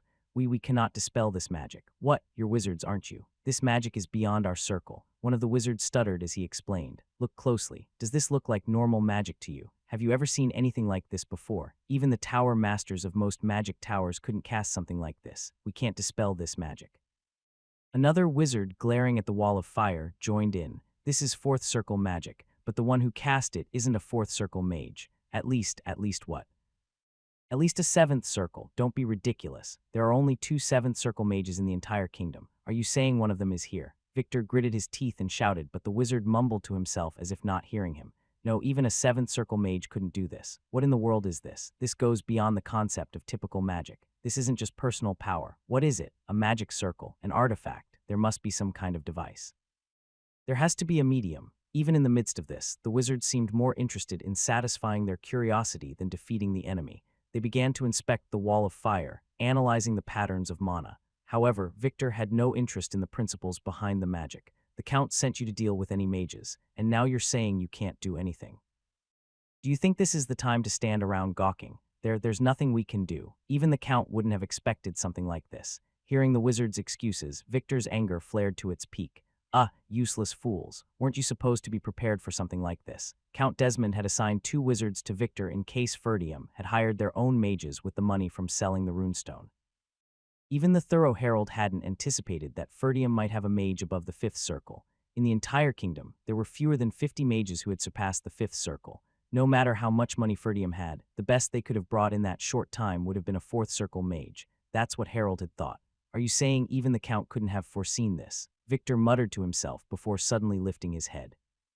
The siege had become impossible due to the wall of fire blocking all sides. They had no choice but to wait for the magic to fade. The flames surrounded them, but if they ran quickly, they might be able to retreat through the back. Retreat, regroup and wait until the fire dies down, then we'll advance again. Get out of this area as quickly as possible. As Victor shouted loudly and was about to turn his horse around, one of the wizards spoke up. Come to think of it, the concentration of mana here is unusually dense. Something off, rumble. In an instant, the horses they were riding staggered. The wizard couldn't finish his sentence and pulled at the reins. Vanessa had begun casting the next stage of her magic. The golden magic circle engraved in her eyes rotated once. Crack, the runestone bracelets worn by her, and Ulfoy's group shattered into dust and scattered. The wall of fire was merely a means to trap the enemy in place momentarily. The actual attack was just beginning. The mana that had been blending into the surroundings slowly began to take form. It seeped into the ground, meeting something that had been waiting beneath. At last, the conditions were perfectly met. Vanessa softly muttered, "Flame strike." The ground trembled as if mana was erupting forth. Rumble. With an earth-shattering roar, dozens of massive pillars of fire shot up from all directions. Arg! Victor's soldiers screamed as they were engulfed in flames. Those who stood at the center of the fire pillars couldn't even scream before being reduced to ash. Neither Victor nor the wizards could escape the explosion. The battlefield had turned into utter chaos. Those who survived began to scream, throw down their weapons, and scatter in all directions. Spare me, fall back, get back. The fire spread, filling every corner. The gigantic fire pillars devoured siege towers and ladders, growing ever larger. Soldiers whose bodies were set ablaze rolled on the ground in vain. Inside the gates, the soldiers of the Ferdium estate could only swallow nervously as they watched the hellish scene unfold before their eyes. Who could have possibly prepared something like this? Zwalter, who had been in a daze, staggered but barely regained his balance. He stood upright to peer down at the chaos below. Unlike the confused soldiers, Ghislaine and the mercenaries appeared calm. Could it be, Ghislaine, was this your doing? At that moment, Vanessa collapsed, coughing blood. A nearby mercenary caught her as she fell from the air. Ghislaine briefly looked back and spoke. "Belinda, take care of the mages." Oh yes. Belinda, along with a few soldiers, began to carry the fallen mages and retreated. Ghislaine turned and started walking. The mercenaries followed behind him. Zwalter shouted loudly, "Ghislaine, what are you doing?" But Ghislaine neither responded nor stopped. Zwalter, now desperate, shouted again, Stop, that's enough, we've already won." "They're all going to flee into that fire. Why on earth are you going out there?" It's a sea of flames out there. Only then did Ghislaine halt his steps and look back at him. His reply was cold and emotionless, because they need to die. What? We'll hunt down every single one of those fleeing bastards and kill them. They need to feel the painful consequences of daring to covet Ferdium. You're serious about this. Any future enemies who set their sights on this place will think twice. They'll wonder if they truly have the courage to risk their lives. A brutal killing intent radiated from Ghislaine. It was the kind of presence only someone who had survived by piling up bodies could emit. Zwalter felt chills run down his spine as he saw this unfamiliar side of his son. How could he exude such terrifying power? But for now, stopping his son was the priority. I understand your intent, but how do you plan to enter those flames? Even if one used mana to shield themselves, there would be limits to how much it could protect against such an intense fire. Anyone foolish enough to attempt to break through would surely die. However, despite Zwalter's desperate plea, Ghislaine merely gave him a silent, sly grin. Count Tamos, who had been observing from the rear, was utterly startled by the sudden eruption of flames. What is this? What's with these flames? Why are they shooting up out of nowhere? He had no idea what was happening, nor could he comprehend the situation at all. A few of the soldiers on the outskirts managed to escape, but far more had perished. Some had managed to flee even while their bodies were aflame, but they died shortly after. As Tamos stood there, dazed, a young officer shouted loudly, "Get a hold of yourself. You need to issue a retreat order. Sound the horn and send the remaining soldiers forward to help the wounded." The officer urgently continued when he saw that Tamos still hadn't recovered his senses. "This isn't a forest, sir. The area is wide open, and we don't have mounts.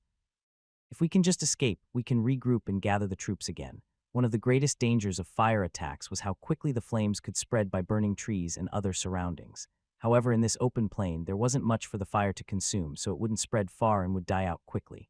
You're under the scribe's command, Lowell, was it? But what if the enemy comes after us? Shouldn't we just flee right now? The enemy can't cross the fire either, sir.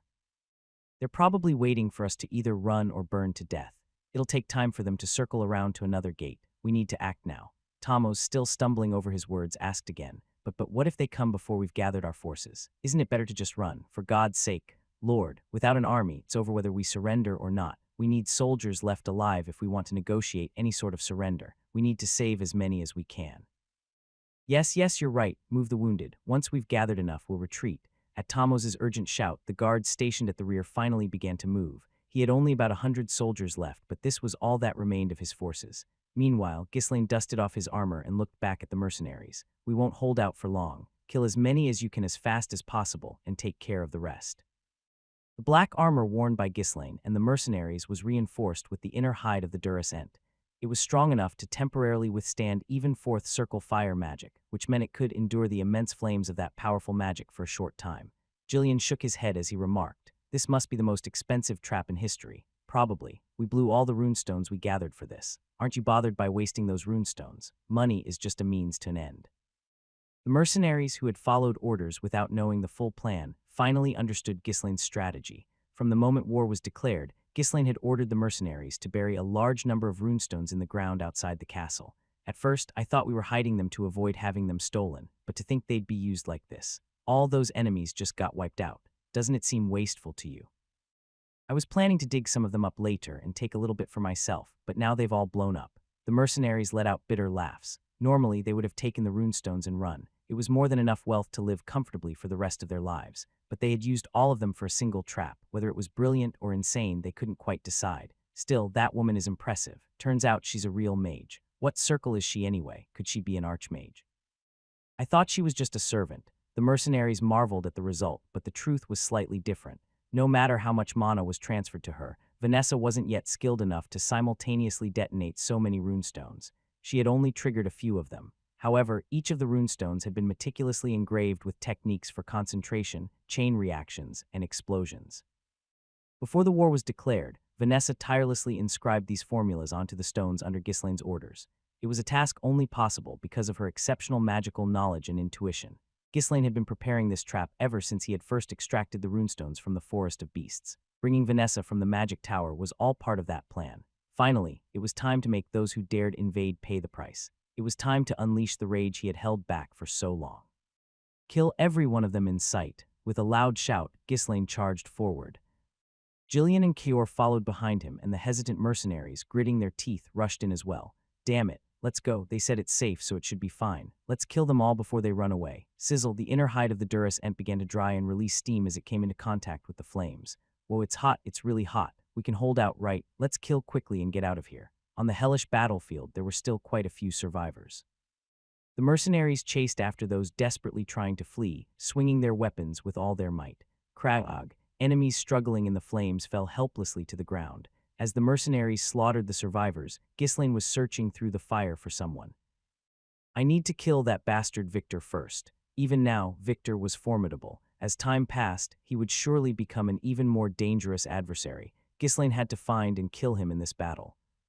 If he died from a direct hit by one of the fire pillars, that would be best, but I need to confirm even a piece of his corpse. Ghislaine sprinted through the battlefield, cutting through the horrifying screams of enemy soldiers.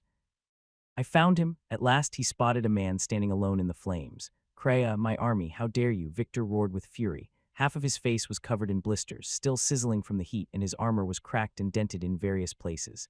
Yet he was still alive. I'll kill you all. I'll rip your guts out and hang your heads from the walls. His eyes gleamed with madness. There was no turning back now. Even if it meant going alone, he intended to cut down the Lord of Ferdium and all his retainers. Even if he died here, this would be the last way to preserve his honor and pride. As Victor poured out streams of mana and prepared to charge toward the Ferdium castle, something tore through the flames, hurtling straight toward him. Tamos shook his legs, unable to stay still. The soldiers couldn't approach the fire, so they were barely managing to carry out the wounded who had escaped.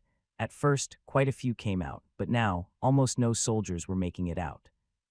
Damn it, they're all injured. What am I supposed to do with this? The ones who escaped early on were in relatively decent condition, but the rest were barely clinging to life. Even so, when they were all counted, there were fewer than 500. Victor, you idiot, you acted all high and mighty, and this is what you deliver. How do you lead an army of this size and still lose? While Tamos cursed Victor, Lowell, who had been nervously observing the battlefield, started to break out in a cold sweat. This doesn't make sense. No matter how fierce the flames are, this is a plane. Even if they're badly injured, they should still be able to escape. Something is wrong. Desmond had sent a well-trained contingent of knights and soldiers as reinforcements. In a situation like this, it was impossible that all of them had fallen into a panic. Was it because they were packed too closely together? If their movements were hindered and they hesitated, the fire could have spread to them. He had expected at least 1,000 to escape, but the number of survivors was far too small. The agonized screams still echoed from within the fire. They're screaming in pain like that, yet they're not escaping. A sinking feeling gripped his heart. Lowell immediately checked the east and west of the Ferdium fortress. There's no dust cloud. If the enemy had begun their pursuit, they would have deployed cavalry. By now, there should have been dust clouds visible in the distance. What in the world is happening inside? Chills ran down his spine. Gritting his teeth, he shouted at Tamos, Lord, we need to retreat immediately. Lead the remaining soldiers and knights and flee. What about the wounded? There's something in there. You must flee at once. Tamos, who had been fidgeting for some time, suddenly brightened at Lowell's words. Yes, let's run. Everyone retreat, but it was already too late. Men clad in black armor burst through the flames. Their appearance resembled demons emerging straight from hell. That armor, both men turned pale. Smoke continuously billowed from the black armor. Tamos immediately turned his horse around. He didn't even care to wonder how they had survived the fire. Stop them. Block those bastards. Leaving those words behind, Tamos kicked his horse and fled. My lord, I'll serve you well. Lowell, spouting empty words, quickly followed behind Tamos. When even the last few knights fled after their lord, the soldiers, left without their commanders, plunged into chaos. Let's run too. What about the wounded? We've already lost. If we stay here, we're all dead too. The more quick-witted soldiers started to scatter one by one.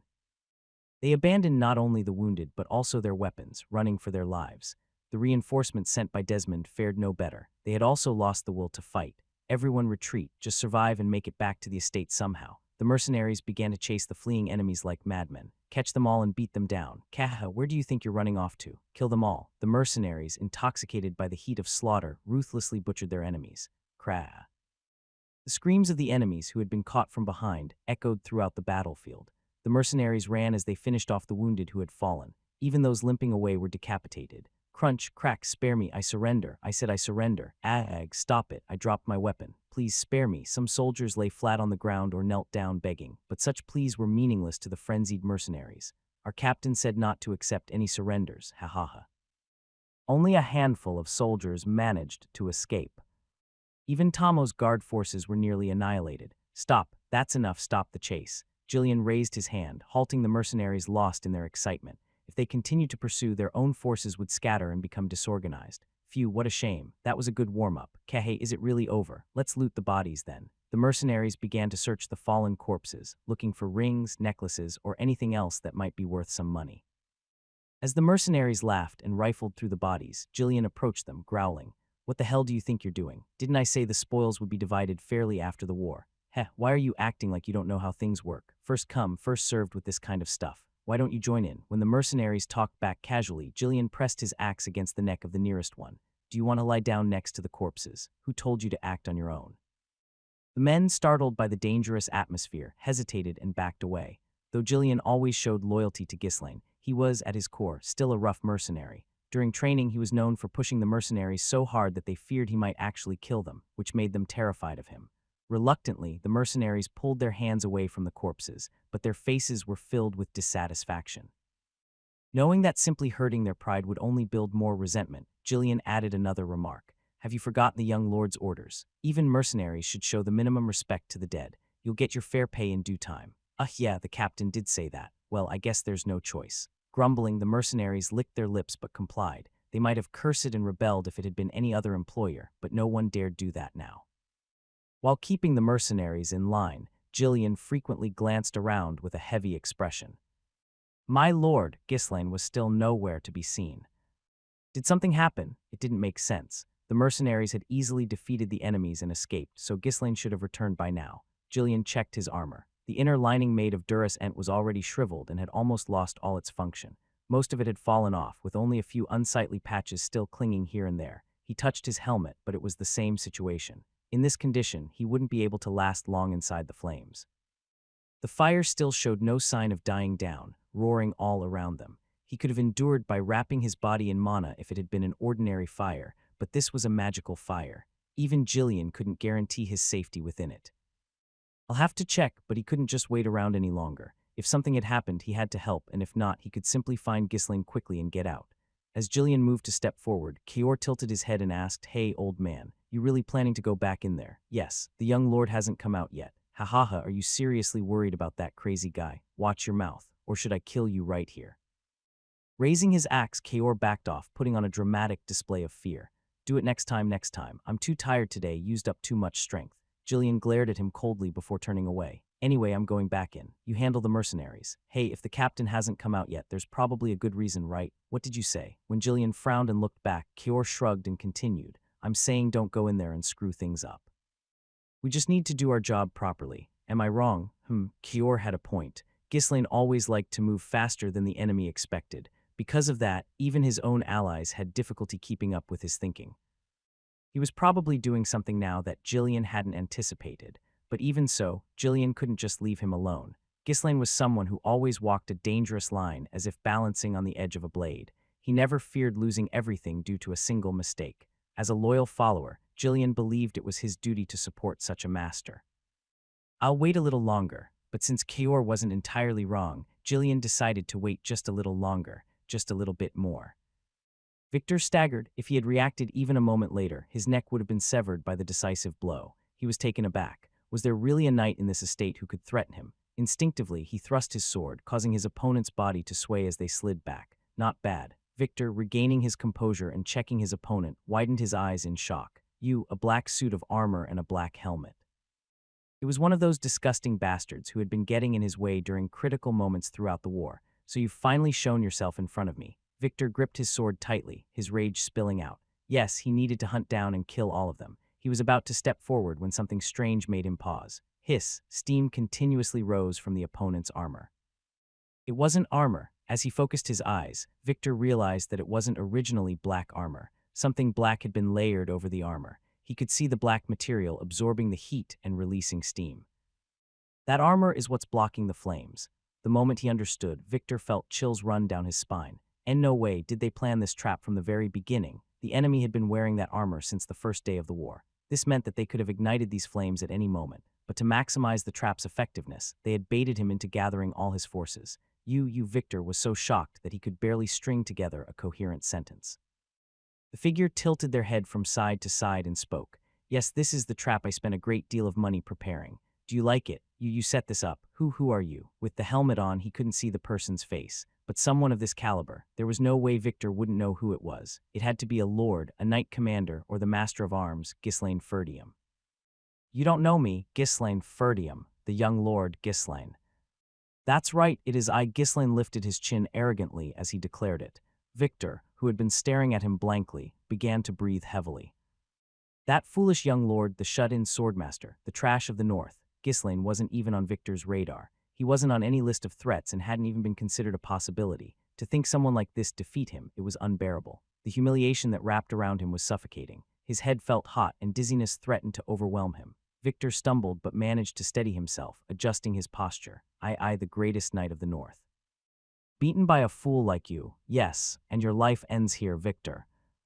Victor's mind cleared at that moment as if cold water had been thrown over him. How do you know my name? He was Harold's hidden piece. Almost no one knew his name, but for someone from this backwater estate, a so-called foolish young lord, to know his name. The Count was wrong. The Count's information was mistaken. Victor was certain. His defeat in this war wasn't his fault. It was Count Desmond's failure. There must be a traitor in the estate. Someone had leaked all of the Count's plans to the Ferdium family. That's how his name was revealed and how Ferdium had been able to set up such a massive magical trap. All he had to do now was kill this bastard. Then he could go back and explain it wasn't his fault. He had killed the enemy that stood in his way, so everything would be fine now. You arrogant bastard, do you know who I am and yet still dare to show up alone and run your mouth? Victor's eyes flared with killing intent. The heat from the flames surrounding them was no longer noticeable to him. Only his rage burned inside, threatening to consume him entirely. Do you really think a fool like you can face the greatest knight of the north? Dozens of sword strikes came crashing down on Ghislaine. Ghislaine swung his massive two-handed axe to block the strikes, but his body was gradually pushed back. Indeed, Victor was a formidable opponent. Despite his injuries, there was no sign of weakness in his swordsmanship. His strikes were relentless, targeting Ghislaine's vital points with the precision of a knight following the perfect form. His overwhelming force left Ghislaine struggling to hold his ground, even with his larger weapon. As Ghislaine's axe clashed with Victor's sword and bounced away, Victor seized the moment and thrust his sword. Ghislaine twisted his body to dodge, but Victor's sword followed through, piercing his shoulder. SSSSSS. The blade, heated by the flames, seared Ghislaine's flesh. Smoke rose from his shoulder as it burned. Just as Victor, filled with exhilaration, was about to strike again, Ghislaine's cold voice pierced his ears. Enjoying yourself? What? From Victor's blind spot, Ghislaine's axe cut through the air. Victor hastily threw his body back in panic. Rip, splat. The chest of his armor split open with a tearing sound and blood splattered. Not missing the opportunity, Ghislaine spun around and delivered a powerful kick to Victor's abdomen. Gah! Victor, losing his balance, fell backward but quickly scrambled to his feet. Fortunately, the next attack didn't immediately follow. You bastard. How could someone like you, could this piece of trash really be skilled enough to fight him on equal footing? No matter how injured he was, Victor found it impossible to believe. Clank. Ghislaine threw his axe to the ground. Then he removed his helmet and tossed it aside, revealing his sweat-drenched face. I admit you're not bad, but is that all it takes to call yourself the greatest in the north? Slowly, Ghislaine drew the sword from his waist and pointed it at Victor. He smirked, his expression mocking. Get up. I'll show you who the real greatest knight of the north is, you filthy scum. Victor ground his teeth as he rose to his feet. His face and body, covered in burns, felt unbearably hot and painful. His armor had heated up so much that it was now more of a hindrance than protection. His sword, too, seemed like it might bend with just a little more impact. He was using mana to suppress the heat, but couldn't hold out for much longer. He had to deal with this bastard quickly and get out of here. I'll kill you, then I'll cut the throats of the others, too. Victor glared at Ghislaine as he reached for his waist. SSSSK. Without hesitation, he drew a dagger and began cutting through the joints of his armor, tossing the pieces aside one by one. Victor, now lighter after shedding his armor, smirked. You waited, huh? At least you've got some manners. If I just killed you, you'd make excuses even in the afterlife. You'd claim that you were defeated while taking off your armor because I had no sense of honor, not because of my skill. You arrogant bastard. Mana surged into Victor's sword as he released his killing intent. In the crimson-lit space, a refreshing blue light enveloped the blade. The brilliant light that radiated out was proof of Victor's exceptional skill. Yeah, you'll need at least that much. Seeing this, a crimson blaze ignited in Ghislaine's eyes as well. That way, it'll be more fun to crush you. Rumble. As Ghislaine unleashed the power of his three cores simultaneously, a heavy pressure spread throughout the area, and his sword was dyed a deep red. Victor's face twisted in disbelief. How the hell do you have that kind of power? Just how wrong was the information we got? You can ask your master in hell. Ah, your master will arrive there after you, so you'll have to wait. It'll be boring, I bet. I'll tear your mouth apart. In an instant, the distance between the two closed. The shock from their swords clashing distorted the surrounding flames, sending them scattering. Is this all you've got? Come on, put in some effort, you dog of Harold. Shut up, you filthy bastard. GRKKKKKK. Victor withstood the mana from Ghislaine, who had fully unleashed the power of his 3 cores. To endure this after being burned so severely, his mana reserves were genuinely immense. Indeed, his skills were worthy of someone aiming for the title of the greatest knight in the north. While Ghislaine was inwardly impressed, Victor remained confused. If he wasn't hiding his abilities then, there must be another way he's able to wield this kind of power. Raising someone to this level while keeping the world's attention deceived, this wasn't something that could be done in some backwater territory like Ferdium. Victor assumed that Ghislaine had temporarily grown stronger through some kind of magic or trickery. What did you do? Swish. Ghislaine raised his sword upright, blocking Victor's strike. For a moment, his body lifted off the ground and slid sideways. His hands tingled from the shock. As expected, this guy isn't easy. Ghislaine had trained and accumulated mana whenever he could, but it couldn't compare to Victor's. The sheer amount of Victor's mana was astonishing. That he could rival Ghislaine, who had amplified his power by fully unleashing all 3 cores, was a testament to Harold's care in nurturing this talent. Before Ghislaine could regain his stance, Victor closed the distance again, swinging his sword. Ghislaine barely raised his sword in time to block it. His feet dug into the ground as the pressure drove him back, his body aching from the strain. But he bared his teeth in a grin. I always thought you were pretty decent when it came to brute strength. What, I enjoy fighting with strength, too. Ghislaine spun his body rapidly and brought his sword down. This time, Victor found himself blocking from below. In an instant, their positions in the fight had reversed. Ghislaine didn't miss that fleeting moment and relentlessly swung his sword again. Victor retreated, doing his best to meet each strike with his own sword. With each of their swords, the two were thrown back in opposite directions. Neither could fully absorb the impacts. You insolent bastard. Victor gritted his teeth and poured every last bit of his remaining mana into his sword. He abandoned any thoughts of killing the others. The opponent before him wasn't someone he could afford to defeat while holding back. Ruar. As Victor pushed his mana to its absolute limit, the blue light enveloping his sword grew even brighter. SSSS. At the same time, Ghislaine's sword aura deepened to a darker red. Red smoke began to rise from his body. Maintaining the release of all 3 cores simultaneously for long wasn't possible. He needed to finish this quickly. The sound of their weapons clashing changed. It no longer sounded like steel meeting steel, but mana crashing against mana, the energy from their strikes echoing through the air. The flames that once surrounded them were pushed back by the sheer force of their mana, unable to get close. Locked in a complete tangle of mana, the two moved rapidly within the confined space. Each step they took caused the ground to explode beneath them. Both fighters were now completely focused. Their only goal was to claim the other's life. Victor began to be pushed back after what seemed like hundreds of exchanges, so fast they couldn't be followed by ordinary eyes. How is this happening? The speed and strength of their clashes were equal, but the gap in skill was vast. For every wound Ghislaine sustained, Victor suffered 2. Then it became 3 at a time and then 4. Victor was finding it harder and harder to keep up with the increasingly strange swordsmanship. How is it possible that someone like you? I can't accept this. What a joke. Since when did I ask for your acceptance? Victor, enraged, swung his sword at Ghislaine with all his might. The strike seemed as if it would split him in half from head to toe. Though the attack was formidable, it was far too simple for someone like Ghislaine to fall for it. Thrust. Ghislaine didn't miss the opening and extended his sword. The blade, twisting in an unpredictable manner, found its way into Victor's chest near his heart. Erg. Victor staggered backward, clutching his chest. Ghislaine's expression hardened. It didn't finish him. The backlash from having released all 3 of his cores was starting to set in. His rotating mana was becoming too much to handle. His muscles were tearing and his bones were twisting. At this rate, he would collapse before he could kill his enemy. Feeling something flowing, Ghislaine wiped under his nose with his finger. It came away smeared with blood. It seemed his body had reached its limit. If this continued, blood would soon start pouring from his ears, mouth, and eyes as well. Victor quickly noticed the change in Ghislaine's condition. A grin of euphoric joy spread across his face. Kuhaha, I knew it. I thought something was off about your strength, so it was some kind of trick. You must be burning through your life force to the limit. Black magic, perhaps you catch on quickly. So what now? Are you going to run and try to drag this out? No, that wouldn't do. You might hold back and conserve your strength if I did that. No, I think I'd rather push you even harder. As a skilled warrior, Victor instantly grasped Ghislaine's deteriorating state and figured out the best response. Though the wound on his chest was deep, he could still endure and continue the fight. Now it makes sense. You were the anomaly all along. Was it you who took care of Frank? Of course. There's no way someone like Frank could have handled you. Victor couldn't stop laughing. He had finally identified the source of his frustration. Neither Harold nor his advisors, nor even his spies had known about this hidden variable. With an opponent like Ghislaine, it was no wonder their plans had kept failing.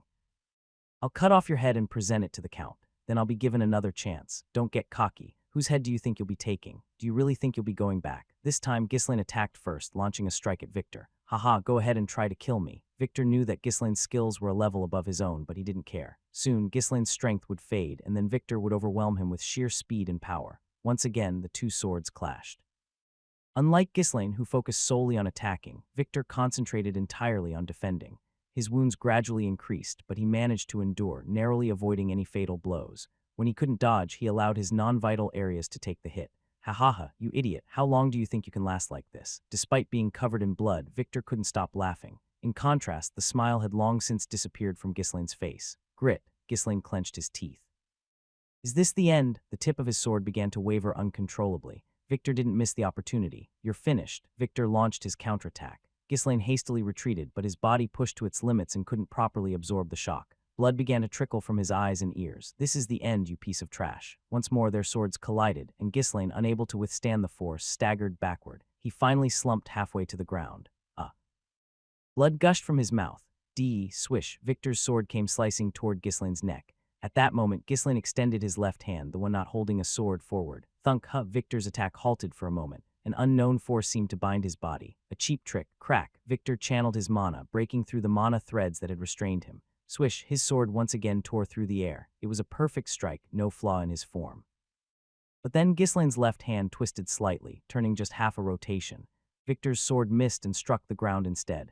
He had clearly aimed for Ghislaine's head, yet some mysterious force had disturbed his stance. It was a weak interference, barely enough to alter the angle of his strike. But that minor disruption kept Victor's sword from reaching Ghislaine's body. Damn it. Panicking, Victor tried to regain his stance and pull his sword from the ground. Thrust.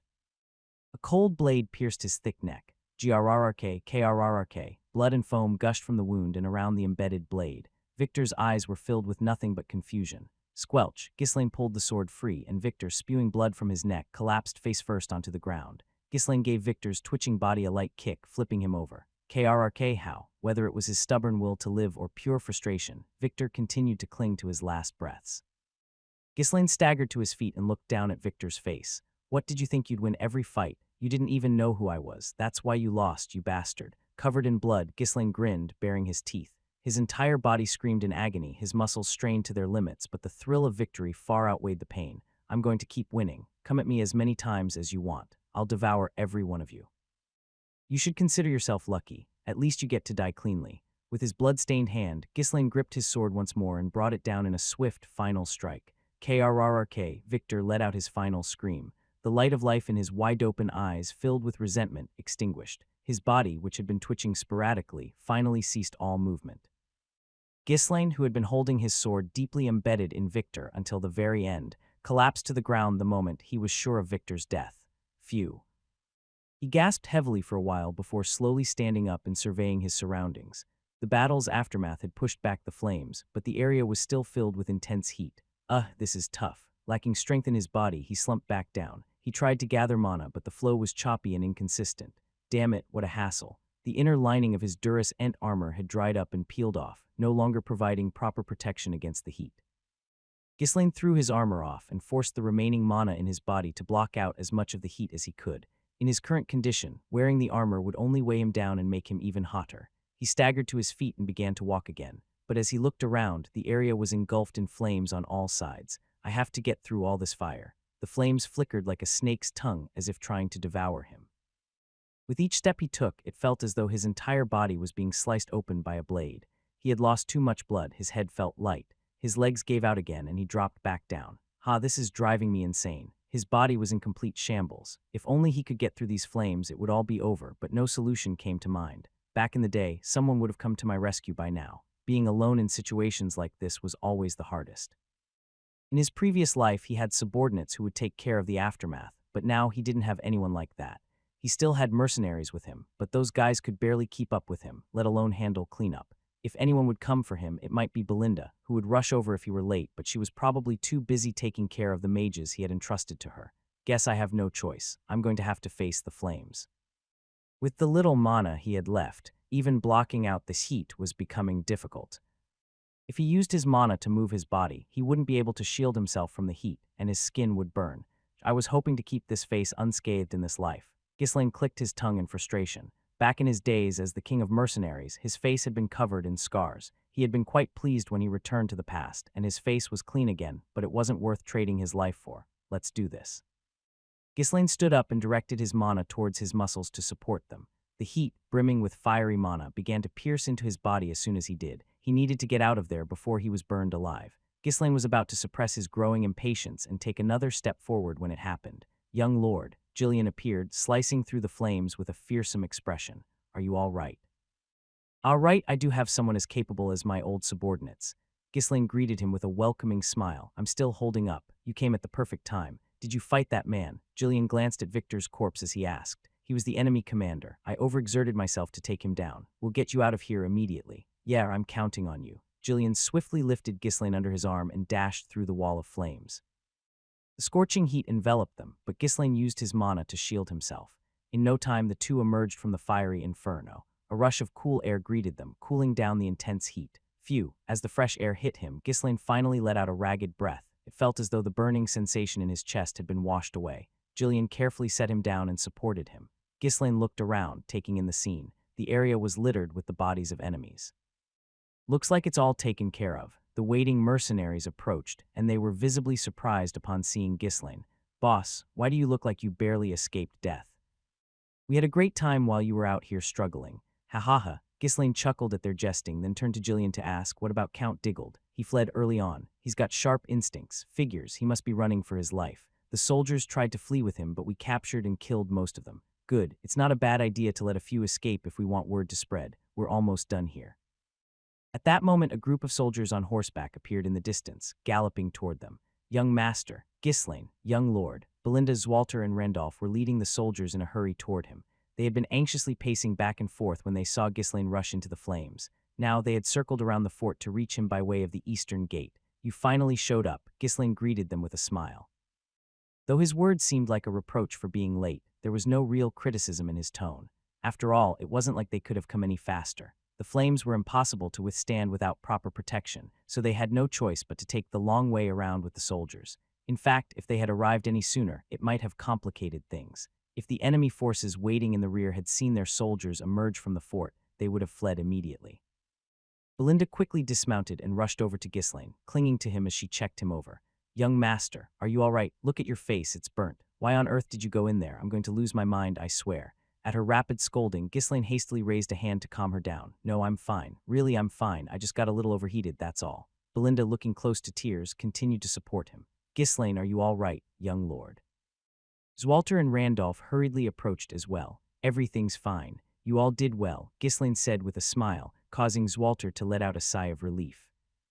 He had wondered what on earth Ghislaine was thinking, running into the fire like that. Looking at the armor of the mercenaries standing nearby, he noticed something stuck all over it. Though he wasn't sure exactly what it was, it seemed to have helped shield them from the flames to some extent. So he had everything prepared in advance. He was curious about how such an enormous trap had been set, but those questions could wait until after the war's aftermath was handled. For now, it was time to celebrate the victory. Zwalter muttered to himself, his face filled with emotion. We really won. It had been a hopeless situation, with all requests for aid denied and no supplies to face the massive enemy force. Yet in the end, Ferdium had emerged victorious. Zwalter looked at his son. You won? Suddenly, Ghislaine appeared different to him. He had cut off the enemy's supplies, destroyed their siege towers, repelled surprise attacks, and in the end used a trap to annihilate the enemy. Men who treated lives like flies, using any means necessary to achieve their goals. Those who did not fear war lived amidst battle's brutal madness. There was a similar scent coming from Ghislaine. His actions were incomprehensible, breaking beyond the bounds of common sense. He was so different from the son Zwalter thought he knew. It left him feeling uneasy and uncomfortable, but it was Ghislaine who had protected Ferdium. He used to be a fool. No, in fact, he was still a troublemaker, disobedient and self-centered. There was no sign of a noble's dignity in him, but he was bold and he was capable. Who would dare call Ghislaine trash now? His son was the savior and hero of this place. As if trying to hide his trembling hands, Zwalter slowly embraced Ghislaine. You did well. Truly, you did well. It's all thanks to you, father. The usually stoic Zwalter was showing rare, intense emotions, and Ghislaine smiled at him. Unable to contain the emotion welling up from deep within, Randolph raised his sword high and shouted in a booming voice. We have won. Victory for Ferdium. Woo-ah. Victory. We won. The soldiers who had followed them lifted their weapons, shouting with faces full of emotion. Not wanting to be left behind, the mercenaries also raised their voices. We did it. We killed them all. Ghislaine bit his lip as he looked around at everyone. They were all celebrating their survival and victory. Yes, this was why he had fought to protect them. It had been grueling and exhausting. In the spare moments he had devoted himself to training, leaving little time to rest. There had been more than a few times when he just wanted to quit and take it easy. But when he thought about how his endurance allowed these people to smile now, he realized he could endure hardships like that as many times as necessary. The flames started to die down, noticeably weakening as the fire began to fade away. As the flames subsided, Zwalter couldn't help but smile with joy. Let's return to the fortress. Once everything is settled, we'll hold a victory banquet. Everyone around them continued to shout in celebration, basking in their triumph. Zwalter, too, was unable to hide his smile. Only Ghislaine shook his head and spoke coldly. We must immediately secure Count Diggle's formal surrender. Well, Randolph can go tomorrow, and that will be too late. I'll go right now with the mercenaries. Is there really a need to rush? The war is already over. No, the more time we give him, the more he'll start scheming. We must act swiftly, storm in, and demand reparations under favorable conditions. If he manages to seek protection from another lord, the aftermath will become far more complicated. You've even thought that far ahead, Zwalter exclaimed in surprise. There wasn't a single flaw in his son's reasoning. If Count Diggle managed to recover from the war's damage on his own or received aid from somewhere, he could take a passive stance on reparations. If that happened, negotiations would drag on endlessly, so they had to cut him off before he had the chance. And if Diggle fled, even occupying his land would be pointless. After all, the justification for the war lay with Count Diggle, and if he took refuge in another domain, it would only make things more difficult. He's thinking like a seasoned commander who's been through countless battles. Zwalter had been too caught up in the miraculous victory to consider these things, but Ghislaine was already planning the next step. Admiring his son's quick and calculated judgment, Zwalter calmed his excitement. Yes, you're right. In that case, Randolph and I will head out right away. No, that won't do. The two of you need to reassure the people and quickly reorganize the estate. We may have won, but we've requisitioned too many soldiers and resources. The estate's economy is likely in disarray. That's true. Everyone must be struggling. Make sure to promise them compensation and provide them with reassurance. I'll give you runestones, so there won't be a shortage of funds. Oh, really? You'll provide runestones? Zwalter's eyes lit up as if that one word had enchanted him. His son, who had always been tight-fisted, was now offering up runestones of his own accord. His heart raced so fast that he barely registered anything else Ghislaine said. He was still unaware that a quantity of runestones equivalent to the estate's decades-long budget had already been consumed in the earlier battle. Ghislaine continued, his tone firm. Then I'll go secure the terms of surrender and reparations. After that, you can step in to negotiate the details. Yes, I'll do that. Feeling an unexplainable intensity from his son, Zwalter could only nod in agreement. After the war, the priority was to calm the people of the estate and reorganize it. War itself had been justified under the pretense of avenging the heir, so negotiating reparations would undoubtedly take some time. With so many urgent tasks at hand, it made sense to let Ghislaine handle the initial phase of dealing with the reparations. All he needed to do was secure the terms of surrender and basic compensation conditions. Zwalter, having gathered his thoughts, asked once again, "You don't look well. Are you sure you can handle this?" "I can manage," Ghislaine replied. That was a lie. He felt like he could collapse at any moment and sleep for days, but Ghislaine had no intention of letting this opportunity slip away. "Young master, just leave this to the knight commander," Belinda pleaded. "That's right, I can go and hold him down," Jillian added. However, Ghislaine shook his head. "No, I'll go." It seemed that his uncanny recovery ability had kicked in again, and after a brief rest, he felt somewhat capable of moving. Everyone mount up. Ghislaine and the mercenaries took the horses that the Ferdium forces had ridden in on. "Bring the Forest of Beasts patrols along with us." Huh? Scavan and Ricardo widened their eyes in surprise as Ghislaine turned to Zwalter and explained. "I'll leave the patrols behind to keep an eye on Count Diggle during the negotiations, ensuring he doesn't try anything." Fine. Once the estate is settled, I'll send reinforcement troops," Zwalter agreed. The patrols, who had hesitated at first, mounted their horses after receiving permission from their lord. Before Ghislaine set off, Zwalter cautiously spoke again. "Though we fought a war due to misunderstandings, Count Diggle is still a noble who has pledged loyalty to the royal family and has been our long-standing ally. Now that the battle is over, treat him with proper respect." Zwalter, being a man who valued law, customs, and honor, couldn't help but worry that his unruly son might act out and be disrespectful. "Understood." "Don't worry," Ghislaine replied, offering a slight smile before bowing his head briefly and raising his hand. Let's ride straight to Count Diggle's territory, Dujujudu. With that, Ghislaine led the mercenaries and the patrols at a gallop. It was time to bring this war to a proper conclusion. Even while fleeing on horseback, Tamos felt like he was losing his mind. How did we fail with all those troops? Idiots. I told them to just group up and crush them from the start. He still couldn't figure out what had hit them. No matter how incompetent he was still a lord of an estate. He had picked up some things here and there, and yet he had never seen or heard of magic like that before. Was there a mage capable of using such magic? No, was that even magic in the first place? Everything felt unclear, as if covered in a fog, and it wasn't just the strange magic. What were those men in black armor? Did Ferdium have such forces? They had effortlessly overpowered his soldiers, destroying siege towers with ease. He had underestimated Ferdium, thinking they were nothing, and now it had backfired on him. Damn it, I'm ruined. He had poured all his finances into this war, and not only had he lost the war, but he had also lost most of his troops. His estate was already insignificant, and now, without money or people, he wondered if it could even function properly anymore. I need to reduce the compensation as much as possible. This war hadn't stemmed from a territorial dispute, and at least he had managed to escape, so his life was spared. Count Ferdium was known for respecting customs and honor. Moreover, Ferdium was so weak that even managing a single estate was a struggle for them. If they tried to absorb Diggold, they'd choke on it. They'd likely settle for a reasonable amount of compensation. Damn it, I barely have any money as it is. What should I do? He could offer a few nearby baronies and some portion of his tax revenue over a few years, but even that wouldn't be enough. In the end, he would have no choice but to squeeze his estate's people even harder. Those idiotic Desmond bastards, how could they send such a fool as their commander? Tamos cursed under his breath and spurred his horse onward. He needed to return to his estate as quickly as possible. He still wasn't safe, as he was still within Ferdium's territory. Even now, just thinking about that terrifying fire and those men in black armor made his legs feel weak. Faster, hurry up, run. Tamos panted as he urged his horse to keep running without rest.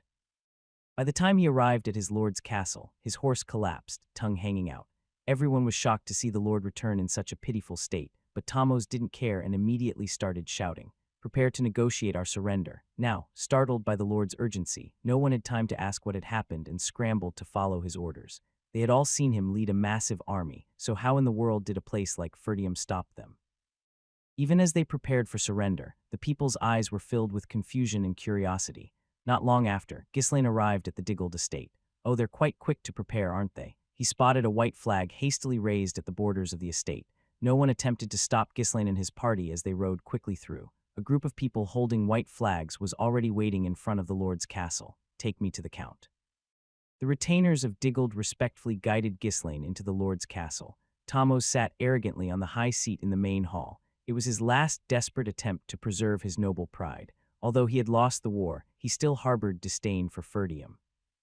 When Ghislaine, accompanied by a group of intimidating armed soldiers, entered, Tamos' expression became uneasy.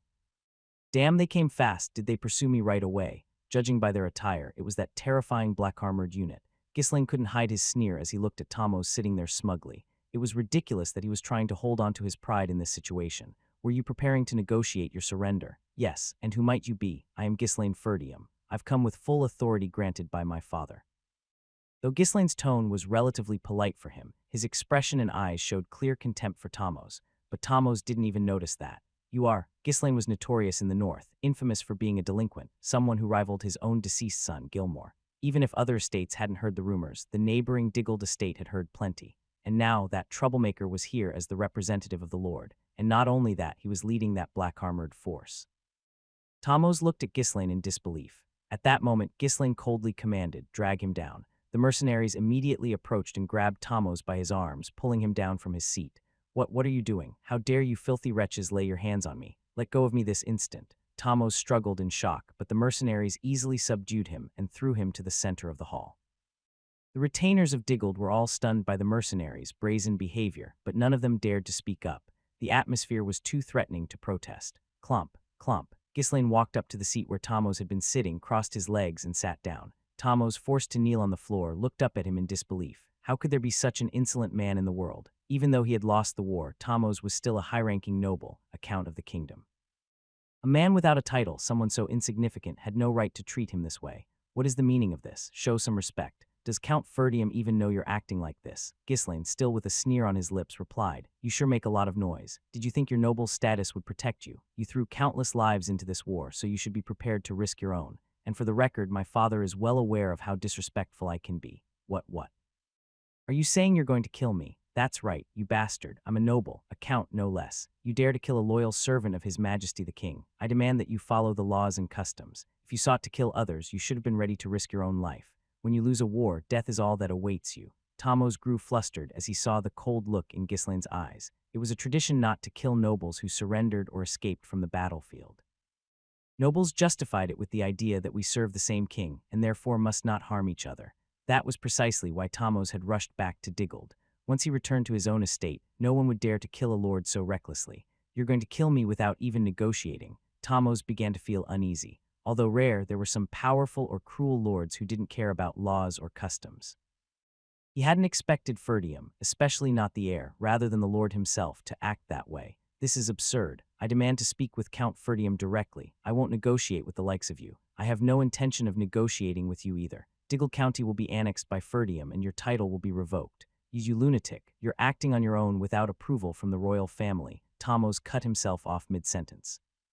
He realized that Ghislaine was serious about what he had just said. Quickly changing his approach, Tamos began to plead. Then I'll relinquish my estate. Allow me to leave with the customary 10 wagons of wealth. Tamos was hoping to save his life and then rush to the capital to sway public opinion in his favor. But Ghislaine rejected even that. You will get nothing. Then I'll just leave. Denied. You'll die here, you bastard. How dare someone like you cut him down? Upon Ghislaine's signal, Jillian swung his axe in an instant. Swish, Tamos' head rolled across the floor of the main hall, and the retainers of Diggold held their breath in shock. Even though Ghislaine was the young lord, for a mere representative to kill a high-ranking noble who was a sworn vassal of the king, this was madness, something only a tyrant would do. Ghislaine, however, didn't care what they thought. Calmly, he continued speaking. Round up every one of Diggold's heirs and execute them. Bring me the list of officials, retainers, and the barons who supported this war. At the sudden command, Ghislaine's mercenaries, along with Skaven and the guards, hurried to carry it out. The retainers in the hall were the first to be bound and forced to kneel in a row. Soon, the officials and retainers of the estate who hadn't managed to flee were also dragged into the hall. Please spare us. We've committed no crimes. We were only following orders. The captured men wailed, but Ghislaine didn't even glance at them. He merely skimmed through the list of names in the dossiers handed to him after interrogating a few administrators. Though he wanted to kill them all, doing so would plunge the Diggold estate into chaos. The estate was already impoverished, and with its remaining resources plundered, it was on the verge of collapse. Without a minimum number of officials to manage it, the land would quickly become a haven for thieves. Ghislaine swiftly began sorting through them, deciding who would die and who would live. A trembling administrator, tied up beside Ghislaine, began explaining the identities of the men standing before him. This is Baron Isung. He supported the war with 100 soldiers and 2 knights and personally participated. Kill him. No, how dare you, you wretch. Without hesitation, the mercenaries dragged him out as soon as the order was given. There were some who struggled desperately to avoid death, but it was futile. My name is Martin. I assisted in military supply work as a commoner. Lock him up. As each person was dragged away, all those captured trembled in fear. Those who ended up in prison had to feel relieved, knowing at least their lives were spared. It didn't matter if they were fools or scoundrels. For now, the one who held the power of life and death over them might as well have been the Grim Reaper. Another man was dragged forward. The young man with a refined appearance looked quite disheveled and exhausted. Judging by his condition, he seemed like someone who had participated in the war following Tamos. My name is Lowell. I was a commoner under the scribe's office, but served as a strategy officer in this war. A strategy officer. Ghislaine chuckled. The war had been entirely carried out by Desmond, so what could Diggold's strategy officer possibly have done? He probably just stayed by Tamos' side and ran away when things got tough. Moreover, he had originally been a scribe, so it was unlikely he could fulfill the role of a proper strategy officer. Strategy officer was typically a position held by knights or military commanders who had specialized in military science. In any case, since he had participated in the war, Ghislaine was about to hand down a fitting judgment. But just then Lowell cried out desperately, "Please spare me. I can be of use to you, my lord." At the pleading tone, Ghislaine looked down at him with interest. "And how exactly can you be of use?" Seeing Ghislaine's interest, Lowell quickly seized the opportunity and replied, "I managed all administrative tasks under the scribe. No one else would work, so I handled nearly everything myself. I know all the strengths, weaknesses, and vulnerabilities of the estate. If you entrust me, I can stabilize things quickly. Isn't that why you're sparing some people now, because you're worried about the estate? Oh, Ghislaine raised one corner of his mouth. The man seemed rather perceptive, speaking in a way that piqued his curiosity, but Ghislaine shook his head, showing no outward reaction. The situation wasn't dire enough to warrant keeping him alive. Diggold is infamous for being poor and chaotic. How would managing such a place be of any help? That's because the lord and his retainers were constantly embezzling and exploiting the land. I managed everything as frugally as I could, and that's the only reason it even lasted this long. Ghislaine responded with lukewarm interest, but Lowell's expression grew desperate, as if he was about to cry. I was the one who created the laws and systems of the estate. I even studied military science on my own and took over managing the forces instead of the master of arms. That's why the Count took me as his strategy officer. Since it wasn't our estate's army, there wasn't much I could do. In other words, he claimed to have managed the estate on his own, and that was why he was dragged to the battlefield as a strategy officer. If that were true, it would indeed be impressive, but Ghislaine couldn't take his words at face value.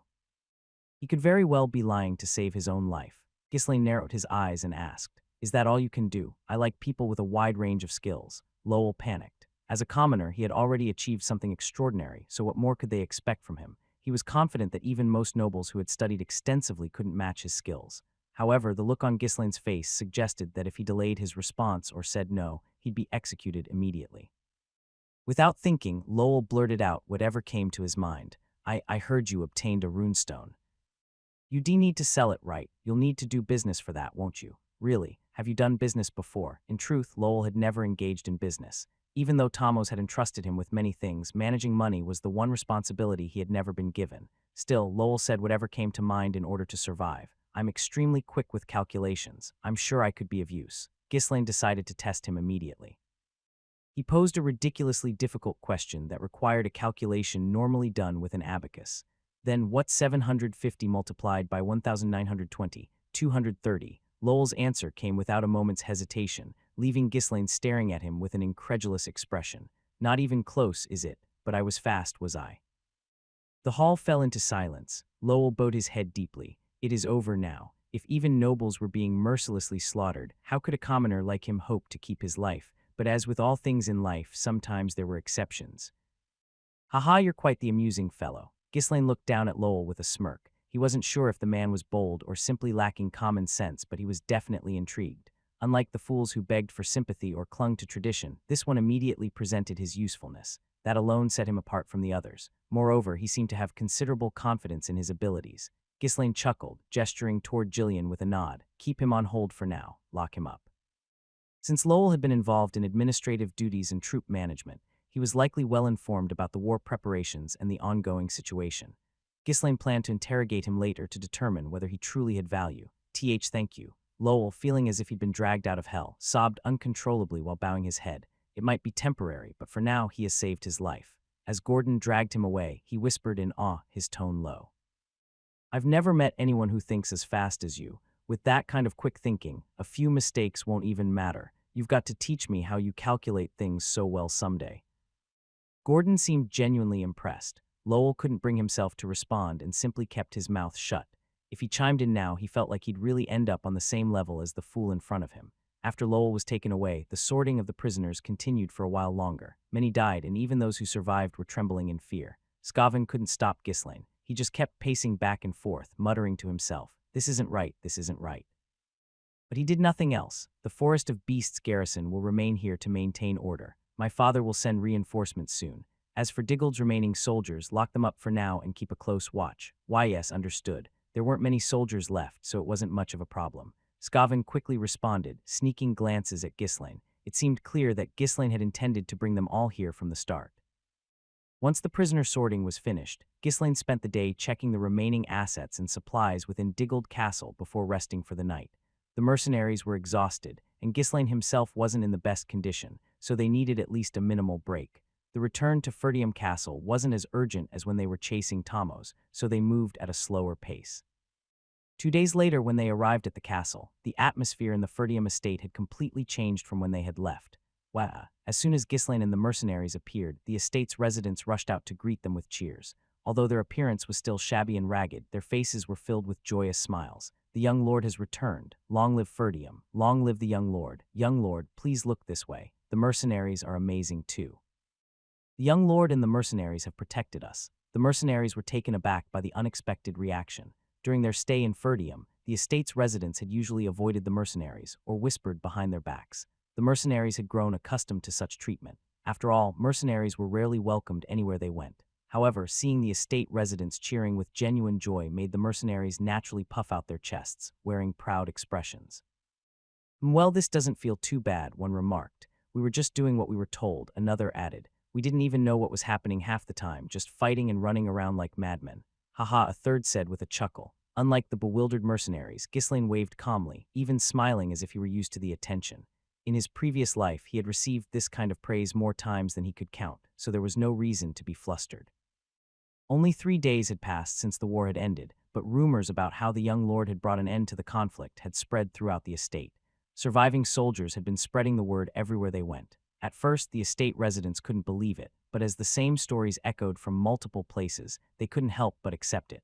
Since the details couldn't be shared with the public, the rumors had been greatly exaggerated. "I heard the young lord has been secretly learning magic all this time. He's a 100th circle mage, 100 circles." "You idiot, there's no such thing as 100 circles. No, I heard he made a deal with a demon and sold his soul. That's why he used to act so crazy. They say he's like a demon himself." The rumors were ridiculous, but people were eager to elevate Ghislaine, even knowing it was all nonsense. After all, thanks to the young lord, they had won the war and their families had returned alive. "How are you feeling, my lord?" Gillian asked with a smile. Ghislaine nodded nonchalantly, feigning modesty. "Well, not bad. They could praise me a bit more, actually. Haha, looks like you're back to your old self now that the war is over." It wasn't bad at all. A sense of unknown exhilaration slowly filled him. This felt different from the victory parades he had experienced in his past life. "Is it because it's been a while since I've been welcomed like this? It's nothing special, yet it feels oddly satisfying." Ghislaine pondered for a moment about what felt different, then shrugged and waved again to the estate residents. Gillian observed him with a fresh sense of awe. It really is happening just as he said. When they first arrived at the estate, there wasn't a sliver of hope to be found. The estate was in such bad shape that it was hard to know where to even begin improving it. "I will put an end to this estate's poverty, not with a single drop of water, but with a downpour." When Gillian first heard those words, he dismissed them as nothing more than the bold claims of a young man, but Ghislaine's grand promises were gradually turning into reality. He had predicted the war and achieved a miraculous victory. The runestone was still in their possession, so the estate could develop rapidly from here. Now, Gillian was curious just how far this young lord could go. "It's been a long time since I've felt this excitement." At first, he had sworn loyalty simply out of a sense of repayment. But now, beyond that, he wanted to see the future that Ghislaine envisioned. After passing through the welcoming crowd and arriving at the front of the castle, they were greeted by an even more astonishing sight. "The young lord has returned." A knight shouted loudly. Soldiers from the entire estate were lined up on either side of the knight. Ghislaine, caught off guard by this unexpected situation, widened his eyes in surprise. "Raise your weapons." As the knight, clad in armor, unsheathed his sword and shouted, the soldiers on both sides gripped their spears with both hands, lowering them forward as if presenting them. Over 1,000 soldiers lined up on either side, creating a path which in itself was a magnificent sight. The soldiers still bore the marks of war, their appearances untidy, but their spirit was unrivaled in its gallantry. Wauwa, the estate's residents, who had followed behind Ghislaine's group, began to cheer once again at the sight. Ghislaine slowly moved forward. Behind the lined-up soldiers, the knights of the Ferdium family awaited. There weren't many of them, but they were the core strength of Ferdium and its most prideful class. These were the ones who had always disregarded Ghislaine, treating him as though he didn't exist, yet not a single one of them was absent. Glory to the heir of Ferdium. The knight at the front raised his sword before his chest and shouted, "Chuck, chuck, chuck."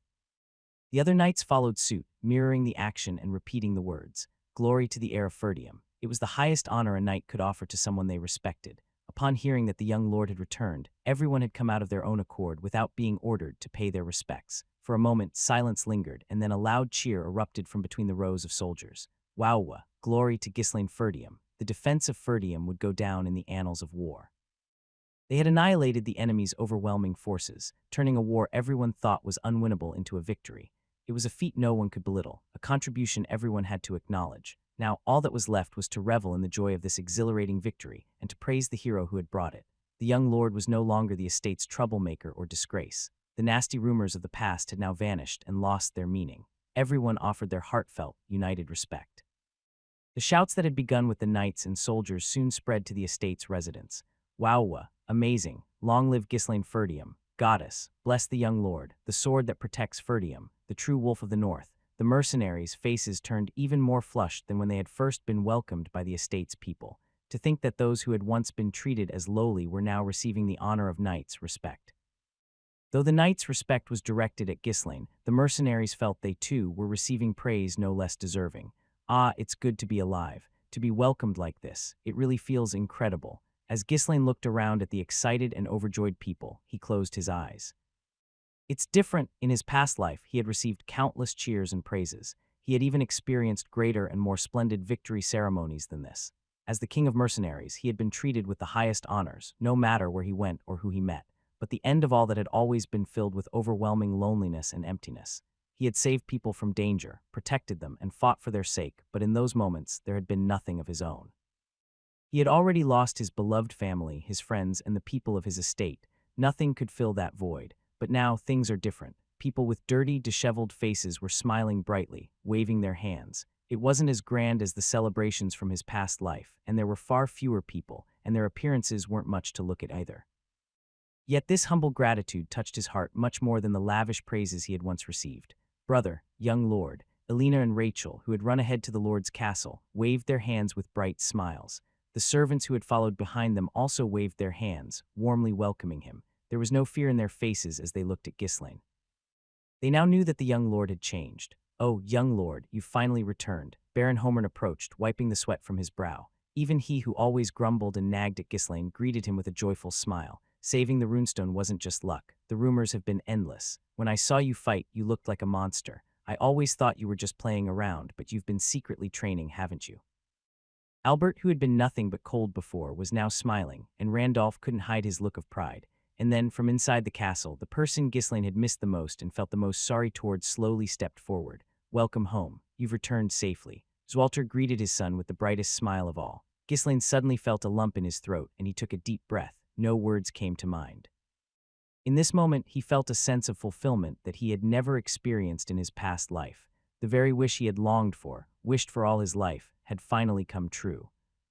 "The reason I've returned." The people he loved were welcoming him back with open arms. It was the scene he had always dreamed of. He had returned to protect them, and from now on he would continue to do so for all of them. Now he could finally say it, the words he had always wanted to utter but had never had anyone to say them to. Ghislaine's lips formed a bright smile, one he had never worn in his past life. "I'm home, father." Zwalter's gaze was filled with emotion and trust. "You've succeeded this much already. I never could have imagined seeing you so imposing. You've worked hard. Truly, you've done well." He patted Ghislaine on the shoulder in encouragement. Standing nearby, Homern cleared his throat a few times and then dispersed the gathered crowd. Despite being told to return home, the people of the estate continued to cheer for Ghislaine for quite some time. It wasn't until the soldiers intervened, escorting the families back home, that the surroundings finally quieted down. Ghislaine sent the mercenaries back to their camp and entered the castle. Just as he was about to return to his room to rest, Zwalter caught him from behind. "How did the surrender negotiations go? Let me see the draft you brought." They had to distribute rewards soon. Although they had already decided on appropriate compensations based on merits, the amount of reparations they could secure would affect the surplus funds. Half worried and half expectant, Zwalter posed the question, and Ghislaine answered with a bright smile, his tone refreshingly direct. "There is none, no negotiation draft. Why, I killed them." Zwalter blinked for a while, trying to make sense of the words. Ghislaine's demeanor was so confident that Zwalter wondered if he had misheard. "What, you killed them?" "Really?" "Yes." Zwalter's expression hardened. "Did you forget what I told you?" "I didn't forget. I just thought it would be better to settle things quickly once I got there." "What do you mean by settle things quickly?" "If we accepted their surrender, they'd come for this place again. It's better to prevent such nuisances ahead of time." Zwalter sighed deeply. He had specifically cautioned his unruly son, fearing that he might cause trouble, and sure enough, when trouble struck, it struck big. He was about to scold Ghislaine, but upon seeing his son's dust-covered appearance, he swallowed his words. What could he do now that they were already dead? It wasn't as if this was entirely unexpected, and it wasn't urgent enough to reprimand his son, who hadn't even had a chance to rest after the war. "For now, get some rest. We'll talk about this later." Shaking his head, Zwalter lightly patted his son on the shoulder before walking away. For some reason, his shoulders and back seemed to sag with weariness. The next day, a large crowd gathered in the grand hall, regardless of status. It was the day of the rewards ceremony. "Begin." At Zwalter's command, Homern stepped forward. He began his speech by passionately explaining how glorious their recent victory had been, However, as his words dragged on, the people's expressions gradually dulled. Noticing the growing boredom, Zwalter abruptly cut Homern off. That's enough. Let's proceed with the rewards. Since they had already organized the contributions of those who distinguished themselves while Ghislaine was away, the award ceremony proceeded swiftly. The rewards began with the lowest-ranking soldiers. Next, the administrative officials responsible for ensuring the continuation of the war and managing the estate received their rewards. After that, it was the knights who were considered the backbone of the estate. Based on their accomplishments, they were given appropriate amounts of money and positions. The second-class merit honorees will now be announced. Knight Commander Randolph, Master of Arms William. The commanders were recognized as second-class honorees.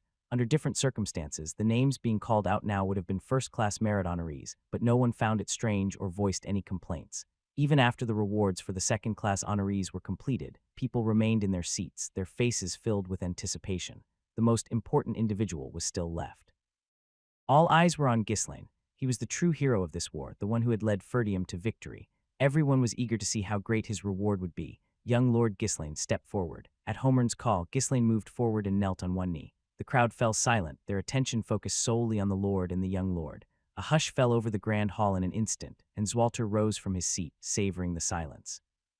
By unanimous agreement of my vassals, there is only one first-class merit honoree, Ghislaine Ferdium. It would not be an exaggeration to say that this victory is entirely thanks to him. The knights and soldiers who had witnessed Ghislaine's exploits on the battlefield nodded in agreement. Some of the vassals still furrowed their brows, unable to believe it, but they couldn't defy the consensus.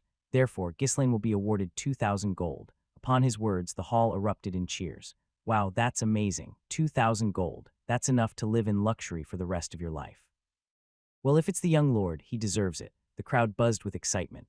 Even when combined, the rewards given to everyone else didn't add up to 2,000 gold. It was an amount most people wouldn't touch in their lifetime. Naturally, the crowd gathered in the hall was astonished at the announcement that such a vast sum had been given to a single person. However, from one corner of the hall, Belinda, Gillian, and Kaor exchanged perplexed glances. Ghislaine looked at Zwalter, who was beaming with pride, and his expression softened into one of pity. How impoverished must the estate be for only 2,000 gold to seem so impressive? A person who has lived their whole life frugally would, understandably, lack the confidence to spend money freely. Ghislaine was well aware of this, and so he didn't bother to refuse or question the small sum in front of everyone in the hall. He'd make sure to get his real reward later. Although the official commendations were over, the post-war settlements were still incomplete. Once the crowd dispersed and only the key vassals remained in the room, Zwalter, wearing a complicated expression, asked Ghislaine, was it really necessary to kill Count Diggold?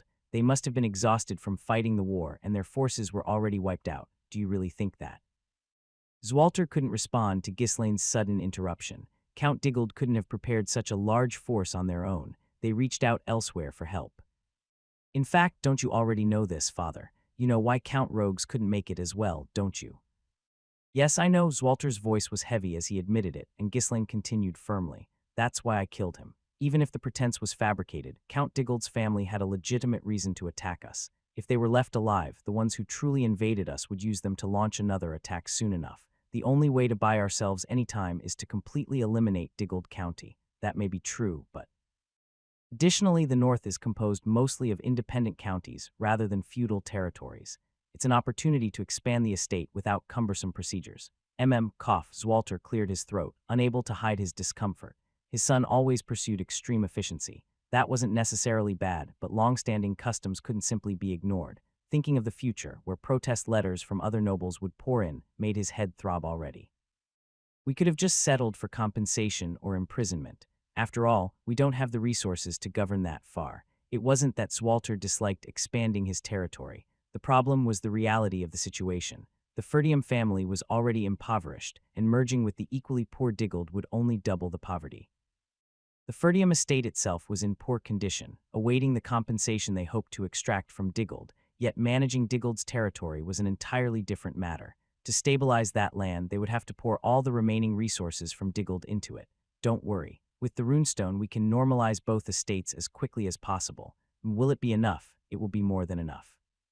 Fine, you're not wrong. If we can absorb Diggold, we'll become stronger. Since things have already happened, there's no choice but to move forward. Zwalter's eyes were filled with concern. Honestly, I'm worried. Your actions are becoming more and more aggressive. Restrain yourself a little. You know how dangerous it is to cross the other nobles and lords, don't you? Pursuing only efficiency would inevitably lead to clashes with others. In the long run, it would cause significant harm. The existing powers were not to be underestimated. Rather than turning everyone into enemies, it was better to yield occasionally. Zwalter pointed this out. Ghislaine, who understood the ways of the nobles, quietly nodded in agreement. His father was merely acting realistically because he couldn't see the future. I'll do my best. Zwalter let out a groan. The way Ghislaine spoke made it clear he would continue to act on his own whims, but even if Zwalter wanted to reprimand him, he could no longer do so freely. Ghislaine's abilities had now surpassed Zwalter's influence. How did it come to this? His son had grown up so suddenly that it was difficult to keep up with the lightning-fast changes. Though it was complicated, part of him also felt proud. What parent wouldn't be happy to see their child grow beyond their grasp? Yes, he's aggressive, but that's because he's still young. What had already happened couldn't be helped. In truth, Zwalter felt more joy and pride than anyone else. As a father, he was only nagging out of concern. I'm just saying this because I'm worried, so don't take it too hard. In any case, you did well, really well. Take some rest now. We'll be holding a victory banquet soon. As Zwalter pondered ways to stabilize the territory, a sudden realization struck him. Wait, doesn't that mean we can't receive compensation immediately? A new problem emerged. The Ferdium estate was miserably poor. From the start, they had planned to use the compensation from Diggold to distribute rewards, but now that Diggold's land had been incorporated into Ferdium, they couldn't extract much money from it to keep things running. Albert, how much money do we have left? When Zwalter asked, Albert the treasurer responded with a confused expression. We have no money. None. Yes, not a single penny. Why are you asking this now? We used up all our resources because of the war. We've always been broke. Then how do we handle the rewards? Didn't we plan to cover that with the compensation from Diggold? Right, we did. The joy of victory quickly dissipated. While it might be fine to delay paying the retainers, that wasn't the case with the knights and soldiers. The longer they waited to receive their rewards, the more their morale would drop. The belief that loyalty would be rewarded was the foundation of their allegiance. Battle rewards were one of the most tangible forms of compensation. We must reward those who achieved merit. Zwalter clicked his tongue and looked around at his retainers. He was silently pressuring them to think of a solution. However, all their eyes turned toward Ghislaine. It was clear they all had something to say, but no one dared to voice it. The wealthiest person in the estate and the one who had promised the runestone, and the one and only hero of the hour. Ahem, my throat feels a bit sore. Zwalter, clearing his throat again, smiled awkwardly, feeling a bit embarrassed. Well, Ghislaine, could you perhaps lend us the runestone a little earlier? Instead of rewarding the greatest hero, they were now in a position to ask him for money. As soon as the topic of the runestone came up, everyone looked at Ghislaine with expectant expressions. Their eyes sparkled to the point of being overwhelming. It was a bit embarrassing to be holding out my hand for a reward instead of receiving one as the top contributor, but I had no choice. Receiving the runestone was essential to breathing some life back into the estate's finances. It wasn't something to refuse just because it was embarrassing. That didn't mean I could outright ask for it, either. The runestone was something Ghislaine had earned entirely on his own. In the end, the vassals could only rely on an age-old method that had been passed down through the generations. Flattery, also known as the praise relay. Homern, after gauging the mood, was the first to step forward and loudly exclaimed, "Your achievements will be remembered in history forever, young lord. The victory in the Ferdium defense was entirely thanks to you. Every bard across the continent will sing praises of your accomplishments, spreading the word far and wide." The late Count Dante Ferdium, who was the former lord of Ferdium estate, as Homern's words began to stretch on, Albert quickly cut in. "Young lord, it's extremely rare for a war hero of your age to have accomplished so much. No one in any other estate can even compare to you."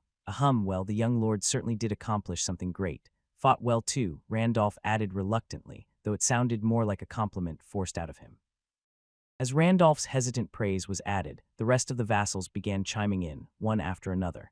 It's an extraordinary feat. Even the people of the estate are in awe. Rumors about the young lord have spread across the entire estate. Truly remarkable. In truth, the rumors had become so exaggerated that the vassals who hadn't witnessed Ghislaine's exploits firsthand had difficulty believing them completely.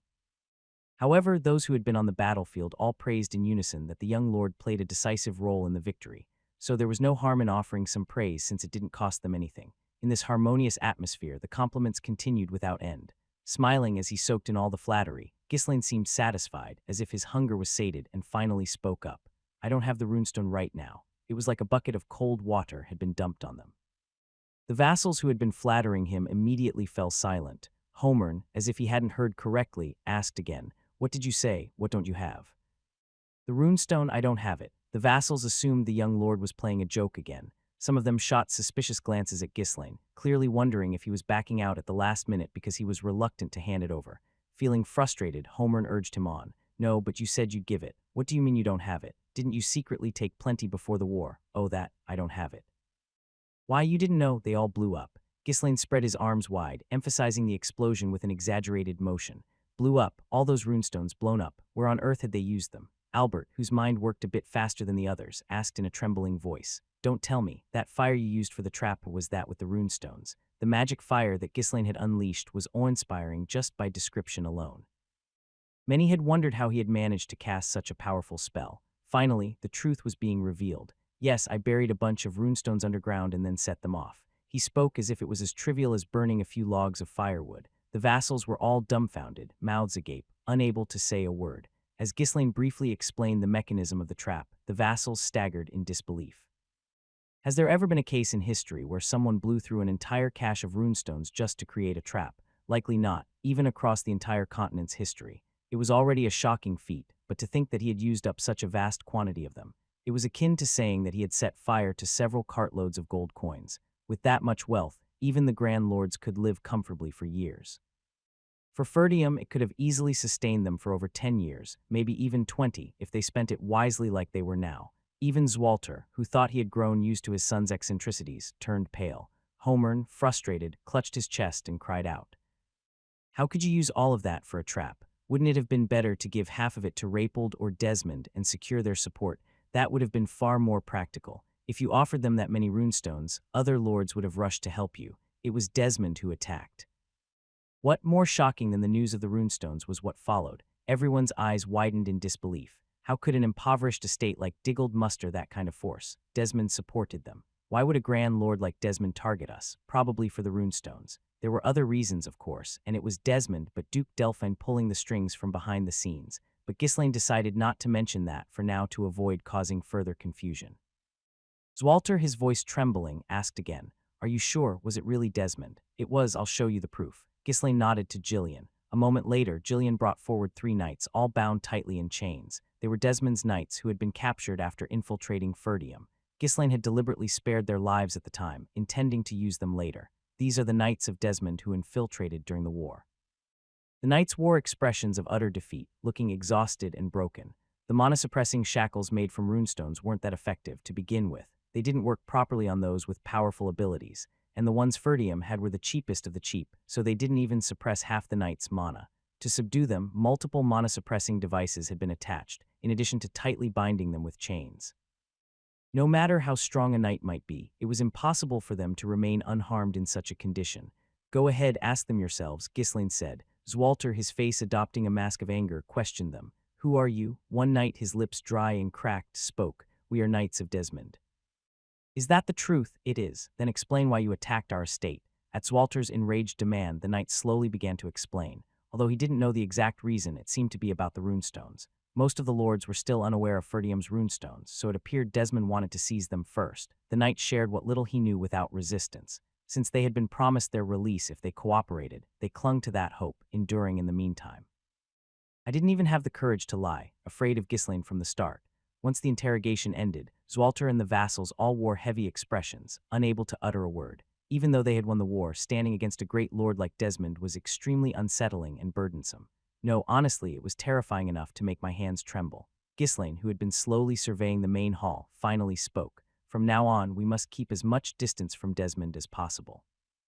We cannot fight him. Officially, it was Diggold who attacked us, after all. In the end, it was nothing more than a superficial trick. Since Desmond disguised his own forces as Diggold's soldiers, they had no choice but to overlook any inconsistencies, even if they were obvious. The other lords aren't fools either. Eventually, they'll get a sense of what happened. While they won't side with Desmond, they won't actively help us either. Desmond was one of the most powerful great lords in the north. The only territory capable of opposing Desmond was Rapald, but the relationship between Rapald and Ferdium had already deteriorated to its worst. The vassals remained silent, and Ghislaine continued speaking. If offering up the runestone could guarantee peace, then we should do it. However, once we ask for help, the other side will only grow greedier. Whether it's Rapald or Desmond, it'll be the same. As hard and difficult as it may be, we must protect ourselves with our own strength. In his calm voice, everyone quietly nodded their heads. It wasn't wrong, though there were numerous practical difficulties. I'll gather a new batch of runestones and present them. Since they all know I have access to the runestone, they'll wait for some time. If we announce that relief supplies will soon be distributed to the residents, we can quickly restore public sentiment. Zwalter looked at Ghislaine with a hint of admiration in his eyes. Though it was disappointing that they couldn't receive the runestone right away, seeing this new side of his son was both surprising and pleasing. He had always thought of him as a mere child, but how could he have become so dependable? The vassals, too, wore expressions similar to Zwaltar's as they observed the young lord's reliable demeanor. However, Baron Homern felt a mixture of joy and a tinge of fear at Ghislaine's growth.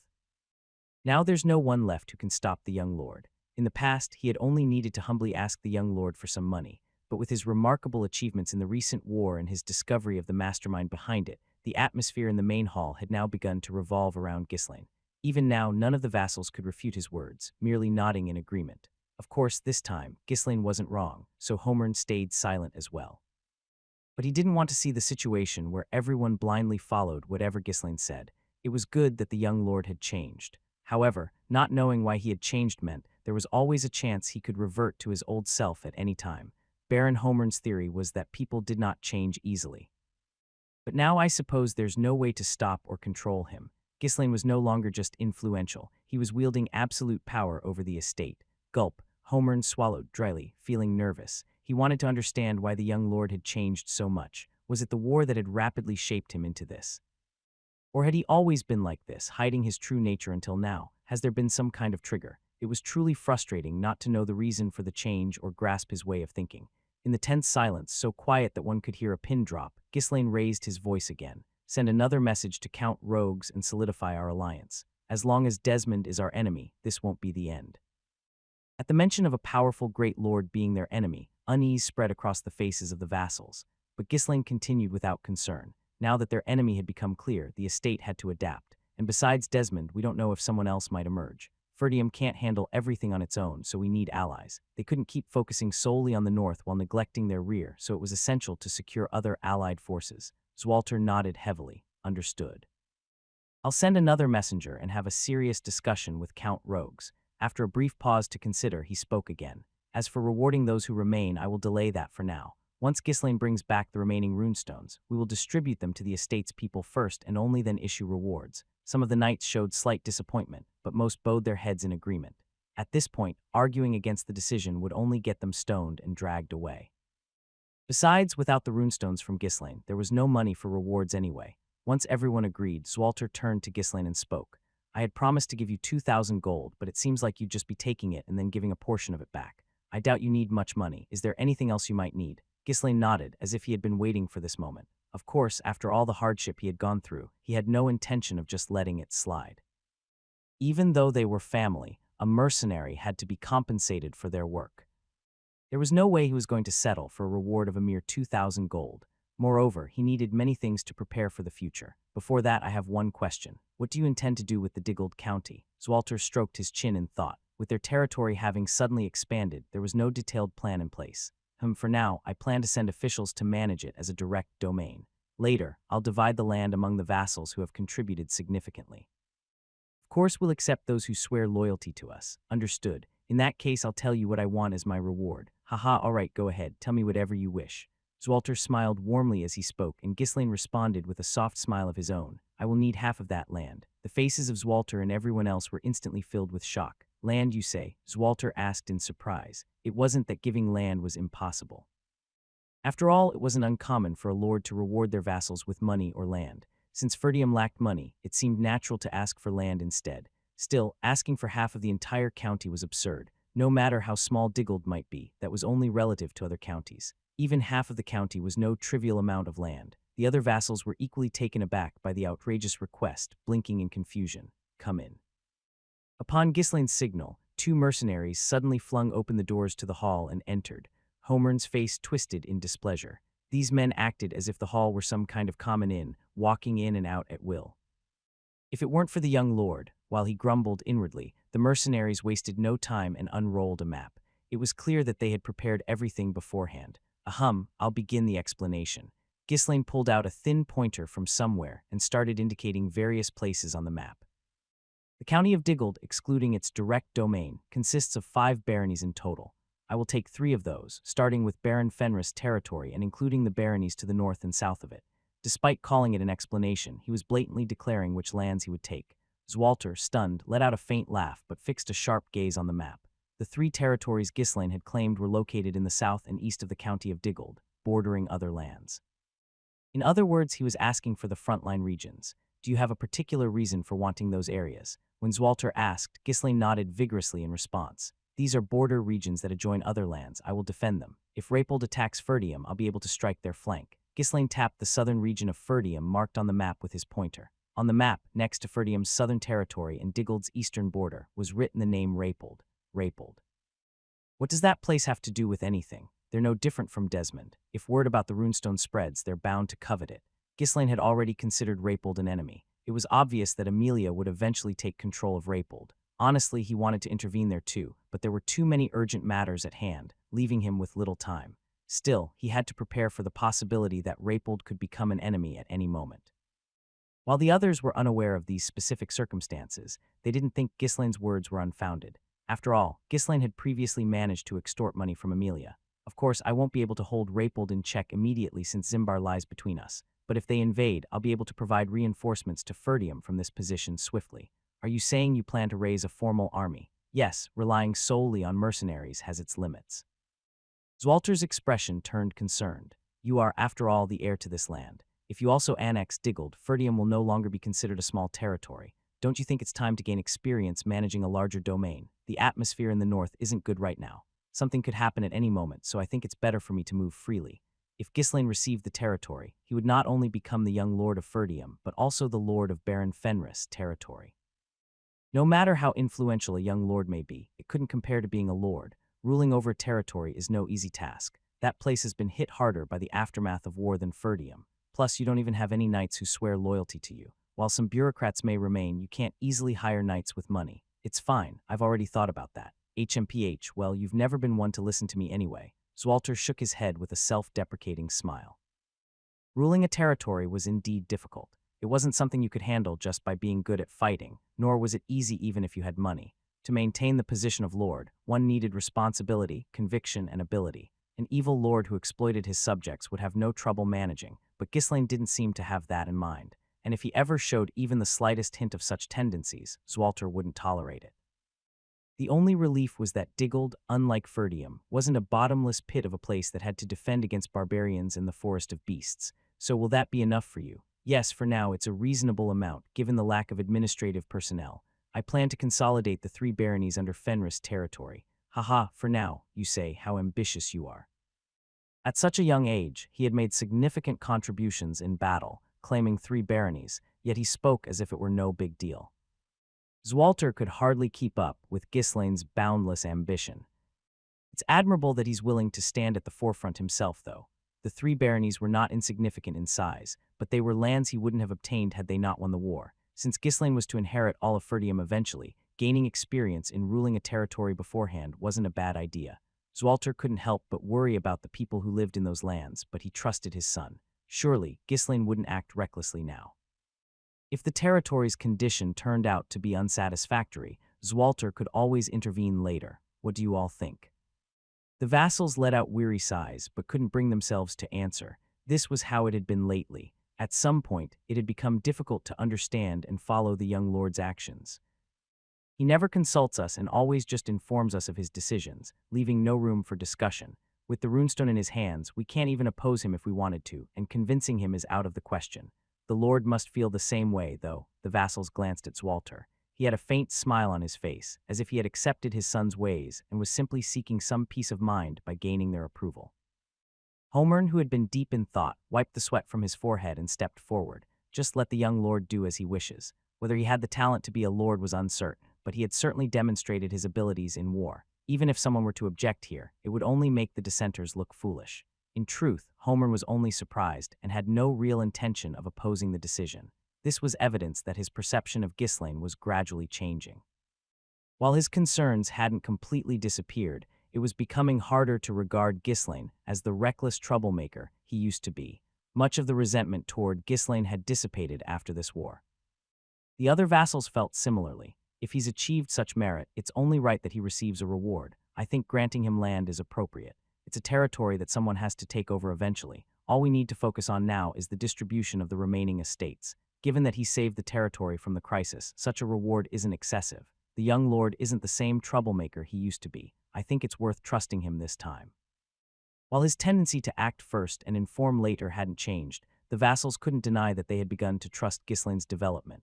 Albert also expressed his agreement, offering his reasoning. If it weren't for the young lord, we wouldn't have gained this land in the first place, and with our current resources, we can't possibly manage the entire county of Diggold.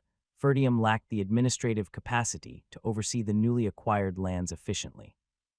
Rather than leaving the territory unattended, it was better to entrust half of it to the wealthy young lord who could manage it himself.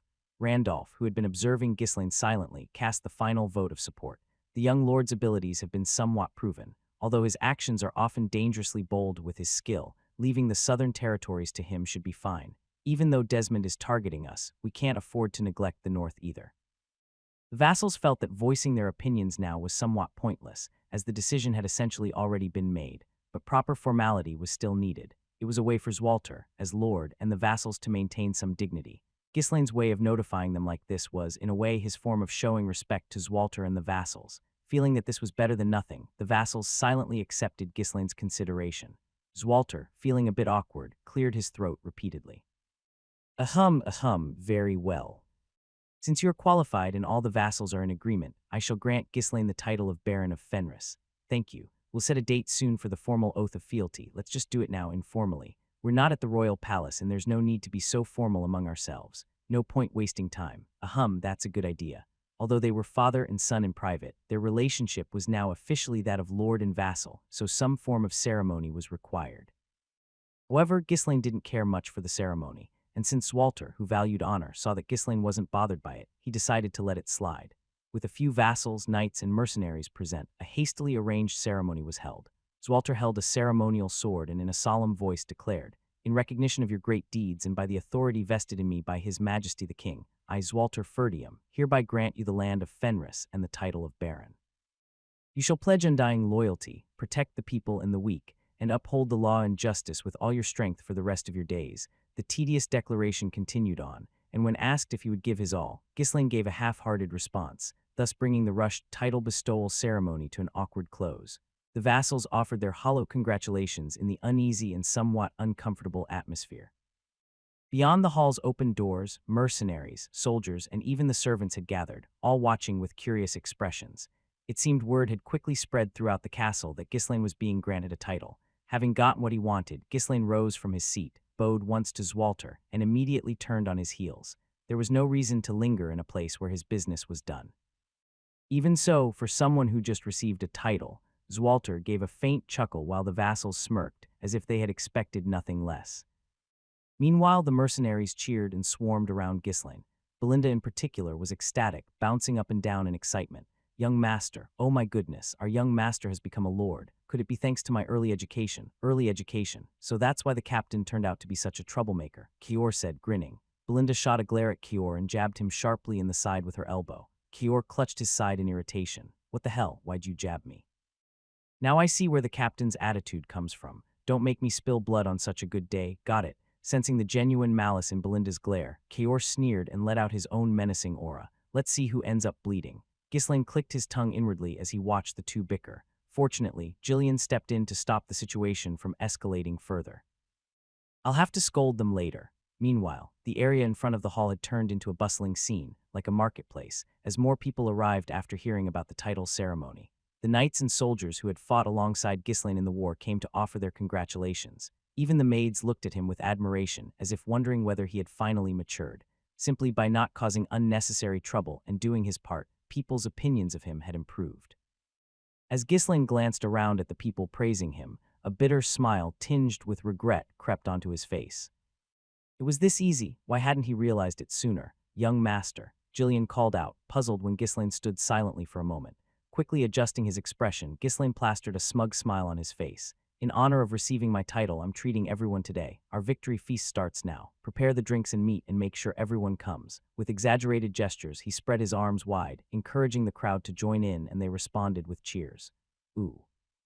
The young lord is treating us, exactly, After all the hard work, it's time to party. He knows what's up. Our Baron Captain is the best. Why, it's a festival. The Baron is treating us. The people were so excited that their shouts echoed around the castle. The vassals clicked their tongues and furrowed their brows inside the hall, but they soon shook their heads and let it go. Leading the crowd, Ghislaine shouted loudly, "Let's go." The crowd followed, chanting his name in excitement, not out of fear, but filled with joy and camaraderie. Long live Baron Fenris. Ghislaine, now Baron Fenris, soon to be a name that would be renowned throughout the kingdom. We lost. Upon receiving the report, Harold's face turned bright red. One corner of his mouth twitched uncontrollably. A wave of rage surged through him so violently that he felt dizzy. He couldn't even manage to speak properly, his lips merely opening and closing. Hoo. Harold exhaled slowly, forcing himself to calm his labored breathing. In front of him sat knights and soldiers. They were all so badly burned that it wouldn't have been surprising if they collapsed at any moment. The moment the defeated soldiers returned, the strategists handed over a compiled report, but Harold simply couldn't believe it and had summoned the survivors in person. Defeated, the army of Desmond, which prided itself on being the strongest in the north, had been defeated.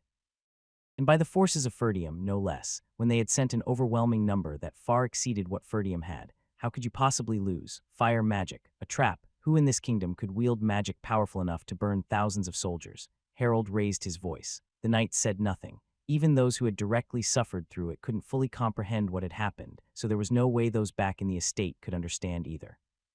Seeing them all with their mouths shut tight, Harold's fury erupted. You incompetent fools. Do you mean to tell me that our entire force was annihilated, and you don't even know what hit you? What about Victor? What happened to Victor? Those who had fled the battlefield early had no idea what had become of Victor. Frustrated by the continued silence, Harold slammed his fist down on the desk, smashing it to pieces. Even Victor, whom he had painstakingly nurtured, had gone missing. Being declared missing in a war meant either being captured or dead. And for someone as formidable as Victor, it was unlikely they would have kept him alive in such a dangerous state, meaning he had probably been killed. Losing the engineers, who took much longer to train than ordinary soldiers, was painful enough, but what hurt even more was the loss of dozens of knights who were incomparable to mere soldiers. The most significant blow of all, however, was losing the exceptional talent that was Victor. Who on earth could have done this? Before the war, Harold meticulously analyzed every detail of Ferdium's forces in preparation for crushing them completely. He had sent an overwhelming army, backed by powerful mages. According to the survivors' reports, Ferdium's forces weren't significantly different from what had been assessed prior to the war. Even the amount of supplies they had matched predictions. That meant there had been an unforeseen, deadly factor that went beyond their estimations. Harold opened the report again. It's them, isn't it? The report contained detailed descriptions of the Black Unit's activities. Harold mentally reenacted the battlefield based on what was written in the report. The Black Unit had maneuvered in such an unpredictable way that even Harold himself, had he been the commander, would have been caught off guard. Their bold and unanticipated moves were reminiscent of watching a wild beast in action. It was a coincidence. Just a coincidence. There's no way Ferdium has someone like that. Though he repeated this to himself inwardly, Harold knew all too well that the Black Unit's performance wasn't something that could be chalked up to mere coincidence. The final trap they had prepared had been far too effective to dismiss as luck. But how could they use such magic? Even the 2 seventh circle mages in the entire kingdom couldn't have cast a spell of such magnitude. Unable to suppress his frustration, Harold gritted his teeth. His anger and irritation made it hard to think clearly. His face grew more and more expressionless as time went on. Witnessing this, Desmond's retainers and strategists quietly edged away from the Count. Harold was a man of thorough and cold precision. He almost never lost his temper, and when his subordinates made mistakes, he executed them without hesitation.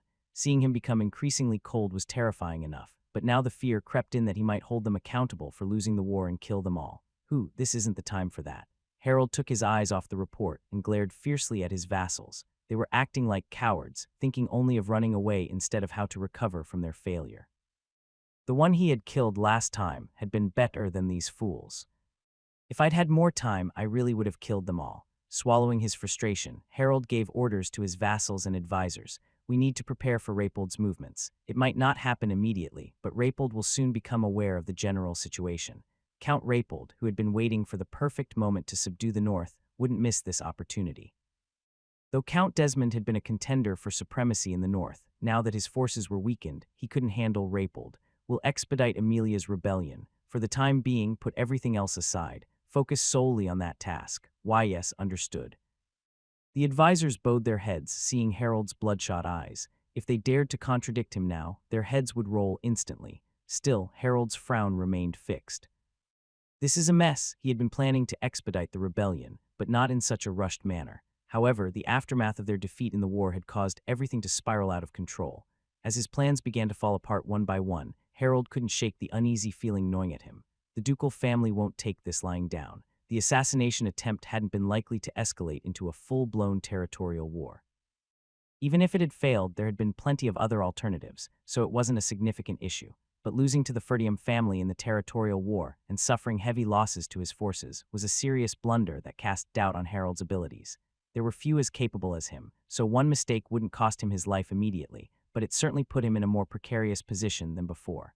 The Duke of Delphine was ruthlessly cruel, after all. And then there were those who always appeared out of nowhere to aid the Duke.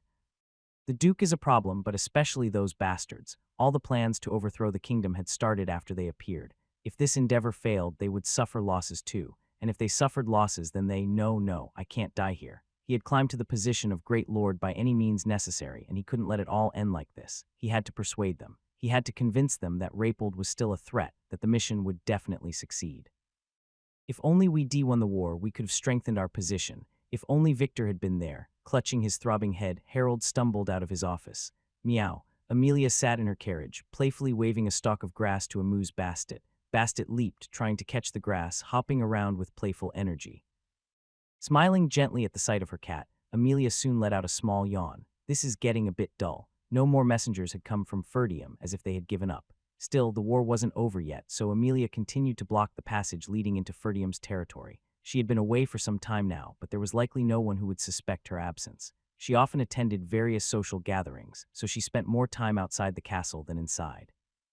The image she had carefully cultivated over the years, allowing her such freedom, was proving useful now. Why is it taking so long? Amelia stopped lazily waving the stalk of grass and adjusted her posture. Given their strength, the results should have already been clear by now, but there had been no news for over a week. That was strange. Something must have happened. As soon as she was certain that the one who ambushed Diggle's supply unit was Ghislaine, she had sent people to the battlefield. She needed to know what that lunatic was up to. At that moment, Bernarf knocked on the carriage door. "My lady, the spies have returned." Several people hesitantly approached Amelia, trailing behind Bernarf. They looked haggard and filthy, and they handed over an equally dirty report. The hastily written report was so scribbled that the handwriting was barely legible. Amelia, who usually preferred receiving well-organized documents, wrinkled her nose briefly, but said nothing as she took the report and began to read.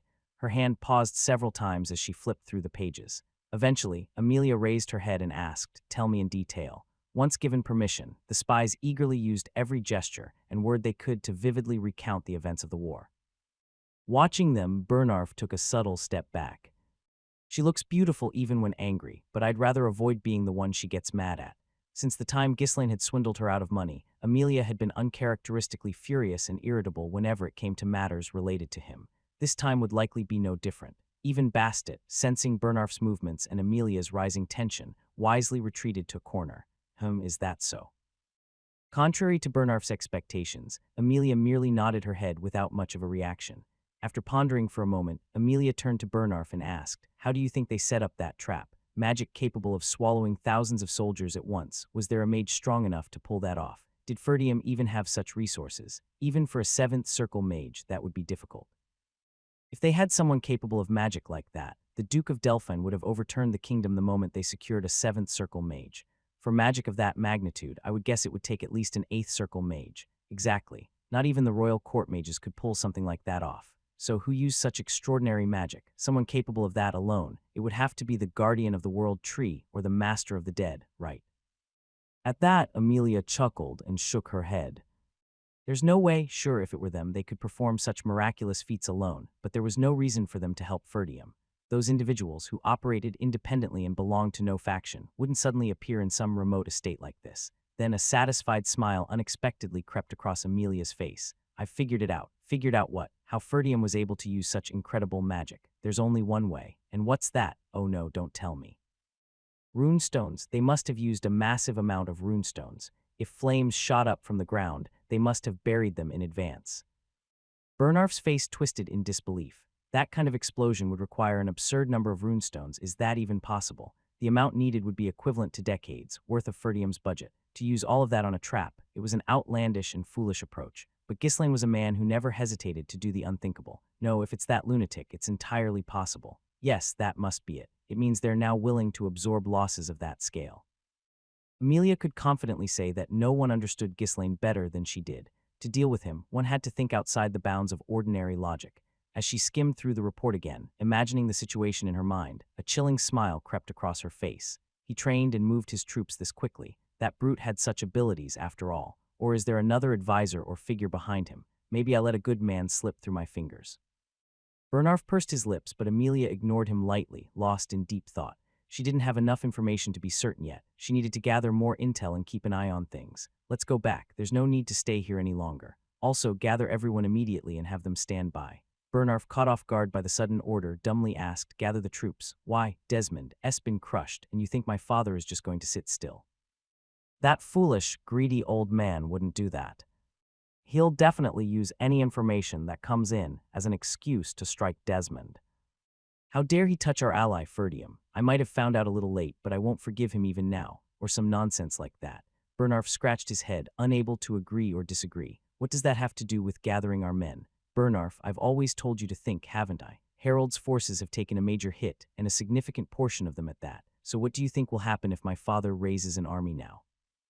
When Bernarf just stood there blankly, Amelia sighed and added, "Do you think Harold wouldn't see that coming? Harold may be devious, but he's not stupid. So what do you think he'll do? Wouldn't he ask the duchy for reinforcements? No, the Duke is currently pressuring the royal family. If the ducal family raises troops, the royal family won't just sit by. Things would escalate too much. Oh, then, exactly, he'll proceed with the rebellion even faster. They have no other choice now. Thanks to that, I'll end up with half of Rapold. If the rebellion hastened, the damage to the estate would increase as well. That meant she wouldn't get her hands on an intact domain." Amelia sighed in frustration. It was a shame that Rapold would be ruined, but the reason her anger was simmering even more wasn't because of that. "Ghislaine, I really thought you'd die this time, but you survived yet again. At this point, it's more than just luck. What a wretched bastard." She had denied it out of pride, but now she had no choice but to acknowledge it. Ghislaine wasn't someone to be taken lightly. Rage boiled inside her, but the more it did, the harder she tried to remain composed. The stronger the opponent, the colder she became. This was Amelia's true nature, the side of her that Ghislaine had always been wary of. In the end, that bastard has bought himself quite a bit of time. Desmond's momentum has been broken, and the Duke is too occupied with more pressing matters to deal with Ghislaine for now. Do you think it would have been better to take him down before the war? Well, Amelia stopped to ponder on Bernarf's question. At the time, she had been sure, but now she wasn't so certain. We'll have to seize Rapold first and then think about it. How about we just leave him alone for now? The Duke's family will probably take care of Ferdium later anyway. Amelia sighed once more. She certainly wanted to kill Ghislaine, but there were other things that needed to be done. She couldn't waste time on personal grudges. Fine, we'll leave him be for now. He's already caught the attention of Harold and the Delphin Duke, so he'll probably die soon anyway. We'll focus on our own matters. Taking the position of Count of Rapold wasn't the end. It was just the beginning. She had far greater ambitions and goals. Of course, if the opportunity arises, I'll make sure to utterly destroy him. As she spoke her final words, Amelia's expression was colder than ever. You haha, pour it. Drink up, handsome Ricardo. Look over here. Young lord, no Baron, hooray, for the victory of Ferdium. Everyone, drunk and cheerful, shouted with excitement. After the hardships of war, nothing beats alcohol and food to soothe the weariness. With a smile, Ghislaine watched them, then turned away and quietly left the banquet hall. It's only right for those who endured the hardships to enjoy the joy of victory, but there were also those who couldn't share in this joy, specifically, the families of those who had sacrificed their lives. Although Ferdium's casualties were fewer compared to the enemy's scale, there were still those who had died. Their families would not be able to overcome their grief anytime soon. Ghislaine sought them out, holding their hands and offering words of comfort. He also promised them substantial compensation. It was a duty that originally fell to the Lord, and Zwalter would have gladly taken on the task, but Ghislaine acted without hesitation. Because part of this responsibility is mine, he didn't regret it. If he hadn't done so, Ferdium would have fallen, and the people of the land would have either died or suffered in torment. Yet he couldn't deny that sacrifices had been made because of him. He was the one who had hastened the war and expanded its scale. Since it was a war he had initiated to protect everyone, the victims deserved adequate consolation and compensation. Ghislaine, accompanied only by Belinda and Gillian, visited the families of the fallen.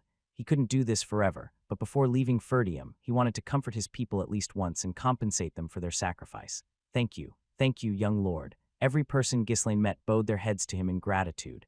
They were thankful to the heir of the estate who had come all the way to offer his condolences, ensuring they were not forgotten. They understood that it would have been far worse had they lost the war, but the grief of losing a loved one could not be easily overcome. Jillian quietly followed Ghislaine, observing everything from behind. I thought he was someone who only cared about efficiency. He knew that Ghislaine took good care of his people, but he didn't expect him to go this far for the people of the land. Ghislaine would soon be leaving Ferdium. Even though there was nothing for him to gain by doing this, he took it upon himself to meet with the bereaved families. Sniff. What's wrong, Belinda? Are you crying? No. When did I ever? Belinda glared at Ghislaine with eyes welling with tears. To her, the soldiers of the land were like friends, so the sadness was all the greater. Ghislaine chuckled softly and placed a handkerchief in Belinda's hand. Let's call it a day and head back. Even after returning to the castle, he didn't go directly to the banquet hall but instead checked on the wounded before finally seeking out Vanessa. Vanessa, are you feeling any better? Ah, young lord. Ghislaine gently stopped Vanessa from trying to rise from her bed and sat beside her. You did really well. Thanks to you, we were able to win the war. Under his warm gaze, she smiled softly. She was happy to have been of help, to have repaid the favor. But above all else, she was most delighted that she had finally been recognized as a magician in her own right. As the two smiled at each other, a voice, barely clinging to life, came from the side. Damn it, am I invisible? Ulfoy, panting heavily, glared at Ghislaine. Ghislaine feigned surprise, widening his eyes. Ulfoy, you're here too? Right, you did well too. Good job. You damn bastard. Ulfoy ground his teeth, glaring daggers at Ghislaine. It was thanks to him that his mana had been completely drained, nearly leading him to death, yet Ghislaine acted so nonchalantly. But now, more than anger, curiosity filled Ulfoy's mind. How did you do it anyway? How did that woman manage to use magic? And such high-level magic at that. The sight of the massive pillar of fire erupting was something even Ulfoy, a former member of the tower, had never witnessed before. He had managed to get Vanessa to admit that she had triggered an explosion using the runestone buried in the ground, but he still couldn't understand how she had used magic at all. Though she had drawn on the mana of 6 people, giving her an immense amount, Ulfoy knew that Vanessa couldn't even properly cast a first circle spell. She couldn't even use mana before. When did she become capable of controlling it? Vanessa had said that Ghislaine had forcibly made her sense mana, but Ulfoy didn't believe it. The idea that a mere troublemaker from a rural estate could do what even the magic tower could, impossible. There had to be another secret behind it. Ulfoy believed that if he uncovered that secret, he could grow even stronger. Seeing the dying man's eyes gleaming with desire, Ghislaine shrugged. I have a method only I know. If you want to learn it, work hard for the estate. Maybe then I'll tell you 1 or 2 things. What did you say? Once I returned to the magic tower at this, Ghislaine interrupted him with a laugh. Oh, the magic tower. As a matter of fact, I'm planning to visit soon. I'll make sure to pass along your story. It might even solidify your position as the tower master's successor, who knows? At the mention of putting in a good word, Ulfoy couldn't help but smile slyly. HMPH, well, that's appreciated, but why are you going to the tower? You still have time left on your contract. I have a proposal to make. It'll benefit you as well. Ulfoy blinked, not comprehending Ghislaine's words, but Ghislaine wasn't inclined to explain further. He turned back to Vanessa. Rest well. I'll tell you more when I get back. Vanessa gave a small smile and nodded. Hey, wait, explain what you mean before you go. Hey, Ulfoy's shout echoed behind him, but Ghislaine didn't look back. The next day, as soon as the banquet concluded, Ghislaine took the mercenaries back into the forest of beasts. In his absence, the palisades and roads had nearly been completed. Ghislaine mined a large number of runestones and handed half of them over to Homern. With the influx of funds, the Ferdium estate would quickly stabilize. This should be enough for Ferdium for now. The enemies would be too preoccupied with recovering from their losses to turn their attention this way anytime soon. I need to quickly build up power and prepare for what's next. He had managed to buy some time, but that didn't mean he could afford to be complacent. He needed to seize this opportunity to weaken the enemy's forces and find a chance to strike back. Funds, military strength, food supplies, alliances to form. There was so much to prepare. He had to make the most of the time available. There was no time to rest. Ghislaine didn't even consider returning to the castle. He immediately turned his horse around. We're heading to the tower. The tower? Are you going to sell more runestones? Belinda asked. Ghislaine shook his head. There were still runestones left, but he had no intention of selling them to the tower. I have something to discuss with the tower. When will you head to the Fenris estate? After I take care of this first. He knew he couldn't leave the lordship vacant for too long, but right now, visiting the tower was more urgent. Forging a new agreement with them would make things smoother going forward. As soon as Ghislaine had received the Fenris barony, he had sent Kior and some of the mercenaries there. They would be able to maintain some order for a while, preventing the estate from falling into disarray. Belinda, worried about the Fenris estate, furrowed her brow, but silently followed Ghislaine towards the Crimson Flame Tower. After several days of travel, they arrived in the tower city. Belinda glanced around, letting out an admiring sigh. Wow, it's as clean as ever here. I hope our estate can become like this someday. Ghislaine and the mercenaries nodded in agreement. No matter how many times they visited, it was always a remarkably clean and impressive city. Oh my, you've arrived. Please come right in. The gatekeeper, who had once been stiff and formal, promptly opened the doors as soon as he spotted Ghislaine. Sylvain, who had been stationed in the lobby, immediately bowed at a steep angle upon seeing Ghislaine. It's an honor to have you visit again. I'll send word right away. Sylvain hurriedly led Ghislaine to the Tower Master. Hubert, the Tower Master, greeted Ghislaine with an exaggeratedly emotional expression. Oh my, come in. Did you win the war? Well, you must have, otherwise you wouldn't be here. What happened? There had been magicians dispatched to Ferdium, but given the sensitive matter of the runestones, Hubert had been keenly keeping up with the news through his own channels. Thanks to this, he had quickly learned that a war had broken out. However, he hadn't yet heard the outcome or the detailed events, and the uncertainty had made him anxious. Seeing Ghislaine arrive in person brought him a great sense of relief. Ghislaine responded to the overly enthusiastic welcome with a playful smile. It seems you've been eagerly waiting for me. You don't know how worried we were, wondering if we'd be caught in the crossfire. I never expected the war to break out so soon. You should never underestimate the ambitions of the lords. Hubert nodded in agreement. He hadn't thought that war would break out so easily, but events had unfolded in direct contradiction to that belief. In this regard, the insight of this young man was something to be commended. Well, take a seat. Did you come to sell runestones? I didn't see a wagon with you. No, more importantly, how did you manage to win? Tell me all about it. Ghislaine leisurely sipped his tea, drawing out the moment. Hubert fidgeted impatiently, like a dog with its tail on fire. Ghislaine, satisfied with Hubert's reaction, spoke leisurely. It wasn't much. I just buried all the runestones I had gathered in the ground and detonated them. What? Hubert blinked, struggling to comprehend the shocking statement. Soon, understanding the full scope of what had happened, Hubert shouted in disbelief.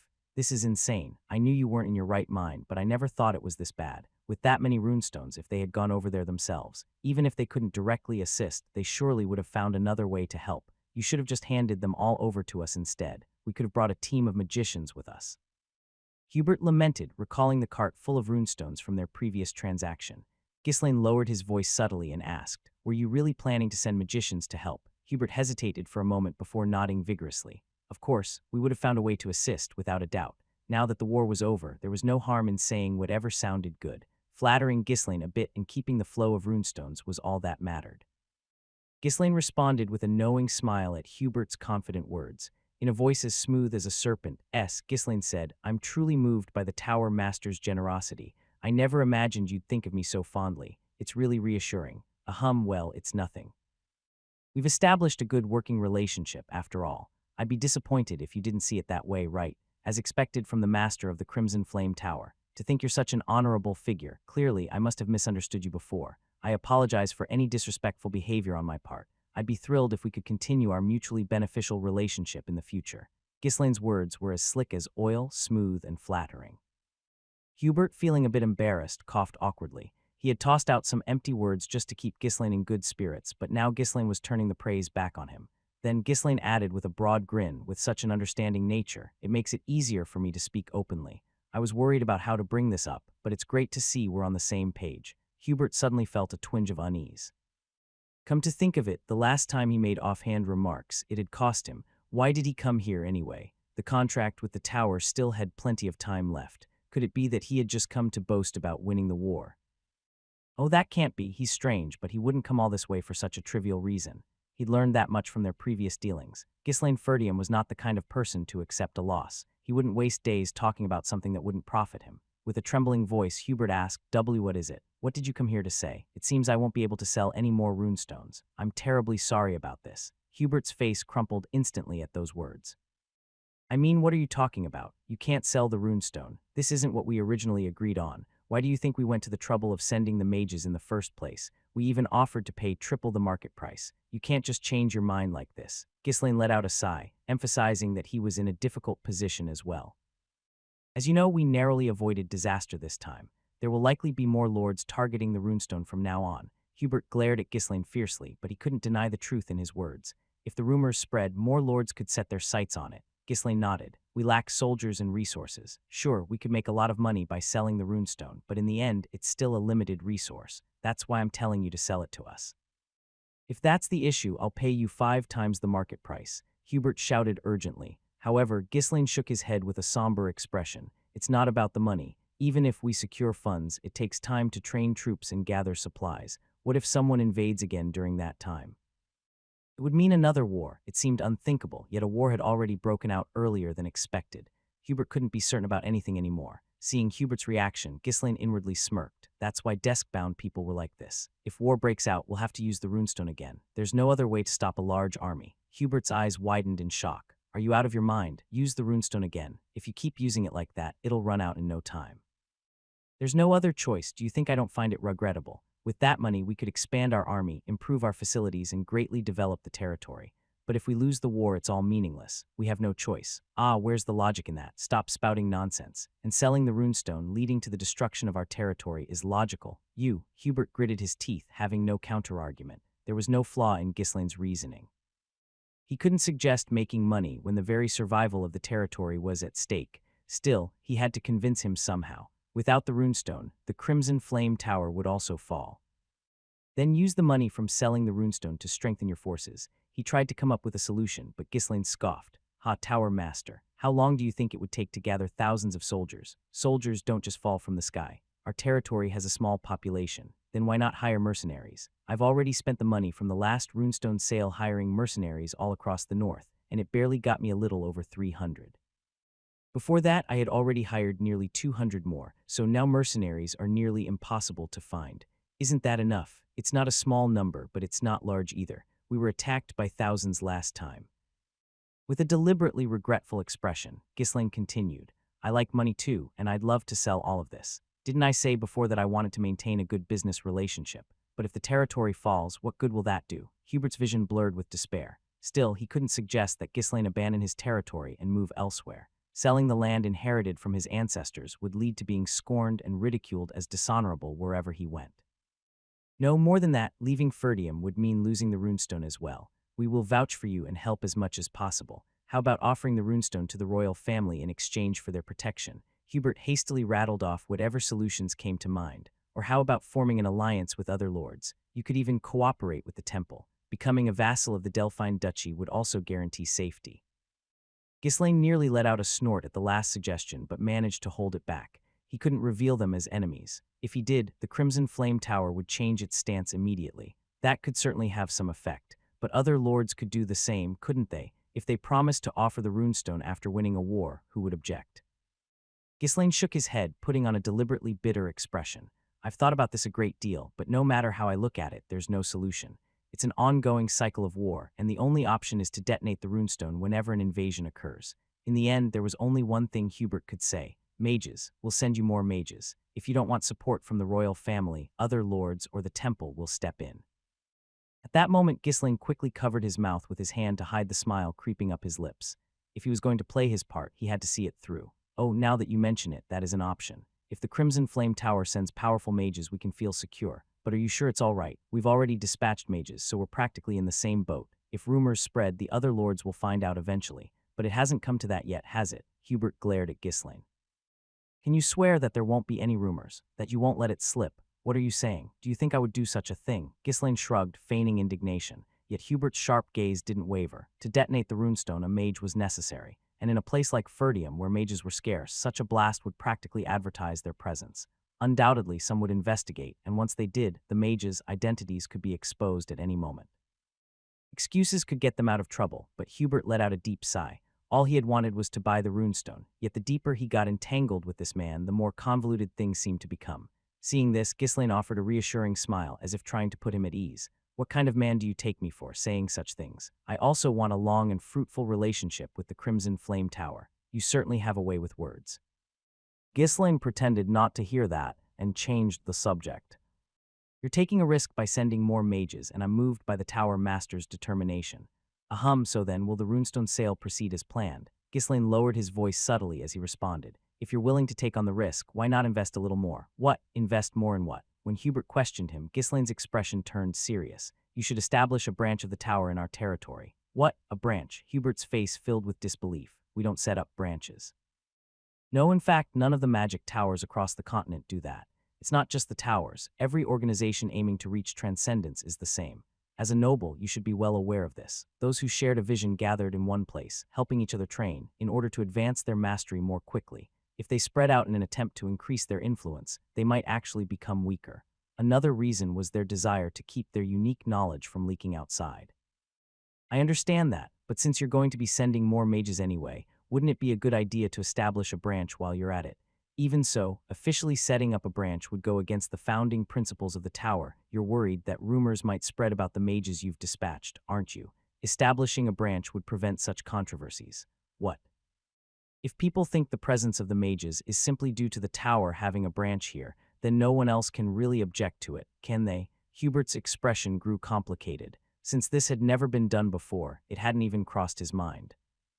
That's true, we could secure the runestone up close, sending a few people to make it look like a branch might work. He wondered why he had never considered setting up a branch before. It was because he believed in the long-standing traditions. The magic towers never allied with political forces or got involved in conflicts. They took no sides, yet made no enemies either. Their focus was solely on elevating their own mastery. This unwritten rule had been passed down since the time the first magic tower was established. Since everyone naturally assumed this was the way, no one had even thought of forming alliances with them. Just because it's the right thing doesn't mean it's right in every situation, does it? Words like tradition and custom often became rigid beliefs that bound people. Yet Ghislain Ferdium showed none of that rigidity. He simplified the complex and pushed things forward in his own way. To put it nicely, he was a visionary. To put it bluntly, he was a beast that disregarded customs. But to revive the Crimson Flame Tower, which was cornered, a mindset as flexible as Ghislain was necessary. Better to survive and endure the criticism of being shameless than to uphold traditions and perish. Lost in his thoughts, Hubert snapped back to reality when he heard Ghislain's voice. If you're not interested, I'll be on my way. Once I've built up my forces and secured my safety, I'll come back for the runestone if it's still around. Ghislain got up, as if ready to leave. Hubert, no longer surprised by Ghislain's unpredictable words, quickly stood up and blocked the door. Hey, that's just how things have been until now. If I, the Tower Master, decide to do it, then we'll do it. We might as well go ahead and set up a branch while sending a few more people, and it'll be a good chance to train that Ulfoy kid as a successor. Mages are a breed that prioritize their own achievements over loyalty to the tower. If they couldn't continue receiving the runestone supply, the tower would crumble. In that scenario, the intentions of their predecessors would mean nothing. If Hubert framed it this way, the elders and the other mages would undoubtedly agree without objection. Thank you for your generous decision. Ghislain bowed his head, a relaxed smile on his face.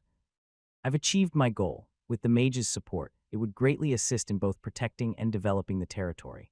This time, unlike when he had to secretly hire them as if they were mercenaries, he would receive their support openly. Mages are far more challenging to cultivate than knights. Even with all his knowledge of future events, Ghislain lacked the time needed to train mages himself. That was why he sought out the magic tower, to save as much time as possible.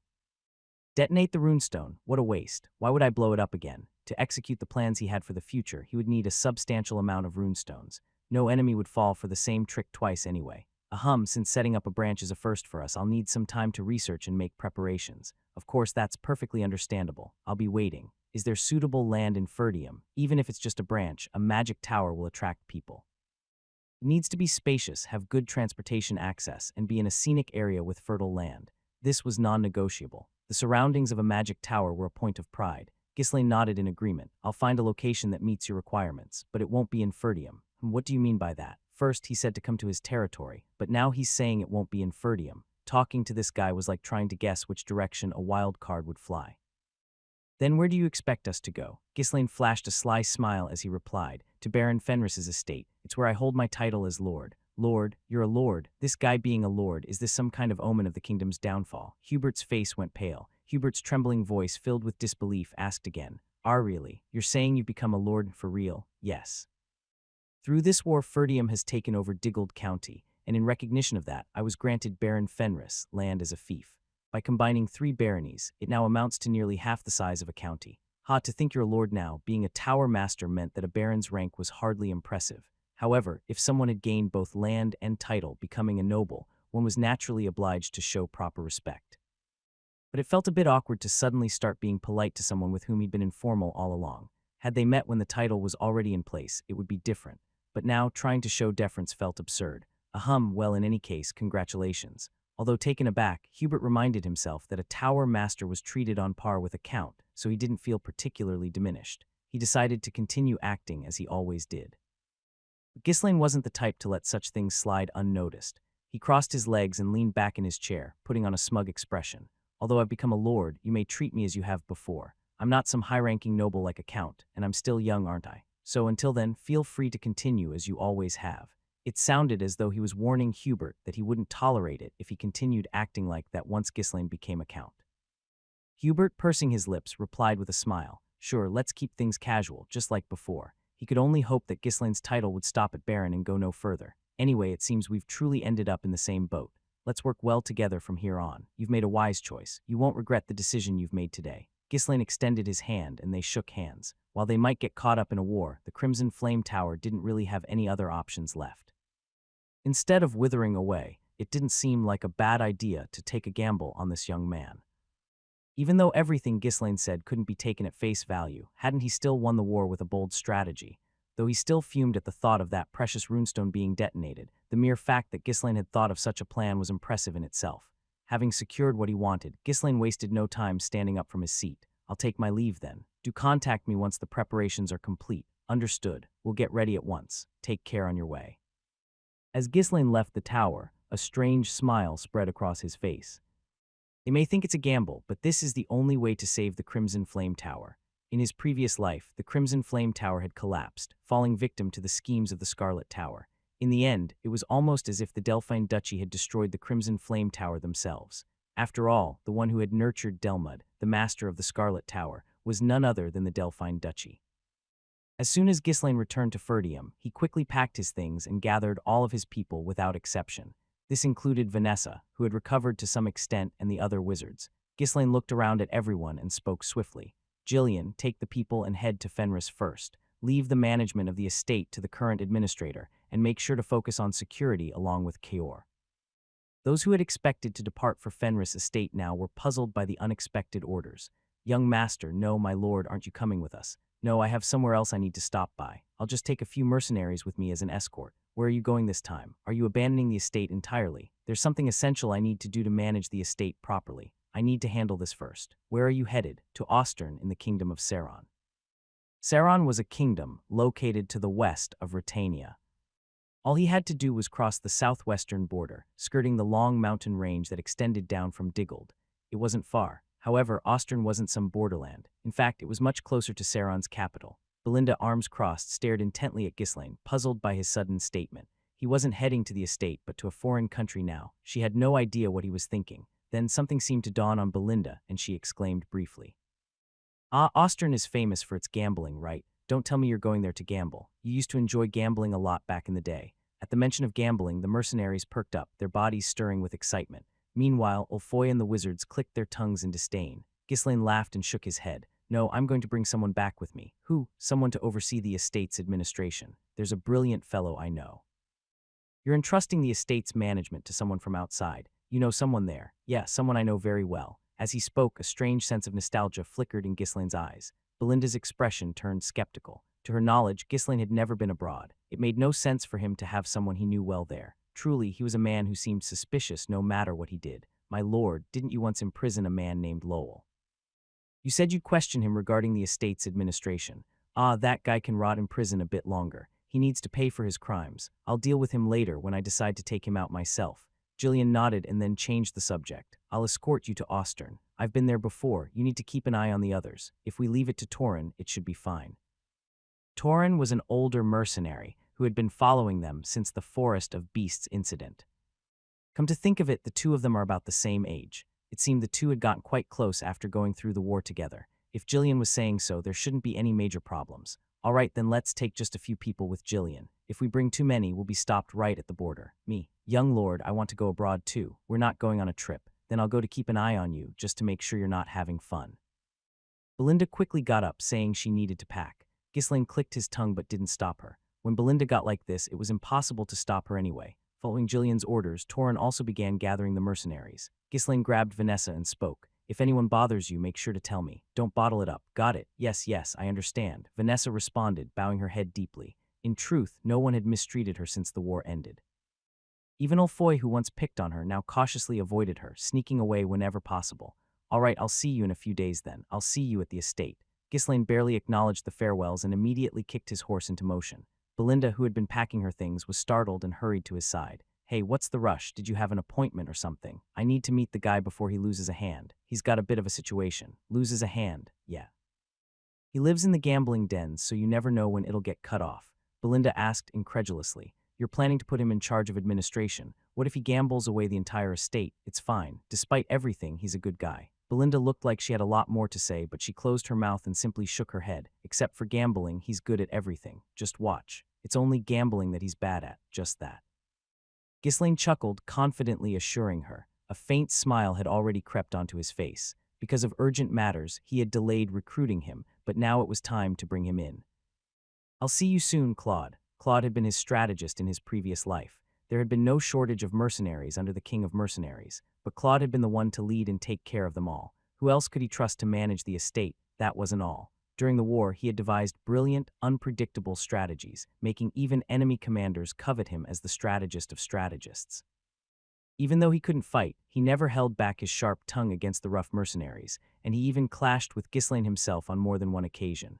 But thanks to him, what was once just a small mercenary corps had managed to wage war against a kingdom for a full year. In his past life, that guy couldn't fully utilize his abilities. No matter how brilliant his tactics and strategies were, there had been a limit to what he could accomplish with a mercenary corps that lacked a solid base of operations.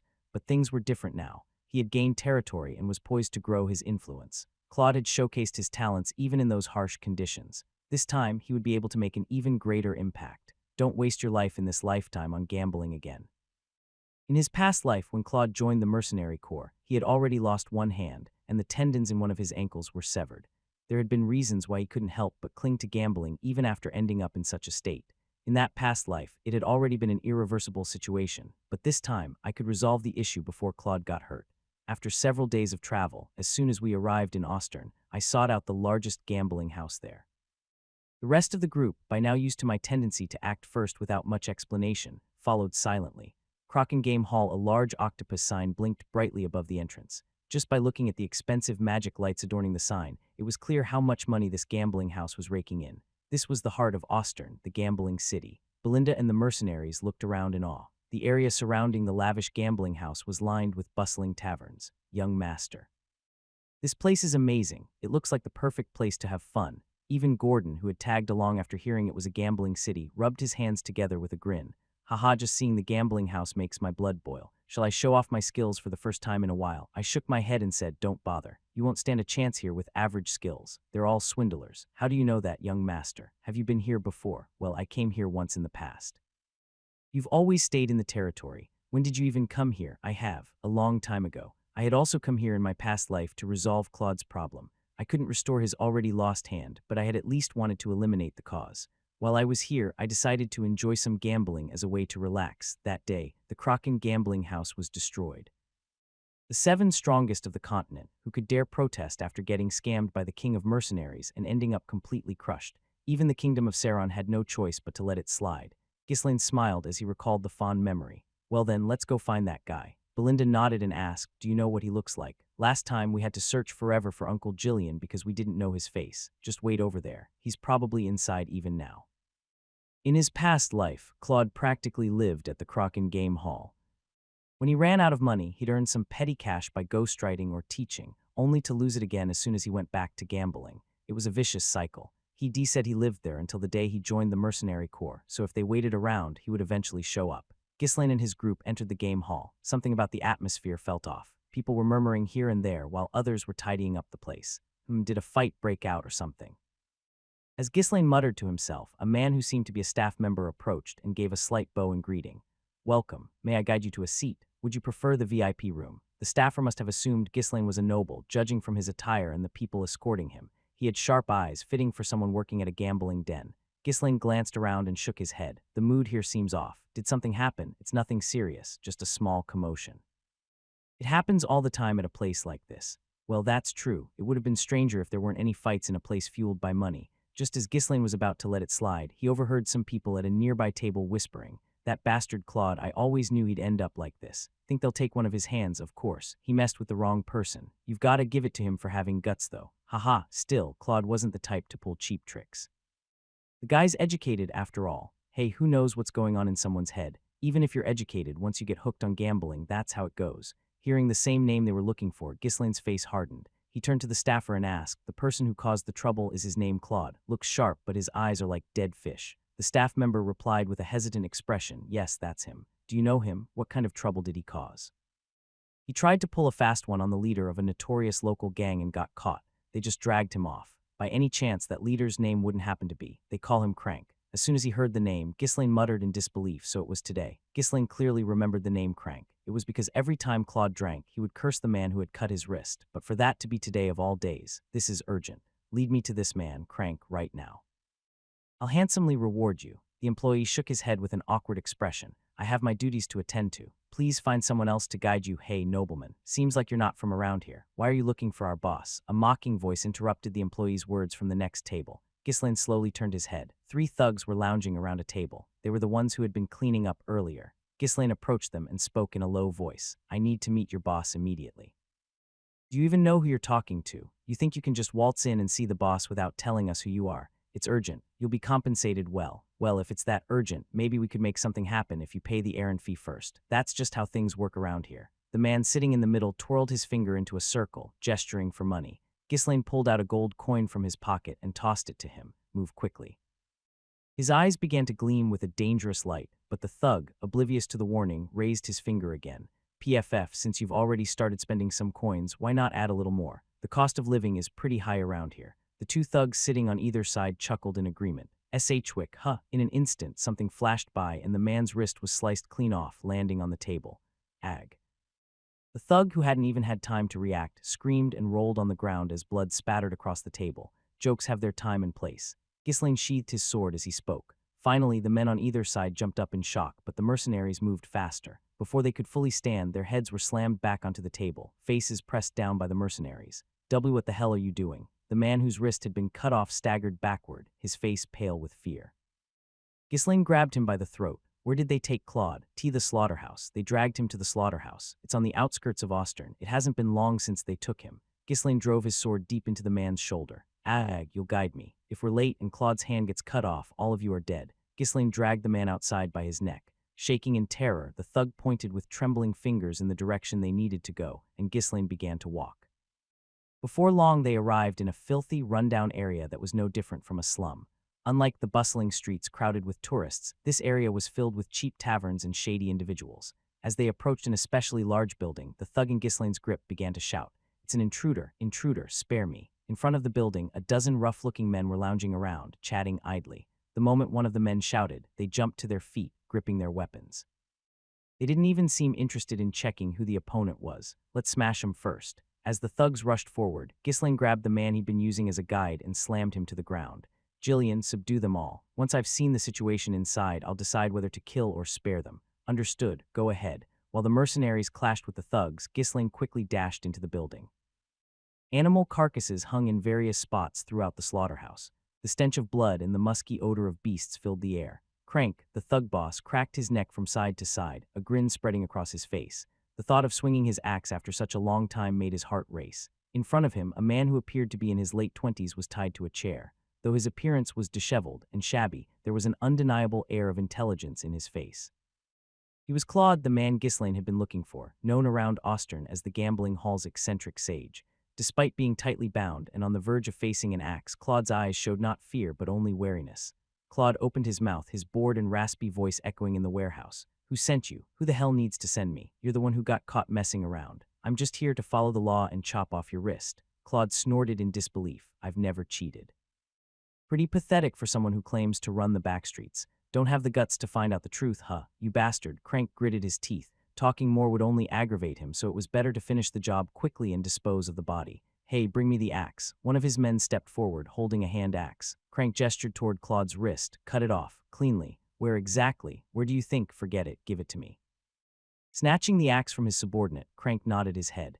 If you beg for mercy right now, I might settle for just a finger. However, Claude still didn't show even a hint of tension. Instead, he glared at Crank with annoyance and muttered, If you're going to cut it, just cut it. I don't have time to waste arguing with someone like you. Fine, once I lop off a piece, you won't be able to flap that mouth anymore. With a twitch of his lips, Crank raised the axe above his head. Enemy, we've got enemies. Help. Just then, a loud commotion could be heard from outside. Frowning, Crank glanced toward the warehouse entrance.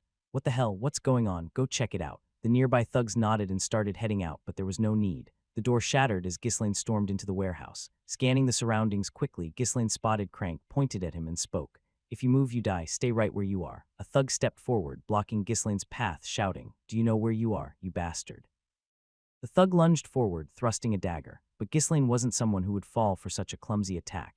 With a nonchalant gesture, he reached out and grabbed the dagger. Crack! The dagger shattered into pieces, leaving the thug staring in shock. No way, that's impossible. Who breaks a blade barehanded? Well, someone here does. Now just let it rest. Ghislaine casually swatted the air as if brushing away a bug. The thug was sent flying into the wall, his nose and teeth completely shattered. Crank shouted frantically, What are you idiots doing? Attack him all at once. A dozen thugs in the warehouse charged at the same time. Ghislaine glared at them and extended his hand. He had no intention of dealing with them one by one. He was too pressed for time to waste any. Clink, threads of mana wrapped around the thugs, freezing them in place. Crack, arg. As Ghislaine clenched his fist, the thugs' limbs all twisted and broke, sending them collapsing to the ground. What the hell? Crank staggered backward, his face drained of color. He had seen all sorts of brutal things in his life, but never something as strange as this. Is he a mage? He fought with his fists like a knight, but Crank had never heard of a knight pulling off something this bizarre. Even Claude, who had been trying to hide his fear, widened his eyes in shock. Having studied at the academy, Claude had seen plenty of knights and mages, but none who could use such a technique. As Ghislaine approached him, Claude watched silently before asking, Did you come to rescue me? Yeah, why? We don't even know each other. Let's just say we'll get to know each other from now on. Claude grimaced, looking like he was staring at a madman. Ghislaine chuckled and untied Claude from the chair. I'm Ghislaine, Baron of Fenris from the Retania Kingdom. You can just call me Ghislaine. At that moment, Crank, who had been watching dumbfounded, finally stammered and interrupted. What's a foreign noble doing here? Even if you're a noble, you can't just do as you please. But even Crank himself doubted whether this guy would listen. Everyone in Ostern knew that indulgence wasn't just for commoners. There was an unspoken agreement among nobles not to disturb each other's playgrounds to avoid losing their own. Yet this man had stormed in without a care for that understanding. Would he back down just because Crank spoke up? Ghislaine's answer was exactly what Crank feared. I'm taking Claude with me. That man cheated. The law here is to cut off the hand of someone like him. Don't play dumb. You really think I came here without knowing anything? Ghislaine had heard Claude's lament about having his limbs unfairly severed more times than he could count. Crank glanced sideways at the shattered door. His subordinates were either lying on the ground or kneeling in defeat. While he was still unsure of what to do, Ghislaine walked over and placed a firm hand on his shoulder. I'm in a good mood today, so I'll leave it at this. Since Claude's wrist is still intact, I'll let you and your men keep your heads too. That should be more than enough, don't you think? Ghislaine's snake-like gaze pierced into Crank's eyes. I understand. Crank nodded repeatedly, trembling. He had fought his way to this position, spilling plenty of blood along the way, so his instincts told him one thing. The man standing before him was far beyond anything he could handle. You're quick to catch on. I like that, Ghislaine grinned, pulling a few gold coins from his pocket and pressing them into Crank's hand. For your men's medical bills. Use whatever's left for drinks. Thank you, Crank slowly backed away, still terrified. Ghislaine appeared ready to walk past him, but suddenly he grabbed Crank by the collar and yanked him forward. What now? Leaning in close, Ghislaine whispered into Crank's ear in a low, menacing voice. Stop the surveillance, too. I'll be gone soon enough. The killing intent in Ghislaine's voice sent cold sweat trickling down Crank's face as he nodded frantically. Satisfied, Ghislaine let go of Crank's collar and gave him a pat on the shoulder, looking pleased. You've worked hard, keep it up. Thank you. Safe travels. Claude followed Ghislaine, glancing back at Crank. It was the first time he had ever seen Crank look so terrified. Wasn't Crank supposed to be the strongest thug in the backstreets? Claude quickly shook his head and caught up with Ghislaine. He had narrowly escaped having his hand chopped off, and he didn't want to get involved in anything else strange. As the cool air outside hit him, it finally sank in that he had been freed. Claude bowed his head to Ghislaine. Thank you for saving me, but why would you go out of your way to help someone like me? I'm not worth the trouble. Ghislaine studied Claude's face carefully in response to his self-deprecating words. Sunken, lifeless eyes, a hollow, exhausted expression. He looked like a withered tree, someone who had given up on everything and lost the will to live. It reminded Ghislaine of the day he had first met Jillian. Jillian had worn that same expression. Before Ghislaine could reply, Claude spoke again. Well, whatever the reason, I guess it doesn't really matter. Since it's come to this, would you mind buying me a drink? I rescued him, yet he barely expressed any gratitude and instead asked for a drink. Jillian, unable to bear the brazenness any longer, stepped forward. Show some respect. This person is none other than Baron Fenris of the Retania Kingdom. At that, Claude twisted his lips and replied, So what? This is just how I live. If you don't like it, kill me. Jillian frowned, but he didn't say anything further. Claude's reckless attitude was oddly familiar to him. Before meeting Ghislaine, Gillian had probably carried the same look in his eyes. Ghislaine, watching the two of them, nodded as if he had expected this. In his past life, Ghislaine had spent a lot of time with Claude. He knew better than anyone why Claude was acting this way. It's fine for now. No need to stand on ceremony. For now, Claude furrowed his brows, tilting his head in confusion. Ghislaine simply smirked without answering. Though Ghislaine might have thought it was fine, those who followed him couldn't hide their displeasure. After all, they'd saved a man from losing his hand, and instead of gratitude, he was acting defiant. It was only natural they felt irritated. They couldn't shake the feeling that this had all been a waste of time. Why did the captain even bother meeting a guy like this? He just seems like a gambling addict. He doesn't even know how to be thankful after being saved. Reading their expressions, Ghislaine defended Claude. This guy's been through a lot recently. Something major happened. He's hurting. Claude's expression hardened even more at that. You know what I've been through. Just who the hell are you? Oh, I just heard some rumors. Don't be so tense. Despite Ghislaine's casual tone, Claude's suspicion didn't waver.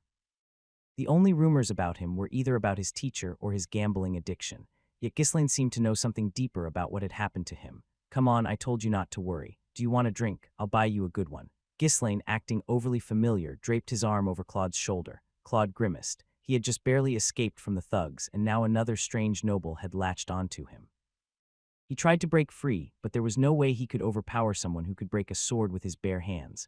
With a sour look on his face, Claude was forcibly dragged off by Ghislaine. The mercenaries followed them, clicking their tongues. Since Ghislaine had stood up for Claude, they couldn't criticize him any further.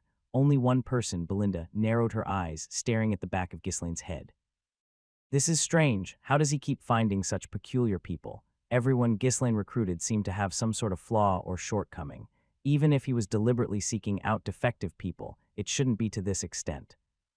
A gambling addict of all things, Belinda let out a sigh as she recalled the people Ghislaine had gathered around him, one by one. As I thought, I'm the only normal person around the young lord. Shaking her head, she quickly followed Ghislaine, ignoring the fact that she herself was far from normal. Ghislaine led Claude into a lavishly decorated tavern. Everyone, feel free to sit and have a drink. I need to have a private chat with this friend. The mercenaries happily moved to take their seats, but Gillian didn't let them off the hook so easily. He immediately split them into groups to stand guard and even warned them that if they got too drunk, there'd be repercussions. Though the mercenaries wore disgruntled expressions, none dared to defy Gillian. Meanwhile, Ghislaine dragged Claude over to a corner and sat him down. As the table filled with fine liquor and appetizers, a spark of life returned to Claude's eyes. Seeing him up close, he looks even worse. Ghislaine lifted his glass and carefully observed Claude. Despite nearly losing his hand, Claude didn't seem to care about that at all. Instead, he was reacting passionately to the sight of alcohol. This was a sign that his mental state was in complete disarray. My hand's still intact, and now I'm getting free top-shelf booze. Seems like today's my lucky day. I'll drink well. Claude wasted no time, finishing his sentence and immediately downing his drink. Ghislaine, keeping pace with him, silently emptied his glass as well. Each time they ran out of alcohol, they ordered more, pouring drink after drink down their throats. It wasn't long before Claude, who neither had mana control nor much physical stamina, was the first to hit his limit. With his face flushed red, Claude muttered under his breath, "You drink well. But looking at your eyes, you don't seem like the type who actually enjoys drinking. If it's there, I drink it. If it's not, I don't. Still, I do enjoy expensive wine, something like Red Dragon. Ha, so you've got a taste for something even royalty struggles to get. What a show-off. Anyway, didn't you have something to say? You went so far as to save me, yet you've barely said a word." Ghislaine just shrugged his shoulders without speaking. Claude grumbled, "What do you want from me?" "Want me to teach you how to gamble? If I wanted to learn gambling, I'd find someone who's actually good at it. I wouldn't ask you. Damn it, I can't even argue with that. If you've got something to say, spit it out and get lost. Why the hell did you seek me out and save me?" Ghislaine adjusted his posture and looked Claude square in the eye. "I'll get straight to the point since I don't like beating around the bush. I want you to manage an estate for me." Claude blinked, unsure if he had heard correctly.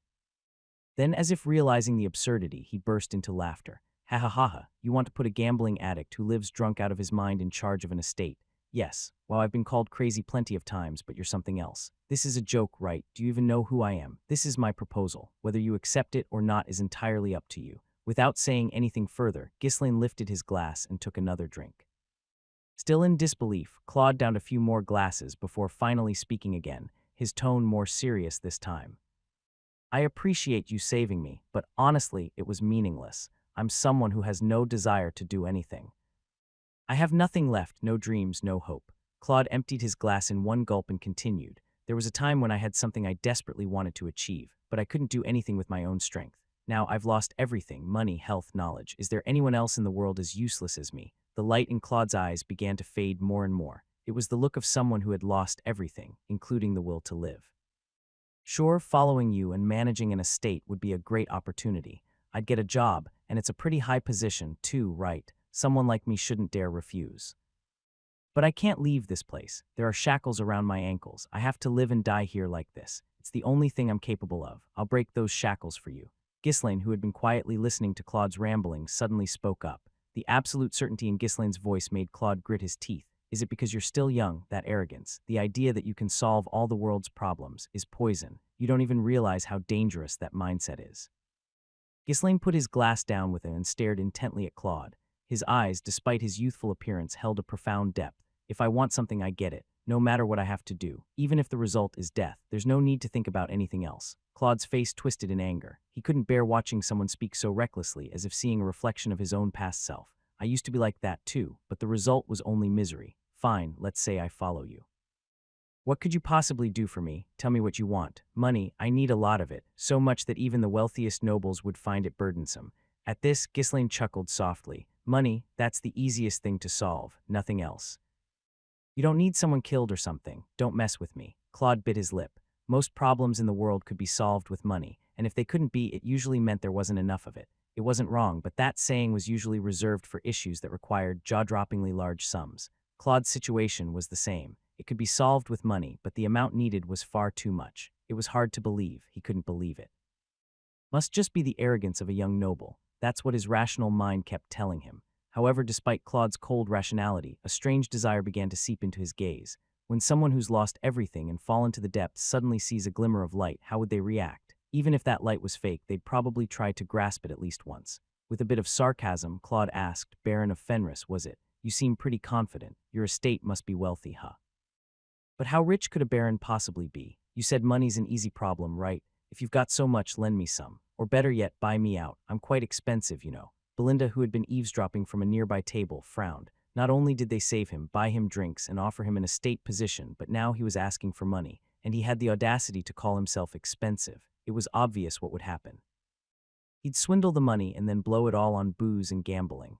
Belinda naturally expected Ghislaine to reject him. Ghislaine was no fool. This was the same man who even managed to extract 20,000 gold from his fiancée. There was no way he'd fall for such a transparent scheme, but Ghislaine's response was entirely unexpected. All right, I happen to have more money than you think. How much do you need? Belinda's eyes widened in shock. The young lord, who wouldn't easily hand over money, even to his father or closest retainers, had answered so readily. Is he just planning to treat it as charity? No matter what, this is going too far. Shouldn't I stop him right now? Belinda suppressed her anger and took another swig of her drink. What came next shocked her even more. I need 2,000 gold. Can you give me that much? It's a hefty sum, even for a barony. Belinda quickly turned her head to look at them. Ghislaine wore a strange expression. It looked as if he was torn between being troubled and finding the situation pitiful. Claude, noticing his expression, openly mocked him.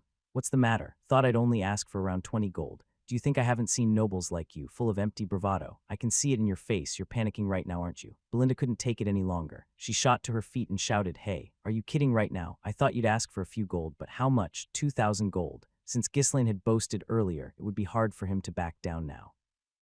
Hurt his pride. Belinda raised her voice on purpose, hoping to give Ghislaine an excuse to reject the absurd request. But her efforts were in vain, as the response that came from Ghislaine's lips was something she couldn't believe. Not 5,000, but only 2,000 gold. That's all. That's not much at all. Claude, enraged, shouted at the top of his lungs. Don't mess with me. Are you mocking me like this? Do you have that much time to waste? However, Ghislaine's response remained calm and consistent.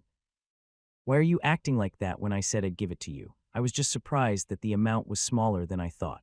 He was certain because he'd heard it from Claude several times in his previous life. Back then, it had clearly been 5,000 gold. Well, quite some time has passed since then. I suppose the price could be different now, smaller. You're really? Claude growled, glaring at Ghislaine through clenched teeth. He couldn't fathom what kind of twisted game Ghislaine was playing with him. Fine, you seem pretty confident, then hand it over right now. Claude's words were dripping with sarcasm, but Ghislaine merely nodded lightly, without showing any sign of offense. Not difficult at all. Is that all you want?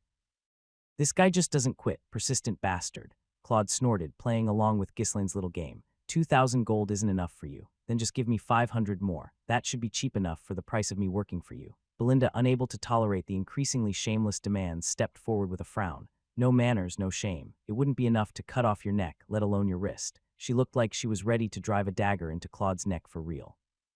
Ghislaine raised a hand to stop her. That's enough, Belinda. He's someone we'll need for the future of our estate. Master, are you seriously planning to let someone like that off? Belinda's temper flared as if she couldn't believe what she was hearing. I said enough. Upon Ghislaine's heavy voice, Belinda clamped her mouth shut but continued to glare daggers at Claude. With Belinda in such a foul mood, it seemed impossible to send her off on any tasks. Ghislaine let out a bitter smile as he called for Jillian. Jillian, go to the largest merchant guild in Austern and bring someone back. Tell them we'll issue a letter of credit. Are you really sure about this? Jillian asked cautiously, his eyes questioning whether it was wise to hand such a large sum to someone like that. Up until now, he'd followed Ghislaine's instructions without objection, but even he found this situation troubling. However, Ghislaine merely smiled, as if nothing were wrong. Jillian, what were you like when we first met? Were you any different from this man now? At those words, neither of them could say anything. In some ways, Jillian had been in even worse shape. Unlike Claude, who at least frequented gambling dens, Jillian hadn't even stepped outside. But look at him now. He had become Ghislaine's most vital asset, someone he couldn't do without. Understanding the meaning behind Ghislaine's words, Jillian bowed his head and left the room. Based on everything he'd observed so far, his lord had never acted thoughtlessly, not even once. Surely, Ghislaine had seen something in this gambling addict that the rest of them couldn't. Even though Belinda still wore a dissatisfied expression, she withdrew as well. That old man had a good physique at least. What in the world does Master see in this guy to trust him so much? Claude crossed his arms and looked around at the now chaotic atmosphere. He was no longer just angry, he was utterly dumbfounded. Given how things had escalated, it seemed that giving them a proper humiliation was the only way to feel satisfied. Before long, Jillian returned with someone in tow. Claude recognized the man entering the tavern and flinched in surprise. That man is. The man was the vice president of the largest merchant guild in Austern. Since the amount involved was significant, it was only natural for someone of such a high rank to step in. What kind of prank are these bastards pulling? For a prank, the scale was enormous. To think they had brought in someone like him. How are they planning to handle the aftermath of this? If Ghislaine were a noble of the kingdom of Saron, he would have been able to secure a letter of credit without any conditions. Since there was no fear of the merchant guild being defrauded, even for the sake of saving face, they wouldn't worry about not being repaid. But it was different for a noble from another country. No merchant guild would easily issue a letter of credit without collateral. What are they planning to offer? No ordinary jewel is worth 2,500 gold. From what he could see, Ghislaine didn't seem particularly wealthy. His clothes were neat, but the fabric wasn't anything luxurious, and there were no expensive accessories to be seen. If the noble was like that, his subordinates were not even worth considering. Most likely, the vice president of the merchant guild would leave once it became clear there was no collateral. Claude chuckled inwardly, imagining Ghislaine's humiliation. It was then. One of the mercenaries rummaged through his bag and plopped a stone onto the table. The stone emitted a faint blue glow. Claude involuntarily parted his lips, mesmerized by the soft blue light. The vice president of the merchant guild picked up the runestone and examined it closely, a servile smile spreading across his face as he bowed deeply. Oh, this is truly a top-grade runestone. Do you happen to have more? I'll offer a price well above market value. Not only in Austern but throughout this region, our merchant guild offers the best rates. What? Claude was taken aback by how things were unfolding, completely different from what he had expected. The vice president's eyes were brimming with greed. For someone who had handled countless goods to be so captivated, it meant that the runestone Ghislaine had offered was of exceptional quality. Is it real? Just then, Ghislaine frowned, waving his hand dismissively as if annoyed. I have no intention of selling more, so just finish the transaction quickly. Please reconsider, I'm offering you a really good price. No other merchant guild will offer as much as we do. How much have you been quoted so far? The vice president, who had been persistently clinging to Ghislaine with a desperate expression, finally clicked his tongue and opened his bag when the mercenaries began to draw their weapons. As he wrote out the letter of credit, regret was clearly etched on his face. Claude, seeing this expression, suddenly shouted out, "Wait." Everyone turned to look at him in bewilderment. Swallowing hard, Claude spoke in a trembling voice. If you're going to do it, make it 2 letters, one for 2,000 gold and another for 500 gold. Can you do that? Belinda pouted her lips while the vice president glanced over at Ghislaine. It was a silent question, asking for his approval. Ghislaine gave a slight nod. Do it that way. This paper has been magically treated, so we usually don't do this. But since you're handling such a large transaction, I'll make an exception without any extra charge. The deputy merchant leader, hoping to secure a future deal with Ghislaine, eagerly accepted Claude's request. He didn't forget to emphasize his generosity as much as possible. Please come to our merchant guild again next time. We'll do our best to serve you. Even as he groveled, he continued bowing deeply to Ghislaine. Finally, when the mercenaries couldn't bear it any longer and glared at him, the deputy merchant leader left the room. He left behind a credit note worth a staggering 2,500 gold. Take it. Ghislaine gave a small nod toward the credit note lying on the table. Claude's eyes widened as he looked back and forth between Ghislaine and the note. He had asked for money, but he hadn't really believed he would get it. On top of that, Ghislaine hadn't even asked why he needed such a large amount or how he planned to repay it. Claude's hands began to tremble. The thing I've been dreaming about for years just happened this easily. He couldn't believe it. It was so unbelievable that he even wondered if the deputy merchant leader was in on some cruel joke, trying to fool him. 2,000 gold was enough money for an ordinary person to live comfortably without working for the rest of their life. It was such a large sum that even wealthy nobles wouldn't hand it over lightly. And yet, the young man in front of him had casually given that enormous sum to a mere gambler. Claude had spent years living in gambling halls, trying desperately to raise that kind of money. Something he couldn't achieve through all his hard work had come so easily to someone else. As his mind swirled in shock, a sense of emptiness slowly crept in. Claude, who had been standing dazed, suddenly snapped out of it and shook his head, dispelling his thoughts. His pride didn't matter. He had finally gotten the money he had been willing to sacrifice his life for. What did pride have to do with anything? Wait right here for a moment. Claude hastily grabbed the credit note and shoved it into his coat, quickly making his way to the door. He reached the entrance, turned to glance at Ghislaine once, then burst out of the tavern, as if he were fleeing.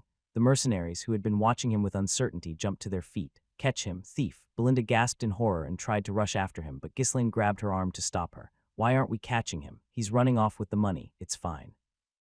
I know where he's going. With Ghislaine's confident voice, Belinda and the mercenaries froze, confused. You know where he went. Ah, is it the gambling hall? No, this time it's somewhere else. Ghislaine stood up from his seat, moving leisurely. Still, he won't be able to handle this alone. Let's follow him. Claude was so overwhelmed by the thought that he had achieved his goal that he wasn't thinking clearly. He had no idea how dangerous it was for someone without power to carry that much money. Ghislaine led the mercenaries out of the tavern. By the time they stepped onto the street, Claude had already disappeared. But Ghislaine, without the slightest hesitation, calmly began walking in a specific direction. Before long, the group stopped in front of the Austern estate. Young master, what is this place? As you've guessed, this is Baron Austern's estate. Just as Ghislaine had expected, Claude was already there, arguing with the guards at the gate.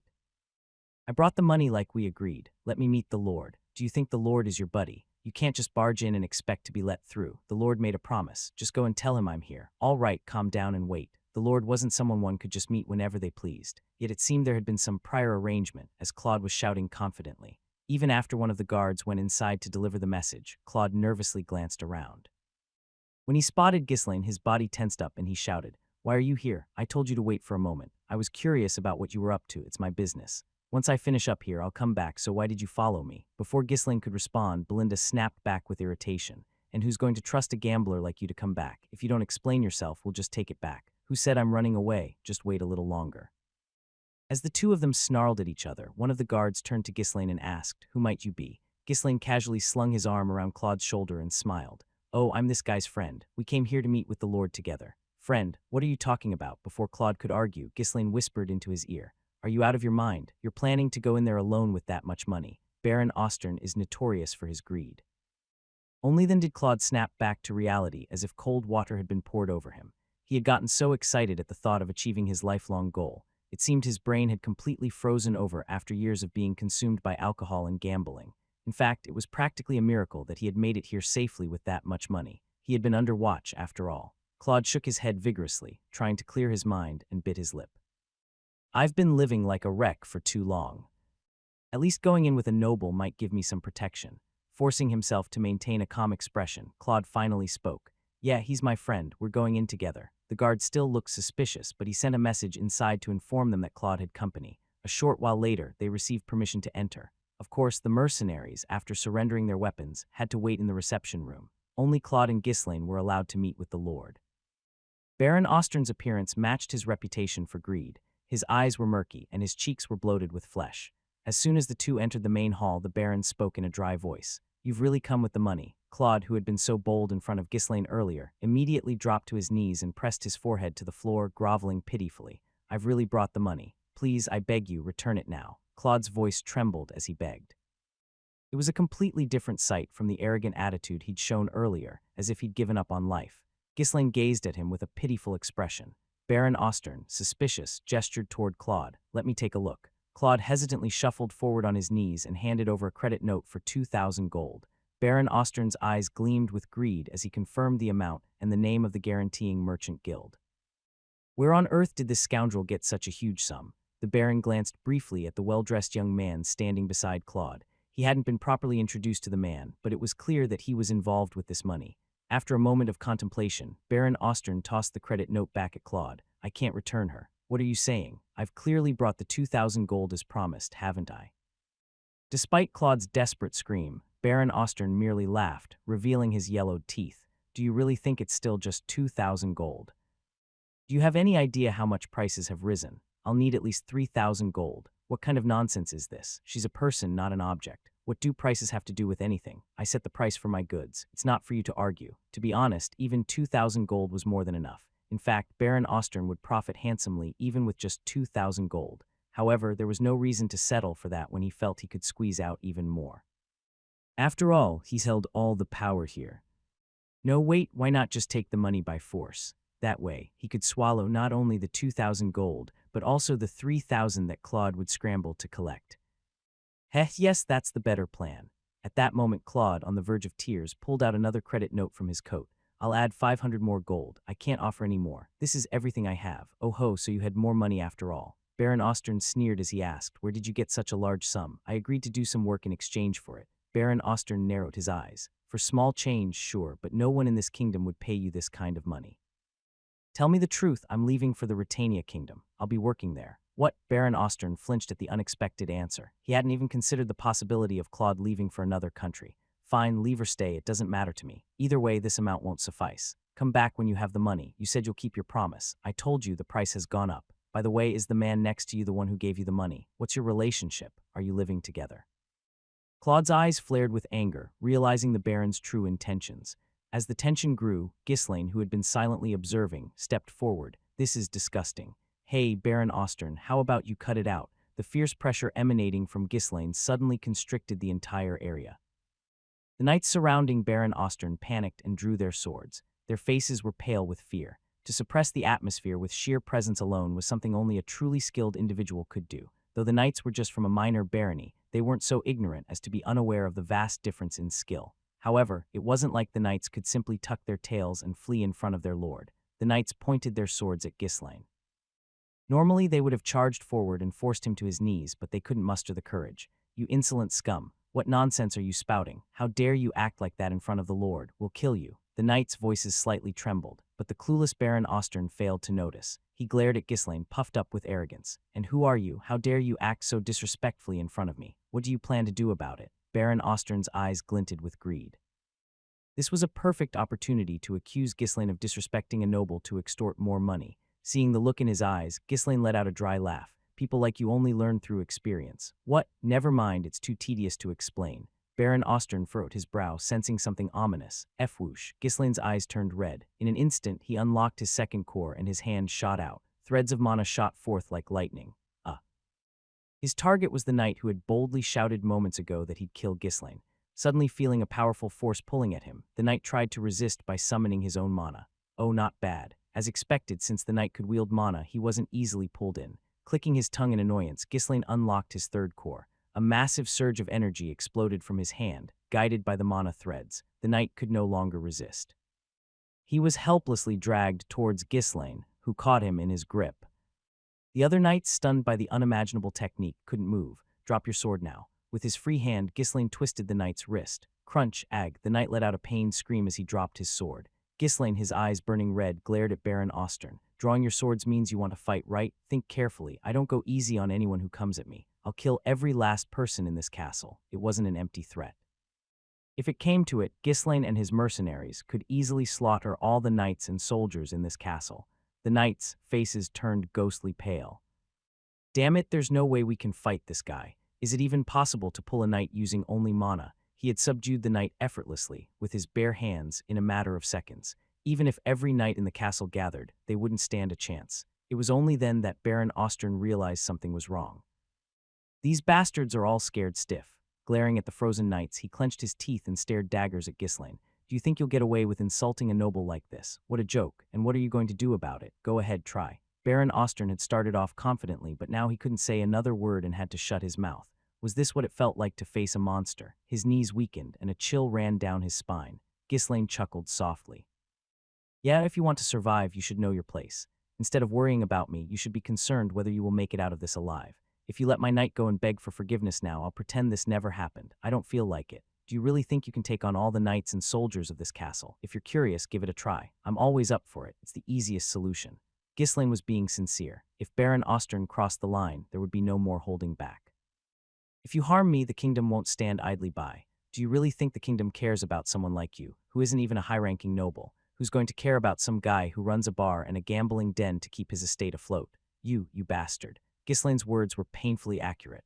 Other nobles in the kingdom subtly looked down on Baron Ostern, considering him beneath them for making his fortune from drinking and gambling. They didn't see him as one of their own, and if he were to die, it wouldn't cause much of a stir. Ghislaine continued to strike where it hurt, and even if they did care, so what? All I have to do is kill everyone in this castle and disappear. There are 500 soldiers in this estate. If you kill me, they'll hunt you down. Ghislaine scoffed. 500, that's quite a lot for a barony. I guess having money really is the best advantage. But that number wasn't nearly enough to make Ghislaine flinch. Go ahead then, if you think you can hunt me down. No one's stopping you. Though the Ostern estate had more soldiers than expected, Ghislaine knew that if he was determined, he could easily escape them. Or better yet, he could just wipe them all out. Seeing the look on Ghislaine's face, Baron Ostern eventually gritted his teeth and took a step back. What do you want? What's your demand? What do you think? Even your stupidity has its limits. Ghislaine clicked his tongue in irritation. Baron Ostern ground his teeth in frustration but said nothing. From the beginning, he never had the guts to risk his life in a fight. He had only been hoping that Ghislaine would be intimidated enough to back down. But there was no way such laughable threats would work on someone like Ghislaine. Biting his lips out of frustration, Baron Ostern finally muttered, "Fine. I'll take the 2,000 gold and be done with it. Now get out." Ghislaine sighed as if disappointed. Pity. I was hoping to stretch my muscles a bit. Fine, we'll do that. But what about this guy? What? Ghislaine looked up at the knight still caught in his grip and sneered. If you're going to threaten to kill someone, you should be prepared to face the same. Ghislaine tightened his grasp. Ugh, the knight gasped for air, groaning in pain as he struggled to break free. If Ghislaine applied just a bit more pressure, the knight's neck would snap, killing him instantly. Baron Ostern shouted urgently. What are you doing? The deal is already settled. Settled? Nothing's settled. That's that, and this is this. If you want me to spare this man, cough up 3,000 gold, then I'll let him go. 3,000 gold, don't be ridiculous. You were the one who started being ridiculous first. Do you have any idea how much it costs to train a knight? 3,000 gold is a bargain. Or maybe this guy isn't even worth that much to you. That's nonsense. Baron Ostern started to respond but hesitated. With 3,000 gold, he could easily recruit a knight far more skilled than the one Ghislaine held captive. He wanted to refuse, of course, but too many eyes were watching. If he rejected the offer and the knight ended up dead, the other knights might also turn their backs on him. No knight would serve a lord who put a price on loyalty and calculated the cost. Ghislaine had clearly aimed for this vulnerability with his proposal. It was a devilish trap with no escape. In the end, Baron Ostern gritted his teeth and accepted Ghislaine's demand. Fine, consider the 2,000 gold as paid. I'll make up the difference. I'll be taking back what's mine too, right? Baron Ostern spat his order at a nearby knight. Bring her. The knight nodded silently and left the room. Ghislaine walked over to Claude, grabbing him by the arm and lifting him up effortlessly. He also didn't forget to scoop up the 2,000 gold credit note from the ground, tucking it into his coat. Huh. Claude looked bewildered, to which Ghislaine grinned. It's mine, isn't it? Claude, quick to realize, hurriedly snatched up the remaining 500 gold and stuffed it into his coat, fearing he might lose that as well. Ghislaine didn't stop him. After all, that 500 gold wasn't part of the knight's ransom, and he knew why Claude needed the money. Turning to the pale-faced Baron Ostern, Ghislaine spoke dismissively. We'll be waiting outside the castle, so make sure you send the goods out properly. I don't want to stay here any longer than necessary. You wouldn't want to see my face again, would you?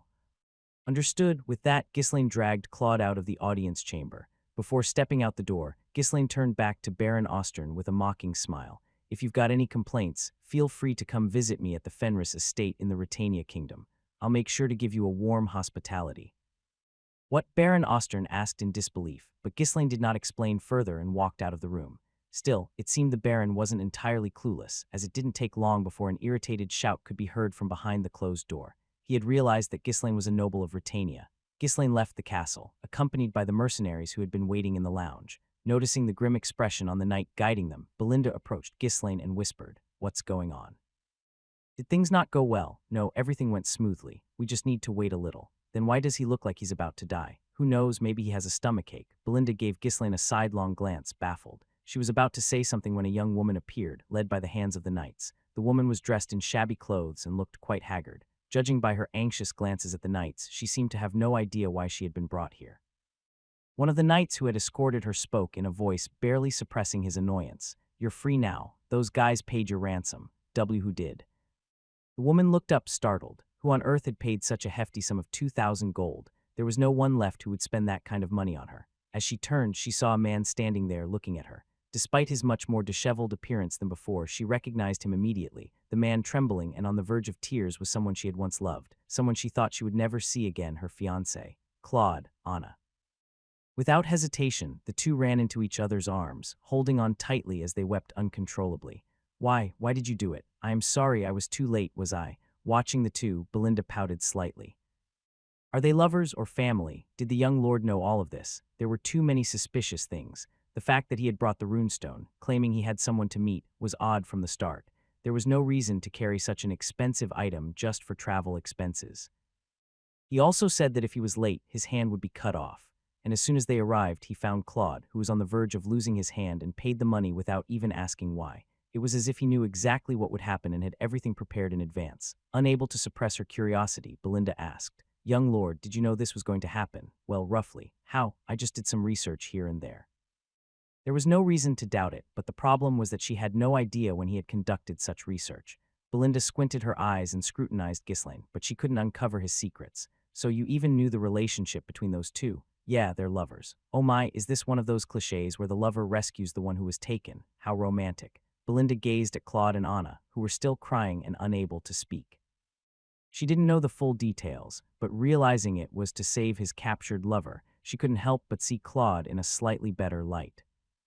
Gambling in an attempt to save his fiancée was something that could never be justified, no matter how one looked at it. What on earth happened to those two? Ghislaine stroked his chin, pondering for a moment before he spoke. "It's because of that bastard Claude. His master died because of him." "What? And that woman is the master's daughter." "What?" Both Belinda and the other mercenaries who had been eavesdropping were so shocked that their mouths hung open. "Wait, aren't they lovers? And yet, he killed her father."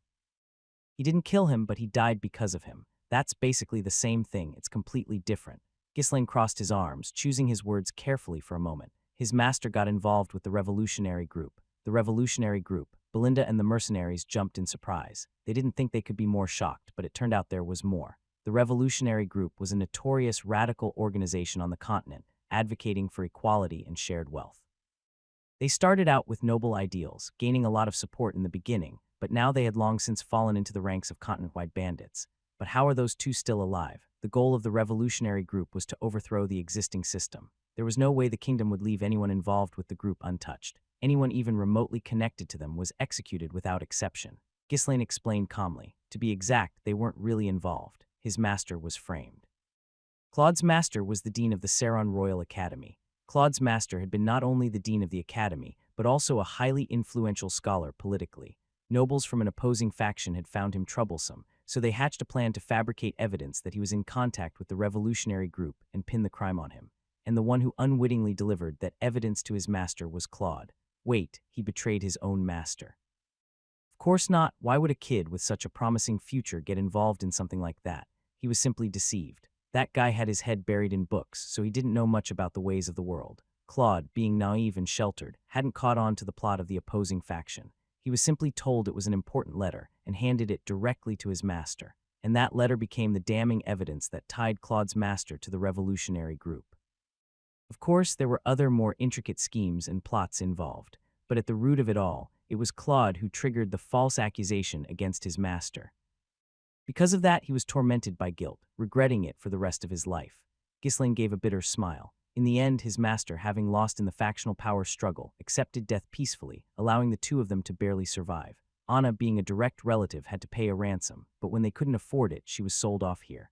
So that's why Claude carries all that guilt towards both his master and his fiancée, and the reason why he ended up in the gambling hall. No one will hire him, who would want to employ a man implicated in his master's death and tied to treason. Some of the mercenaries clicked their tongues and shook their heads. He needed to save Anna, but he had no way of getting the money, so he gave up on his life. He was just hoping for a stroke of luck, that's all. People lose their sanity in an instant. The price I paid for realizing how scary the world can be was too high. I lost my teacher, my bright future, and even the one I loved. Tusk. Belinda felt uncomfortable in her mouth. She had asked out of curiosity, but hearing the story left her feeling unsettled. She had wondered why they were bringing in a gambler, but to think there was such a past behind it. The two of them were acting awkwardly now, after finally managing to stop their tears. The death of his teacher was Claude's fault. Anna wouldn't be able to resent him forever either. However, it's human nature to want to blame someone when disaster strikes. Anna's expression as she looked at Claude carried both warmth and resentment. But Claude, who are these people? This is the noble who paid my ransom. Claude let out a slightly bitter smile. He didn't know exactly who Ghislaine was or why he was helping him to recruit talent. If he could spend that kind of money, he could easily find someone better than Claude to bring in. Even after everything that had happened, Claude couldn't fully trust Ghislaine. Seeing Claude's troubled expression, Anna was convinced that there was some condition attached that he hadn't shared. But no matter what conditions were put forward, offering such a large sum of money was clearly a generous act. Thank you, truly thank you. Anna kept bowing her head in gratitude as if she were a sinner. Ghislaine looked at her with a slightly pitying gaze. Anna was likely thinking that Ghislaine had placed an impossible condition on Claude. In this kingdom, no one would employ Claude. After all, he had been indirectly involved in treason. Even if someone did hire him, they would surely attach conditions favorable to themselves in exchange for taking on the risk. In essence, it wouldn't be much different from being held captive by Austern. There's no need to be so formal. I did it because I wanted to help. Ghislaine didn't bother to clear up the misunderstanding. No matter what he said, it was obvious that they wouldn't believe him until they experienced it firsthand. Without delay, Ghislaine's group led the two of them to an inn. The mercenaries' bags had become considerably heavier, thanks to the 1,000 gold they received from Austern. With plenty of travel money on hand, Ghislaine's party entered the largest inn located next to the Kraken Game Hall.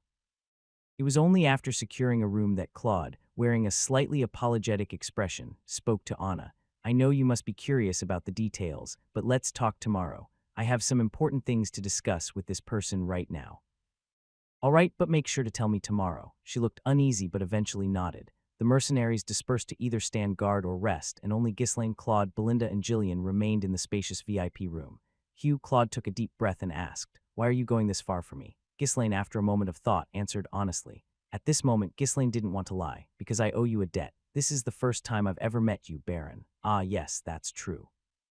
But if I say I have a debt, then I do." It was a statement that no one would understand. Belinda muttered under her breath, complaining that the young master was being stubborn again, but Ghislaine was sincere. Claude had helped him in his last life, even to the point of losing his own life while assisting Ghislaine in his revenge. Could he be stingy about a little money for a friend like that? "I genuinely wanted to recruit you, but if you don't want to, I won't force you. Live as you wish.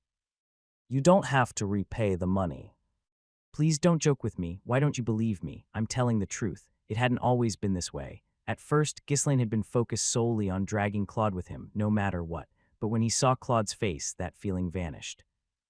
Yeah, this guy worked really hard too. In the end, he failed, but he did his best as Claude. In this life, Ghislaine didn't want to bind Claude to him out of selfishness. That would be a disservice to the friend who had sacrificed his life for him. He had already seen the face he longed to see, and he had prevented Claude from losing his hand. He had even saved Anna as he had wished. Now, Claude could live peacefully. Though Ghislaine's revenge had failed, and Claude had died without seeing it through in the last life, at least Claude had chosen to help him of his own free will.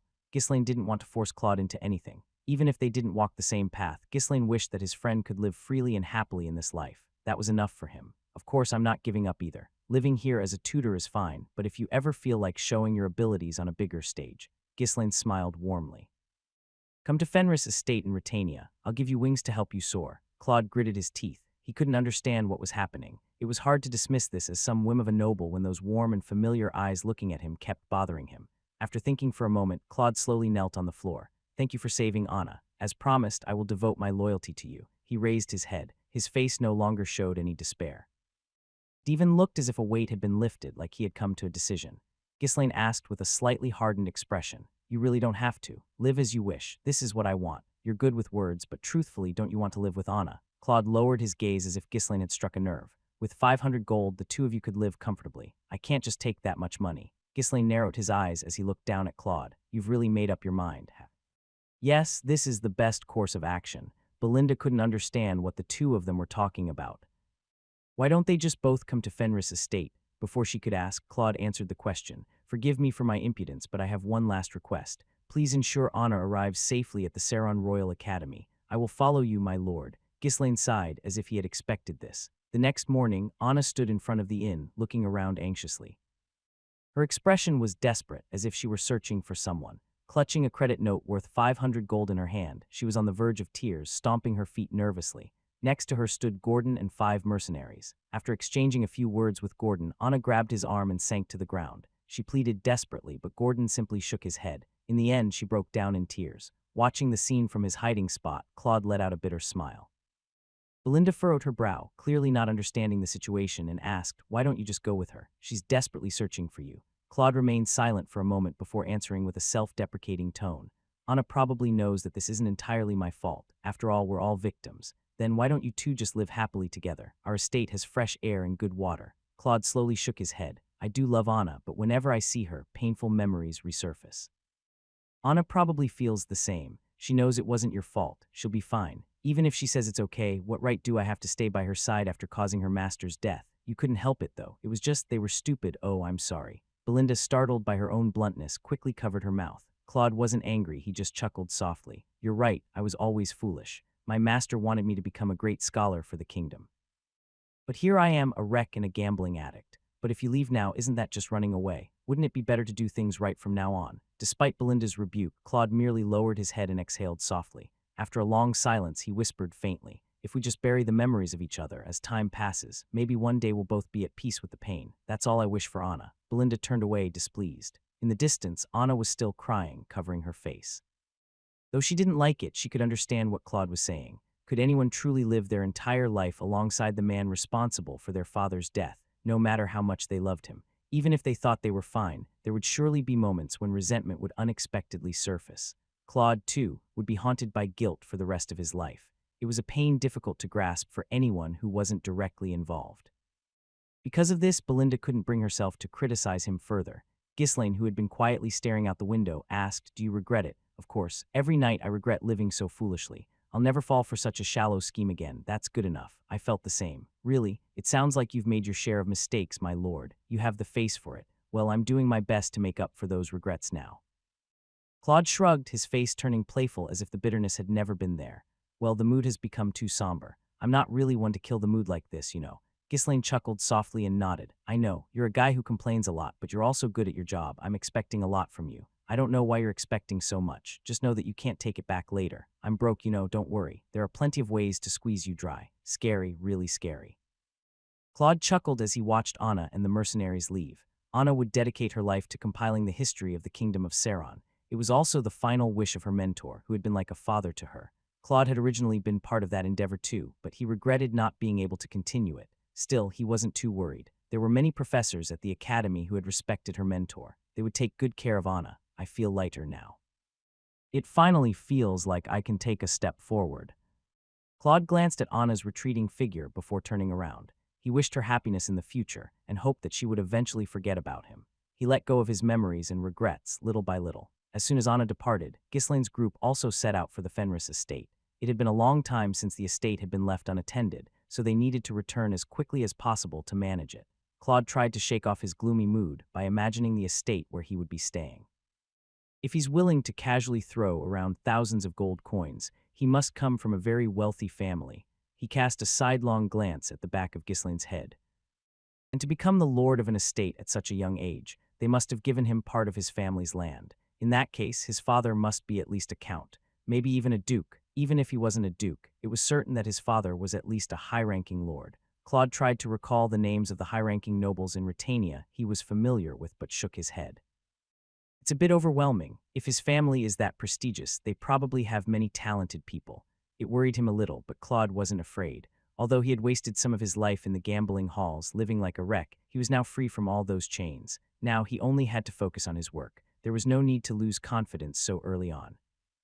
Claude tried asking Ghislaine various things about the estate in an attempt to gather some information beforehand, but Ghislaine dodged the questions, saying he'd understand once they got there. He even tried asking Belinda, but she responded the same way. "Oh, it's just a nice place with good water and air. Please tell me a bit more. I'm looking forward to seeing how impressive it is." Just wait until you see it for yourself." I don't know much about it either. Belinda quickly excused herself, as if feeling uncomfortable with the persistent questions. Claude let out a hollow laugh. What do you mean you do know? Looks like they're just hoping I'll be stunned when I see how wealthy the estate is. Do they think I'm some country bumpkin? It was obvious. They were probably setting him up, hoping to see him gape in awe at the sight of a large, prosperous estate. They sure are confident. All right, let's see just how impressive it really is. Claude clenched his fists, determined to hold his ground. Belinda, who had been quietly watching, leaned over and asked Ghislaine, "That guy doesn't look like he's in good shape. Leave him be. He's got a bit of a temper, so don't provoke him. A guy who's reckless enough to stand up to a noble and challenge them to a fight, no wonder." Belinda shook her head with a sigh. But seriously, is he going to be okay? What if he runs away after seeing the state of the estate? I told you, he's got a temper. Just scratch his pride a little and he'll get all fired up. Don't worry. Ghislaine chuckled quietly. Belinda, noticing the amusement in his eyes, clicked her tongue inwardly. She felt a bit sorry for Claude, who was still fired up with enthusiasm, unaware of what awaited him. After several days of riding, they finally crossed the border into Britannia. Up until that point, Claude hadn't thought much of it. Even for a powerful kingdom, the borderlands are nothing special. It didn't seem any different from the outskirts of the kingdom of Saron. Border regions were typically underdeveloped, so Claude accepted it as normal. However, the farther they traveled from the border, the more his curiosity grew.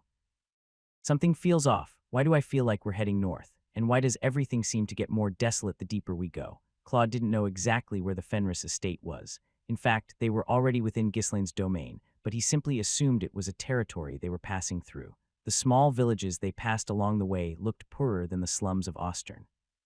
Claude furrowed his brow unconsciously. Wow, I can't believe an estate could be this poor. How is the Lord managing this place? Actually, managing might not be the right word. Looks like he's been bleeding it dry. Feeling sympathy for the local villages, Claude glanced around and spoke to Ghislaine. When the opportunity arises, it might be worth occupying this place. What? In his past life, Claude had been known for his blunt remarks. Ghislaine appreciated that Claude always spoke his mind without hesitation, but the lord of this place is trash. If I could meet him, I'd spit in his face.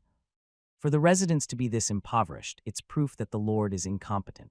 Their military must be weak too. There's no real infrastructure here, and what little they have is outdated. There wouldn't be much profit in conquering it, but with so much empty land, it could serve as a rear supply base. Yeah, of course, we'd need to gradually raise the standard of living here. It'll be tough and expensive at first, but in the long run, it'll be worth it. All right. You're thinking along the same lines as me. Glad to hear it. Let's seize the chance and cut off this lord's head. Maybe not that. Claude's eyes gleamed as he passionately argued his point. Ghislaine made an awkward expression. The lord's head you want to cut off is mine, though. You must come from a rich estate, so I guess a poor one like this doesn't catch your eye. But a high lord should pay attention to even a single grain of rice on his land. I didn't exactly grow up in wealth. Ghislaine tried to object, but Claude was too focused on saying what he wanted, completely ignoring Ghislaine's words. If you just give me permission, I can come up with a pretext for war. Claude pressed his opinion strongly, but Ghislaine didn't seem to have much to say. Sure, I'll be looking forward to it. Ghislaine's lukewarm attitude made Claude grow more anxious. He kept insulting the lord of the estate, trying to sway Ghislaine. At that moment, Belinda stretched with a satisfied sigh and exclaimed, "Wow, we're almost there." Claude, who had been ranting, whipped his head around so fast it looked like it might snap. "Almost where?" Belinda responded, looking puzzled. "I mean, we're about to reach the lord's castle. We've been in our territory since crossing the border. Didn't you know? Well, it is pretty big since it's made up of 3 baronies. Here, not somewhere else." Belinda silently nodded. Claude looked utterly bewildered and asked again, "Why?" "Well, because this is our land, of course. Why ask why?" Claude turned to Ghislaine with a distraught expression. "You're kidding, right?" "Nope, this is my land," Ghislaine replied with a smirk. That infuriating grin made Claude explode. "That makes no sense." "What does? How can the estate be so poor, yet you're so wealthy? Don't tell me you've been squeezing the residents dry." "No, that's not it." Claude frantically looked around at the others. Belinda, Jillian, and the mercenaries were all standing in place, staring blankly at him. It didn't seem like anyone was joking. Though he tried to hide it, his voice trembled. "So what does your father do, my lord?" "My father? He's the Margrave of Ferdium, further north." Claude felt a bit relieved. A Margrave was a high-ranking noble, treated like a marquis. Margraves often had more military power and autonomy than other lords. A Margrave, so Ferdium is more developed than this estate, right? Ghislaine stroked his chin in thought before flashing a bright smile. "It's better than here, but it's also famous for being poor. With the forest of beasts and the barbarians, it's tough to develop the land." It was only then that Claude understood what Belinda had meant earlier. "Oh, it's just a place with good water and air." Of course the water and air are good, there's nothing else here. Cold sweat poured down Claude's back like a waterfall. It wasn't a problem that he had mistaken the estate for being wealthy. It was a bit embarrassing, but understandable. The real issue was that, due to his misunderstanding, he had spouted nonsense about how the Lord was corrupt and should be beheaded, all in front of Ghislaine himself. I still have a long way to go. Claude had thought he understood how dangerous the world could be, but it seemed he still had a lot to learn. He awkwardly smiled and began to slowly back away. At times like this, running away is the best option. The gambling hall is better than here. Anna, wait for me. I'll be back soon. Ghislaine, seeing through his intentions, grinned slyly. Although he had just heard Claude's brazen remarks about how the estate was ruined and the Lord should be killed, he wasn't angry. He agreed that the estate was pretty miserable after all. But I won't let him run away. Upon Ghislaine's signal, the mercenaries began to quietly move, surrounding Claude. When he tried to slip left, Gillian blocked him. When he shifted right, Belinda stepped in his way. Claude broke out into a cold sweat. There wasn't a single escape route in sight. Ghislaine strolled over and slung his arm around Claude's shoulders. I've heard your thoughts. I like your enthusiasm. Let's do great things together from now on. Claude lowered his head, hearing the voice of the devil whisper in his ear. I should have left when I had the chance. I miss you, Anna. The group that arrived at Fenris Castle was met with a wretched sight. The people looked no different from beggars. It was as if they had given up on life itself, their eyes resembling those of dead fish. Ghislaine furrowed his brow. The situation is worse than I thought. He had anticipated it after seeing the state of the villages they passed through, but he hadn't expected it to be this bad even around the Lord's castle. This meant that every last bit of the land's potential had been squeezed dry. The soldiers guarding the castle were no exception. Their equipment was worn out, and there wasn't even a trace of morale left. They're beggars without the strength to rebel. Rebellion requires a certain amount of strength and will. The people, who seemed to be merely waiting for death, didn't even appear to have the energy to resist. Even though they must have heard the news that a new lord was arriving, their eyes were still filled with nothing but despair. The years of living under exploitation had been so long that they no longer believed in whoever became their lord. Although Ferdium was also impoverished, at least the people there weren't as despondent as this. The other members of the group clicked their tongues and shook their heads. No matter how much they looked around, it was clear that this place, once under the former lord, was no longer fit for human life due to the extreme exploitation. Fenris Estate had no usable resources or special products. The land wasn't even suitable for cultivation. To live in abundance, the lord had no choice but to continually squeeze the land's people. If it weren't for our lord, and if someone else had become lord, they would have withered away completely. Belinda clicked her tongue. The only glimmer of hope they had was thanks to Ghislaine, who now held the runestone. After all, the most important thing for feeding the people and developing the estate was money. Claude, realizing this, steeled his resolve. It'll take a long time to develop this estate, but at least the lord has plenty of money, so it won't be too hard to endure. Claude assessed the information he had gathered from various angles. It's definitely worth trying. It's a challenge worth taking on. He viewed this situation as an opportunity to showcase his abilities, but had he known what Ghislaine truly had in mind, he would have fled for his life, grateful for any mercy. Claude still didn't understand just how large Ghislaine's ambitions were or how quickly he wanted to achieve them. Nor did he know that the Delphine Duchy was Ghislaine's enemy. It was a fact Ghislaine deliberately kept hidden even from his closest aides, Belinda and Gillian. Naturally, he had no intention of revealing everything to Claude, whom he had only recently met. The biggest reason was that there was no need to stir up confusion by bringing up unproven claims. It would have been far more convincing to simply declare that he harbored ambitions to bring down the Delphine Duchy. Not yet, Ghislaine, looking at Claude's pensive face, soon turned his head away. The Duke's family would reveal their hand sooner or later anyway. The truth could be revealed later. As soon as Ghislaine entered the castle, he immediately summoned all the officials. There weren't many, but they were the ones who had managed to maintain the bare minimum of administrative power to prevent the estate from being completely paralyzed. The officials, upon seeing Ghislaine, hastily bowed their heads in a panic. We greet the Lord. We didn't know when you would arrive, so we weren't able to prepare a welcome banquet. If you give us a moment, we can quickly. It was customary to hold a grand banquet when a new lord took office. The officials, fearful of upsetting a prideful noble and suffering retaliation, hurriedly bowed their heads. That won't be necessary. I have no intention of being bothered by such things. The officials were taken aback by Ghislaine's response. They couldn't tell if he was speaking sincerely or sarcastically out of anger. Clicking his tongue, Ghislaine continued, Let me make this clear now. For the time being, hosting banquets at the Lord's castle is prohibited. I won't interfere with personal events, but I won't tolerate anything that harms the residents of the estate. Ignoring the cautious looks from those around him, Ghislaine immediately began issuing orders. His intentions were clear. He didn't want to waste time explaining everything and trying to make them understand.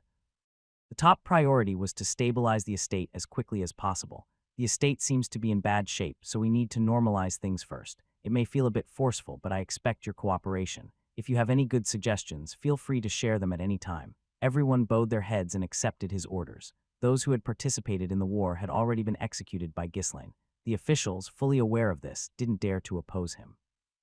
All current positions are abolished, and the advisory council will be restructured. The gathered officials tensed up, their faces stiffening. The distribution of official positions would determine whether they could maintain the power they had held until now. After briefly observing their expressions, Ghislaine pointed to Claude and spoke. From now on, Claude here will take on the role of chief overseer. He will be in charge of setting policies and implementing them. Consider it my command and offer him your full cooperation.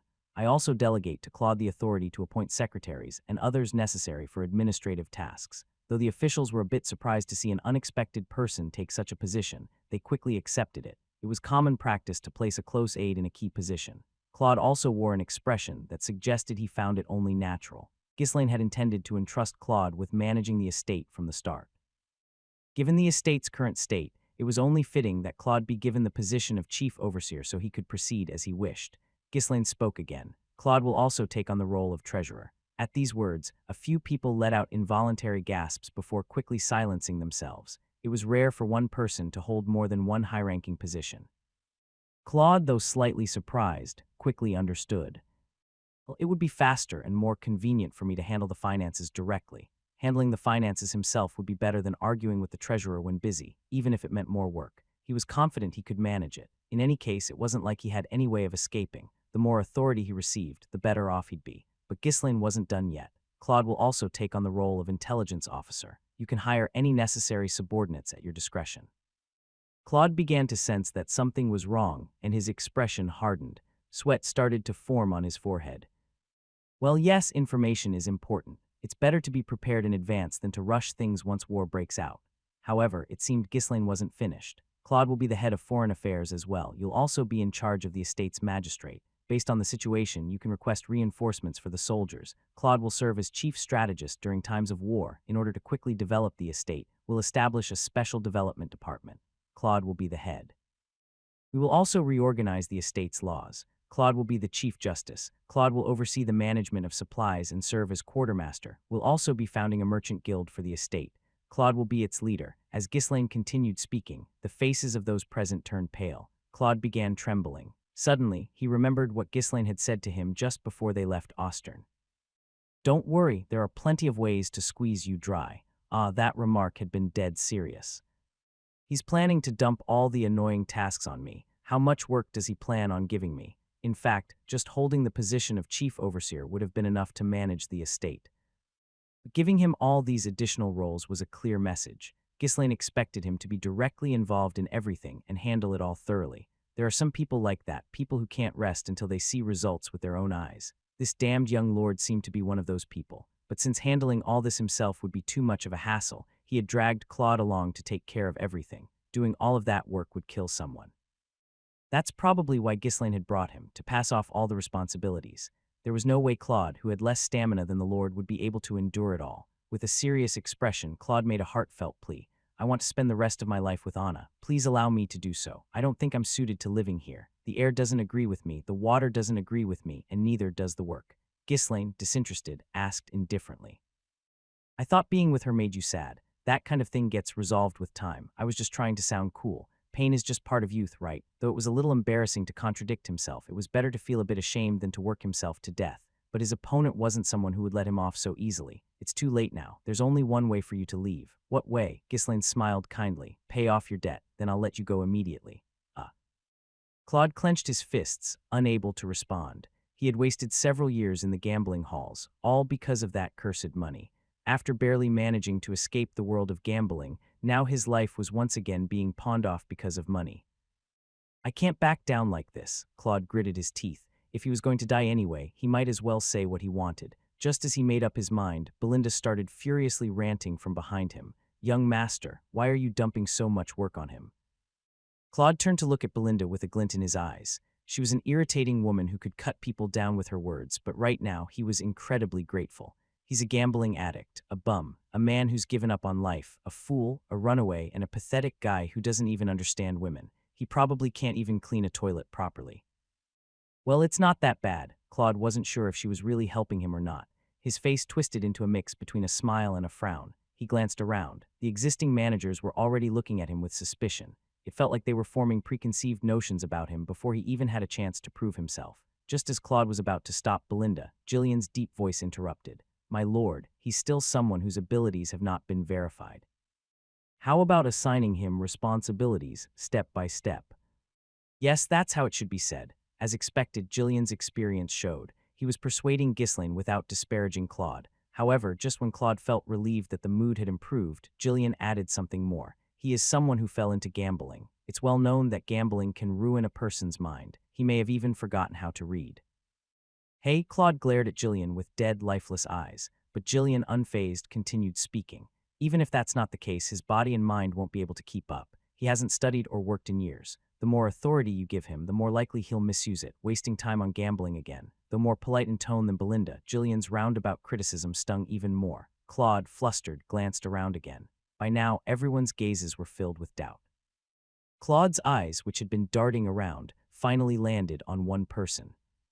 A man with fiery red hair, standing with a cocky tilt to his head, was glaring at him. His name was Kior. Kior had been in charge of maintaining order in the Fenris territory, while Ghislaine had been away in Ostern. Today was the first time Claude had ever met him, but Kior's gaze was far too challenging for someone meeting him for the first time. "Why is he staring at me like that?" It was as if Kior was trying to assert his dominance, glaring at Claude without blinking. Seeing that, Claude couldn't help but chuckle. He had spent his days rolling around with thugs in gambling halls and had even been involved in a rebellion. After everything he had been through, there was no way he'd be intimidated by just a mere glare. "Take this," Claude discreetly raised his middle finger, hidden from the others. Kior's face twisted in rage, his hand instinctively reaching for the sword at his waist. However, despite trembling as if he was ready to pounce, he kept glancing at Ghislaine, unable to make a move. "Frustrating, isn't it? You can't act in front of the Lord, can you?" Claude went a step further and made an even ruder gesture, sticking his thumb between his fingers and wiggling it mockingly. "You bastard." In the end, Kior couldn't hold back anymore. He drew his sword and charged at him. What the?" Claude jumped back in surprise as Kior charged at him without warning. He hadn't expected him to actually attack. There's not a single sane person in this estate. It wasn't just Ghislaine. Even his subordinates were completely out of their minds. Kior's sword flew at Claude with enough force to sever one of his arms in a single blow. But before the sword could reach him, Jillian's axe intercepted it, blocking the strike. "What the hell? Old man, you're not gonna move. I need to teach this bastard some manners. Or do you want a taste of my fist too? Don't be ridiculous. Drawing your sword in front of the Lord, do you have a death wish? Oh, and using an axe is fine." "It's fine because I'm stopping you." The two began to growl at each other. Belinda, covering her mouth with her hand, pretended to be shocked, though her eyes were clearly laughing. Claude, watching the scene unfold, let out a hollow laugh. They had already forgotten about him and were now bickering among themselves. "Enough." Ghislaine quietly uttered the word and threw a sword toward the two. Both of them simultaneously leapt back without a word. The sword buried itself deep into the spot where they had stood.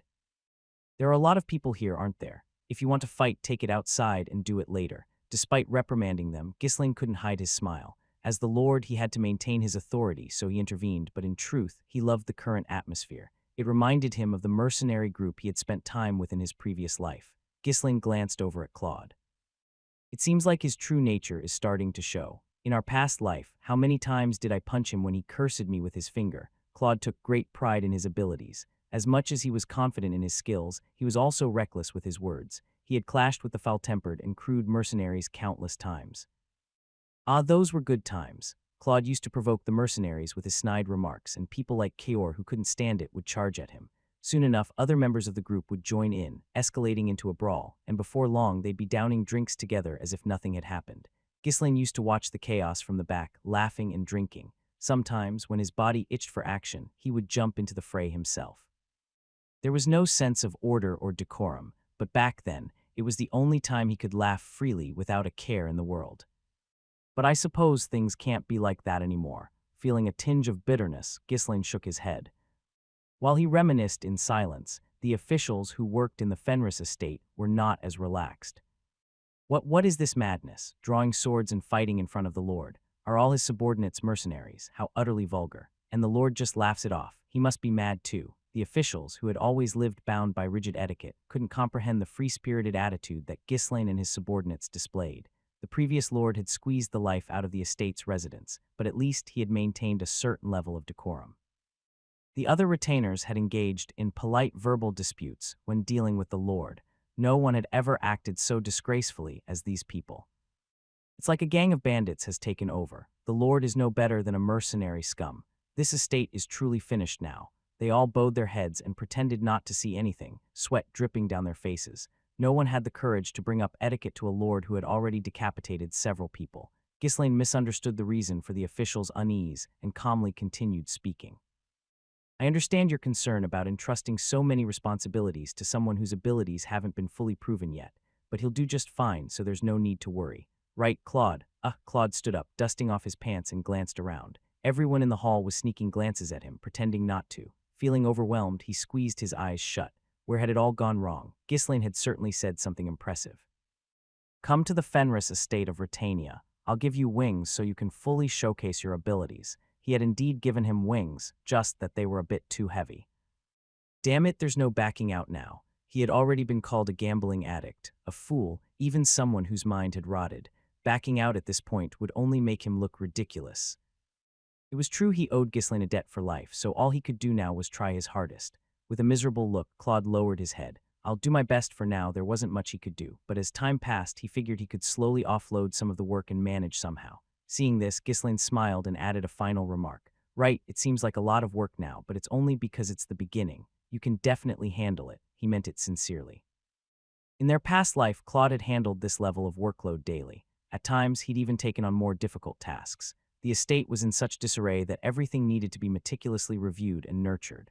There weren't many people who could fill in the details of the larger plan Ghislaine had in mind, or make quick decisions to handle unexpected situations on their own. You've got the ability, don't you? Isn't that right? Claude seemed a bit overwhelmed at the moment, but Ghislaine was sure he'd adapt soon enough. With a relaxed smile, Ghislaine looked at Claude. In the end, Claude let out a deep sigh and nodded. With the Lord saying all this, half-hearted work would just wound his pride. Well, I'll give it a shot, and if it becomes too much, I'll let you know. Good. Do you need anything else? No. Please just stay still. Don't try to pile on anything else. Claude frantically waved his hands, looking horrified. Ghislaine, meanwhile, turned to the estate's existing administrator to inquire about the estate's current condition. How many knights are left? Most of them died during the war, and the few who survived have left the estate. Those who were freed after their sworn lord's death had no reason to remain in such a barren estate. It was unfortunate, but Ghislaine had already anticipated this, so he simply nodded without saying much. What about the soldiers? Most of them were dragged off to war. Only 32 remain. Ghislaine pondered for a moment before letting out a sigh. We're severely lacking in manpower, so I'll appoint someone to lead the military later. Belinda, you'll take the position of head steward and manage the servants. As for a tutor, I think it's best to drop that role for now. Understood, Belinda responded with a bright smile. It's a bit disappointing to stop teaching, but managing those who serve the Lord is important too. Ghislaine also assigned Jillian and Kior to continue managing and training the mercenaries for the time being. He had something else in mind for them later. After tending to his close subordinates, Ghislaine turned to Claude. Then let's get started right away. What, already? But I haven't even gotten a grasp of the estate's situation yet. You can figure it out as you work. But don't I need to know something before I start? Before Claude could say anything more, Ghislaine gave his orders. Start with a population survey. Since the estate has been pillaged for so long, many of the people will have fled to the mountains as N-burn farmers. Find every single one of them and bring them back to the villages. Okay, the estate's people are starving, so we need to import food in large quantities. Prepare enough to feed them for at least 6 months. But we won't know how much is needed for 6 months until the survey is complete. How much should I buy? That's for you to figure out. Me, who else me? With Ghislaine speaking like that, Claude couldn't argue. Administrative tasks were his responsibility now. Ghislaine's role was only to provide the overall direction. Since these were all things that needed to be done eventually, Claude sighed and nodded in agreement. But it didn't stop there. Orders continued to pour out of Ghislaine's mouth like a flood. We also need to improve the food supply, assess the farmland, and see if we can secure more. Identify the outdated facilities and prioritize which needs repairs first. Reinforce the walls and gates. From what I saw on the way in, they're a complete mess. Start with the soldiers' access routes. Repair the roads that connect the towns and villages within the estate. Extend them to the forest of beasts near Ferdium. Take stock of the military supplies and replace any worn-out equipment. Determine how many functioning wells we have, and we'll build waterways. fill the reservoirs. We also need to improve the estate's sanitation, redo all the toilets and check the drainage, set specific standards for the pits and ensure they're only built in designated areas. Construct warehouses and secure runestones, medicinal herbs, minerals, and building materials, and do this and that. As the list of tasks grew endlessly, Claude's face turned pale. The other administrators who were listening didn't fare much better. Fearing that the workload might spill over onto them, they kept their heads down. Ghislaine was essentially ordering them to overhaul the entire estate from top to bottom, and all of this was being given to Claude alone. Ghislaine showed no signs of stopping his barrage of tasks. Acting out of sheer survival instinct, Claude abruptly raised his hand, interrupting the Lord. Better to get hit now than to be crushed by all that work. This is way too much for me to handle alone. Ghislaine raised an eyebrow, bewildered. I gave you authority over personnel, didn't I? Hire people and delegate. Oh, Claude looked around. Moments ago, everyone had been looking at him as if he were trash, but now they were all avoiding his gaze. He randomly pointed to someone and asked, "What's your job?" I just manage the warhorses." "Oh, really? Then you will be able to handle the military supplies too. Come work with I'm suffering from an illness. I was just about to retire, cough, cough." Claude shook his head as he scanned the others. Ghislaine had told him to hire the people he needed, but there wasn't anyone to hire. The higher-ranking officials had already been executed for their crimes of participating in the war. As for the lower-ranking ones, there was no point in promoting them into roles they couldn't handle. Giving them responsibilities they didn't understand wouldn't help. And besides, the positions they vacated would still need to be filled by someone else anyway. Well, if there had been competent people here, they wouldn't have dragged me all the way to this place. Claude had expected there to be a lot of work when Ghislaine piled on the titles, but this was beyond his wildest imagination. Even the chancellor of a kingdom wouldn't be able to handle the tasks Ghislaine had assigned. Finally, Claude couldn't hold it in anymore and shouted in frustration, "Damn it, you're leaving everything to me. I can't do this." Ghislaine smiled warmly and responded, "Oh, come on. Have you tried? You'll be fine. Just try it first, then complain. There are way too many tasks that need to be done all at the same time. Give them to me one at a time. I'm only human. No, we don't have that kind of time." Ghislaine cut him off firmly. With the Delphine Duchy focusing on the royal family, he needed to strengthen his power as quickly as possible. However, Claude, not knowing the underlying urgency, lost the last of his motivation to even try. "I can't either. I don't want to die buried in work. If you're going to kill me, just behead me and make it quick," Claude shouted with bravado. Ghislaine squinted at him before gesturing toward Keor. Keor, clearly excited, started twirling his sword around. "Wait, you're seriously going to behead me?" Claude began to stumble backward, panic setting in. He frantically glanced around for help, but the officials averted their eyes, while the mercenaries even blocked his escape routes. "He's not kidding. Is this guy even human?" Claude had already marveled at how insane Ghislaine was several times, but this was beyond madness. To owe a debt to someone like this, it was as if his life was already over. He was destined to die in this wretched estate, slaving away until the end. That thought triggered something to snap inside Claude's mind. "This estate is hopeless. My life is ruined." Confronted with the crushing reality, Claude fainted on the spot. Claude blinked his eyes in a blurry haze. Was it because of the tears? After rubbing his eyes a few times, the world became clear again. Fortunately, it seemed that he hadn't lost his head while he was out of it. He cautiously turned his head and glanced around. There was no one else in the room but him. I really don't want to work," Claude sighed as he sat on the edge of the bed. "Come on, shouldn't they at least give me some kind of adjustment period? How do they expect me to handle all that work all of a sudden? It's not like I lived here before." Having lazed around for so long, suddenly being thrown into work made him feel completely unmotivated. He was also worried about how he would manage all that work. "First, I thought the Lord was kind-hearted, providing me financial assistance so easily. But no, he's a devil I tell you. No matter how urgent things are, how can they expect me to do all that at once? They must be out of their minds. Couldn't they just assign me a reasonable amount?" Claude's timid grumbling grew louder and louder without him even realizing it. "They really don't know how precious people are. Just wait and see. I'll make sure things can't run without me, and then I'll..." "Actually, no one else is willing to take the work anyway, so maybe I should just run away right now." Just then, the door creaked open. Claude, startled, jumped up onto the bed. Who's there?" A calm-looking maid slightly bowed her head. "Hello, Chief Overseer. I'm Wendy, assigned to serve you by the head butler's orders. I'll also be handling your security. I look forward to working with you." Head butler. Belinda. It seemed that Belinda, who had recently been appointed as the new head butler, had sent a personal maid to him. But security? Claude smirked as he asked. Serving is one thing, but security? A mere maid guarding the chief overseer of an estate? You must really be short on people. Instead of responding to his sarcastic remark, Wendy lightly waved her hand. Something quickly flew past his ear, and a dull sounded from the wall behind him. Claude slowly turned his head, cold sweat forming on his forehead. A cockroach, pinned to the wall by a dagger, twitched feebly.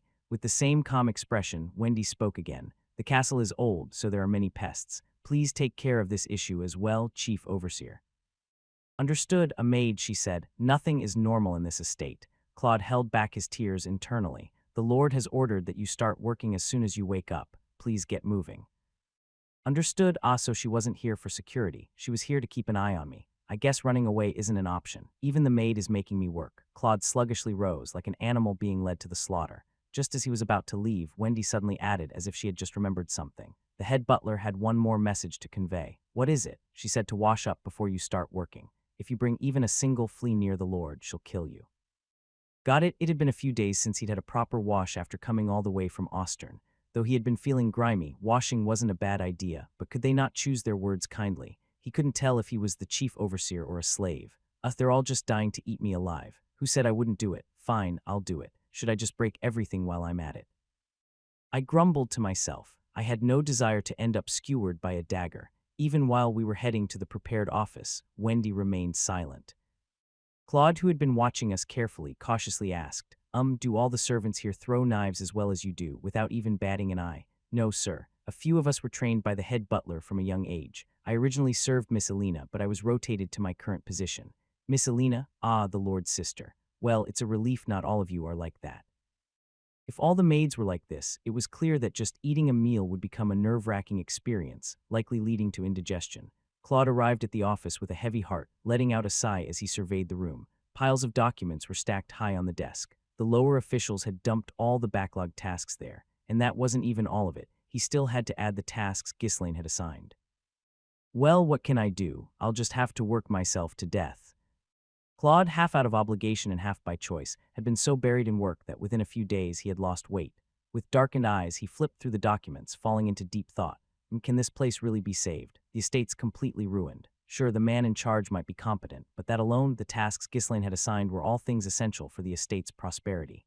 It was surprising how a noble knew such things. Most lords didn't even know how their own estates operated. At best, they might care about their wealth or military strength, but Ghislaine had meticulously given him a considerable amount of work to do. This meant he had a complete grasp of how the estate functioned. Most of the tasks Ghislaine assigned required pouring money into them. Even in construction, while it would take some time, it wouldn't be too difficult if mages assisted. However, the Fenris estate was like a bottomless pit. As much as they spent, they would have to find a way to earn it back from somewhere, but at the moment, the Fenris estate had no means of generating income.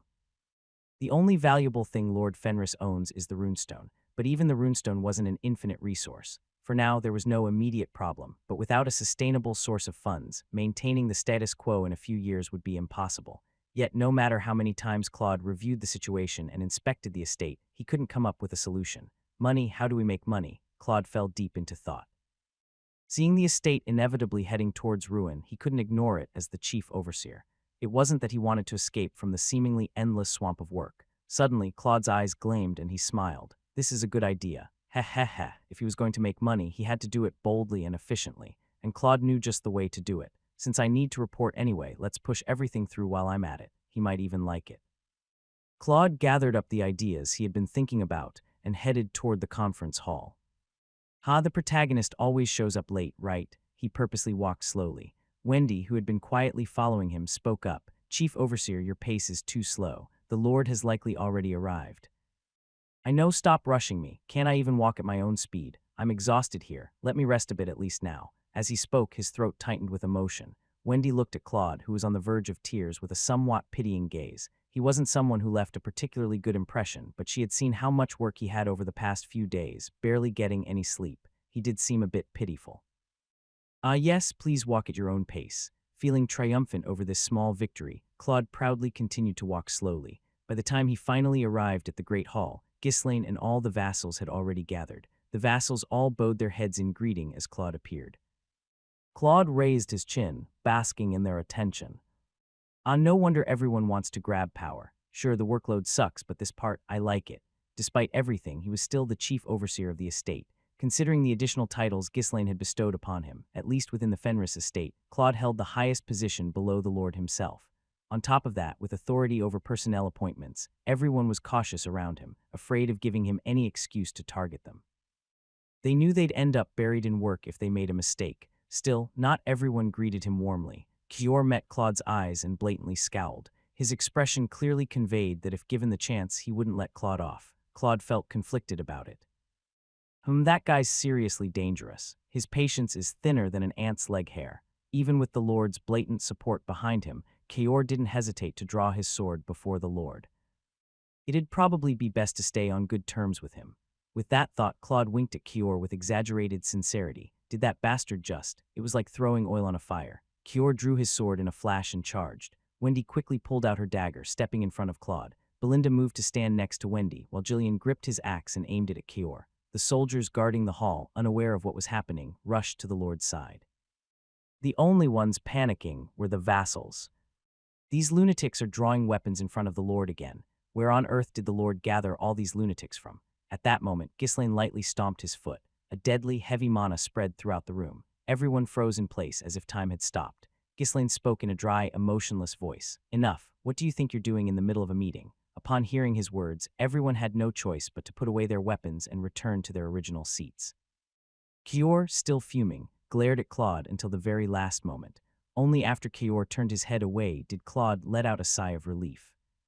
Wow, even when I try to be friendly, it turns into a mess. I bet my hair that jerk probably doesn't have any friends. Once the chaotic atmosphere settled down, Ghislaine turned to Claude and asked, "How are things going?" "Well, we're slowly gathering food supplies and materials. We've also posted recruitment notices for workers, and we're currently looking for burn farmers. However, the tasks you ordered, my lord, will need to be completely withdrawn and you'll have to come up with a new plan." The retainers turned pale. They had already spent a huge amount of money starting various projects. Now they were being told to scrap everything, and it was Ghislaine himself who had issued those orders. Claude was essentially pointing out that the Lord had made a mistake, but Ghislaine, rather than showing any anger, responded with an intrigued expression. "Why? Is there a problem?" "Of course there is. Not just one problem, there are tons of them." Narrowing his eyes, Ghislaine gestured for Claude to continue. Claude swallowed once and opened his mouth. "First of all, this land is too barren. No matter what farming techniques we improve, the yield can't be increased. If there's no food, the population won't grow, and naturally, neither will the tax revenue." Ghislaine nodded calmly. And what? You've ordered all sorts of facilities to be built. But where are you planning to get the maintenance funds when the taxes don't come in? If the farming situation were merely difficult, that would be one thing, but there are no resources at all. We can't produce handicrafts as specialty products because there are no people, and since we're not a transportation hub, we can't rely on trade. Really, there's not even a single viable way to make money. Just listening to this is depressing. That's exactly what I'm saying. It's so hopeless that there's nothing we can do. The retainers who had lived in the Fenris estate nodded their heads without realizing it. The previous lords hadn't ignored the problem either. They had tried everything they could from generation to generation, but all attempts had ended in failure. Even the recent war had been an effort by the previous lord to find some kind of breakthrough, but in the end, he was defeated and lost his life. As the others showed agreement, Claude, feeling more confident, spoke with greater vigor. "There are some facilities we absolutely need, I acknowledge that. But the rest, they're useless for now, and there's no reason to build them on such a large scale. I mean, what's the point of putting up so many facilities in an estate that's practically penniless? Why are you crushing our young master's spirit like this?" Belinda suddenly shouted. "I'm not criticizing, I'm just saying that's the reality. Have plenty of runestones. Why not use those? I already told you the problem is the upkeep. Do runestones multiply on their own? If we recklessly expand just because we have money now, we'll be left with nothing but dust when the runestones run out. That's why we brought you in, to fix these problems." Claude, flabbergasted, let out a dry laugh. "What, do you think I'm a god? Can I just touch barren land and turn it into fertile soil? Do you think mines will suddenly pop up if I dig around? No, this land is beyond hope unless a god comes down and rebuilds it. Why aren't you a god then?" "Yeah, why am I not a god? Honestly, I wish I could just blow up this whole estate." Claude muttered in frustration, but then caught himself and quickly glanced at Ghislaine's reaction. "And no, my lord, I didn't mean it like that." Ghislaine chuckled softly and nodded. "I didn't expect you to perform miracles, but judging by the way you're talking, it sounds like you've thought of a different solution." "Yes, that's right. The core problem is the lack of steady income. We need to stop spending money on pointless things and focus on securing a stable source of revenue. And I've come up with an idea, a quick and easy way to make money. When you hear it, you'll be amazed." "And what is it?" Claude, full of confidence, shouted out. "We'll open a gambling hall." At that moment, Belinda's foot shot through the air and struck Claude in the face.